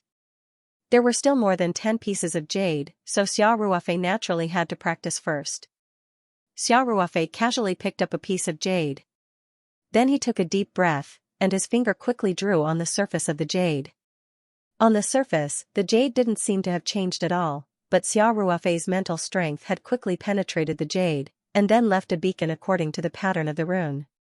At the same time, Xiao Ruofei's true qi also entered the jade, following the beacon left by his mental strength, and left a fine trace that couldn't be seen by the naked eye. This was the internal trajectory of the rune. This method of using mental strength to lead the way and inject true qi into the rune was something that Xiao Ruofei learned after studying the ancient records. Without the knowledge in the ancient records, even if Xiao Ruofei practiced this rune to the point that he knew it inside out, it would be very difficult to leave a trace inside the jade. Xiao Ruofei's rapidly moving finger suddenly stopped, and then a bitter smile appeared on his face. At this time, a crack had appeared on the surface of the jade. Although the effect of this method of inscribing runes was obvious, the difficulty of controlling it was also multiplied. After all, the construction of runes was a very complicated process, and during this process, Xiao Ruofei not only had to control his mental strength, but also his true qi. Although the true qi only needed to follow the beacon left by his mental strength to inscribe, if the strength of the true qi was slightly different, it could lead to failure. Just now, Xiao Ruofei didn't control the strength of his true qi, causing the jade to be unable to withstand the cracks on the surface. If one looked at it with a high-powered magnifying glass, they would find that there were also many fine cracks inside the jade, and these cracks gradually extended to the surface. This piece of jade was basically useless. However, Xiao Ruofei wasn't discouraged. This was his first time trying this method. If he succeeded on the first try, it would be good luck, and if he failed, it would be normal. Xiao Ruofei rested for a while, and then picked up the second piece of jade to inscribe. Time passed little by little, and besides Xiao Ruofei, there were 6 or 7 pieces of jade with cracks. But at the same time, he also placed 3 pieces of jade that were successfully inscribed on the other side. And these 3 pieces were all concentrated in the last few times. In other words, Xiao Ruofei's success rate of inscribing this protective talisman had greatly increased. Including the piece in his hand, Xiao Ruofei still had 4 pieces of jade to practice on. Xiao Ruofei quickly finished inscribing the piece in his hand. It was still a success. Therefore, Xiao Ruofei didn't intend to use the remaining 3 pieces of jade. In case he failed to inscribe the runes on the jade leaf, he would still have 3 spare raw materials. He rested for a while, and after adjusting his mental strength and physical condition, he took the carved jade leaf and began to inscribe the runes. Xiao Ruofei was prepared for failure. After all, his previous success rate was only half. But to his surprise, the inscribing this time was quite smooth. Maybe it was because the jade leaf's material was the best among all the jade materials, or maybe it was because Xiao Ruofei adjusted his condition better. In short, it was very smooth from beginning to end, and he easily completed the inscribing of the runes. Xiao Ruofei poured a wisp of true qi into the runes, and then penetrated his mental strength to check it. He found that the whole runes didn't have any flaws, and the true qi slowly flowed inside, quite smoothly. After 7 or 8 days of cramming education, Xiao Ruofei was no longer the cultivation rookie from before. He was very clear that although this small piece of jade leaf looked like a relatively expensive jade product, once the wearer was in danger, it could erupt with a huge protective energy. It was no exaggeration to say that even if it was a bullet attack, this piece of protective talisman could block it several times. Speaking of which, this was simply a second life. Xiao Ruofei found a red string to tie the jade leaf, and then put it away. There were still 4 pieces of successfully inscribed jade tablets. Although the material was slightly worse than the jade leaf, and they didn't have much of an appearance, their protective effect was almost the same. Although Xiao Ruofei had already reached the 4th level of qi refining, he didn't know how strong his body's protective ability was. After all, the people who wrote the ancient books of cultivation couldn't have predicted that there would be powerful firearms in the future, and certainly wouldn't have described this aspect. Therefore, in line with the principle of not wasting anything, Xiao Ruofei also hung one of the jade tablets on his body. Although there were almost no people who could hurt him now, it was always better to be safe than sorry, and it was always better to be prepared. As for the remaining 3 jade tablets, Xiao Ruofei temporarily left them in the space. Now that he had the ability to inscribe protective talismans, he naturally wanted to prepare some for his family and friends. For example, Ling Qingxue, Lin Qiao, Huzi's mother, and so on, he definitely had to give them to them. However, Xiao Ruofei was prepared to find some jade materials of better quality, and then carefully carve them before inscribing the talismans. These 3 jade tablets didn't look very good, so they could be used as backups. Just as Xiao Ruofei finished dealing with the matter of greeting gifts, Xia Qing came to the Archean realm and respectfully said, "Master, it's already around 7 in the morning in the outside world. You should return to the outside world." Xiao Ruofei nodded and said, "Okay." He stretched his back, feeling that the past 10 days in the Archean realm were like a dream. In the outside world, he had entered the space around 9 in the evening. In total, less than 10 hours had passed, but Xiao Ruofei had already undergone a complete transformation. Xiao Ruofei didn't leave immediately. Instead, he went to the spirit pond and took a basin of water to wash his face. Then, he took out a razor and tidied up his appearance. He even used a military dagger to slightly trim his hair. After all, he had spent more than 10 days in the space. If he went out like this, it would be very difficult to explain how his hair had grown so much in one night. Furthermore, his beard was unshaven.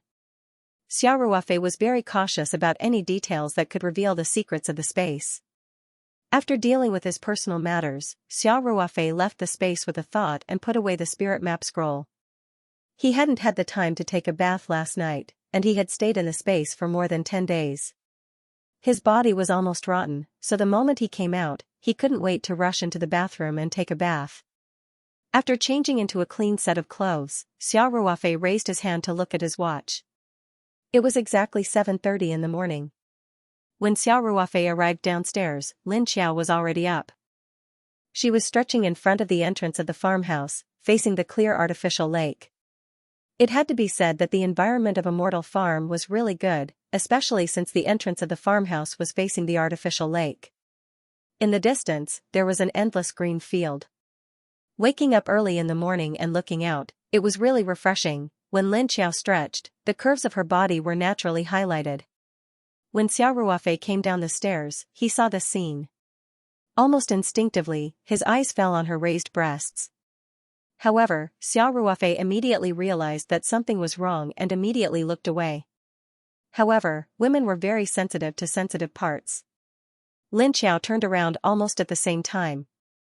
When she saw Xiao Ruofei, she couldn't help but blush slightly. Of course, there was a faint trace of joy in her heart. Then, Lin Xiao immediately acted as if nothing had happened. She sneered, "Ruofei Ge, you lazy worm. You actually woke up so late." Lin Xiao didn't know that Xiao Ruofei had actually spent more than 10 days in the space, and basically didn't sleep. Xiao Ruofei touched his nose and said with a smile, "I didn't see you wake up so early in China. Could it be that you still haven't gotten over the jet lag?" Lin Xiao said with a look of disdain, "Ruofei Ge, can you have some common sense? Australia is 2 hours faster than Huaxia, okay? It's only 5 in the morning in China right now. If I haven't gotten over the jet lag, I should be sleeping even later. You're lazy and you're looking for excuses." Xiao Ruofei laughed and said, okay. You're the most diligent, but only when you have something to play with." Lin Xiao rolled her eyes at Xiao Ruofei and said, "I'm too lazy to talk to you." Liang Qichao personally prepared a sumptuous breakfast for everyone. Not long after the three of them finished breakfast in the farmhouse, Tang Yitian and his family arrived at Immortal Farm. Tang Yitian saw Xiao Ruofei waiting at the entrance of the farmhouse as soon as he got out of the car, so he quickly said, "Mr. Xia, how could we trouble you to personally welcome us?" Xiao Ruofei smiled and said, "Your guests. It's my duty." When Tang Haoran saw Xiao Ruofei, he immediately called out, "Ruofei Ge. Master, good morning." Xiao Ruofei smiled and patted Haoran and said, "After you formally become my disciple, remember to change the way you call me." "I understand." Tang Haoran said obediently. "Master." "Yes." Xiao Ruofei nodded with a smile. Lin Xiao's name, Lin, and Lin, and Lin, and Lin Xiao. Jennifer handed the album to Lin Xiao with a smile and said, "Lin, this is the gift I promised to give you. I hope you like it." Jennifer's echoes. Lin Xiao's eyes lit up as he took the album like it was a treasure. He held it with both hands and said, "I'm so happy." "Jennifer, thank you." Jennifer smiled and said, "Your brother saved Haoran's life, and now he's willing to be Haoran's teacher." "No, master. Compared to this, my gift is not even worth mentioning. That's different. He's him, and I'm me." Lin Xiao said, "Anyway, this is the most precious gift I've ever received. When I go back, my classmates will be so envious." Xiao Ruofei teased, "Do you want to ask Jennifer for some autographs to bring back to your classmates?" Lin Xiao rolled his eyes at Xiao Ruofei and said, "That's a good suggestion. Jennifer, remember to sign a few more autographs for me later." Jennifer nodded with a smile and said, "No problem. It's no trouble at all." Xiao Ruofei scratched his head and said, "Jennifer, I find that you like to use idioms more than the people in Huaxia." Everyone suddenly burst into laughter. The group walked into the farm villa. Xiao Ruofei sat down on the sofa and asked seriously, "Mr. Tang, Ms. Jennifer, are you sure you're willing to let Haoran be my disciple?" Tang Yitian said without hesitation, "Of course, this is Haoran's blessing." Xiao Ruofei nodded and said, "Okay, Haoran, come and be my disciple. Today, I'll officially accept you as my disciple." Tang Yitian quickly and gently pulled Tang Haoran's hand. Tang Yitian had probably already taught Tang Haoran before they came. After the little guy received the reminder, he immediately knelt down in front of Xiao Ruofei without hesitation and kowtowed 3 times. He shouted, "Master." Xiao Ruofei couldn't help but show a hint of relief. Although kneeling and kowtowing was no longer advocated nowadays, he had accepted Tang Haoran as his disciple and wanted to teach him cultivation methods, so everything was done according to the rules. He accepted such a big gift very calmly. Jennifer felt a little strange. Westerners didn't kneel and kowtow, but after she married Tang Etienne was in charge of all the important matters in the family, so she didn't say anything. Instead, she showed a hint of novelty. "Get up," Xiao Ruofei said with a smile. "Haoran, pour tea for your master," Tang Etienne ordered. He didn't know what kind of rules a master like Xiao Ruofei would pay attention to when accepting a disciple, so everything was done according to the old etiquette passed down by the righteous society. Xiao Ruofei waved his hand and said, No need. 3 kowtows is enough. I'm not that particular." After saying that, Xiao Ruofei waved his hand and said, "Haoran, come here." Tang Haoran obediently came to Xiao Ruofei's side. Xiao Ruofei stared into his eyes and said seriously, "Today, I'll officially accept you as my disciple. There aren't many rules in my sect, but one is very important. After learning the skills, you can't bully the weak. You can't ignore the rules and act recklessly. You must always have justice in your heart. Do you understand? If one day I find out that you're using the skills I've taught you to commit crimes, I will personally cripple you." Xiao Ruofei's words were a little harsh, and there was a trace of mental strength in them. After hearing this, Tang Haoran's heart trembled slightly. He hurriedly said, "Master, I'll remember." Xiao Ruofei mainly considered that Tang Haoran was still young and immature. The power that a cultivator grasped was far beyond that of the secular world. If he wasn't taught and guided from a young age, he would grow up to be a perverse, arrogant, and despotic person. That would really be harmful to society. Therefore, he didn't hesitate to use his mental strength to engrave the rules in Tang Haoran's heart, so that he would know reverence from a young age and have justice in his heart from a young age. Tang Etienne listened from the side and couldn't help but secretly nod. There was a trace of gratitude in his eyes when he looked at Xiao Ruofei. After Xiao Ruofei finished speaking, the stern expression on his face dissipated, and he revealed a kind smile. He took out the jade leaf that he had prepared in the ring 2 space and engraved with protective runes from his pocket. He said with a smile, "Haoran, this is a greeting gift from Master. Take it." Tang Etienne hurriedly said, "Mr. Xia, we should be the ones giving you a gift. How can we let you spend money?" As a millionaire, Tang Etienne naturally had a good eye. He could tell at a glance that although the jade leaf's quality could only be said to be so, the carving was definitely the work of a master. It could be said that the jade leaf's value was very high.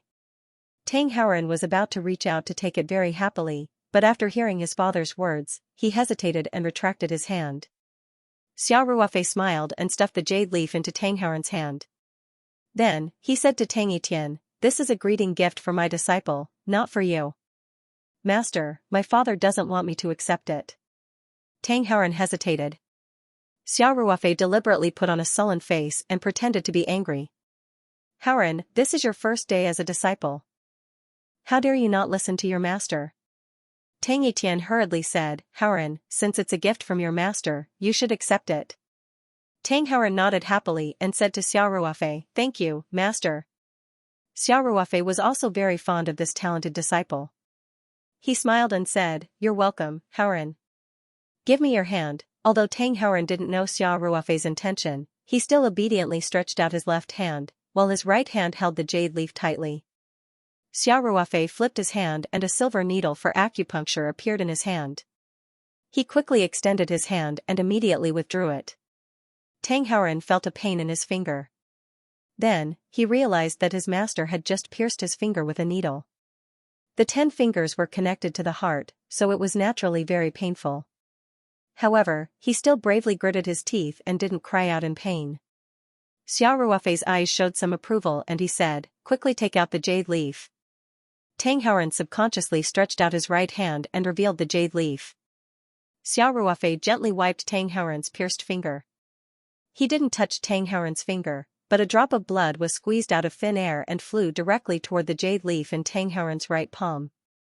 The blood dripped on the surface of the jade leaf and quickly penetrated it. In the blink of an eye, it disappeared without a trace. Jennifer's eyes widened in surprise when she saw this scene that defied the laws of nature. Tang Etienne, who had seen Xiao Ruofei's magical methods with his own eyes, had a fiery look in his eyes. At the same time, he also realized that this jade leaf was probably not as simple as being carved with excellent skills. Sure enough, Xiao Ruofei then said, Mr. Tang, this jade leaf must be worn by Haoran. No matter what, you can't take it off. Remember? Tang Yitian hurriedly said seriously, yes. Please don't worry, Mr. Xia. After saying that, Tang Yitian personally put the jade leaf on Tang Haoran's wrist and then gave him a few more instructions. Tang Haoran had always been a well-behaved child. Now that his master and father had given him such serious instructions, he also heard them in his heart. He nodded heavily and said that he would definitely wear it close to his body. At this time, Xiao Ruofei stood up and said, Mr. Tang, Jennifer, please sit on the first floor for a while. I'll take Haoran upstairs and completely remove the hidden dangers in his body. In addition, I also have to teach him some basic things. It's not convenient for too many people to know about these things. Please understand. Tang Yitian hurriedly said, I understand. I understand. The teachings shouldn't be passed on to others. This is how it should be. Xiao Ruofei nodded and waved to Tang Haoran. He said, Haoran, come with me. After saying that, Xiao Ruofei stepped toward the stairs. Tang Haoran was also very interested in what Xiao Ruofei was going to teach him. Although the little guy was still young, he had been influenced by his father since he was a child. He had also heard a lot about the glorious past of the Yixing society, so he had always had a dream of becoming a chivalrous person in his heart. Now that he had become Xiao Ruofei's disciple, the big dream in Tang Haoran's little heart began to stir. After entering the room, Xiao Ruofei first locked the doors and windows, then said to Tang Haoran with a smile, Haoran, sit down first. Master will help you completely eliminate the flame monster in your body. Yes, Master. Tang Haoran said obediently. Then he sat down cross-legged on the carpet. He had already been treated by Xiao Ruofei on the plane, so he didn't need Xiao Ruofei to teach him to sit down. Xiao Ruofei came behind Tang Haoran and also sat down cross-legged. Then he put his palm on Tang Haoran's Xianxia acupoint, and his mental power came out and entered Tang Haoran's body through the Xianxia acupoint. There wasn't much innate pure yang qi left in Tang Haoran's body, so it was very easy for Xiao Ruofei to deal with it.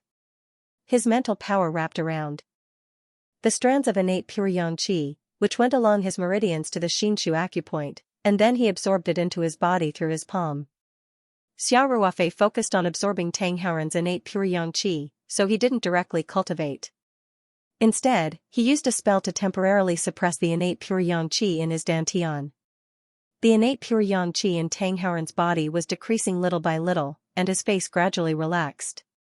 Although Tang Haoran didn't know the situation in his body, he could feel his body relaxing as the innate pure yang qi, which contained a huge amount of energy and was like a ticking time bomb, was decreasing. In the end, Xiao Ruofei left about 1/10 of the innate pure yang qi that Tang Haoran originally had, and stopped absorbing it. Xiao Ruofei stood up with a smile and said, Haoran, Master has eliminated most of the flame monsters, but he left a little bit. Do you know why? Why? Tang Haoran asked, puzzled. Xiao Ruofei said seriously, because a real man should rely on his own strength to solve problems. The flame monsters in your body were too strong before, and you couldn't defeat them with your own strength. But now, Master left a little bit for you to defeat them by yourself. Xiao Ruofei paused for a moment, then said, Haoran, you have grown up. You must learn to solve problems by yourself. Master will teach you some powerful skills and let you deal with those flame monsters by yourself. Do you have the confidence to defeat them? When Tang Haoran heard Xiao Ruofei say that there was still a small part of the fire monster in his body, he felt a little troubled. However, Xiao Ruofei's next words seemed to give him confidence again. He puffed out his chest and said, I have confidence. Xiao Ruofei patted Tang Haoran's head approvingly and said, not bad, a man should be like this.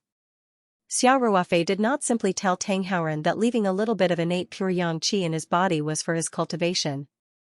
Instead, he used this kind of method to encourage Tang Haoran, and the effect was even better. After all, Tang Haoran was still young, and he did not know much about cultivation. He might not understand the benefits of connate pure yang qi. Xiao Ruofei said seriously, Haoran, look into my eyes. Tang Haoran did not know what his master's intention was, But he still subconsciously raised his head and looked into Xiao Ruofei's eyes. At this moment, Xiao Ruofei activated a mental power skill. Tang Haoren felt that Xiao Ruofei's eyes were like two bottomless pools, becoming incomparably deep. Following that, he slowly closed his eyes and his body tilted. Xiao Ruofei stepped forward in a timely manner to support Tang Haoren's body. This was the first time he used mental power to hypnotize someone. However, his mental power had already reached the late stage of spirit palpitation. Such a simple technique was still very powerful. Tang Haoren fell into a deep sleep without any resistance. At this moment, even if someone set off firecrackers beside him, it would be impossible to wake him up. Xiao Ruofei summoned the spirit map scroll from his palm.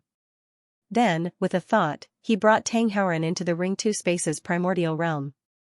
After returning to the familiar environment with dense spiritual energy, Xiao Ruofei felt a little strange for the first time.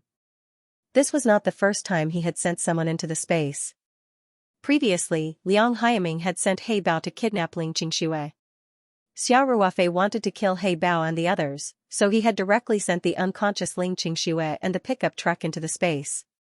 However, this was the first time Xiao Ruofei had brought someone into the space. Xiaqing was not in the primordial realm. Xiao Ruofei called out to him with his mind, and he immediately returned from the mountain sea realm to the primordial realm. Seeing Xiao Ruofei carrying the sleeping Tang Haoren, Xiaqing asked, "Master, is this your new disciple?" Xiao Ruofei nodded and said, "You should first confirm his physique." "Yes, master." Xiaqing took Tang Haoren from Xiao Ruofei's hands and laid him flat on Xiao Ruofei's recliner before beginning to check. After a while, Xiaqing revealed a hint of joy. He raised his head and said, "Congratulations, master. Your disciple does indeed have an innate pure yang constitution. Furthermore, his cultivation talent is very good. If he cultivates a pure yang attribute cultivation technique, his cultivation speed should be very fast." Xiao Ruofei had brought Tang Haoren into the space mainly to confirm his constitution.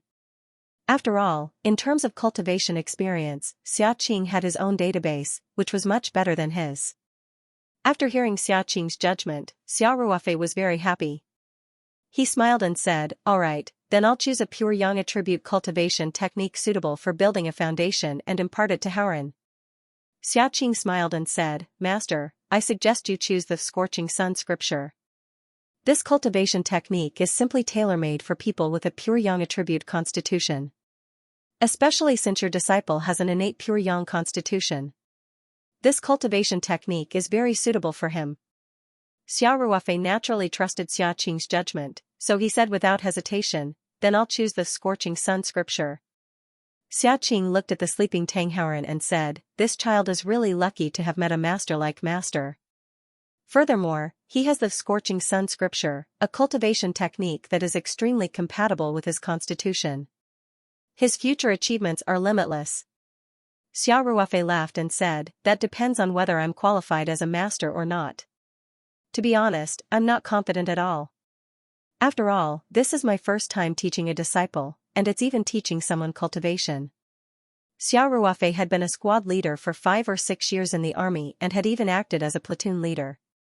He had led at least 100 soldiers, but leading troops and teaching disciples were two completely different things. He really didn't have much confidence now. Xiaqing comforted him, "Master, just teach according to what I said before.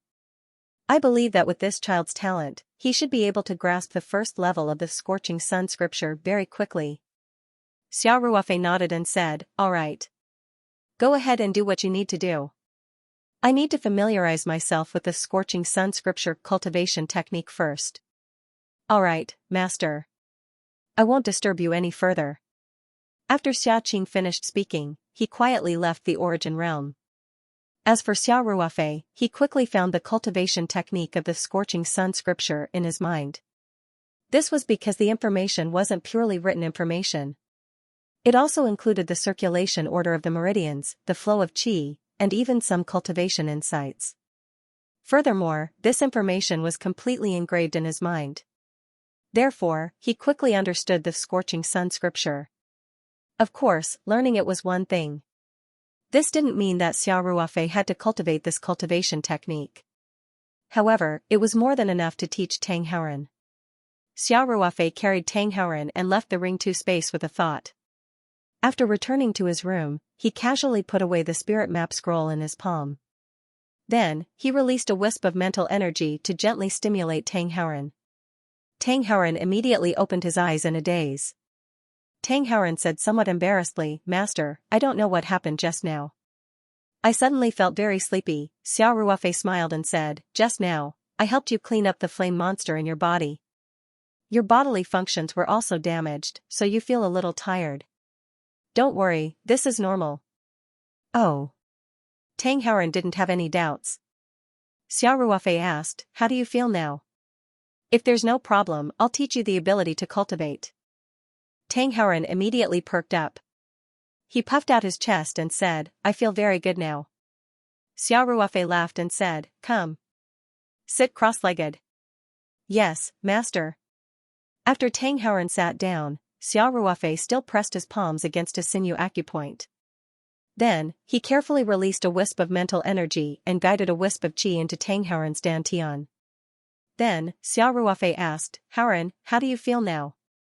Tang Haoren said, "Master, I feel a warmth in my stomach, like there's a stream of hot air." Xiao Ruofei nodded and said, "That place is called the dantian. That stream of hot air is qi, but it's what I'm transferring into your body. Your first task is to cultivate qi. Next, I'll teach you the route of qi circulation. You have to remember it well." "Yes, master." Tang Haoren solemnly replied. Next, Xiao Ruofei used his mental energy to guide his qi circulation in Tang Haoren's meridians according to the meridian route of the first level of the Scorching Sun scripture. Tang Haoren also focused on the feeling of the circulation of qi and memorized the entire route at the same time.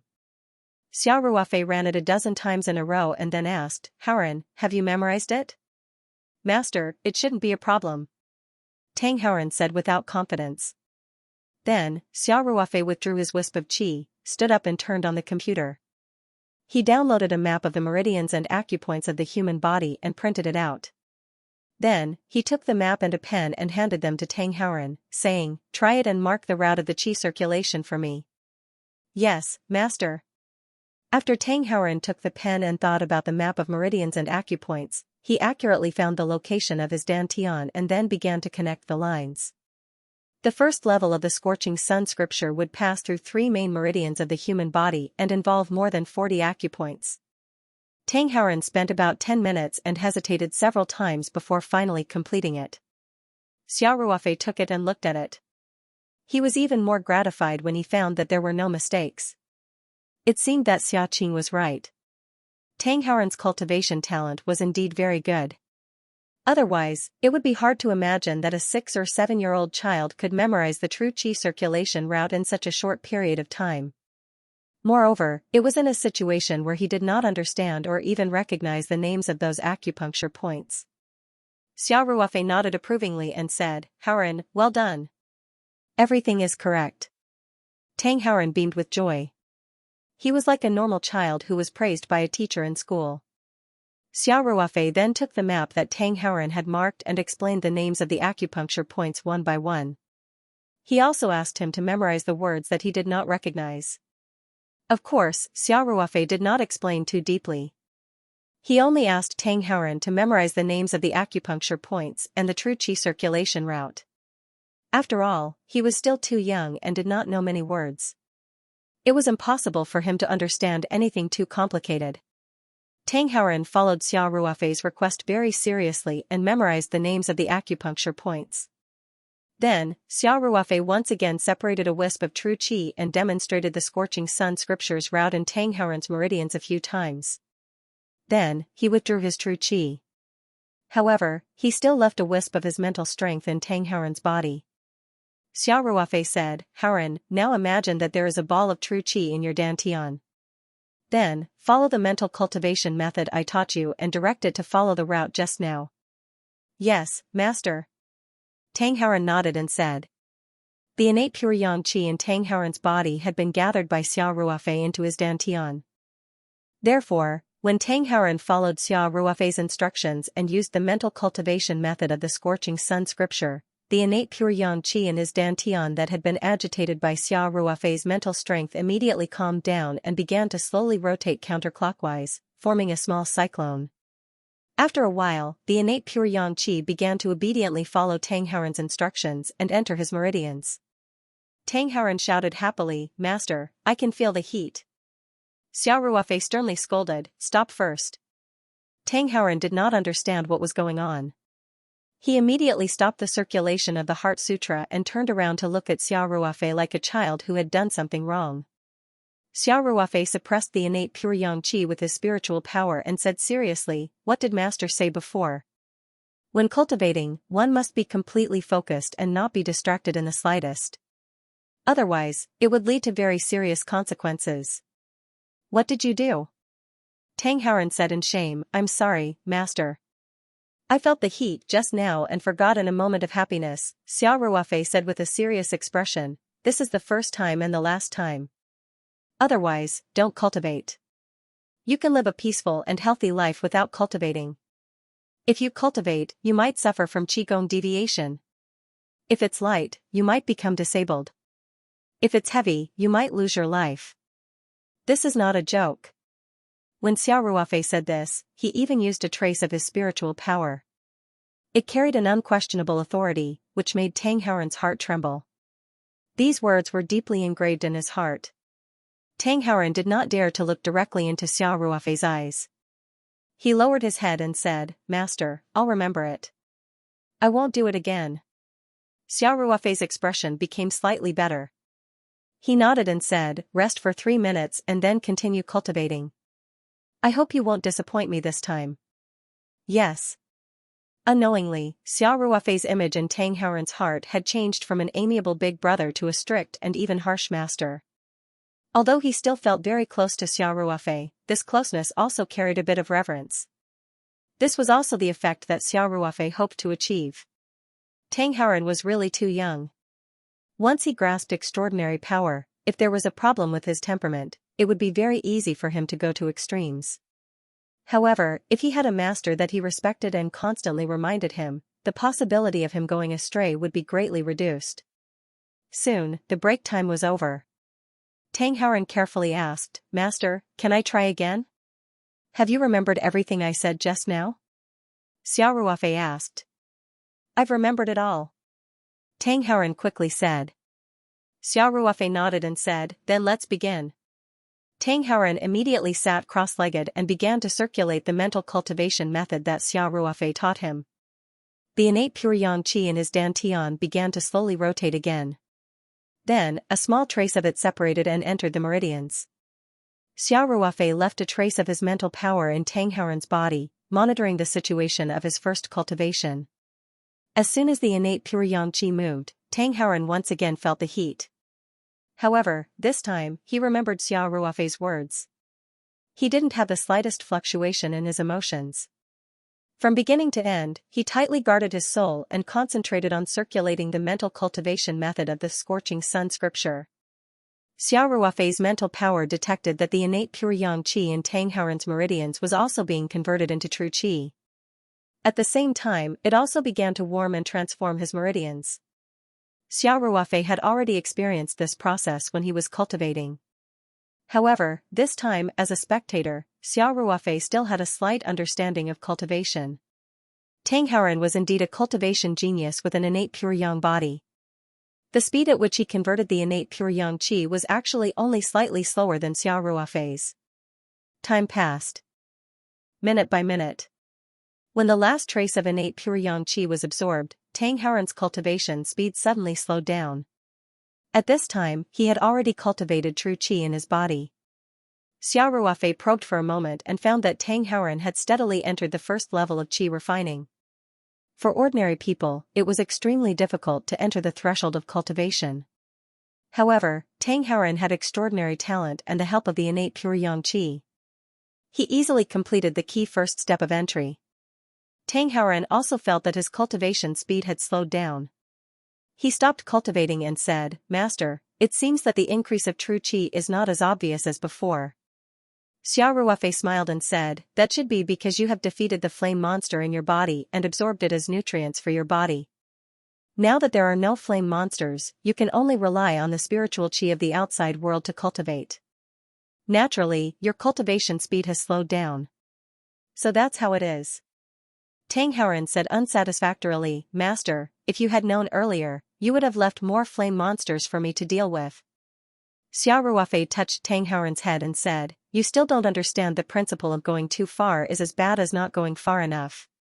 However, you have to remember that sometimes a sharp increase in strength is not entirely a good thing. You have to control everything, or your body won't be able to take it. I know. Tang Haoran nodded and said. Haoran, the spiritual chi on earth is barren now. The environment is very bad for cultivators. Xiao Ruofei said seriously, only the spiritual chi between midnight and dawn can barely meet the needs of cultivation. Xiao Ruofei paused when he said this, then continued, midnight is between 11 o'clock at night and 1 o'clock in the morning. You are still growing, so you can't stay up so late at night. Therefore, you have to seize the opportunity to cultivate during dawn every day, which is between 5 o'clock and 7 o'clock in the morning. Yes, Master. Tang Haoran said, I will definitely wake up before 5 o'clock every day and persist in cultivating. Xiao Ruofei nodded with a smile and said, Good. You have to cultivate diligently every day. I will check on your cultivation progress regularly. However, you can't be too hasty. Every step must be taken steadily and surely. Remember, you can't be impatient. Tang Haoran was still so young, so it was definitely inconvenient for Xiao Ruofei to bring him along to cultivate. Therefore, he still had to rely on himself for the next few years. Therefore, he did not mind instructing him. However, according to the normal cultivation progress, Tang Haoran would need at least a few months or even a year or two to break through the first level of the Scorching Sun scripture. Therefore, after Xiao Ruofei taught him the level 1 mental cultivation method, he did not need to constantly instruct and supervise him.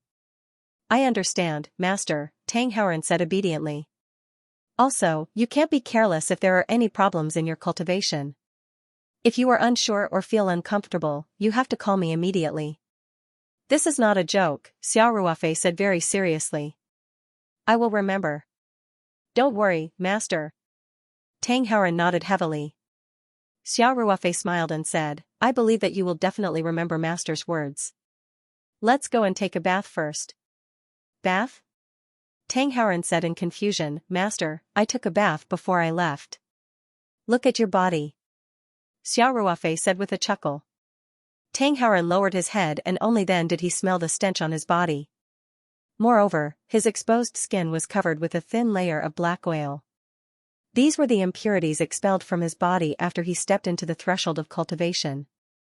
The innate pure yang qi had transformed his body's meridians and also produced many impurities. However, Tang Haoran was still young, so there were not many impurities in his body. Otherwise, this layer of filth would be even more obvious. Tang Haoran could not help but cry out in surprise, and a trace of embarrassment appeared on his face. Xiao Ruofei chuckled and asked, Can you take a bath by yourself?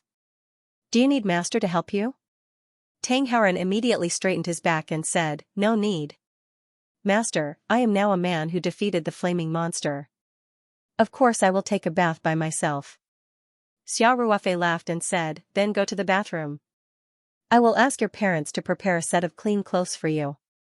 You can't wear these clothes anymore. Just throw them away later. Yes, Master. Tang Haoran immediately got up and slipped into the bathroom. Xiao Ruofei went downstairs and told Tang Etienne and his wife to prepare a set of clean clothes for Tang Haoran. When Tang Etienne heard that Tang Haoran had expelled many impurities from his body during his first cultivation and was taking a bath upstairs, he was so happy that he almost jumped up. He quickly called Tang Hu and asked him to immediately send 2 sets of Tang Haoran's clothes over. Jennifer did not understand what cultivation was, but she was also very happy when she saw her husband's overjoyed look. She repeatedly thanked Xiao Ruofei. At this moment, Xiao Ruofei heard Tang Haoran exclaim from upstairs. Xiao Ruofei was also a little worried. After all, Tang Haoran was only 7 years old and grew up in a wealthy family. He was usually served by people. It would be terrible if he didn't know how to use the bathroom equipment and got scalded by the hot water. Therefore, he ran upstairs quickly. Tang Yitian and Jennifer were both concerned about their son, so they were not much slower than Xia Ruofei. The three of them ran into Xia Ruofei's room one after another.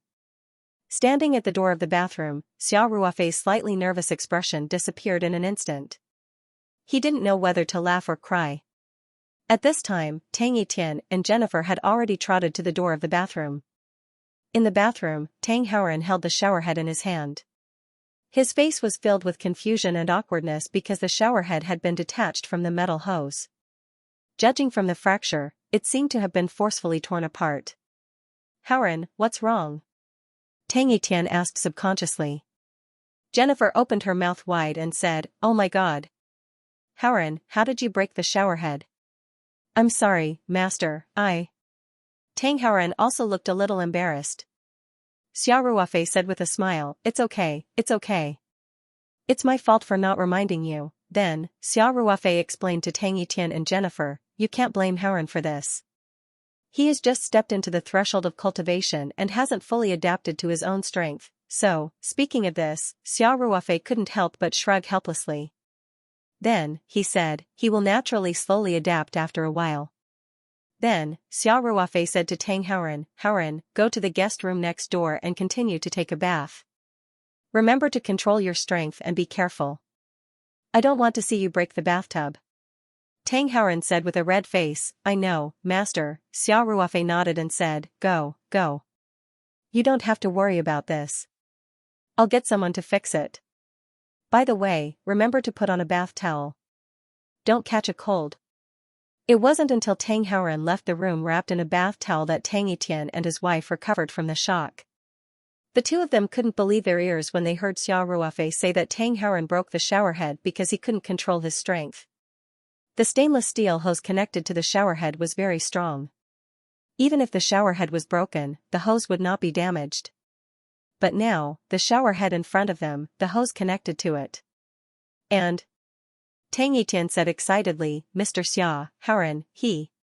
Not to mention a 7-year-old child." Even Tang Yitian's strong bodyguards would find it difficult to tear the metal tube apart with their bare hands.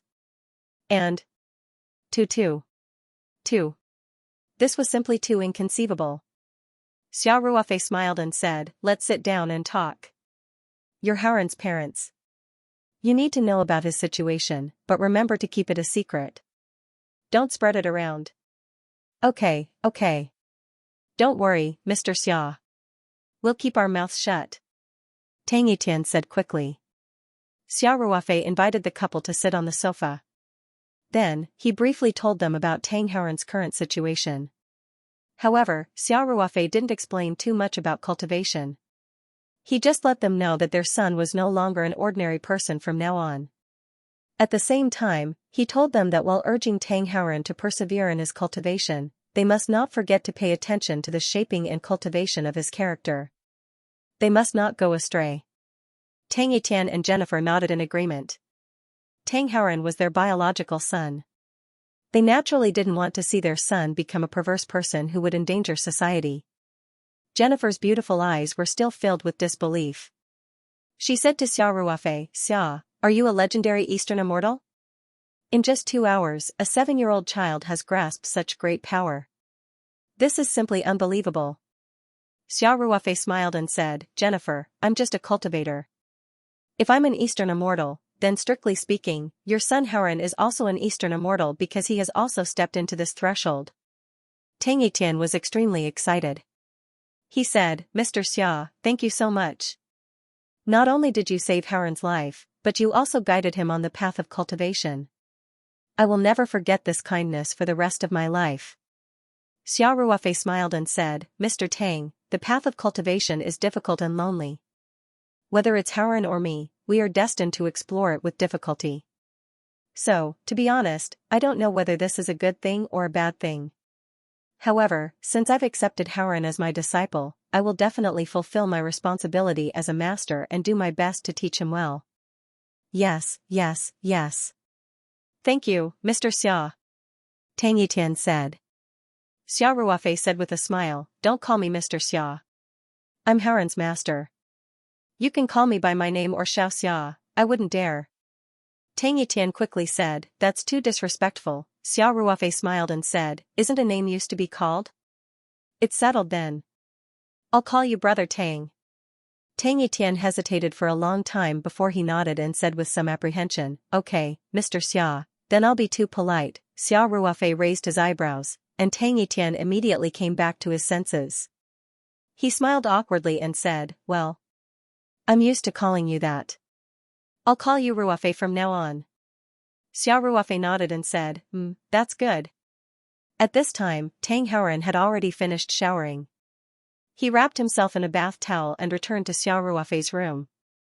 This time, he was careful and didn't destroy the bathroom in the next room.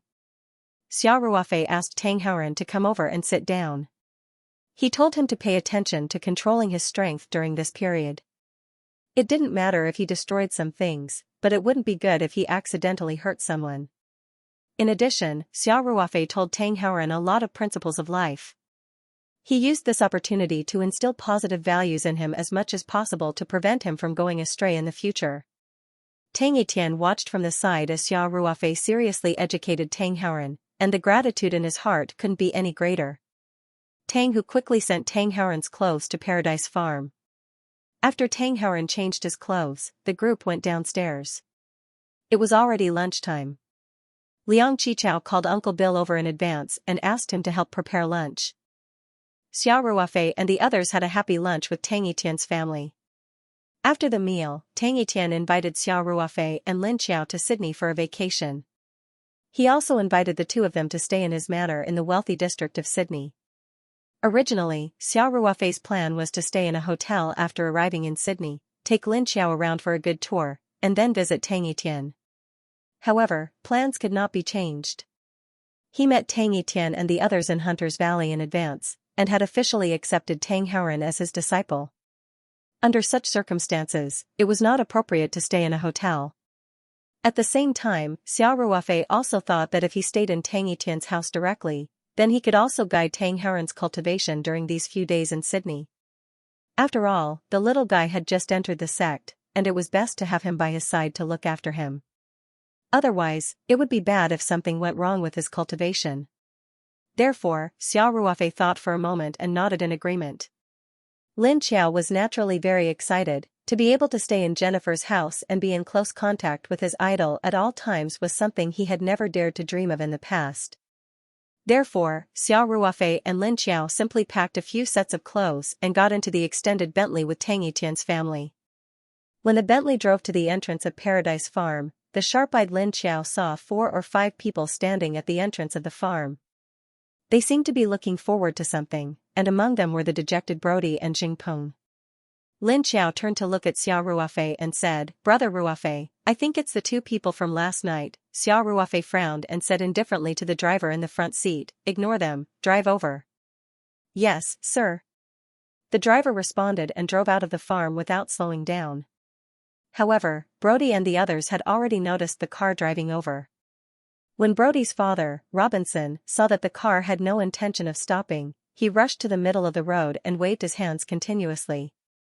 The driver was so frightened that he slammed on the brakes and stopped the car, almost hitting Robinson. The driver quickly turned around and said, "I'm sorry, Mr. Tang, are you all right?" A trace of anger appeared on Tang Etienne's face, but he didn't blame the driver. After all, this kind of situation was unforeseen. Robinson had also rushed out in a moment of impulse. Just now, the Bentley was rapidly approaching and was about to hit them. He was so scared that his whole body stiffened, thinking that he was going to meet God. After he came back to his senses, his legs trembled as he walked to the car door. Brody and Jingpeng's family also hurried over. Xiao Ruofei frowned slightly and pressed down the window. Robinson saw the young face in the car and quickly said, Mr. Xia, please be magnanimous and let our Golden Oak Winery go. I will definitely teach Brody a lesson." After hearing Brody's words, Robinson immediately realized that Xiao Ruofei was the key to solving this matter. Early in the morning, he brought Brody to the farm's entrance to wait for him. The situation on Jingpeng's side was similar. His father, Jing Daming, and his mother, Luo Limei, were originally in Canberra on business and were staying there tonight. After suddenly receiving a notice from the Maya group, they immediately bought the fastest flight back to Sydney that night and then rushed back to the winery in Hunter Valley overnight. He had arrived at Paradise Farm early in the morning, coincidentally meeting Robinson and his son at the same time. Before Xiao Ruofei could speak, Tang Etienne pressed down the window and scolded angrily, "Who are you? Do you know that what you just did was very dangerous?" Tang Etienne was a retail tycoon in Australia, and he also had the backing of the Volunteer Society. He didn't know Robinson, but Robinson recognized the famous Chinese tycoon at a glance. Robinson didn't expect Tang Etienne to be in the car. Being glanced at by Tang Etienne's majestic eyes, Robinson felt his scalp tingle, and his heart couldn't help but tremble. Mr. Tang. Robinson's teeth chattered. "I didn't know you were in the car. I'm really sorry. My son offended Mr. Xiao last night. I brought him here to apologize."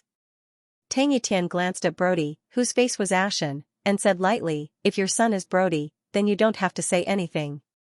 Even if Mr. Xia accepts your apology, I won't be soft-hearted." After hearing this, Robinson's legs went soft, and he sat on the ground in despair. His eyes were no longer as bright as they used to be. Zheng Peng and Brody didn't dare to get close to Tang Etienne's car. They only dared to stand far away. Zheng Peng's father, Zheng Daming, was also trembling with fear. His family had to curry favor with Robinson and seek cooperation with Golden Oak Winery. Naturally, their strength was even weaker. Robinson's performance in front of Tang Etienne was so terrible. How could Zheng Daming and Luo Lime be calm? However, it was a matter of life and death for the winery that he had bet all his money on.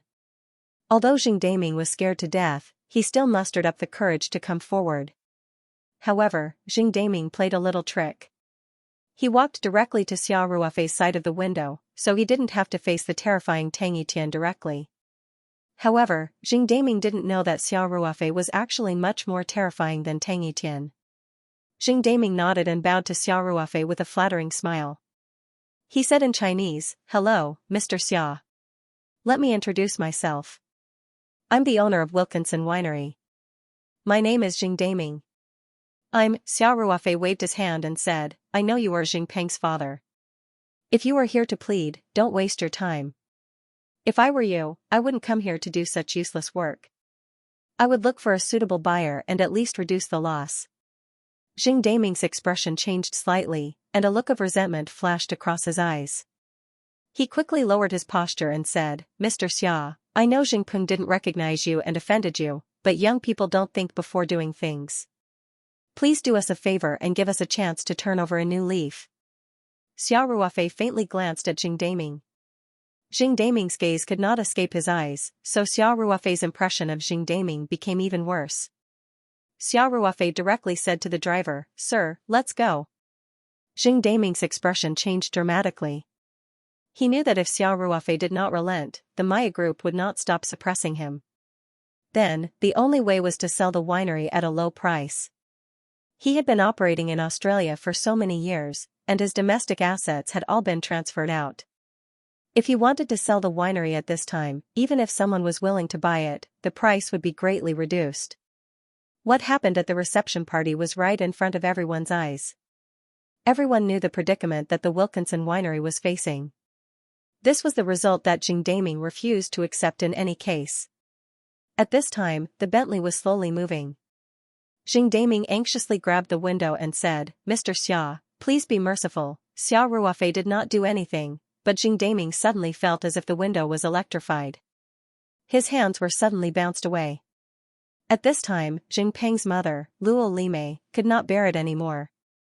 She shouted at Xiao Ruofei in the car, "You are too overbearing. Even if Zheng Peng was a little disrespectful to you, you don't have to kill him like this. We are all Huaxia people, and we should help each other abroad. Is this how you treat your own people? Cold-blooded." Zheng Daming quickly scolded, "Lime. What nonsense are you talking about?" "What nonsense am I talking about? It's the truth," Luo Lime said stubbornly. "What does a woman like you know?" Zheng Daming was so angry that he scolded, "Don't make trouble for me." Then, Zheng Daming hurriedly took 2 steps forward and said to Xiao Ruofei, "Mr. Xia, my wife is brainless. Please don't lower yourself to her level. The car had already started, but after hearing Luo Limei's words, Xiao Ruofei said to the driver, "Stop the car." After the car stopped, Xiao Ruofei reached out and opened the door. Tang Etian quickly said, "Mr. Xia, there's no need to pay attention to people like them, it's okay, I'll leave after I say a few words." Xiao Ruofei said with a faint smile. Then, he stepped out of the car and walked up to Luo Limei. Just now, Luo Limei had said those words in a fit of anger. Now that Xiao Ruofei had really gotten off the car and stood in front of her, her courage had disappeared. Her thin lips trembled slightly, and she said, "You.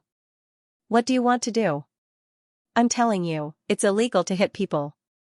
Xiao Ruofei pursed his lips and said, "What did you just say about Huaxia people helping each other?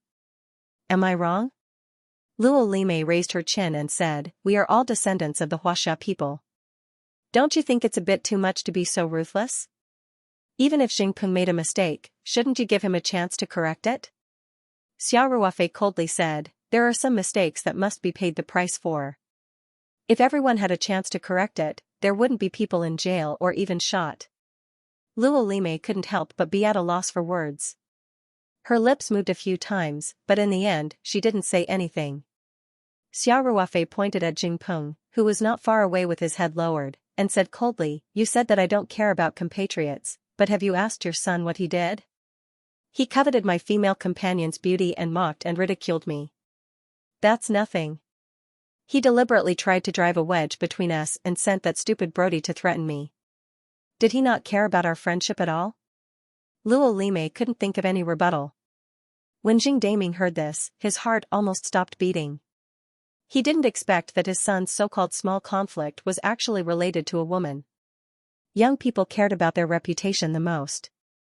It was no wonder that the other party didn't let it go when someone tried to steal his woman in front of him. Jing Daming thought so in his heart. He hurriedly said, "Mr. Xia, it's all because I didn't educate him well. That bastard Xingpeng did such a thing.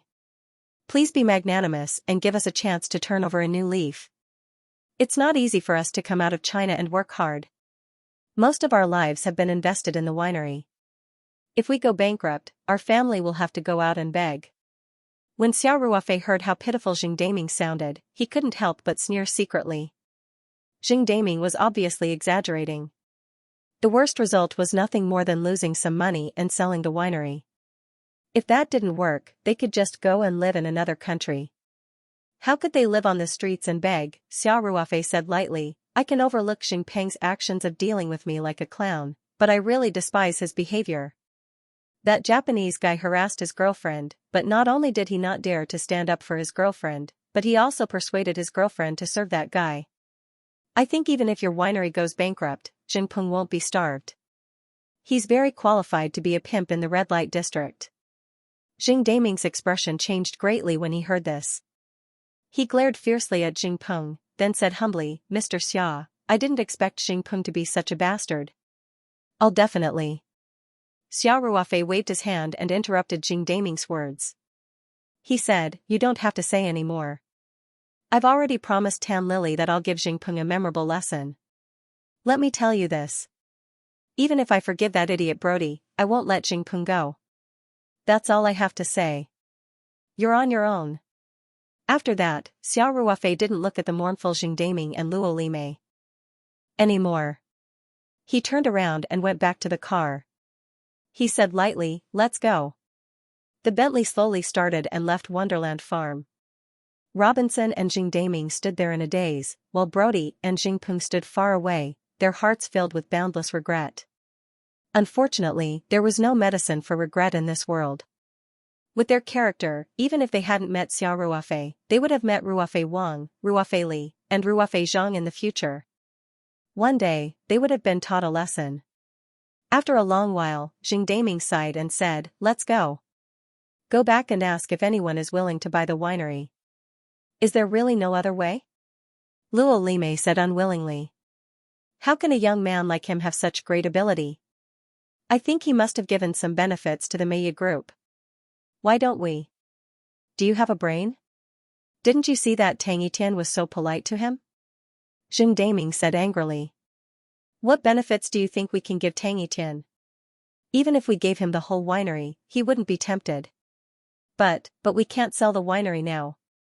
Luo Lime said with a sad face. The loss is too great. What can we do if we don't sell it? Maya supermarket has taken everything off the shelves. Our wine is unsaleable, and we'll soon run out of money. Xing Daming said.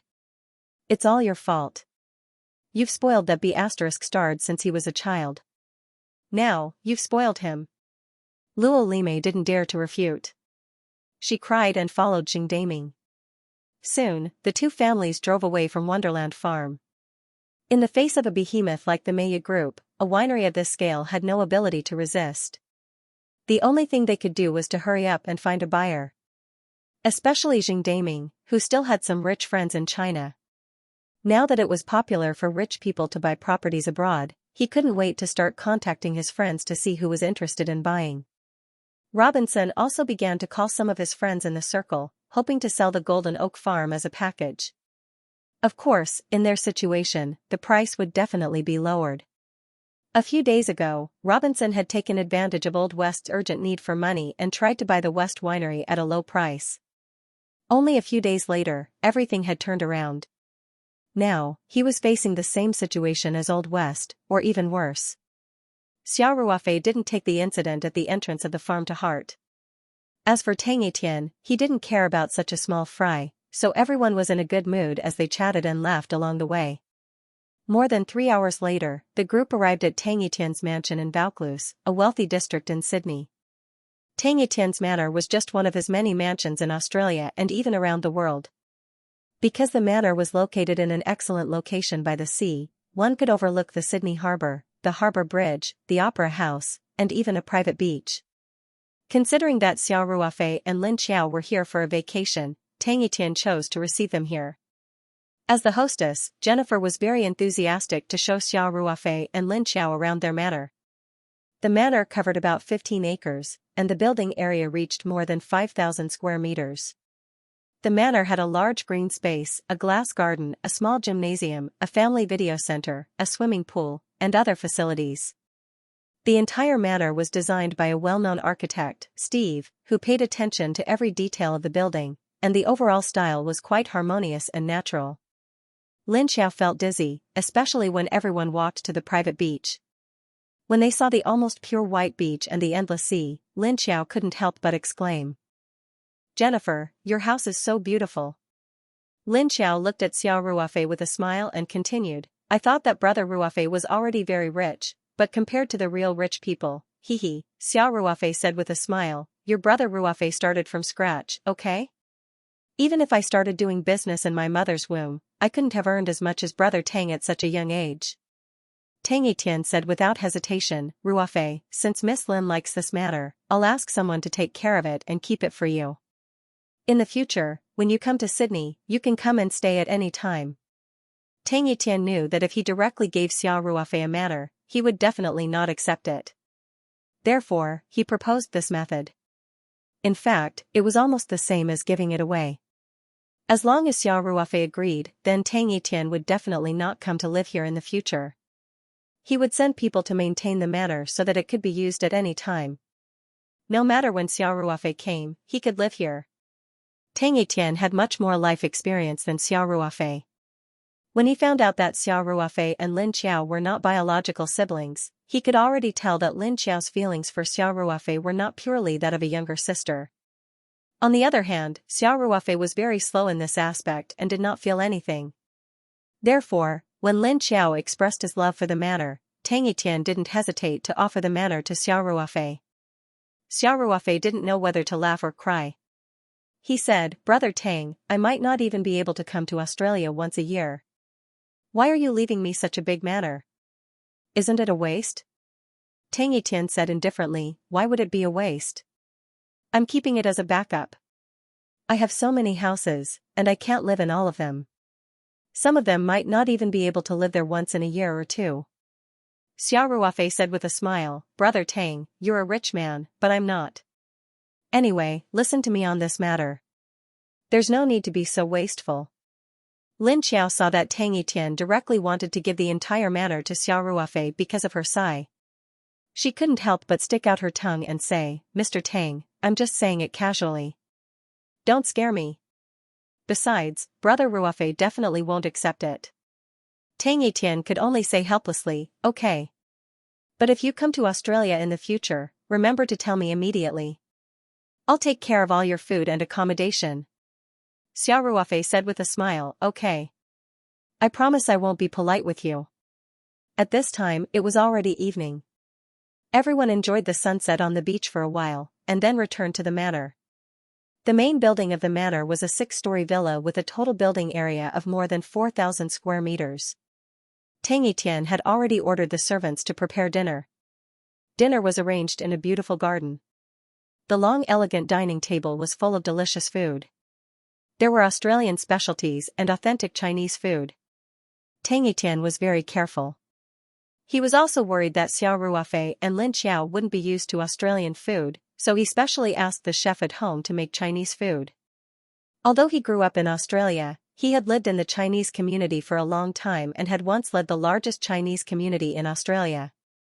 Therefore, Tang Etienne still retained many of the Chinese habits, including the taste of Chinese food. He also liked the taste of Chinese food very much. Therefore, he also had a special Chinese chef at home. Australia was a famous wine producer, so there was no shortage of wine for dinner. Tang Etienne prepared a 6-liter bottle of wine. Xiao Ruofei and Lin Xiao only found out that this bottle of wine was a famous Australian brand, Bentley Grange, after Tang Etienne opened the bottle and introduced it to them. This bottle of Bentley Grange was a limited edition released in 2012. There were only 5 bottles in the world. The price of each bottle was as high as $142,500, which was nearly 1 million Huaxia dollars. Because the production was too low, or rather, it was not mass-produced at all. It was a limited edition vintage wine. Tang Etienne had the advantage of being in his hometown, so he was able to buy one of the 5 bottles. It had been kept in the wine cellar for several years. This time, when Xiao Ruofei came to visit, he did not hesitate to take out this bottle of wine. It could be seen how noble Xiao Ruofei was in his heart. After listening to Tang Etienne's introduction, Xiao Ruofei and Lin Xiao could not help but be speechless. It was the first time that Xiao Ruofei had heard of such an expensive wine.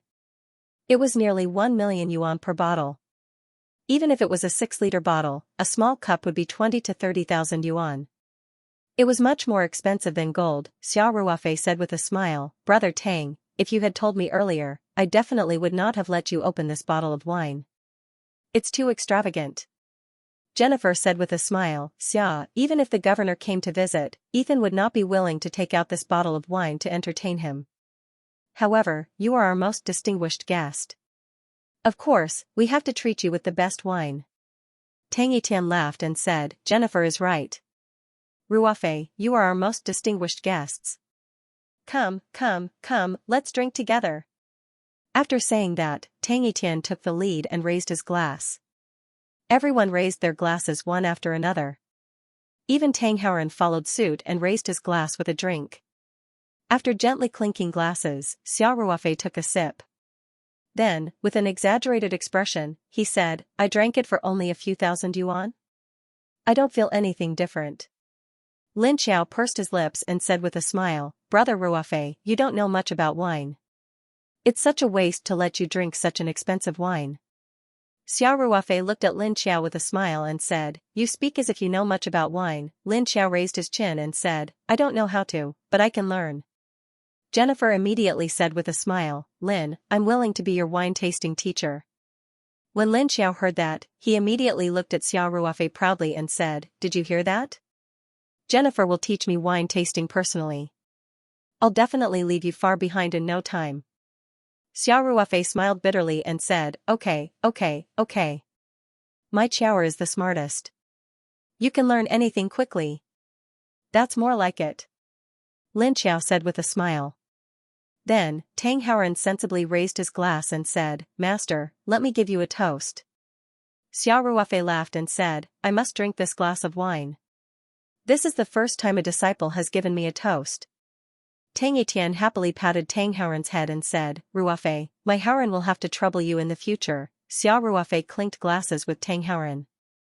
After taking a sip of wine, he said, "Don't worry, Brother Tang. Howren is very talented. He will definitely achieve great things in the future." At this time, Jennifer, who had been whispering to Lin Xiao, could not help but ask, "Xia, I want to know. When you go back to Huaxia, will Howren go back with you?" She had been holding this question in her heart. Her son was still so young. If he had to leave her and go to the faraway Huaxia, she would be very reluctant. Even if she had absolute trust in Xiao Ruofei, Jennifer could not help but worry about him. After all, a mother would worry about her son when he was thousands of miles away. Tang Etienne's expression changed slightly when he heard this. He quickly said, "Jennifer, Howren is Ruofei's disciple. He will definitely learn from Ruofei. He is such a capable master like Ruofei. What are you worried about? If you really miss your son, you can fly to Huaxia to visit him." Tang Etienne was worried that Xiao Ruofei would be unhappy. He is a godlike figure. He's willing to accept Tang Howren as his disciple. That's already a blessing from your ancestors. This is a great opportunity that many people don't even dare to dream of. You still show that you are reluctant to let your son go far away. What if Xiao Ruofei changes his mind? Wouldn't all your previous efforts be wasted? Xiao Ruofei waved her hand with a smile and said, "Big Brother Tang, I originally wanted to talk to you about this issue that Jennifer mentioned. Howren is still young, and it's best for him to live with his parents. He also needs to receive a systematic cultural education, so I don't plan to bring him back to China for the time being." Tang Etienne heard this and said anxiously, "Ruofei, Jennifer is a woman. She doesn't understand. Brother Tang, let me finish." Xiao Ruofei smiled and said, "I didn't plan to bring Howren back to China. I have already taught Howren the cultivation method for this stage. I will also guide him in his cultivation in the next few days. When he is proficient in it, I can go back to China without worry. You must remember to supervise his cultivation every day. You can call me if you have any problems." Tang Etienne was relieved and then asked, "Ruofei, if you can't explain it clearly over the phone, you can bring Howren to Huaxia to see me at any time." Xiao Ruofei said, "In addition, if time permits, I will try to come to Australia a few more times. After all, I also have property here. You can also come to see my farm and winery while guiding Howren in his cultivation." Tang Etienne was overjoyed. "Then I can rest assured. Ruofei, call me when you want to come over. I will send a private jet to pick you up." Xiao Ruofei smiled and waved his hand. "We will talk about it when the time comes. I can't stand it if it's too big." Tang Etienne laughed. In his opinion, people at Xiao Ruofei's level did not care about worldly wealth at all. Although Xiao Ruofei also had a company, in Tang Etienne's eyes, it should be a way for Xiao Ruofei to cultivate in the secular world. Anyway, the way such a master acted was not something he could understand. Soon, everyone was full. Jennifer suggested, "Xia, Lin, why don't we take a yacht out to sea? The night view of the sea is also very good." When Lin Xiao heard this, he immediately said happily, "Okay, okay. I have long wanted to come to Sydney to take a yacht, but Brother Ruofei has never brought me." Tang Etienne laughed and said, "Then let's go tonight. I will ask someone to prepare. Even if you want to spend the night on the yacht, it will be no problem." Lin Xiao's eyes lit up and said, "Then what are we waiting for? Let's go." After that, Lin Xiao stood up first, then pulled Tang Howren and walked outside. A rich man like Tang Etienne naturally had his own private yacht, and he had an excellent berth at the Sydney Harbour's yacht dock. When the group arrived at the dock in the Bentley, a pure white Azimuth 100 Leonardo luxury yacht was already prepared. The Azimuth yacht, which was about 30 meters long, was not a luxury item for Tang Etienne. In fact, he had two other super yachts that were more than 100 meters long. However, this yacht just happened to be docked in Sydney, and it was enough for a small sea party. A blonde beauty wearing a captain's hat and a tight uniform that exposed her navel was waiting at the yacht dock. Her impressive figure could not help but attract attention. "Good evening, Mr. Tang," the beautiful captain said respectfully. Xiao Ruofei could not help but be stunned. He did not expect the captain of Tang Etienne's yacht to be such a sexy beauty. However, after thinking about it, he understood. The yacht was a very private place. Rich people went to the sea to experience the feeling of freedom. In most cases, they would definitely bring a female companion with them. On the boundless sea, how could they not change into swimsuits to enjoy the blue seawater and sunlight? Under such circumstances, if the yacht was driven by a bearded man, and their women were lying on the deck in a bikini, the rich people would probably feel uncomfortable. However, if it was a female captain, there would be no such concerns. In fact, she was quite eye-catching. Tang Yitian nodded and said, "Ruofei, this is Captain Emily. She's in charge of my Tyrannosaurus." Xiao Ruofei could not help but feel a little amused when he heard that this beautiful streamlined yacht was called Tyrannosaurus. At this time, Tang Yitian had already introduced him to Emily. "Emily, this is Mr. Xia from Huaxia. He's our most distinguished guest." Emily's expression turned slightly cold, and she quickly said, "Hello, Mr. Xia. It's an honor to serve you." Xiao Ruofei smiled and said, "Captain Emily, thank you for your hard work." Tang Yitian said, "Ruofei, Lin Xiao, let's get on the yacht." Lin Xiao rushed to say, "Yes, yes. I can't wait." Tang Yitian laughed and personally led the way, bringing Xiao Ruofei and the others onto the yacht. There were also two tall and sexy blonde beauties on the yacht. They were wearing bikinis that saved the most material. They were the crew members of Tyrannosaurus and were mainly there to serve the guests. Although the winter in Australia was not very cold, the sun had already set and the temperature was about 10 degrees. Xiao Ruofei could not help but worry when he saw the two of them wearing so little. However, the two beauties didn't seem to be cold at all. Especially after seeing their boss, Tang Yitian, they puffed out their already large breasts. Xiao Ruofei was also a normal man. When he stepped onto the yacht and saw this scene, he couldn't help but be slightly absent-minded. At this moment, he heard Lin Xiao whisper into his ear, "Big brother Ruofei, isn't it beautiful?" Xiao Ruofei nodded subconsciously, and then said awkwardly, "What are you talking about? What was there to look at? You're so mischievous." Lin Xiao stuck out her tongue mischievously and said, "You just revealed your true thoughts. Hurry up and bribe me. Otherwise, I'll go back and tell sister-in-law." "Pfft. You can complain however you want." Xiao Ruofei said, "See if Xianxia believes you or me." Lin Xiao said gloomily, "I really don't know what kind of magic potion you fed Xianxia." Xiao Ruofei couldn't help but laugh.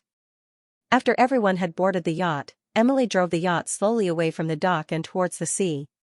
Tang Yitian and Jennifer enthusiastically brought Xiao Ruofei and Lin Xiao to tour the yacht. Although the yacht was not very big, the facilities were definitely the most luxurious. Especially the design, it was ingenious and the utilization of the deck space was extremely high. The most unique feature was the huge and ever-changing stern deck. There was also a U-shaped bench that could be turned into a comfortable beach bed. The stern of the yacht could be opened completely, and the restaurant at the stern could be integrated with the stern to form a unique open-air tea house. At the bow of the yacht, there was a spacious resting area in the middle of the armrest. The guests could enjoy the sun and enjoy a sumptuous breakfast. There was also a unique design of a large sea-view superstructure on the yacht. There was an oversized sofa and magnificent furniture on the viewing deck. Sitting on the oversized sofa on the viewing deck, one could enjoy the sea breeze and enjoy the 360-degree view of the sea without any blind spots. That kind of comfort was incomparable. In addition to the unique deck and resting area, the center of the yacht was also designed with luxurious bedrooms. Other than the huge master bedroom, there were also 3 luxuriously decorated guest bedrooms. After a round of sightseeing, everyone finally returned to the observation deck on the top floor. Xiao Ruofei and Lin Xiao couldn't help but praise. Xiao Ruofei had experienced Tang He's private jet before, and today he saw Tang Yitian's private yacht. Moreover, it was only the smallest of his several luxury yachts. He couldn't help but feel that the life of the rich was indeed full of enjoyment that ordinary people couldn't imagine. Tang Yitian waved his hand to stop the blonde who came up to serve them. He personally poured wine for Xiao Ruofei and the others. It was still the limited edition Benfew Grange that was opened during dinner. This bottle of wine was 6 liters. Naturally, they couldn't finish it in one meal, so Tang Yitian brought it with him. Tang Yitian handed the wine glasses to Xiao Ruofei and Lin Xiao and said with a smile, "Ruofei, since Lin Xiao likes yachts so much, I just customized a Ferretti. Yachts 960. It should be ready soon. Why don't I directly transfer it to Lin Xiao? It just so happens that Sanshan is also a coastal city. It's very convenient for you to go out to sea in China. Xiao Ruofei quickly waved his hand and said, she's just a little girl. Why would she want such an expensive yacht? No, no, no. Lin Xiao also said with a smile, Brother Tang, you're a nouveau riche. Don't scare us. Even if you give me such a luxurious yacht, I can't afford it. Tang Yitian laughed and said, of course I'll pay for the yacht. Faraday's yacht isn't expensive. It's about 80 million Huaxia dollars. The customized version is slightly more expensive, but it's only about 100 million. Lin Xiao patted his chest and said, 100 million isn't expensive? My entire net worth is only 10 or 20,000 yuan. Seeing Lin Xiao's cute appearance, Jennifer and Tang Yitian couldn't help but laugh. In their opinion, Lin Xiao had such a powerful brother like Xiao Ruofei. Let alone 100 million, even if he wanted a few hundred million or even a few billion, it wouldn't be a problem at all. For such a godlike person, money was just a number. In fact, they didn't know that Xiao Ruofei wasn't as rich as they thought. Of course, this was also because Xiao Ruofei didn't want to accumulate wealth through some means. Otherwise, with the spiritual map scroll's ability to identify jadeite, he could make a fortune just by gambling on stones. There were also countless 100-year-old ginseng and gold-rimmed phoebe trees in the space. If he sold all of them, it would be an immeasurable amount of wealth. However, these could expose the secrets of the Ring 2 space. There were hidden dangers, so Xiao Ruofei definitely wouldn't do that. What's more, Xiao Ruofei also enjoyed his current life. Low-key, leisurely, and making money step by step seemed to give him a sense of accomplishment. Xiao Ruofei rubbed Lin Xiao's hair lovingly and said, Brother Tang, don't mention giving us a yacht or a house in the future. We definitely won't accept it. Tang Yitian's eyes showed a trace of disappointment. Xiao Ruofei continued, but if we come to Australia, we won't be polite to you. We'll have to bother you a lot then. Tang Yitian immediately showed a happy expression and said, of course. If you don't come to me, then you're treating me as an outsider.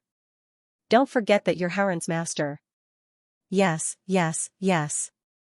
We're family. I definitely won't be polite to you, Xiao Ruofei said.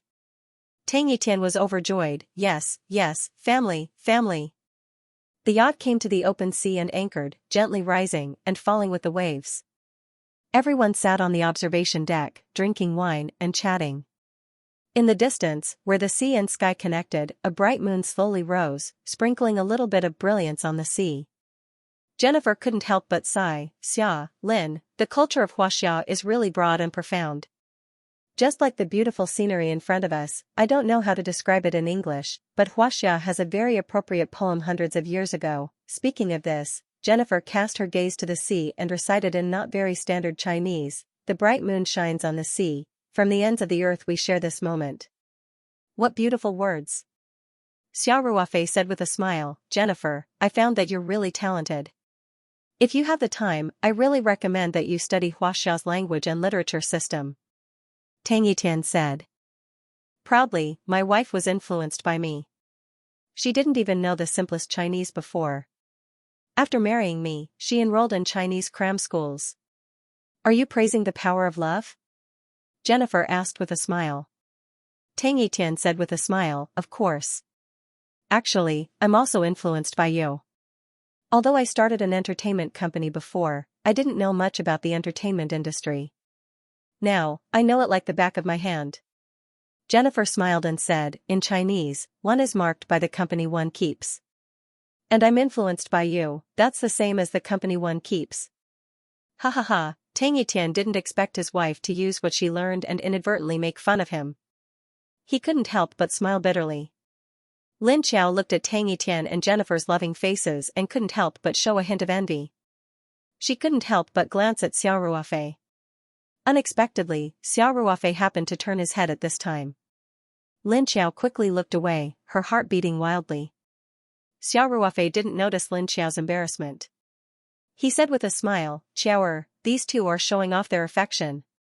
Don't you think we should leave them alone? Lin Xiao was secretly relieved.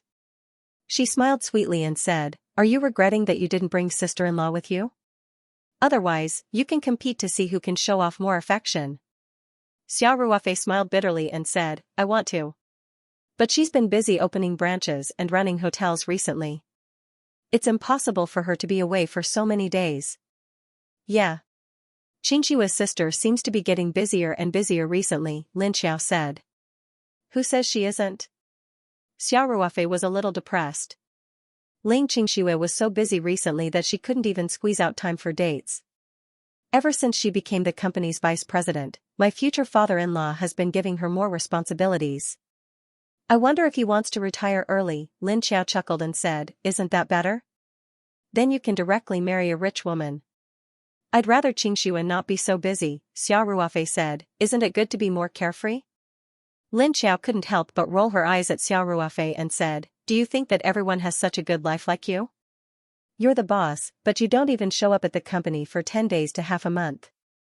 You have your subordinates to take care of everything for you. What's even more unreasonable is that the business is getting better every day. Xiao Ruofei laughed and said, that's why. A truly capable person wouldn't just bury himself in work. After everyone chatted for a while, Tang Houran felt a little sleepy, so he decided to go back to his room to rest.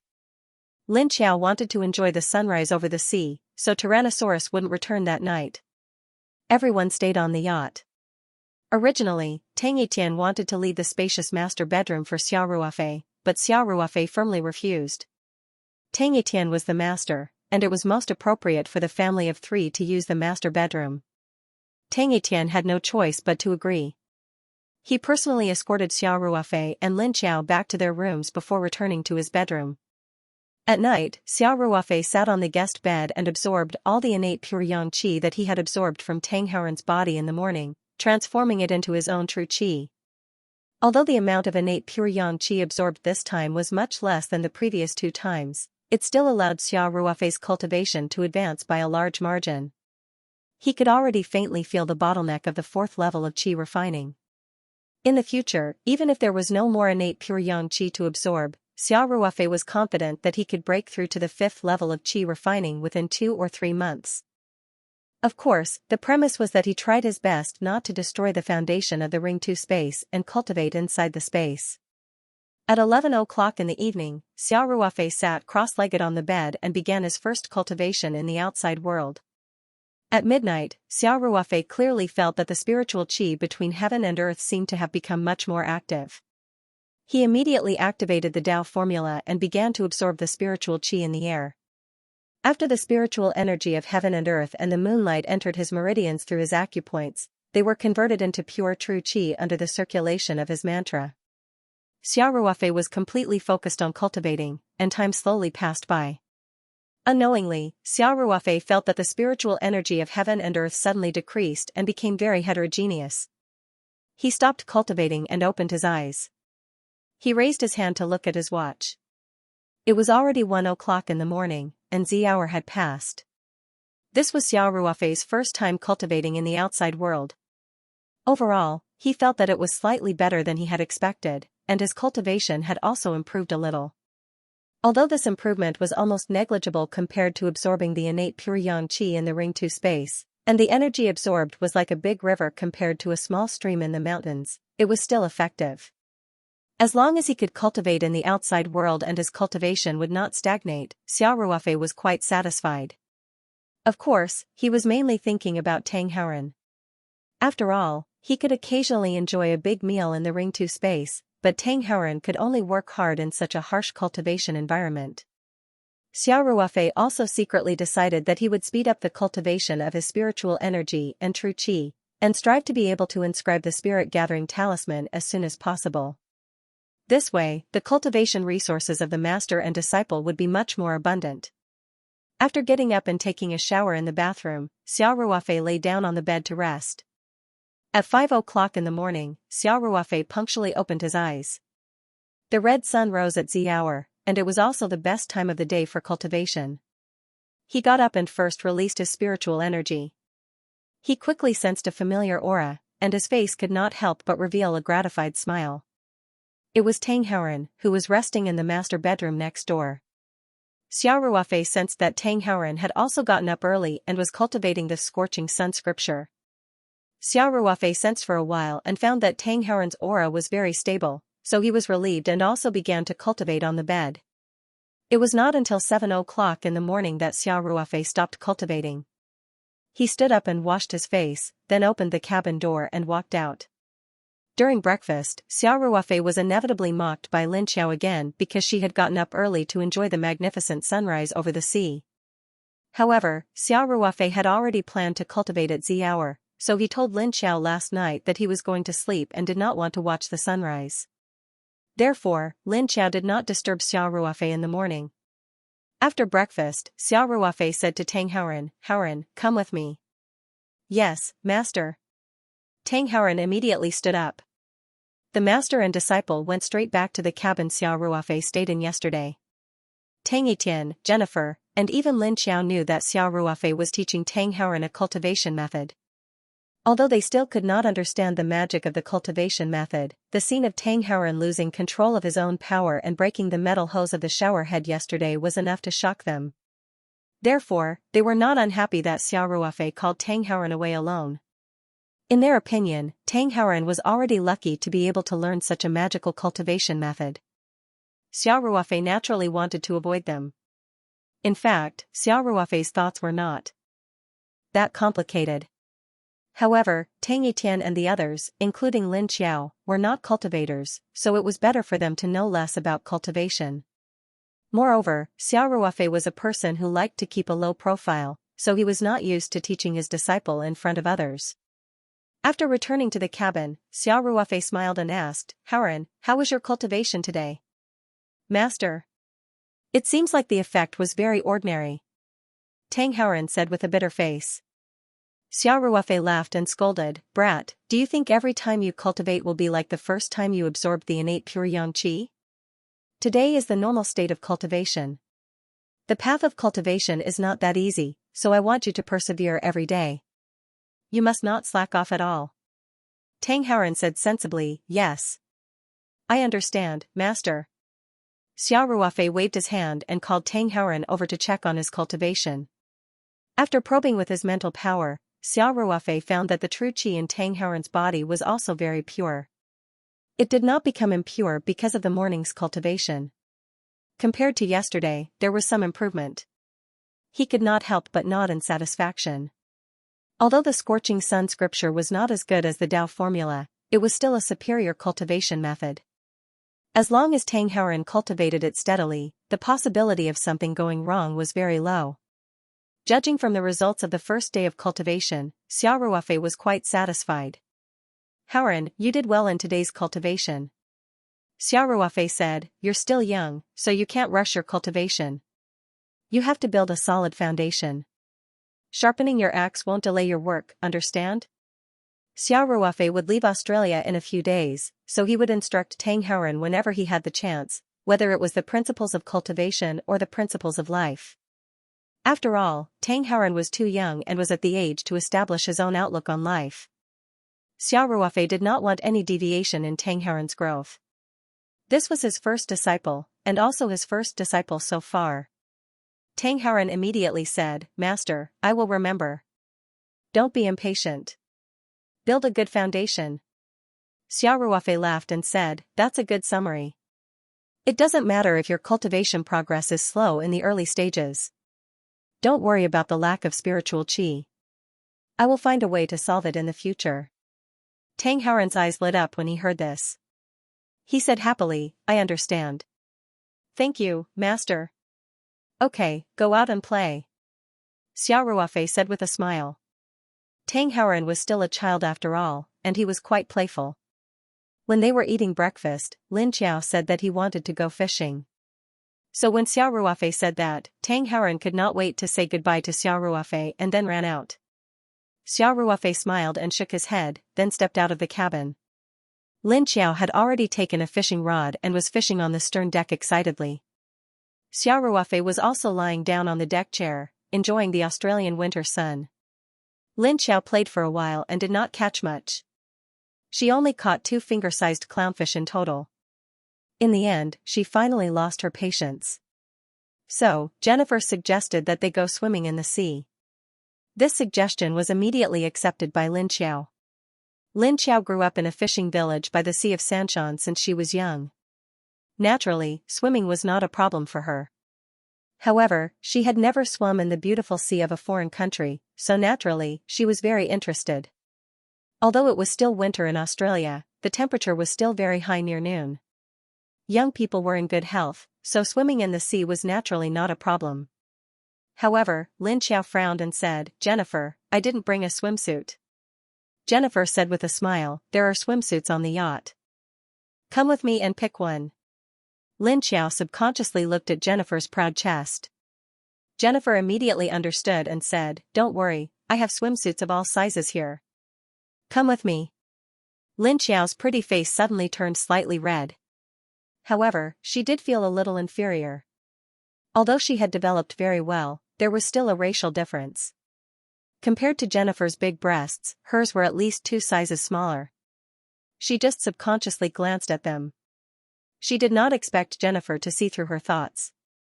She suddenly felt a little embarrassed. Xiao Ruofei happened to hear the conversation between the two. He could not help but look at Lin Xiao with a smile in his eyes. Lin Xiao was even more embarrassed and angry. She could not help but glare at Xiao Ruofei and say, "Brother Ruofei, you lazy bum. You've been lying down for half a day. This time, you're not allowed to be lazy. You have to swim in the sea too."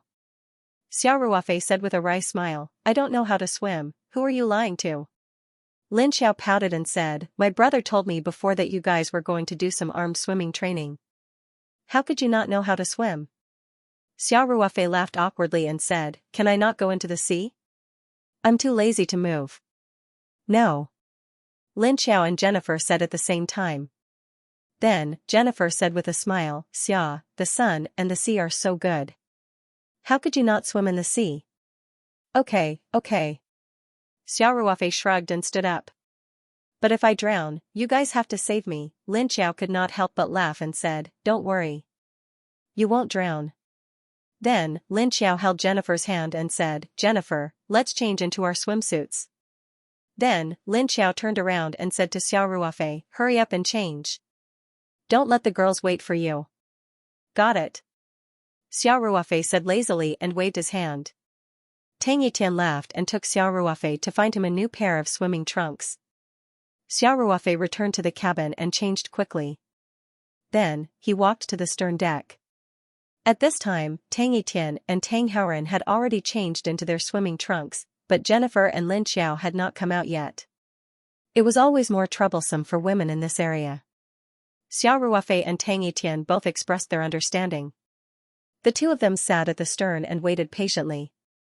In the master bedroom of the yacht, Lin Xiao looked at the swimsuits that Jennifer took out with a blushing face and said, "Jennifer, this is too revealing. Do you have a one-piece swimsuit?" The bikinis that Jennifer took out were all split bikinis, and the fabric was quite economical. Lin Xiao felt very embarrassed just by looking at them, let alone wearing them. Jennifer laughed and said, "Lin, I only have bikinis here." "Ah?" Lin Xiao couldn't help but say, "What should I do? This? I can't wear this out." Jennifer put her arm around Lin Xiao's shoulder and said with a smile, "Lin, your body is so good. Why do you have to wrap yourself in a one-piece swimsuit? A bikini suits you best." We Huaxiao girls are more conservative. This swimsuit is too revealing. I'm embarrassed to wear it." Lin Xiao said with a red face. Jennifer looked at Lin Xiao meaningfully and said, "Lin, a girl's good body should be shown to the person she likes. Believe me, after you wear a bikini, Xiao will be fascinated by you." "Really? Brother Ruofei, Lin Xiao said subconsciously. Then, she immediately came back to her senses and said with a red face, "Jennifer, don't talk nonsense. He is my brother." Jennifer said to Lin Xiao with a smile, "But you are not related by blood, right?" "We are not related by blood, but, no buts," Jennifer said. "If you meet someone you like, you have to be brave and pursue him, especially at your age, like a blooming flower. If you are afraid of everything, you will regret it in the future." Jennifer was Lin Xiao's idol. Lin Xiao still listened to her words. Lin Xiao said with a red face, "Jennifer, thank you for your advice, but Brother Ruofei already has a girlfriend. Jennifer shrugged and said, so what? It would be surprising if such an excellent man like Xia didn't have a girlfriend. But he and Xianxia have a very good relationship, and Xianxia is also very good to me. Lin Xiao said. And Brother Ruofei really only sees me as his sister. I can feel it. Jennifer put her hands on Lin Xiao's shoulders and leaned closer to her. Lin, you're only 19 years old. You still have a lot of time and a limitless future ahead of you. It's not a good thing to hesitate at this age. Everything you said is external factors, but you just have to follow your heart. Lin Xiao's eyes showed a trace of confusion. After a while, she shook her head and said with a smile, Jennifer, I will consider your suggestion. Jennifer nodded with a smile. All right, then. I know this is difficult for you, but why think so much? At least Xia is yours for the next few days. He's here to accompany you on a trip. Lin Xiao's eyes lit up. She smiled and said, that makes sense. Then do you still need a one-piece swimsuit? Jennifer winked at Lin Xiao and asked.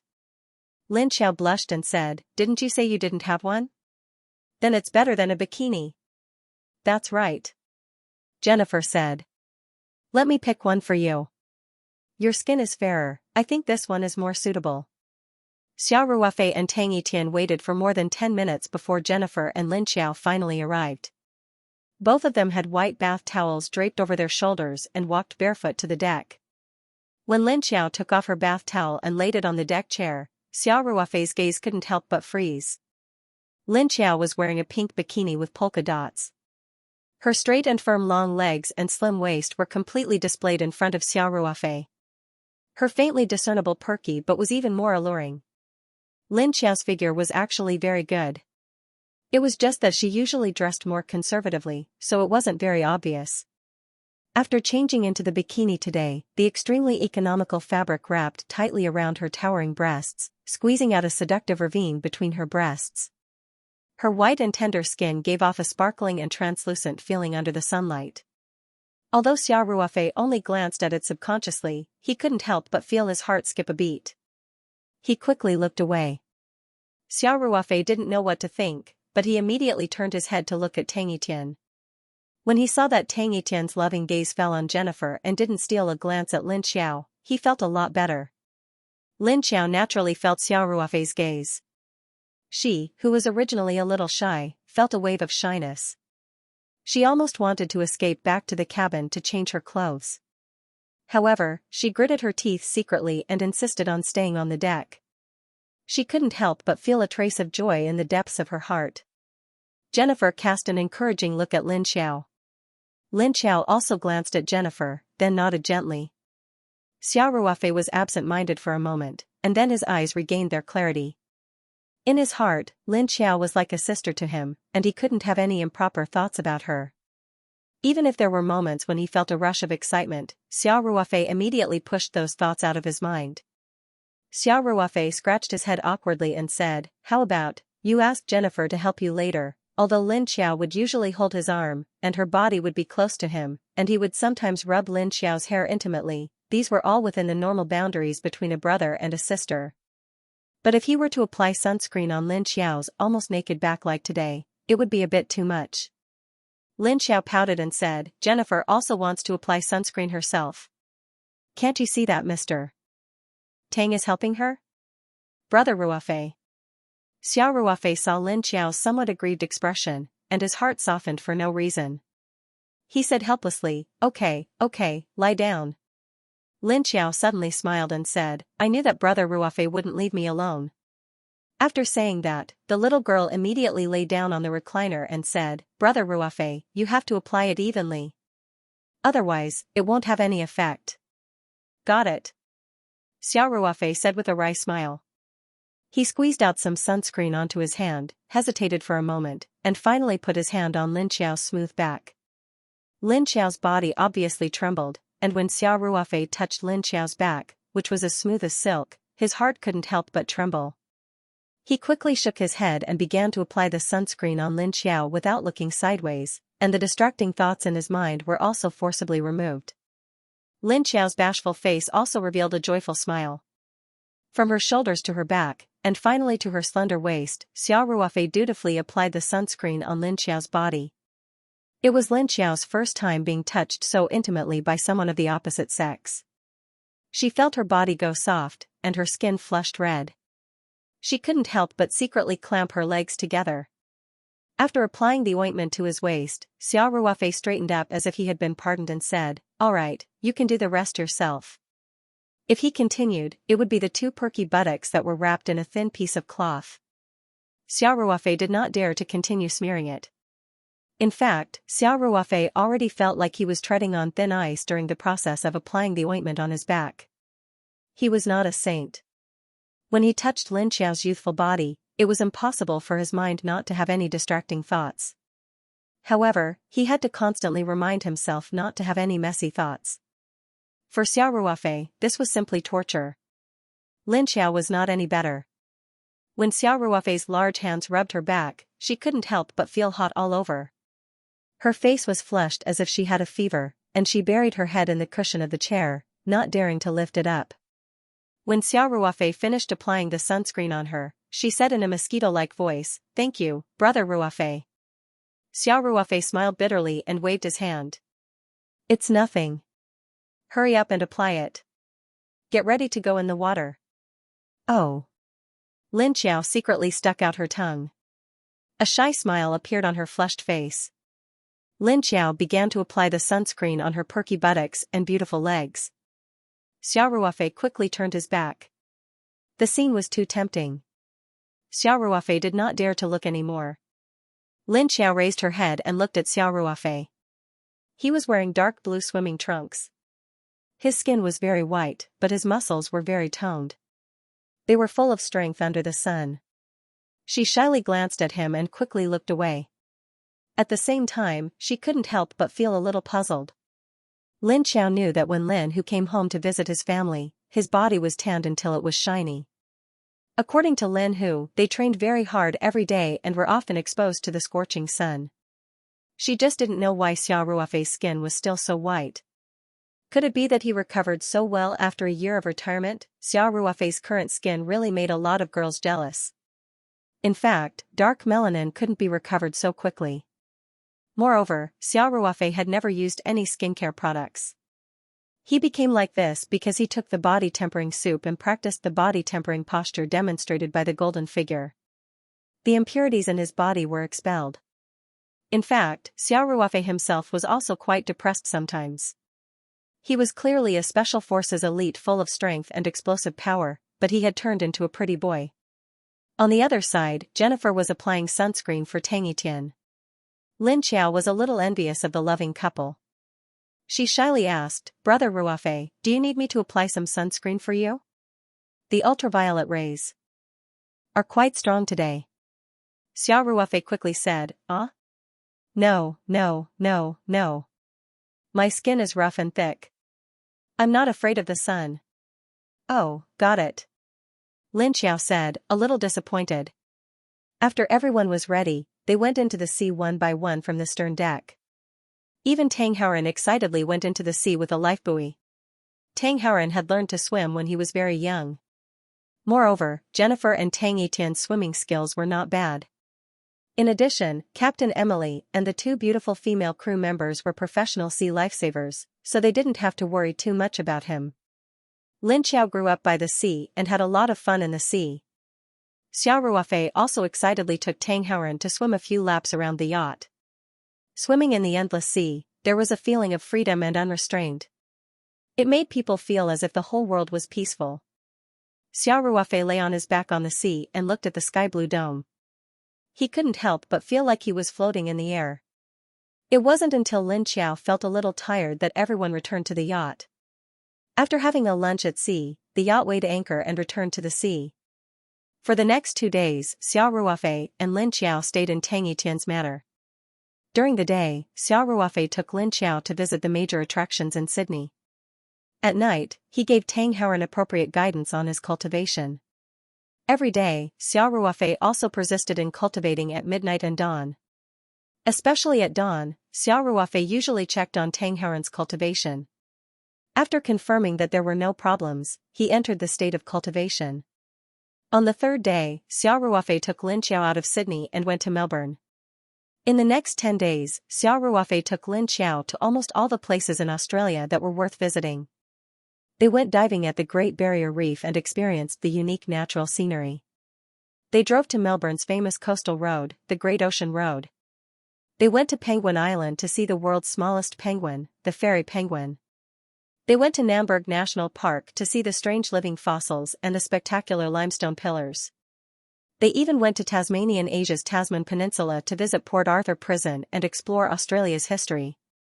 To this day, there was a saying that Australians were the descendants of prisoners. Between 1830 and 1877, Port Arthur Prison held more than 12,000 British exiled prisoners. Xiao Ruofei and Lin Xiao saw the ancient churches, gunpowder warehouses, prison cells, and guard towers built by the prisoners. They visited so many places in such a short period of time. Their schedule was very full. Xiao Ruofei also thought that Lin Xiao's trip abroad was not easy, so he tried to take her to as many places as possible. In fact, Lin Xiao was very happy. She was quite excited along the way. Although she was travel-worn, she never complained about being tired.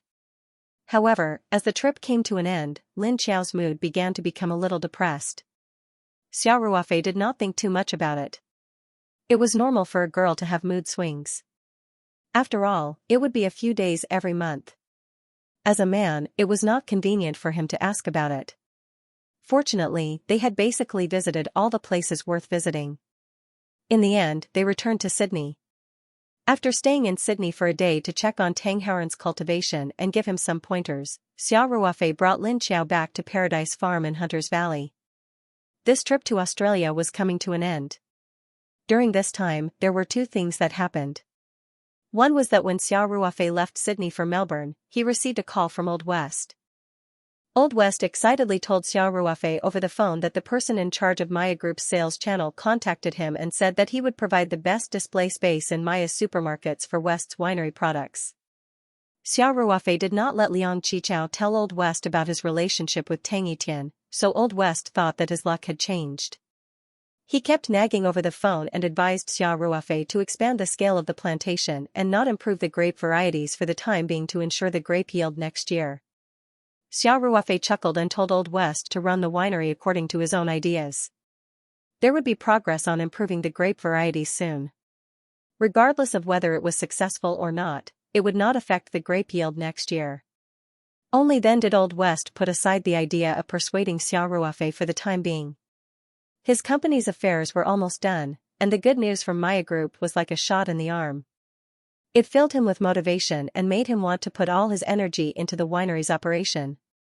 Xiao Ruofei trusted him so much and helped him selflessly during his most difficult time. Naturally, Old West was determined to do his best to help Xiao Ruofei run the winery well. As for the other matter, it was even more dramatic.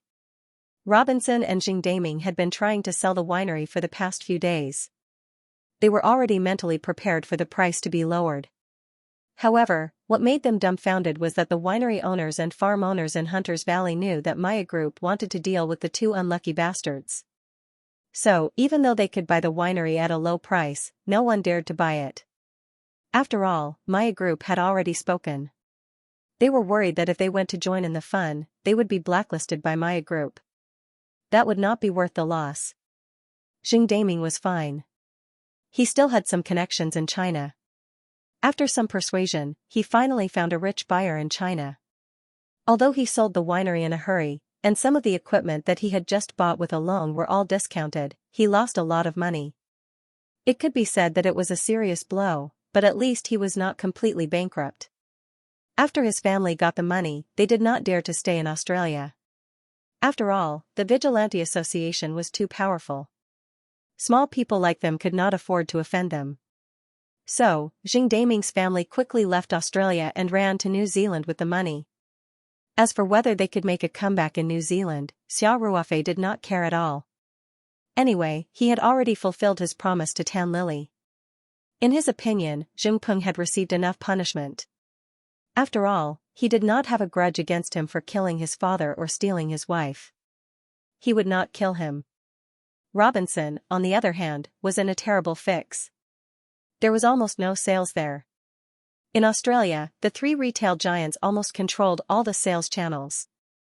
Without the three giants, it was difficult to survive, no matter how good the product was. Although Tang Etienne's Maya Group was in a competitive relationship with the other two retail giants, for a small shrimp like Golden Oak Winery, Tang Etienne only had to personally greet them. The other two retail giants did not hesitate to participate in the ban of Golden Oak Winery. Coupled with the pressure from the bank and overseas channels, Robinson could be said to be in a desperate situation. Robinson, who was in a desperate situation, thought of Xiao Ruofei again. He used his connections to send a message to Liang Qichao, saying that he was willing to transfer Golden Oak Winery to Xiao Ruofei at a very low price. Robinson knew that in the Hunter Valley and even the whole of Australia, only Xiao Ruofei dared to buy his winery. Others probably did not have the teeth to do so. Therefore, he was very wise to be humble, and the price he offered was far lower than the actual value of Golden Oak Winery, only 6 million Australian dollars. Golden Oak Winery was the largest winery in the Hunter Valley. Compared to West Winery, its value was at least 5 times. At that time, Xiao Ruofei bought West Winery for 2.4 million Australian dollars, but Robinson only offered 6 million Australian dollars, which was basically a 50% discount. He had no other choice. With such a big vineyard, he was losing money every day. Moreover, the bank was pressuring him. If he delayed any longer, he would not even be able to get 6 million Australian dollars. Xiao Ruofei's first reaction when he heard the news was to directly refuse. He just wanted to teach Robinson and Brody a lesson. If he bought the winery at this time, it would seem that he deliberately let the Maya Group launch a destructive attack on Golden Oak Winery in order to seize the winery. However, after Robinson received Xiao Ruofei's reply, he anxiously called Xiao Ruofei. He was very humble, almost begging Xiao Ruofei to buy his winery. He even said that as long as Xiao Ruofei was willing to buy it, even if he did not have so much cash, it was fine. He could pay in installments without a penny of interest. Xiao Ruofei saw that Robinson was so pitiful, and he obviously did not want the Maya Group to let Robinson go. After thinking about it, he thought that if he was willing to buy the winery, it would be a great mercy and help Robinson. So, after thinking for a while, Xiao Ruofei finally nodded and agreed. Robinson felt as if he had suddenly seen light in a pitch-black darkness. He was so happy that he almost cried. So, while Xiao Ruofei leisurely took Lin Xiao around Australia, Robinson also spent time in his winery. Every day that passed was a day that he lost money, and as long as Xiao Ruofei did not say anything, the Maya Group would not stop suppressing him. The pressure on the bank was also increasing, and he was tired of dealing with it. Robinson even suspected that Xiao Ruofei deliberately ignored him for a few days so that he could lower his price. So, when he heard that Xiao Ruofei had returned to the Hunter's Valley, Robinson immediately rushed to Fairyland Farm with the relevant documents and property rights lawyer of the winery. Robinson also very carefully looked for lawyer Hines, who provided legal services for Xiao Ruofei when he bought West Winery last time. In order to reassure Xiao Ruofei, he also said that he would never do anything to the contract. It was said to be a negotiation, but in fact, it was almost Robinson begging Xiao Ruofei to acquire it. Basically, he agreed to Xiao Ruofei's conditions without hesitation. However, Xiao Ruofei was not an unforgiving person. Although Brody coveted Lin Xiao's beauty and repeatedly spoke rudely and fanned the flames at the reception party that day, Xiao Ruofei thought that the punishment was enough to make them unable to operate the winery. In the end, they could only sell it at a low price. Therefore, Xiao Ruofei did not put forward too harsh conditions. When he decided to take over during the tour around Australia, Xiao Ruofei asked Liang Qichao to commission a professional to evaluate the assets of the Golden Oak Winery. He knew that after offsetting some bank debts, the value of the Golden Oak Winery's assets was roughly 12 million to 14 million Australian dollars. Therefore, Xiao Ruofei did not unkindly lower the price for the 6 million Australian dollars proposed by Robinson. This made Robinson grateful. He felt that Xiao Ruofei was simply too magnanimous. He really did not care about the past, however, Xiao Ruofei would not take the initiative to help Robinson. Therefore, since Robinson proposed it himself, He did not hesitate to say that the 6 million Australian dollars would be paid in installments. It would be paid off within a year, with a monthly payment of 500,000 Australian dollars. Robinson now wanted to get rid of this hot potato, especially the debt with the bank, so he did not hesitate to accept this condition. As for the bank, if Xiao Ruofei took over, Tang Etienne would come forward to greet him. Naturally, it would not be so urgent. Moreover, after the channel was restored, there would be cash flow in immediately. If the financial situation was healthy, it would be fine to repay the loan step by step. If Robinson operated it himself, it would be a hopeless situation. After the problem of money was settled, the other details were naturally simpler. Basically, whatever Xiao Ruofei asked for, Robinson agreed without hesitation. Both parties quickly reached an agreement and signed the acquisition contract. When Xiao Ruofei bought the West Winery, he borrowed 3 million Australian dollars from Tang He in the United States. In addition to the 2 million Australian dollars purchase price, there were also some handling fees, taxes, and other expenses. Xiao Ruofei still had about 800,000 Australian dollars left. Therefore, after signing the contract, Xiao Ruofei immediately transferred 500,000 Australian dollars for the first month to Robinson as agreed. Seeing Xiao Ruofei pay so quickly, Robinson was naturally grateful. He thought that Xiao Ruofei would delay the first payment for at least a month. He didn't expect Xiao Ruofei to pay immediately after signing the contract. In his opinion, Xiao Ruofei was too kind.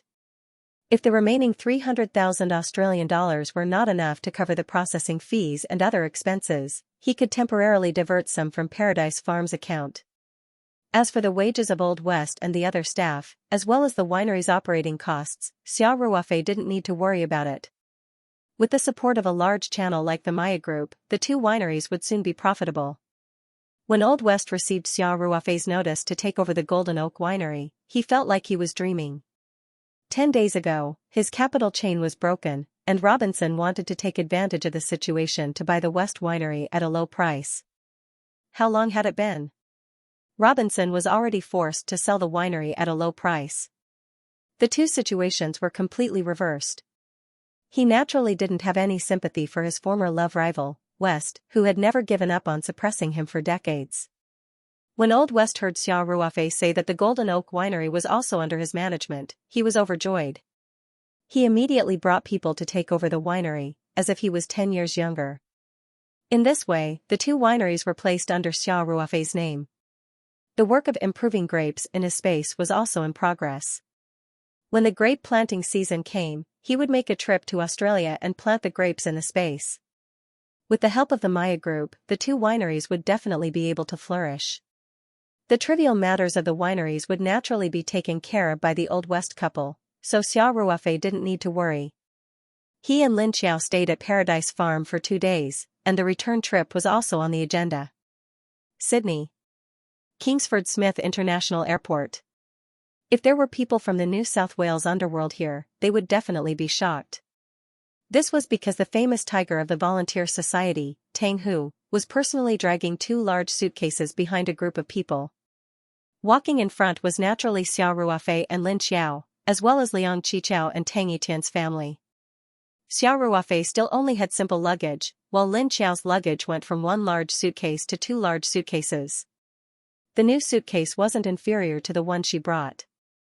During the trip to Australia, Lin Xiao bought a lot of souvenirs, and Jennifer also gave Lin Xiao a lot of gifts. In the end, they could only buy another large suitcase, which was also filled to the brim. The return flight was booked with Tang Etienne's help, so naturally it was also first class. Originally, Tang Etienne wanted to use a private jet to send Xiao Ruofei and Lin Xiao back to Huaxia, but Xiao Ruofei politely declined. He really didn't like to be too ostentatious. Moreover, using a private jet for 2 people was indeed too wasteful. Under Xiao Ruofei's insistence, Tang Etienne had no choice but to settle for the next best thing, and booked 2 first-class tickets. After checking in at the VIP counter, Xiao Ruofei and Lin Xiao stood at the security entrance and said goodbye to Liang Qichao and Tang Etienne's family. Xiao Ruofei specially called Tang Hauran over and said, "Hauran, when master isn't by your side, you must be more careful when you cultivate." At the same time, you must persevere every day and not slack off. I know, master. Tang Houran looked at Xiao Ruofei a little reluctantly and said dejectedly. The little guy was originally quite close to Xiao Ruofei. Ever since he became Xiao Ruofei's disciple, this closeness was mixed with a bit of worship and reverence. Xiao Ruofei was going to return to China, and the person who was most reluctant to let him go was Tang Houran. Xiao Ruofei touched Tang Houran's head and said with a smile, "Don't look so sad. Master will come to Australia again in a while." Really? Tang Houran suddenly raised his head and asked. When have I ever lied to you? Xiao Ruofei said with a smile, "There are still some things to do at the winery here. At most, in 2 months, I will come again. At that time I will check your cultivation progress. If you are lazy." Master, I promise I won't be lazy. Tang Houran said quickly. Xiao Ruofei laughed and said, "Then, master will depend on your actions." Then, Xiao Ruofei looked at Tang Etian and said, "Brother Tang, if Houran has any problems with his cultivation, call me at any time. If the situation is urgent, you can directly send him to Huaxia with a private jet." Okay. Tang Etian said, "Thank you, Ruofei." Xiao Ruofei waved his hand and said with a smile, "You don't have to be so polite with us. By the way, please take care of the Fairyland farm and my 2 wineries." "Of course, you can rest assured," Tang Etian said with a smile. Xiao Ruofei nodded and finally looked at Liang Qichao and said, "Brother Liang, I'll leave it to you to take care of the farm. This batch of experimental planting is almost finished. You need to come up with a demand plan as soon as possible. After I return to China, I will prepare the seeds needed for large-scale planting." Understood. Liang Qichao grinned and said, "You don't have to worry about things here." With a strong ally like the Meiya Group, Liang Qichao was now full of confidence in running the farm well. Thinking that he could make some achievements in Australia and enter the eyes of Tang He, Liang Qichao was also grateful to Xiao Ruofei from the bottom of his heart. While Xiao Ruofei was talking to Tang Etian and the others, Lin Xiao was also talking to Jennifer. She also had a reluctant expression on her face. After all, Jennifer was her idol for many years.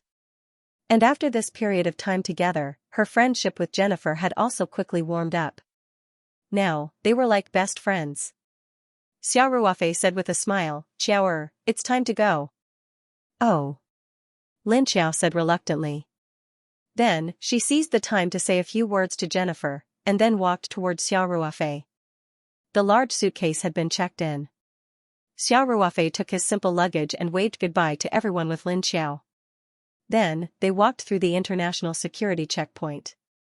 More than 9 hours later, the Boeing 787 Jumbo of Heron Island Airlines was close to its destination after a long flight, Chongqing International Airport in Sanshan City. Compared to the excitement of going to Australia, Lin Xiao seemed a little depressed on the return trip. Most of the time, she was silent. She was either using the multimedia video and audio equipment in the first-class cabin to watch movies, or closing her eyes to rest. She rarely spoke to Xiao Ruofei.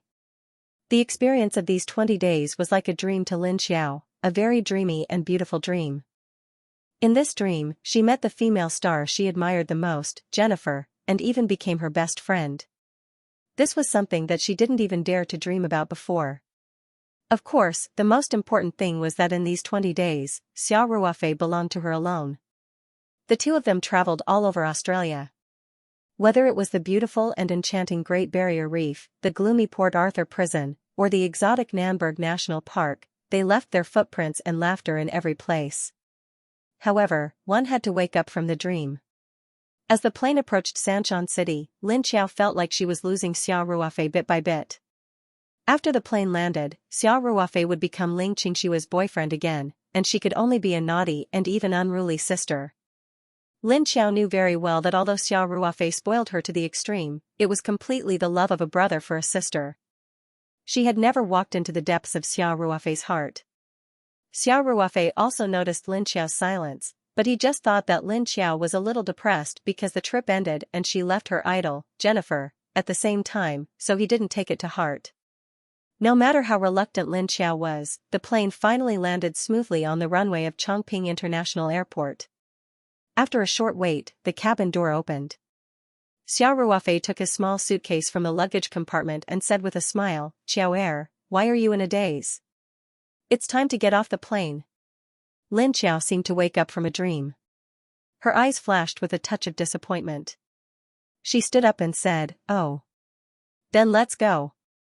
Xiao Ruofei smiled and asked, "What's wrong? You don't look very happy. In a few days, you'll be going to university on Heron Island.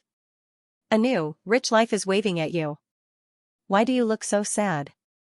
The admission of the first batch of undergraduates was very fast. While they were still traveling in Australia, the admission notice had already been sent to Taoyuan Farm. Of course, this was what Xiao Ruofei and Lin Xiao found out when they had a video call with Huzi's mother. Before going abroad, Xiao Ruofei taught Huzi's mother how to use WeChat for video calls. This was also what Huzi's mother had requested. Because international long-distance calls were too expensive, she always maintained a frugal habit.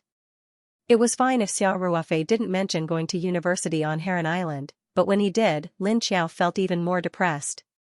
She would soon be leaving Sanshan. Although Heron Island was very close to Sanshan, and the intercity transportation time had been shortened to less than 2 hours after the high-speed rail was connected, they didn't live in the same city after all. Moreover, Xiao Ruofei already had an excellent girlfriend, Ling Qingxue. In Lin Xiao's opinion, her hope was extremely slim. She squeezed out a smile and said, "It's okay. Maybe I'm a little tired from the long flight. Let's go, brother Ruofei." After saying that, Lin Xiao naturally held Xiao Ruofei's arm. Xiao Ruofei was already used to Lin Xiao's intimate actions, so he didn't feel uncomfortable. The two of them walked out of the cabin together intimately. The plane landed at around 1900 hours Huaxia Standard Time. When Xiao Ruofei and Lin Xiao walked out with their checked luggage, it was already 7:30 p.m. Lei Hu was still the one who picked them up.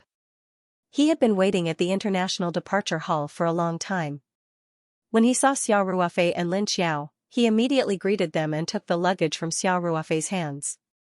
"Brother Xia, it must have been hard on you," Lei Hu said with a smile as he led the two of them forward. "It's okay. Xiao is a little tired," Xiao Ruofei said with a smile. He then asked, "Is there anything urgent in the company?" Xiao Ruofei was just asking casually. Now that the company was under the management of Feng Jing and the others, it was already on the right track. Under normal circumstances, there wouldn't be anything urgent. Moreover, if there really was an emergency, Feng Jing would have already called overseas to report to him. Lei Hu said with a smile, "Everything is normal." "Oh right, class monitor Yi has already returned to the farm." Xiao Ruofei was stunned for a moment. He asked with a smile, "That kid finished his apprenticeship?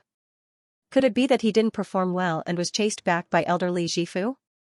Yi Lingyun had been learning the ancient tea-making method from elderly Jifu in Wui Mountain for half a year. Xiao Ruofei didn't expect him to return so soon. Speaking of which, Yi Lingyun was the person in charge of security. However, because he had been absent for a long time, Lei Hu was temporarily in charge. Lei Hu laughed and said, "I'm not too sure about that. Anyway, class monitor Yi said that he finished his apprenticeship and that his master asked him to come back." "This kid." Xiao Ruofei laughed and scolded, "I'll have to interrogate him later." Just as the group walked out of the International Departure Hall and was about to head to the parking lot, Xiao Ruofei's phone suddenly rang. The moment the call connected, a gentle smile appeared on Xiao Ruofei's face. He said, "Qing Shui." Ling Qingxue smiled and asked, "Has the plane landed?" "Yeah. We just left the airport." Xiao Ruofei gestured for Lei Hu and Lin Xiao to continue walking. He smiled and said, "I was about to call you when I got in the car." Lin Xiao could tell that it was Ling Qingxue who was calling. The disappointment in her eyes was even greater, but she hid it well. She followed Lei Hu through the road in front of the airport and walked to the parking lot on the opposite side. Xiao Ruofei followed the two people in front of him as he made the call. Ling Qingxue asked considerately, "Are you tired from the trip?" Xiao Ruofei smiled and said, "I'm okay. I think Xiao is tired. She almost went crazy from the trip. It's not like you don't know my body. How could you tire me out?" Ling Qingxue suddenly thought of Xiao Ruofei's vigor in bed and couldn't help but blush. She secretly spat in her heart and felt a little ashamed of the image that suddenly appeared in her mind. Is it because I haven't done it with this guy for too long?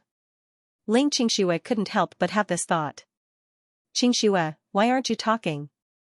Xiao Ruofei asked curiously. Ling Qingxue came back to her senses and said quickly, oh. Nothing. Ruofei, are you free tomorrow night? Xiao Ruofei smiled and asked ambiguously, why? We haven't seen each other for 20 days. Do you miss me? Ling Qingxue spat and said coquettishly, men are indeed animals who think with their lower bodies. Their minds are full of messy things. Xiao Ruofei said, how is it messy things? The ancients said that food and sex are human nature. This is human nature, okay? Could it be that eating is also a mess? You have the most fallacious reasoning. I'm too lazy to argue with you. Ling Qingxue said coquettishly. I'm here for serious business. The first Lingji private kitchen in Sanshan City is officially opening tomorrow. My dad said that he would like to invite you over to attend the opening ceremony and then have a meal together. The Lingji restaurant group had always been trying to transform. As the scale of the company grew larger, if they continued to be targeted at the consumption of ordinary people, they would not be able to walk out of the circle of small profits but quick turnover. The later it was, the harder it would be for them to grow. Last year, Ling's restaurant had opened a 5-star hotel, which was also an attempt at transformation. With Xiao Ruofei's help, the hotel had successfully obtained the signboard of the municipal government's designated reception unit. Soon, it had entered a healthy business and was developing well. Ling Xiaotian's private kitchen was also a decision that Ling Xiaotian had made at the beginning of the year. It was another type of transformation. Ling Xiaotian had entered the restaurant business because his ancestors had always been chefs. Ling Xiaotian could be considered to have a family background, so he could cook authentic Sanshan cuisine. Of course, as his status grew higher and higher, it was naturally impossible for Ling Xiaotian to personally cook now. However, over the years, many of his apprentices also served as head chefs in major stores. The executive chef of the company was also served by his apprentices. Therefore, Ling Xiaotian was preparing to mobilize his capable forces to set up a relatively high-end private restaurant. The positioning was similar to the clubhouse, emphasizing the best environment, and at the same time, the authentic Sanshan private kitchen was the selling point. Previously, Ling Qingxue had been very busy, mainly preparing for Ling Xiaotian's private kitchen. Xiao Ruofei was naturally very clear about this. So it's an order from father-in-law. Xiao Ruofei said with a smile. But, forget about the opening ceremony. You know that I don't like to show my face in public. I will definitely be there on time for dinner. I guess that you wouldn't want to attend the opening ceremony. My dad didn't believe you. Ling Qingxue pursed her lips and smiled. Then, she said gently, okay, it's okay if you don't attend, but you have to be there before 6:30 p.m. I will send you the address on WeChat later. Yes, sir. Xiao Ruofei said with a smile. Then, he asked, honey, we haven't seen each other for so long. Do you want to come out and meet me tonight? Or you can come to the farm. Ling Qingxue blushed slightly and said in a low voice, aren't we meeting tomorrow? How is that the same? Xiao Ruofei said with a smile. I mean, let's meet alone, you know, I'm busy with the opening ceremony tomorrow. Ling Qingxue said with some guilt. Ruofei, how about I look after I'm done with my work? It's okay, it's okay. Xiao Ruofei said quickly. If two people love each other for a long time, why would they be together all the time? You go ahead with your work. But you have to take care of your rest. Ling Qingxue felt sweet in her heart and said, okay. I'll hang up first. See you tomorrow, honey. See you tomorrow. Ling Qingxue said. She hesitated for a moment, then kissed the phone again. Then, she hung up quickly with a blushing face. Xiao Ruofei was stunned for a moment, then he laughed. Ling Qingxue had been with him for so long. In the beginning, it was Ling Qingxue who took the initiative to chase him. However, after the two of them had an intimate relationship, Ling Qingxue became more and more shy. Xiao Ruofei was already a few meters behind Lei Hu and Ling Qingxue while he was on the phone. He put away his phone and quickly chased after them. After finding a car in the parking lot, Lei Hu put their luggage in the trunk. Then, the three of them got in the car and Lei Hu drove to Taoyuan Farm. The farm was not far from Chongping International Airport. In about 20 minutes, the car arrived at the entrance of the farm. The veteran on duty at the entrance saw the Mercedes-Benz from the farm from afar and raised the bar to stop the car. Lei Hu drove directly into the farm and stopped in front of Xiao Ruofei's villa. "Leave the luggage to me." Xiao Ruofei patted Lei Hu's shoulder and said, "You've worked hard today. Go back and rest early." "Yes." Lei Hu said. "Right, tell Yi Linyan to report to my office tomorrow." Xiao Ruofei reminded again. "Okay." Lei Hu nodded at Xiao Ruofei, then sat in the driver's seat of the Mercedes-Benz and drove away from Xiao Ruofei's villa. Xiao Ruofei called Lin Xiao and the two of them walked into the villa yard together. He had been away for more than 20 days, so when he returned to the yard, Xiaohe, Lightning, Damao and Ermao immediately jumped on him and played with them for a while. Xiao Ruofei also left the luggage and played with them for a while. Seeing Damao and Ermao, Xiao Ruofei could not help but think of Simao. At that time, he was soft-hearted and gave Simao to Qin Xiaoyu. He wondered how Simao was doing over there. "I have to find time to take Xiaohe and the others to see Simao," Xiao Ruofei said secretly in his heart. After playing for a while, Xiao Ruofei waved to let Xiaohe and the others go back to their nests. He pushed the suitcase into the house. Huzi's mother heard the movement in the yard and had already come out to greet them. "Ruofei, Xiaoer, you're back." Huzi's mother greeted happily. Xiao Ruofei smiled and said, "Godmother." It was the first time that Lin Xiao had been away from her mother for such a long time, so when she saw her mother, her depressed mood was temporarily relieved and she finally smiled. Huzi's mother welcomed them into the living room, and then took Xiao Ruofei and Lin Xiao's hands and asked about their well-being. "Xiaoer, you seem to be tanned." Huzi's mother said, "Is the sun in Australia very strong?"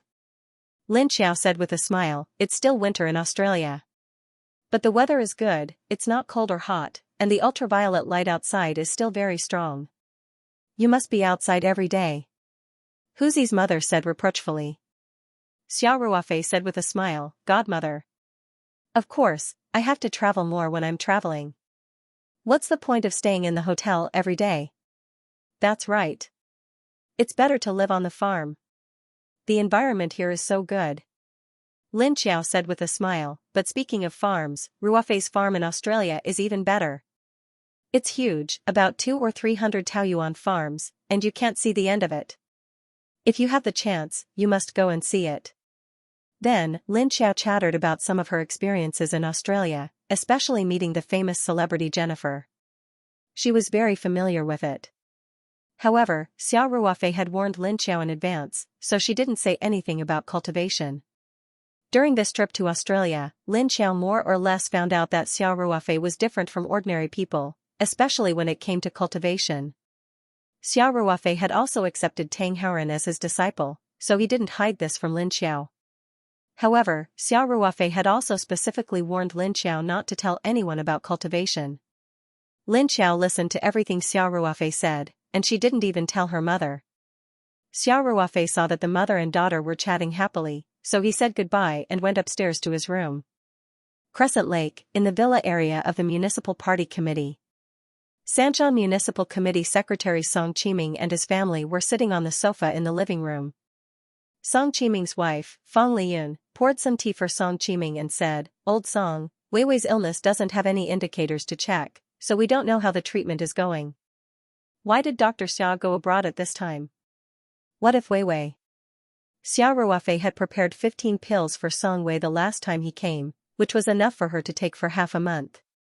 He didn't have any specific plans when he brought Lin Xiao to Australia, so he didn't expect to be away for nearly 20 days. Therefore, he didn't send the pills for the next course of treatment to Song Qiming. After Song Wei took the pills, Song Qiming called Xiao Ruofei once, but Xiao Ruofei was still in Australia at that time, so Song Wei's treatment was temporarily suspended. Song Qiming frowned slightly and said, "Little Xia, it's his freedom to go abroad. Is it because he has to treat Weiwei that he can't even go abroad?" Fang Liyan couldn't help but roll her eyes at Song Qiming and said, "You know that's not what I meant. This isn't Liyun, don't worry about it. Song Qiming said, little Xia was recommended by the old chief, so I have absolute trust in him. He also said on the phone that after a course of treatment, it's best to stop taking the pills for a few days to let the body adapt. After all, every medicine has a side effect. Song Qiming didn't know that Xiao Ruofei had found an excuse after he realized his negligence. Of course, this was only a white lie. At least after Xiao Ruofei said it, Song Qiming felt a lot more at ease. At this time, Song Wei also said, Mom, I think Dad is right. At least I haven't been unconscious for more than 20 days, which means that the treatment in the early stage is effective. Fang Liyun sighed and said, I'm sure about Dr. Xiao's medical skills, but the poison in Weiwei's body is really strange. When it doesn't act up, she's no different from a normal person. Once it acts up, she fainted without any signs, like a time bomb. Besides, there's no clear way to test it now. We don't know whether it's cured or not. Song Wei's face darkened when he heard this. He also felt that his mother's words were reasonable.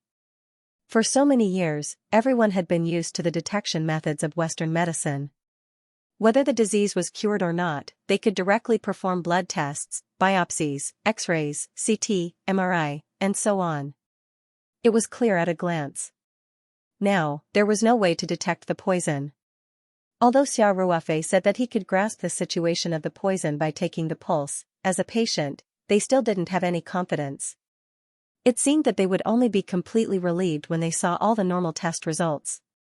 But this kind of poison couldn't be tested. Song Qiming said in a deep voice, Don't worry, Xiao will be back in a day or two. When he comes back, let him check Weiwei first and see how the treatment works. In fact, it doesn't matter whether we know the poison or not, as long as Xiao knows it in his heart. Speaking of this, Song Qiming paused slightly, then continued, and there's news from Beijing. A scientific research group in 301 Hospital has been conducting in-depth research on the patient's blood samples. I heard that they have made some discoveries recently. Maybe there will be new progress soon. Really? Why didn't you mention it to us? Fang Liyun's eyes lit up and she asked quickly. I received the call when I was about to get off work, so I didn't have time to tell you. Song Qiming said, and there's no result yet. What's the use of telling you? Dad, if 301 Hospital can find this poison, do you think they can find a way to treat it? Song Wei couldn't help but ask. It's hard to say now. Song Qiming said, it's still unknown whether they can find the poison or not. Even if the poison is found, it will take a long time to analyze its pathogenic mechanism and make targeted treatment. Song Wei nodded a little heavily. She wasn't worried about her own safety. She didn't know why, but she had a natural sense of trust in Xiao Ruofei. Since Xiao Ruofei said that he could cure her, she basically didn't worry much. Even if she was a little anxious, it was because she didn't have any specific indicators to prove it. Song Wei's heavy heart was more for the teammate in Beijing who had fallen into a deep coma. His condition was more serious than Song Wei's. Now it seemed that the hope of waiting for the experts to come up with a treatment plan was very slim. It wasn't that Song Wei didn't want to ask Xiao Ruofei for help, but she couldn't bring herself to ask. After all, Xiao Ruofei treated her because of Master Song, and the pill seemed to be very precious. Song Wei was even more embarrassed to ask Xiao Ruofei for help. The family in the living room fell into a short silence. At this moment, Song Qiming's phone on the coffee table suddenly rang. Then what are you waiting for? Pick it up. Fang Liyun said hurriedly. Song Wei also looked at his father nervously. After all, this was directly related to the health of his teammate. Song Qiming nodded and picked up the phone. He greeted warmly, Hello, Professor Zhu. Secretary Song, I hope I'm not bothering you? Professor Zhu asked with a hearty smile.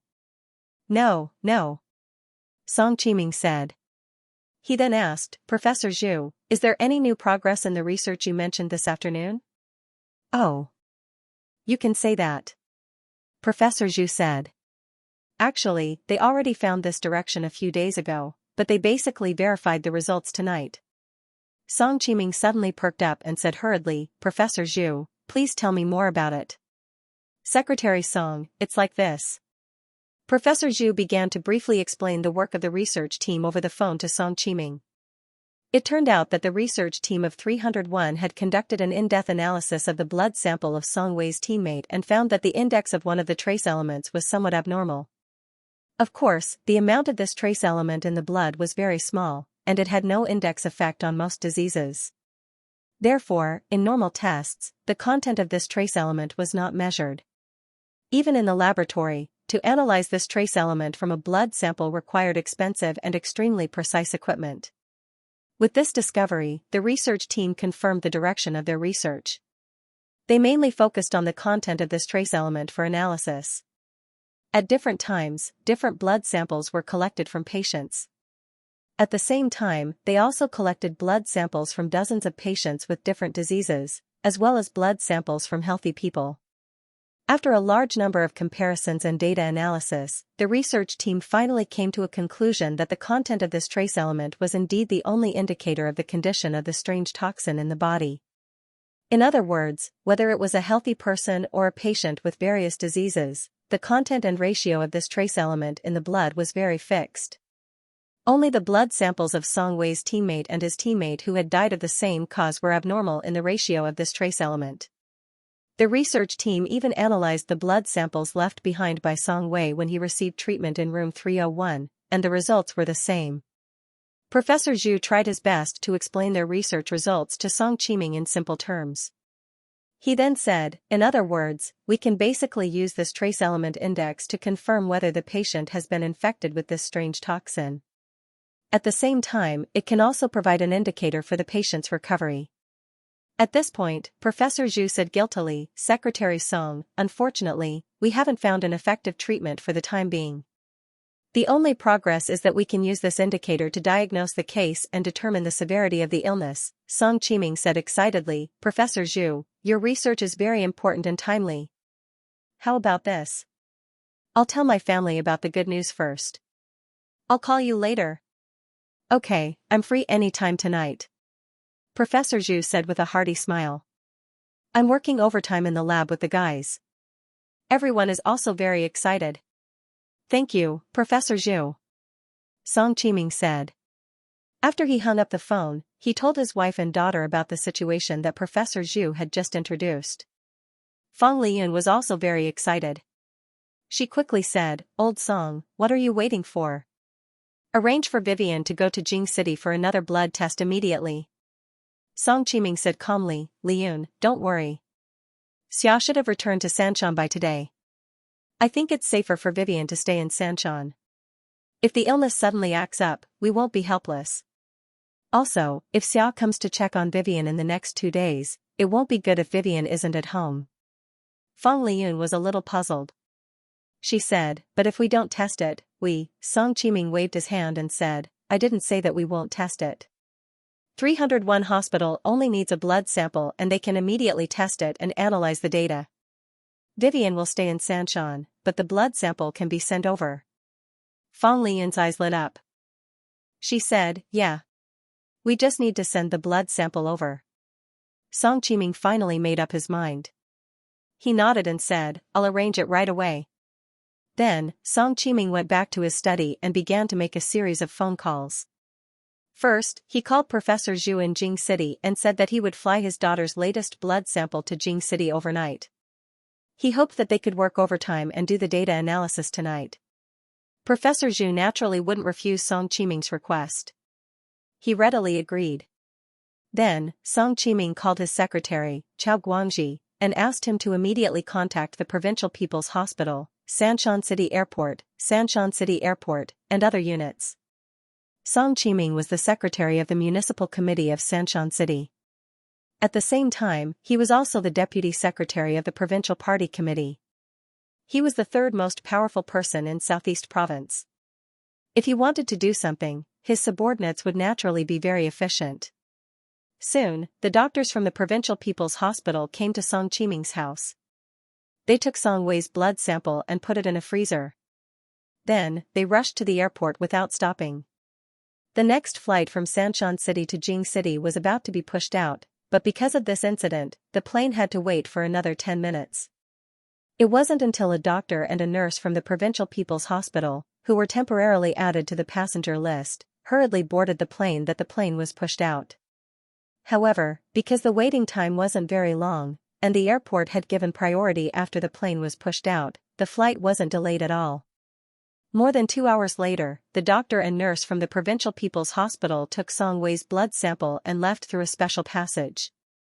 They directly got into an ambulance from 301 hospital that had been waiting for a long time. In less than 3.5 hours, Song Wei's blood sample had been successfully transported from Xianxia City to 301 hospital's laboratory. The expensive and sophisticated blood analysis equipment in the laboratory had been preheated in advance. As soon as the blood sample was delivered, the experts and doctors in the research team immediately began to work. After more than an hour of intense work, the test data of Song Wei's 3 blood samples were all out. Xianxia City, Southeastern Province. In the residential area of the Provincial Party Committee's Standing Committee by Crescent Lake. It was already past midnight, but Song Qiming's family was still awake. The 3 of them sat in the living room and waited. The popular soap opera of the season was playing on the TV, but even Fang Liyun, who loved to watch soap operas, wasn't paying attention to it. She would ask Song Qiming every few minutes if the results from Jing City were out. Song Wei was also very nervous. Although he didn't speak, his fingers kept fidgeting. The hem of his clothes was wrinkled because of him. Song Qiming couldn't stand Fang Liyun's urging. He couldn't help but say, "Liyun, can you stop for a while and watch TV? I already said that Professor Zhu will inform me as soon as he has the results. Can't you call him again to ask?" Fang Liyun said. Song Qiming smiled bitterly. Professor Zhu is also busy in the laboratory with Wei Wei's blood sample. Do you think it's appropriate to call him at this time to disturb him? Fang Liyun thought it made sense. She smiled embarrassedly and said, "Then forget it. Let him focus on his work." Although she said that, Fang Liyun was restless. She stood up and paced around from time to time. Song Wei, who was originally nervous, couldn't help but laugh. "Mom, can you stop for a while? Sit down and drink some water." Fang Liyun couldn't help but roll her eyes at her daughter and said, "You child. How can you say that? You have no respect for your elders." Song Qiming took a sip of hot tea and said, "I think Wei Wei is right. You should stop for a while. I'm getting dizzy because of you." "Hey. Old Song, you've got guts." Fang Liyun couldn't help but pretend to be angry. "Did you become the deputy secretary of the Provincial Party Committee?" At this time, Song Qiming's phone suddenly rang. He glanced at it and quickly gestured to stop Fang Liyun from continuing. "It's Professor Zhu. The results are probably out. Hurry up and answer it," Fang Liyun said anxiously. Song Qiming nodded. He took a deep breath and answered the phone. "Hello, Professor Zhu." Professor Zhu's voice was a little excited. "Secretary Song, it's so late. Am I bothering you? Our whole family is waiting for the results from your side," Song Qiming said. "Professor Zhu, have the test results been analyzed? What's the situation?" Professor Zhu said, "Secretary Song, the situation is far beyond our expectations. There shouldn't be any problems with the blood sample collected from the Southeast Province People's Hospital, right?" Song Qiming frowned slightly and said, "That's unlikely. The head of the laboratory came to my house personally to collect the blood sample for Wei Wei. Then, he immediately sent it to Beijing. Professor Zhu, is there a problem with the results?" When Fang Liyun and Song Wei heard this, they suddenly felt a little nervous. Fang Liyun was even more anxious because she couldn't hear what Professor Zhu was saying on the other end of the phone. She kept gesturing for Song Qiming to turn on the hands-free mode. Song Qiming shook his head helplessly and turned on the hands-free mode. He then put the phone on the coffee table. Fang Liyun and Song Wei immediately came over. Professor Zhu's voice came from the phone. "Secretary Song, the situation is a little complicated. The trace elements we detected in Song Wei's blood sample are very close to normal levels. Although there is a certain degree of abnormality, the deviation is not much. Even compared to the blood sample left by Song Wei when he was hospitalized in our hospital, the indicators are much better. This may mean that our previous work has gone astray." The ratio of trace elements may not be an indicator for the diagnosis of the toxin. No, no, no. Professor Zhu, I believe that your previous results are correct, Song Qiming said with some excitement. The situation in Weiwei's blood sample is very likely that the degree of her infection is decreasing, and her condition is improving. Fang Liyun and Song Wei were also surprised. On the other end of the phone, Professor Zhu was quite shocked. Secretary Song, you're not joking, right? How is this possible? At this point, Professor Zhu also realized that he had misspoken. He quickly explained, I'm sorry, Secretary Song. I didn't mean anything else. Of course, I also hope that Song Wei can recover as soon as possible. However, this toxin is very strange. Many experts in room 301 have been researching its pathogenicity and infectivity, but they haven't made any progress. Moreover, from the previous cases, the possibility of self-recovery is almost impossible. So, Song Qiming said with a smile, Professor Zhu, I understand. You don't have to explain. In fact, after Weiwei was discharged from 301, we have been trying to treat her with traditional Chinese medicine. Especially the recent treatment, it should be said to be effective. She hasn't been in a coma for more than 20 days, Professor Zhu was even more surprised when he heard this. Traditional Chinese medicine? This is really incredible. Song Qiming said with a smile, Professor Zhu, how about this? Weiwei may need to see a traditional Chinese medicine doctor for a follow-up in the next 2 days. In 2 days, I will ask her to go to Beijing, and you can help her to check carefully. You can do whatever you want, as long as you don't use her as a lab rat. From the blood sample, it was concluded that Song Wei's condition had improved greatly. Song Qiming's mood became much more relaxed, and he even joked with Professor Zhu on the phone. Professor Zhu couldn't help but laugh. What a joke, Song Wei was the daughter of a provincial minister. Who would dare to use her as a lab rat? Professor Zhu quickly said, Secretary Song, may I take the liberty to ask, can you tell me which national healer is treating Song Wei? I hope that you can ask him to come to 301 to help us deal with this poison. Song Qiming said, Professor Zhu, this doctor has always been low-key and doesn't like to show up in public. I'm afraid, Secretary Song, if it's really not possible, I can call your provincial Department of Health through the Central Health Bureau and ask this traditional Chinese medicine doctor for help. Professor Zhu said. He was still very confident. He was an expert in the Central Health Bureau, and in his opinion, as long as it was a doctor, he would definitely be under the jurisdiction of the Department of Health. It was impossible for him to disobey the orders of the Department of Health. When Song Qiming heard this, he immediately said with a straight face, Professor Zhu, I will communicate with this doctor as soon as possible and ask for his opinion. But if he doesn't want to show up, I don't want to force him to do something like an administrative order. Professor Zhu said, Thank you for reminding me, Secretary Song. I got it, although he said so, he didn't take it seriously. How could a doctor ignore an administrative order from a superior? Your medical qualification certificate was issued by the Department of Sanity. Which doctor would dare to disobey an order from a superior department, not to mention a Chinese medicine doctor in Southeast Province, even if it was an expert from the Central Health Bureau? If the Department of Health gave a task, wouldn't he have to carry it out? Although some experts were hard to find, in the face of power, most doctors couldn't resist at all. Song Qiming had been in the officialdom for so many years. How could he not know that Professor Zhu didn't mean what he said? However, he just smiled and didn't continue to remind him. Anyway, the fact that Xiao Ruofei had treated Song Wei was only known by his family and his chauffeur secretary. He had already told them not to spread it.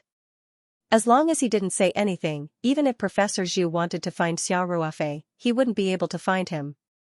Even if Professor Zhu found Xiao Ruofei through various connections, with Master Song's strong support, as long as Xiao Ruofei didn't want to, who could force him? Therefore, Song Qiming didn't continue this topic. After saying a few words of thanks to Professor Zhu, he hung up the phone.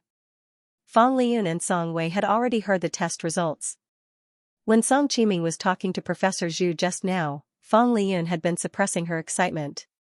After hanging up the phone, Fang Liyun immediately said excitedly, Old Song. That's great. That's great. Weiwei's illness is finally going to be cured. At the end, Fong Liyun couldn't help but choke up a little. This poison was really too strange. 1 second, she was fine, and the next moment, she might faint without any warning. Moreover, she didn't know when she would faint and never wake up again. The best hospitals in the country were helpless. As a mother, Fong Liyun was really suffering during this period. Even when her husband's career took a big step forward, Fong Liyun didn't feel happy because Song Wei's illness was like a big stone pressing on her heart. Now, this big rock had finally disappeared. Song Wei's eyes were also red as he gently grabbed his mother's hand. His heart was filled with gratitude towards Xiao Ruofei. Song Qiming lamented, "Yeah. I've been under a lot of pressure lately. It's all thanks to little Xiao this time." "Yes, yes, yes. You must thank him properly," Fong Liyun quickly said, and then asked, "Old Song, should we call Dr. Xia and tell him about this? Also, Professor Zhu just said that Weiwei's blood indicators are still a little abnormal, but the extent is very mild. Hurry up and ask Dr. Xia when the next treatment will start." Song Qiming didn't know whether to laugh or cry. Look at the time. Is it appropriate to call it this time? Fong Liyun subconsciously looked at the clock on the wall and realized that it was already 12:30 at night. It had been more than 5 hours since the blood samples were collected and sent to Beijing. Fong Liyun said a little embarrassedly, "Then I'll call him tomorrow." Song Qiming nodded and said, "I'll call little Xia after work tomorrow. Let's treat him to dinner tomorrow night. Firstly, it's to express our gratitude. Secondly, we can ask him about the next stage of treatment." Song Qiming was only slightly more rational than Fong Liyun, but when it came to his daughter's health, he naturally attached great importance to it and was very anxious. Fong Liyun nodded and said, "That's a good idea. That's a good idea." Song Wei also nodded slightly in agreement. Song Qiming stood up and said, "Okay, we can go to sleep now. Wei, you should rest early too." After that, Song Qiming couldn't help but yawn. As he grew older, he went to bed earlier and woke up earlier. Usually, he would have gone to bed around 10 o'clock. Of course, if he was busy with work and had to work overtime to review documents, it was a different story. Song Qiming, his wife, and Song Wei went upstairs to their own rooms. However, the family of 3 was very excited. After lying in bed for a long time, they couldn't fall asleep. It was difficult for them to calm down. The next day, Taoyuan Farm. Xiao Ruofei woke up at 5 o'clock sharp to cultivate. At 7 o'clock, he had already washed up and went downstairs. Huzi's mother had prepared breakfast. When she saw Xiao Ruofei coming downstairs, she immediately greeted him with a smile. Xiao Ruofei saw that Lin Xiao was already neatly dressed and sitting at the dining table. He was eating porridge and holding a steamed bun in his hand. Xiao Ruofei was a little surprised and said, "Xiao, you have to report to Heron Island University in a few days. This trip must be very tiring. You might as well not go to work and rest at home for a few days." Lin Xiao said, "It's precisely because there's not much time left that I have to go to work. I still have a lot of things to learn. I have to take advantage of these few days to learn from my 2 masters. It won't be so convenient when I go to Heron Island in the future." Seeing that Lin Xiao was so eager to learn, Xiao Ruofei naturally didn't want to dampen her enthusiasm. He smiled and sat down opposite her. He picked up the porridge that Huzi's mother had already cooled down on the dining table and ate it. After breakfast, Xiao Ruofei went directly to the office building. He had been away for more than 20 days this time, so he definitely had to listen to the work report from Feng Jing and the others. Feng Jing obviously expected that Xiao Ruofei would come to work on time today. Therefore, not long after Xiao Ruofei arrived at the office, she knocked on the door and walked in with her laptop. Xiao Ruofei greeted Feng Jing with a smile. As he greeted her, he personally took out the best de Hongpo tea and made her a cup of tea. Then, Feng Jing opened her laptop and reported to Xiao Ruofei about her recent work. The production capacity of the vegetable greenhouse had gradually increased. It wouldn't take long for it to reach the highest output and maintain a dynamic balance. With the increase in production capacity, Taoyuan vegetables were no longer limited to the previous channels. People could buy Taoyuan vegetables in some large supermarkets. Of course, the price of Taoyuan vegetables was still very high. They were many times more expensive than similar vegetables. Even so, their beautiful appearance and excellent taste still made the sales of Taoyuan vegetables very good. They were basically in short supply. There were really quite a lot of rich people now. The overall consumption level of the people had also increased. In the cooperation, Taoyuan Farm was obviously the one who held the initiative. Therefore, the super commercial channel's payment was also very fast. Now, the Taoyuan company's capital structure was very healthy and had a lot of cash flow. In addition, due to the hot sales of Zwieba Immortals, the winery had also started to distribute monthly dividends. The winery didn't need too much maintenance funds. However, Ling Xiaotian's restaurant had been expanding recently and had a greater need for funds. Therefore, after discussing with Xiao Ruofei, Ling Xiaotian decided to take out a part of the profits every month to distribute to both parties. The annual profit of the winery was about 20 to 25 million yuan. In this way, the Taoyuan company would have a fixed dividend of about 1 million yuan every month. Although this amount of money wasn't too much for Xiao Ruofei, from the perspective of the company, he didn't need to do any work at all. He just sat there and distributed the money. The shad breeding workshop and the orchard were operating normally, especially the shad. At first, everyone was a little worried. After all, the shad were too delicate. They didn't expect that the shad seedlings provided by Xiao Ruofei had such a high survival rate. There was basically no loss. Jiang Hua, the person in charge of the shad breeding, admired Xiao Ruofei very much. He had also looked for Feng Jing many times, hoping that Xiao Ruofei could provide another batch of shad seedlings as soon as possible. This way, the product would be better. However, Xiao Ruofei was abroad, so Feng Jing could only comfort him and ask him to calm down. The pharmaceutical factory was making the fastest progress. Shui Jinshan led the initial team of the pharmaceutical factory. On the one hand, he kept a close eye on the experimental production of the pharmaceutical factory. On the other hand, he had been maintaining close communication with the hospital. He always had a good idea of the situation of the clinical trial. The second phase of the clinical trial had been going on for about 2 months. According to the normal progress, there was still a long way to go. However, the heart-nourishing decoction was the focus of even the National Drug Administration, and it was basically set to be included in the drug guidelines for autism. Therefore, the process of the clinical trial had been simplified a lot within the scope of the regulations. In fact, the hospitals participating in the second phase of the clinical trial were looking forward to the official launch of this highly effective drug as soon as possible. This was because the process of the clinical trial was too smooth. Many autistic children had improved to varying degrees after taking the drug. A doctor had the heart of a parent. For such a good drug, a real doctor naturally hoped that it could benefit more patients as soon as possible. Therefore, the second phase of the clinical trial had come to an end. Xiao Ruofei was naturally very happy when he heard this. He didn't expect this pharmaceutical factory to make a lot of profits, but the heart-nourishing decoction was indeed the gospel of the majority of autistic patients. This was a very meaningful thing, and Xiao Ruofei was very concerned about it. Therefore, he immediately asked, "Manager Feng, can the supply of raw materials keep up?" Feng Jing took a sip of tea and said, "Although the villagers have started to plant medicinal herbs, they definitely won't be able to produce them in a short period of time.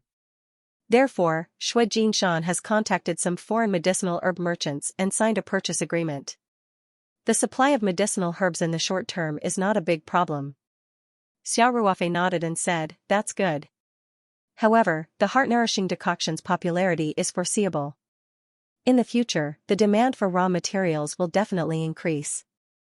Therefore, we still have to stand on our own and provide technical guidance to the villagers. When necessary, we can provide some financial support. In addition, I can also solve some of the problems with medicinal herbs. When the time comes, let Shui Jinshan directly contact me." "Okay." Feng Jing nodded and said.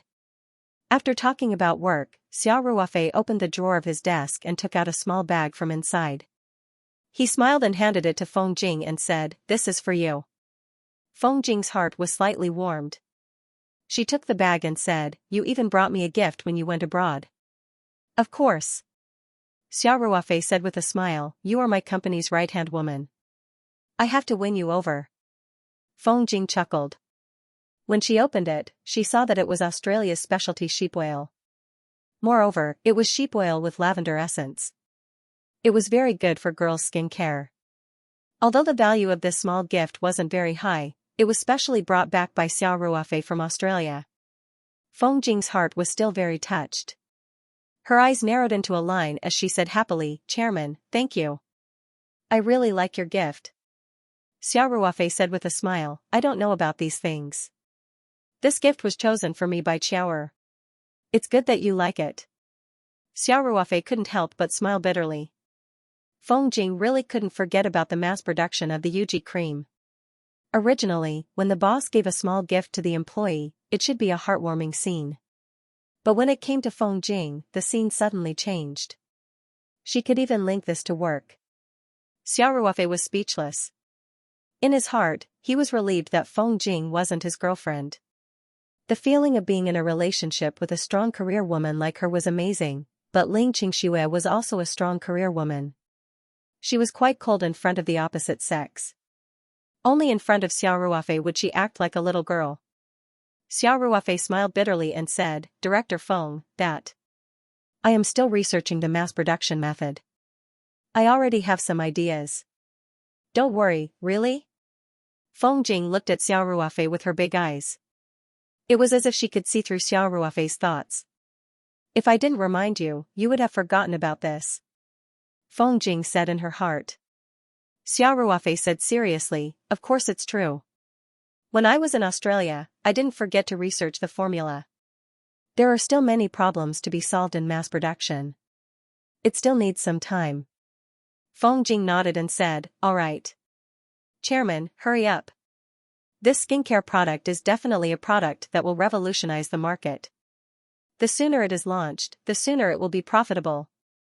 I know. Xiao Ruofei said, how can I not make money when there is money to be made? Don't worry.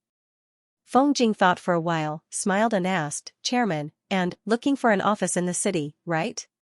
Xiao Ruofei didn't wait for Feng Jing to speak and said, I will ask my friend to help me look for an office tomorrow. Feng Jing couldn't help but laugh. She knew that she was only Xiao Ruofei's subordinate. Xiao Ruofei didn't have to explain to her patiently. But Xiao Ruofei always respected her opinion.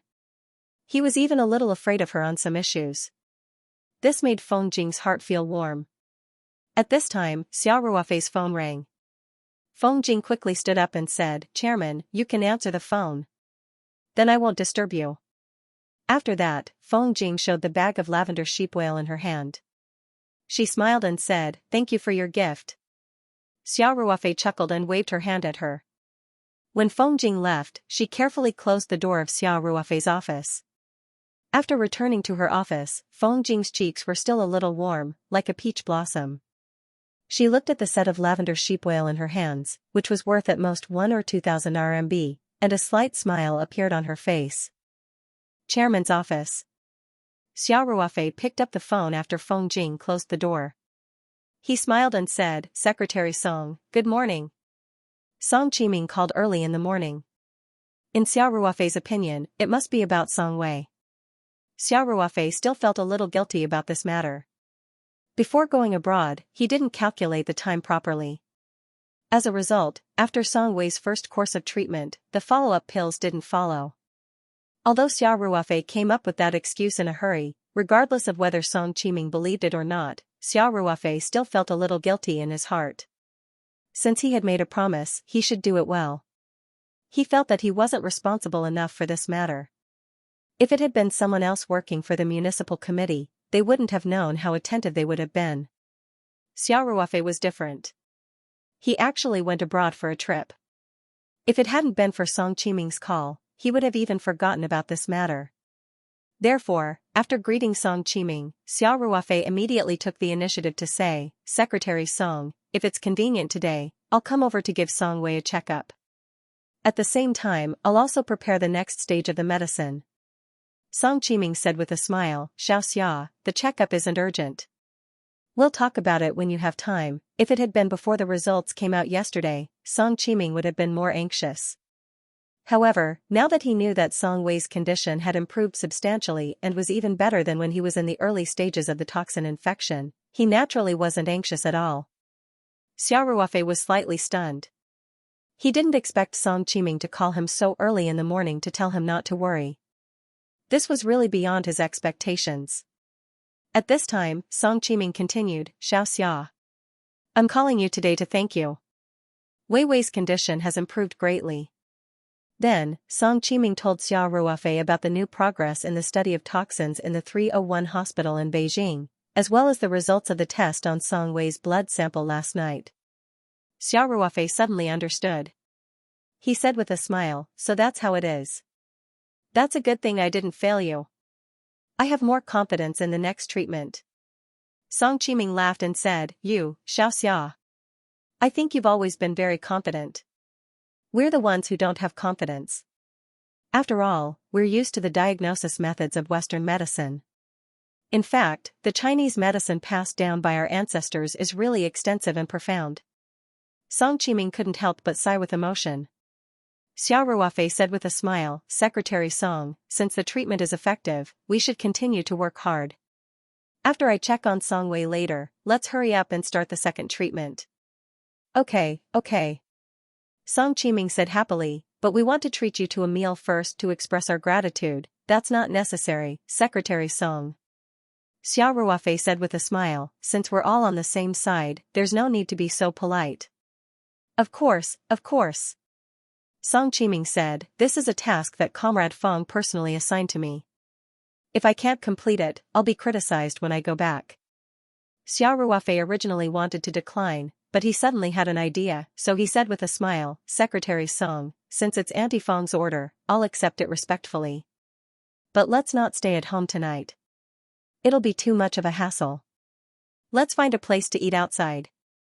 Seeing that Xiao Ruofei had accepted the invitation, Song Qiming said happily, Sure.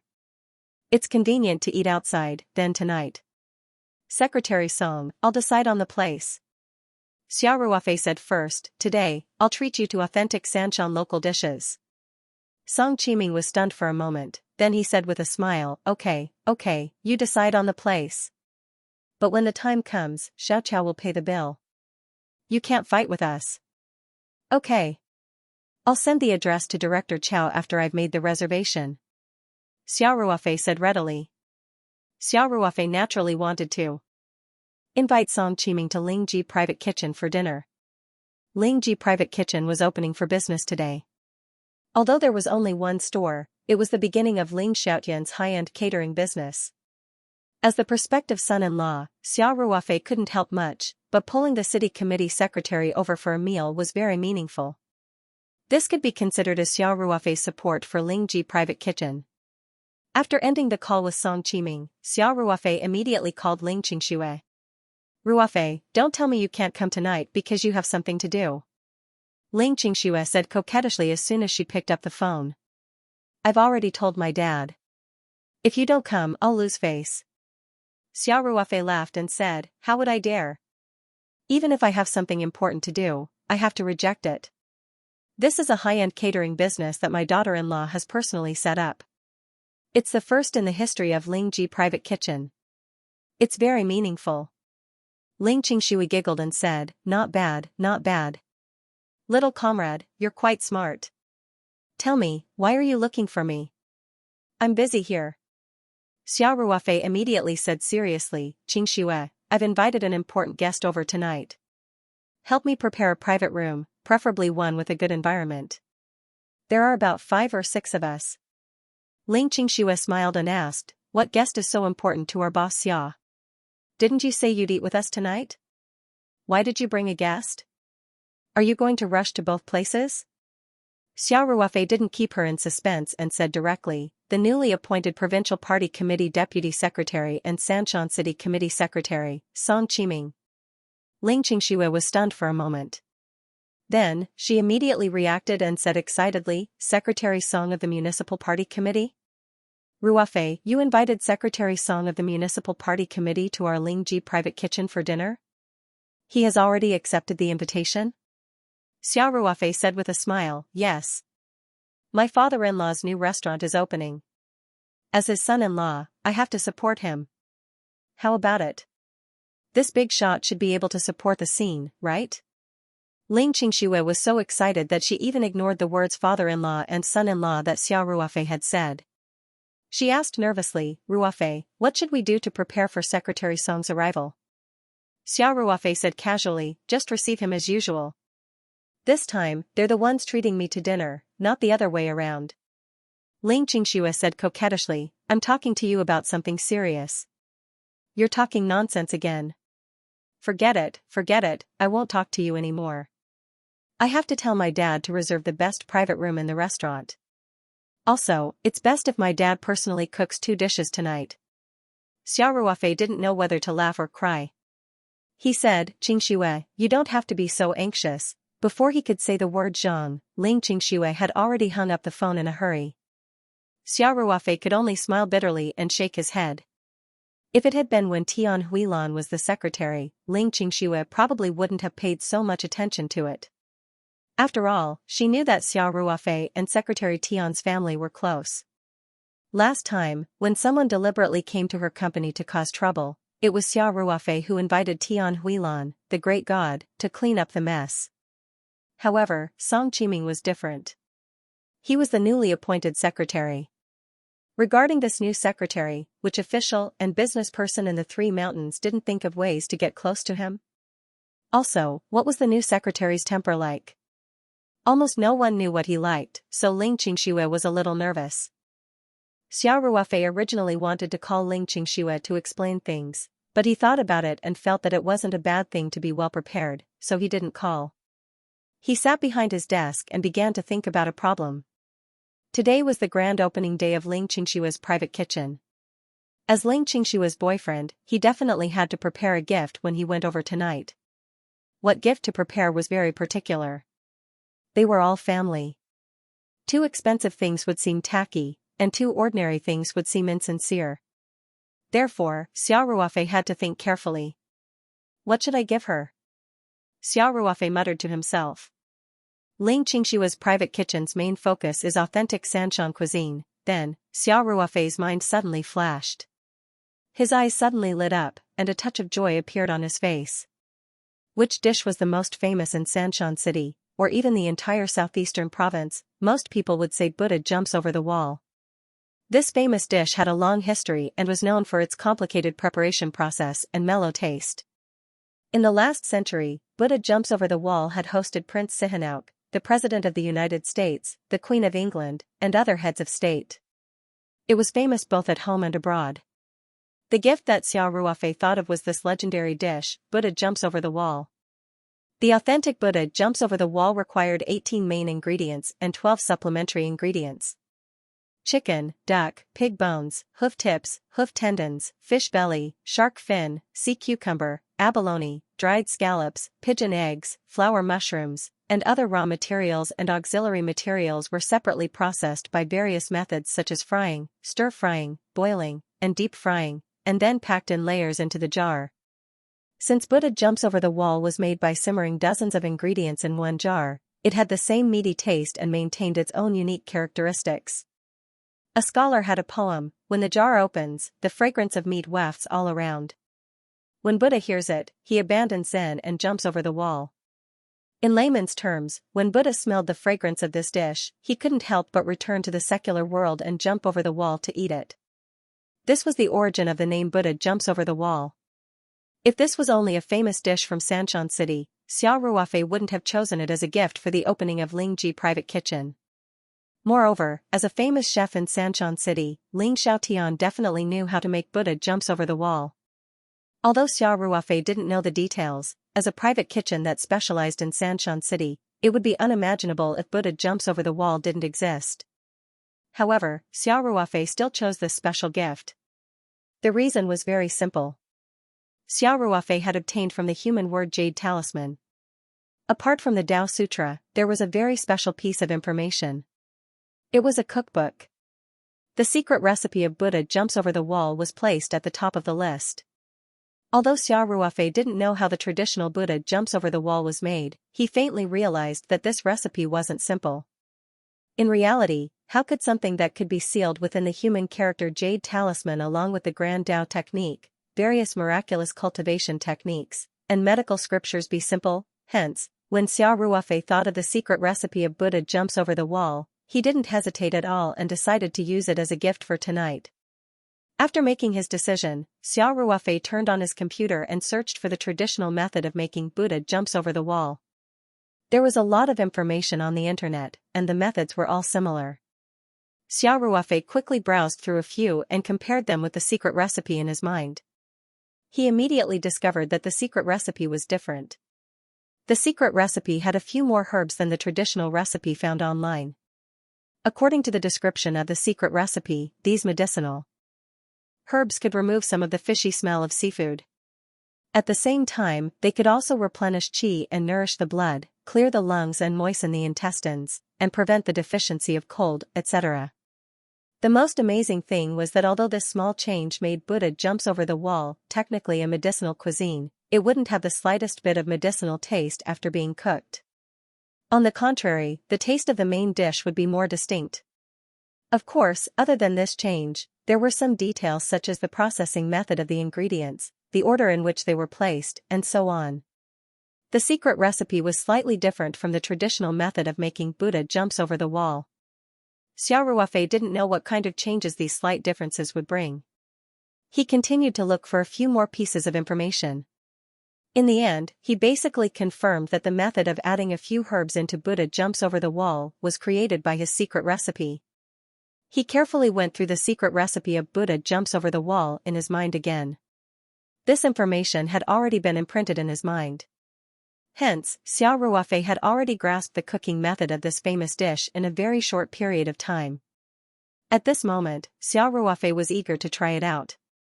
After all, whether a dish was good or not, one would only know after eating it.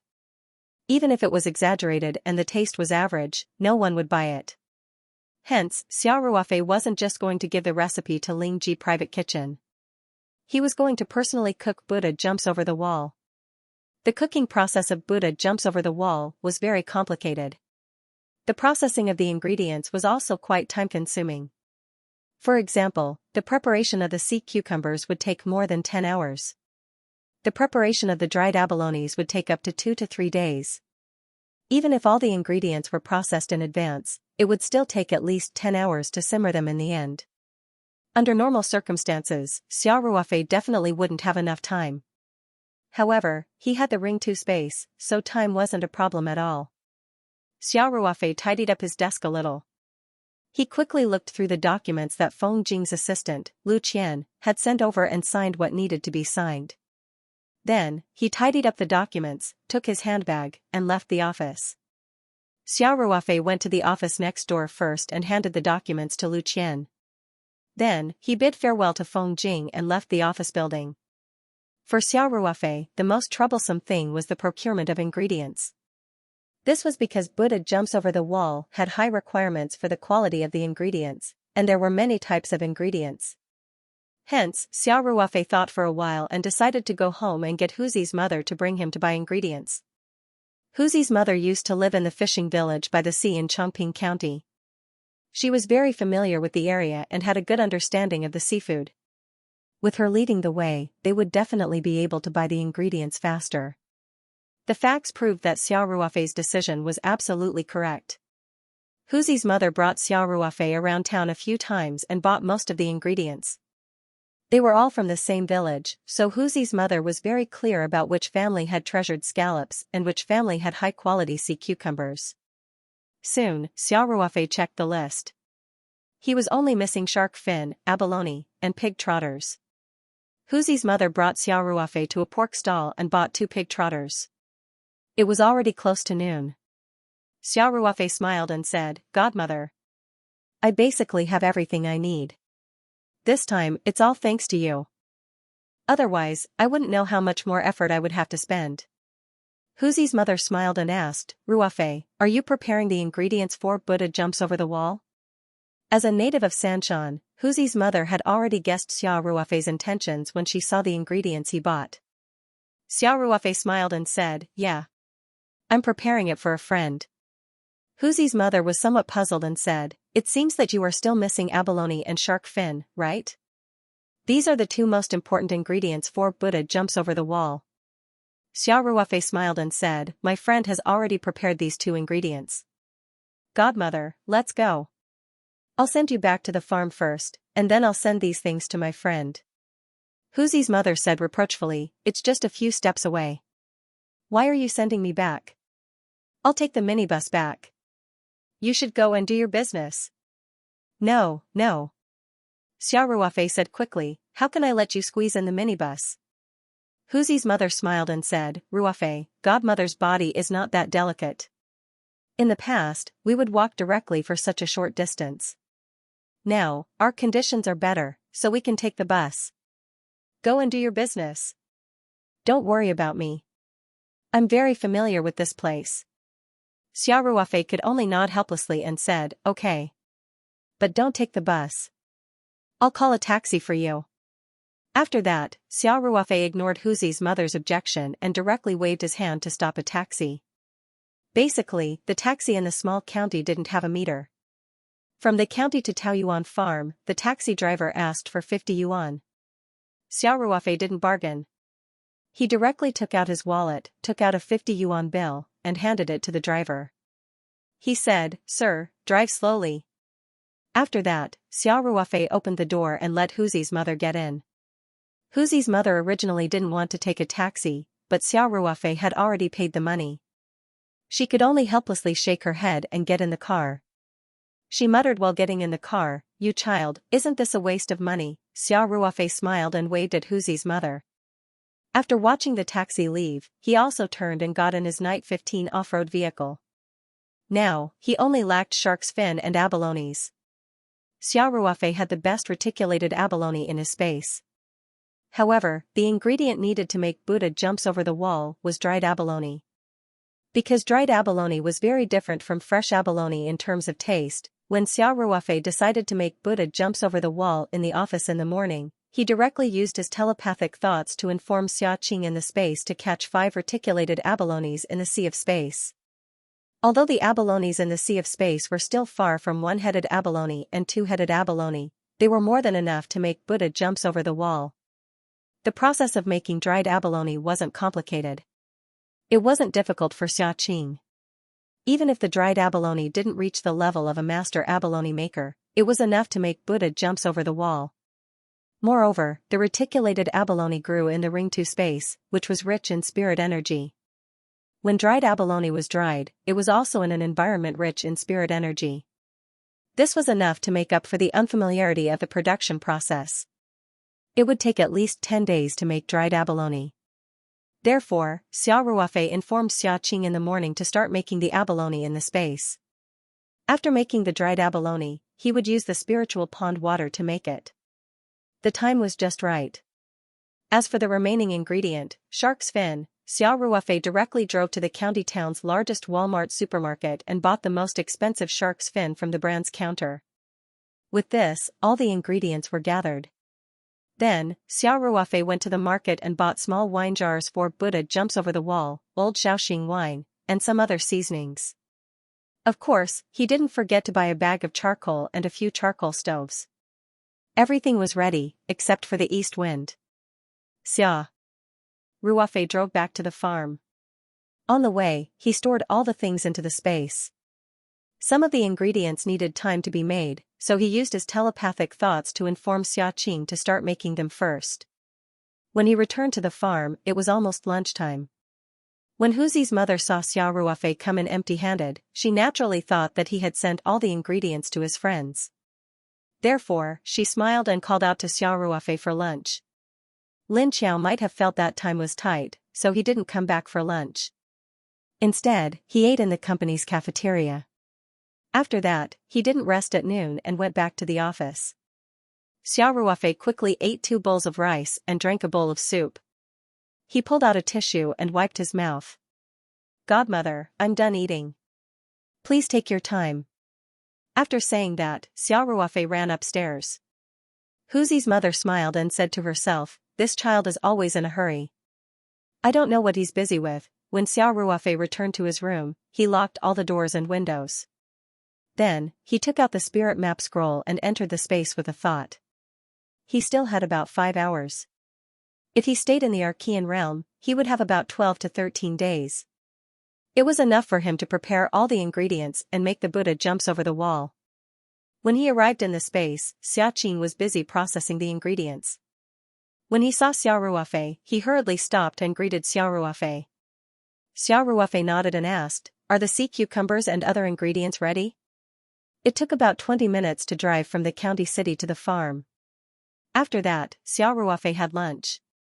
At least 2 days had passed in the Archean realm. Xiaoqing nodded and said, "Yes, master. The ingredients that needed to be processed have been processed. It's just the abalones that need to be processed.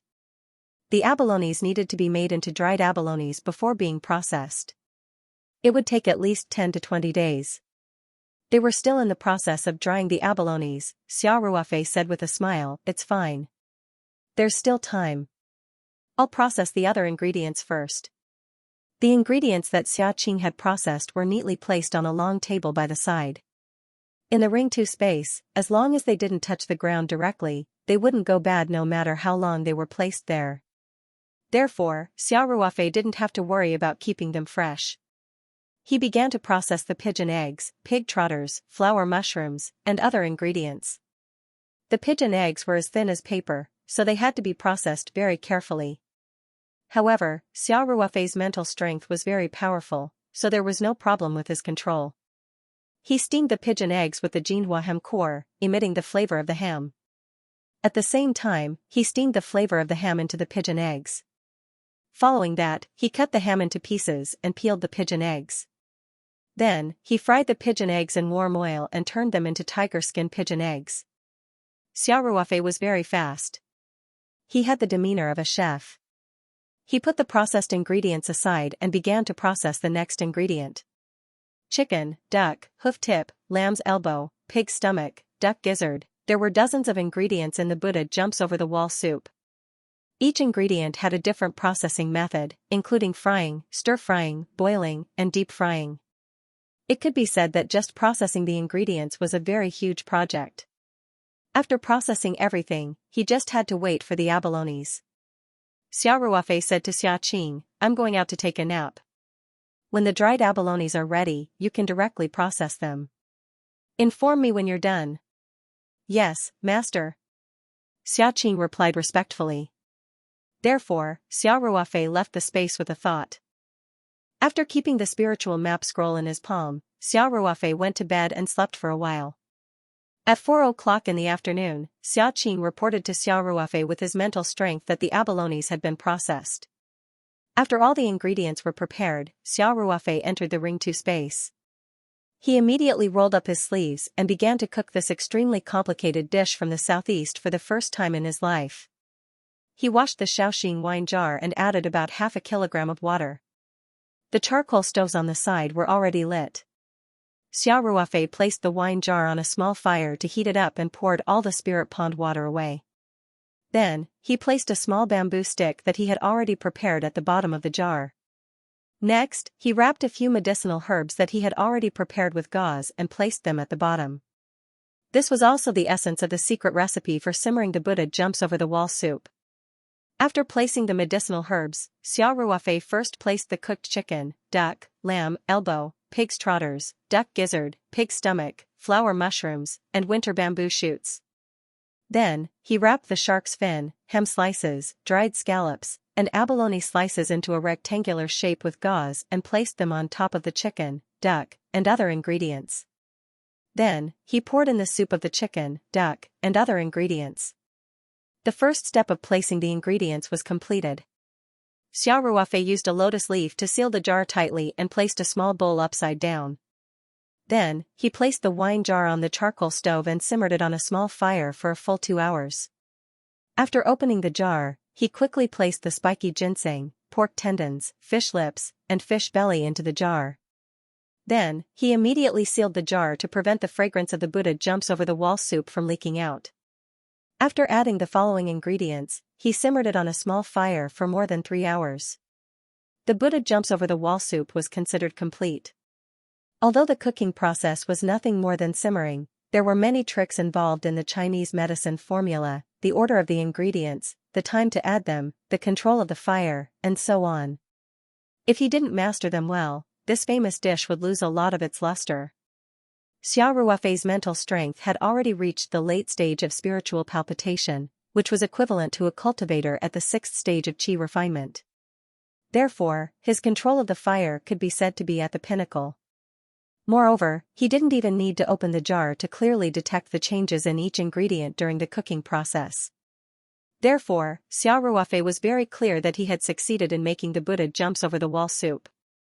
Originally, Xia Ruofei had prepared 3 times the amount of ingredients in order to prevent any accidents. But now, those backup ingredients were no longer needed. However, these ingredients wouldn't go bad even after they were processed and stored in the space.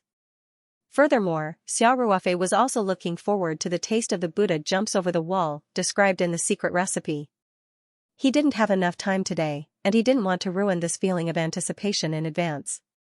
Thus, he decided to directly bring this Buddha jumps over the wall to Ling's private kitchen. As for the rest of the ingredients, he would keep them for a few days when he wanted to eat them, and then he would enter the space to cook and enjoy them. With a thought, Xia Ruofei moved the charcoal stove and the small wine jar containing the Buddha jumps over the wall into the mountain sea realm, where the flow of time was the same as the outside world. Then, he instructed Xiaqing to take care of the charcoal stove and use the smallest flame to keep it warm. Xiaqing naturally nodded in agreement. With a thought, Xia Ruofei left the space and put away the spiritual map scroll. At this time only 20 minutes had passed in the outside world, and it wasn't even 4:30 in the afternoon. Just now, when he was cooking the Buddha jumps over the wall in the space, he had processed dozens of ingredients, so it was inevitable that his body would be stained with some oil and smoke. Thus, Xia Ruofei simply went to the bathroom to take a shower, then changed into a clean and comfortable set of clothes. Although the city committee secretary was treating him to a meal, Xia Ruofei only wore a pair of casual pants and a casual shirt. His attire wasn't very formal, but it wasn't too casual either. Xia Ruofei looked at the time. It was almost 5 p.m., so he took his handbag and went downstairs to prepare to leave. He had an appointment with Song Qiming at 6:30 p.m., and Ling Qingxue also told him to arrive before 6:30 p.m. However, he couldn't possibly go on the dot and make Song Qiming's family wait for him, right? Moreover, his future father-in-law's private kitchen was opening, so it was reasonable for him to arrive earlier. This was a matter of attitude. Xia Ruofei sat in the Night 15 off-road vehicle. He reached into his pocket and touched the secret recipe of Buddha jumps over the wall that he had copied.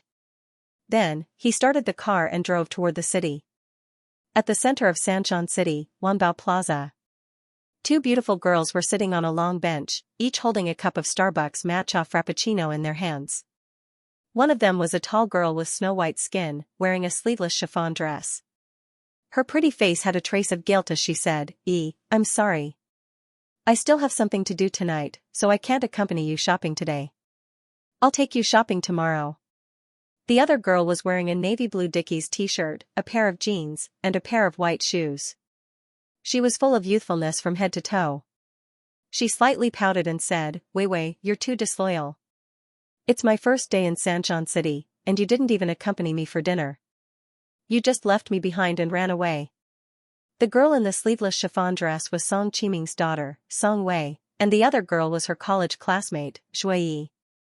Archaeology was basically a monk class. Only in their cohort were Song Wei and Shui. They were 2 red dots in a sea of greenery. As the only 2 girls in the class, the 2 naturally became very good friends. Shui originally wanted to use the summer vacation to travel to Heron Island. When she heard that Song Wei had moved to Sanshan City, she specially came from Heron Island to Sanshan City. She only arrived at Sanshan City this afternoon. When Song Wei heard that her best friend had come to her place, she naturally had to come out to meet her. Moreover, with the test report from 301 Hospital, Song Qiming and Fang Liyun were relieved. They were not as afraid as before that Song Wei would faint without warning after leaving the house. They just reminded her to be careful when she went out. Song Wei accompanied Shui for the whole afternoon, but her family had to treat Xia Ruofei to dinner in the evening. So, although it was not good to leave her best friend alone, she still said it with a trace of guilt when it was 5 o'clock. Song Wei pulled Shui's hand and said softly, I really have something to do tonight. How about I go to the hotel later to find you? Shui's big eyes rolled a few times. She looked at Song Wei and said with a smile, Wei, you're dressed so beautifully today, and you actually left me alone. Humph. Tell me the truth. Do you have a date tonight? You're good, Song Wei. You've only been in Xianxia for a few days. You found Prince Charming so quickly? Song Wei's pretty face suddenly turned crimson, and Xia Ruofei's figure inexplicably appeared in her mind. Her heart was flustered for no reason, but she quickly gave herself a mental reminder, I was going to have dinner with him tonight anyway. It's normal to think of him. At this time, Shui looked like she had discovered a new continent. She pointed at Song Wei and said, You're blushing. Could it be that I was right? Song Wei was embarrassed and couldn't help but reach out and scratch Shui's armpit. She said coquettishly, Stupid girl. You can't control your mouth. Shui was very ticklish. After being attacked by Song Wei, she couldn't help but giggle and beg for mercy. Wei, a gentleman uses his mouth, not his fists. You can't be shameless, Song Wei glanced at Shui proudly and said, I'm not a gentleman, I'm a woman. A woman. Shui looked at Song Wei playfully and said, A woman nourished by love. Song Wei stomped his feet angrily and reached out to scratch Shui again. Shui was scared and quickly stepped back a little. Then, she couldn't help but ask, Wei, what's so important that you have to do tonight? Song Wei hesitated and said, There's a dinner party tonight. You must be tired after shopping for the whole afternoon. Go back to the hotel and rest. I'll keep you company tomorrow. Shui widened her eyes and said, A dinner party? You said it's not a date. It's really not. Song Wei said quickly. Then I'll go with you. Shui stuck out her chest and smirked. Don't tell me it's a candlelight dinner? Song Wei said helplessly, It's really not. My parents are going too. It's an important dinner party. When Shui heard that Song Wei's parents were going, she immediately dismissed the idea of going with Song Wei. However, she thought about it and couldn't help but say suspiciously, You're not deliberately using uncle and auntie as a shield because you don't want me, the third wheel, to follow you, right? Song Wei didn't know whether to laugh or cry. You woman. Why are you so suspicious? Why would I lie to you? Really? Really? Song Wei said quickly. Shui said reluctantly, Okay then. I forgive you. Wei, you can't stand me up tomorrow. I won't. Song Wei vowed. Okay then. I'll believe you for now. Shui patted her chest and said, Go. I'm going to watch a movie, then I'll come out to look for food. Poor me. Song Wei said embarrassedly, I'm sorry, go. Shui laughed and said, I'm just joking with you. Song Wei stood up and said, Okay then.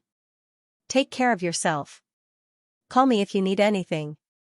After that, Song Wei waved at Shui, then got up and walked across the square. He stopped a taxi by the roadside and told the taxi driver the address that Xia Ruofei had given to Song Qiming. Song Wei had gotten his driver's license when he was a sophomore. Song Qiming had also bought her a car, but it was only a Smart that cost more than 100,000 yuan. The small and exquisite two-seater car was very suitable for a single girl like her. However, the car was left in the southwest. In fact, Song Qiming had come in a hurry, so he didn't have time to move a lot of things from his house. Fang Liyun and Song Wei had only brought some daily necessities over. The living conditions of the provincial-level officials were very good. They could move in with their bags, so they didn't need to buy their own things. In addition, Song Qiming was also busy familiarizing himself with his new position, so he didn't think about moving back. Song Wei sat in the taxi and looked out the window at the city scenery passing by. He couldn't help but look forward to tonight's banquet. The newly opened Ling's restaurant was located on Guanmiao Street in the Zhongluo district of Sanchon City. It was an old street in Sanchon City. The buildings on both sides weren't very tall, and they were all old, so the street looked a little old. Since it was a high-end private restaurant, Ling's restaurant naturally wouldn't open in a busy area. This relatively secluded old street was full of the charm of the old city, so it was quite suitable. Although the street wasn't wide, it was quite convenient for traffic. In addition, there was a spacious open space in front of Ling's restaurant that could accommodate 20 to 30 cars. It was enough for a private restaurant that catered to a small group of people. Xiao Ruofei directly used the GPS and drove to the small parking lot. On the way there, Xiao Ruofei had already taken out the jar Buddha jumps over the wall from his space. It was now placed in an insulated box in the trunk of the car. Moreover, there was a tray of hot water at the bottom, so it was guaranteed that it would still be hot and scalding when he took it out for dinner. Xiao Ruofei didn't take the insulated box down. He got out of the car and walked directly to Ling's restaurant. At the entrance, Xiao Ruofei stopped and looked around. This was a Ming and Qing dynasty-style building, but the building materials looked quite new. It should have been renovated later. However, there was a row of flower baskets at the entrance and a row of lanterns along the green brick wall. It still looked very festive. Xiao Ruofei walked through the antique door. After turning the screen wall, there was a small patio. The patio was paved with bricks on both sides, and it indeed looked full of the charm of the Ming and Qing dynasties. The waitresses wearing cheongsams standing on both sides didn't know Xiao Ruofei, the son-in-law. When they saw the guests come in, they immediately asked enthusiastically, "Sir, may I ask where you are? Do you have a reservation?" Xiao Ruofei smiled and said, "Is your CEO Ling here?" "I'm her friend." The waitress was stunned for a moment and didn't react for a while. Ling's restaurant was just a store under the Ling's restaurant group. Naturally, the manager and other management staff were arranged here. The waitress didn't think of the senior management like Ling Xiaotian and Ling Qingxue at first. Instead, she was thinking about which leader in the store had the surname Ling. Just as she was in a daze, a joyful voice came from inside, "Ruofei, you're here." Then the waitress saw the vice president of the group, Ling Qingxue, walk out happily, almost trotting. At this time, the waitress realized that the CEO Ling that Xiao Ruofei mentioned was actually the little princess of the group, Ling Qingxue.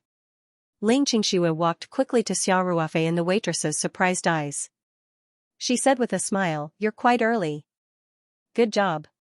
After that, Ling Qingxue didn't hide in front of the employees. She directly held Xiao Ruofei's arm and said, "Let's go. My dad is waiting for you inside." The waitresses didn't come back to their senses until Xiao Ruofei and Ling Qingxue walked away. It turned out that this handsome guy was the son-in-law of our big boss. The waitresses couldn't help gossiping in a low voice. Ling Qingxue held Xiao Ruofei's arm. As they walked inside, she asked proudly, "What do you think of this place?" From the renovation of the old house to the overall decoration, it was basically under my supervision. Good, good.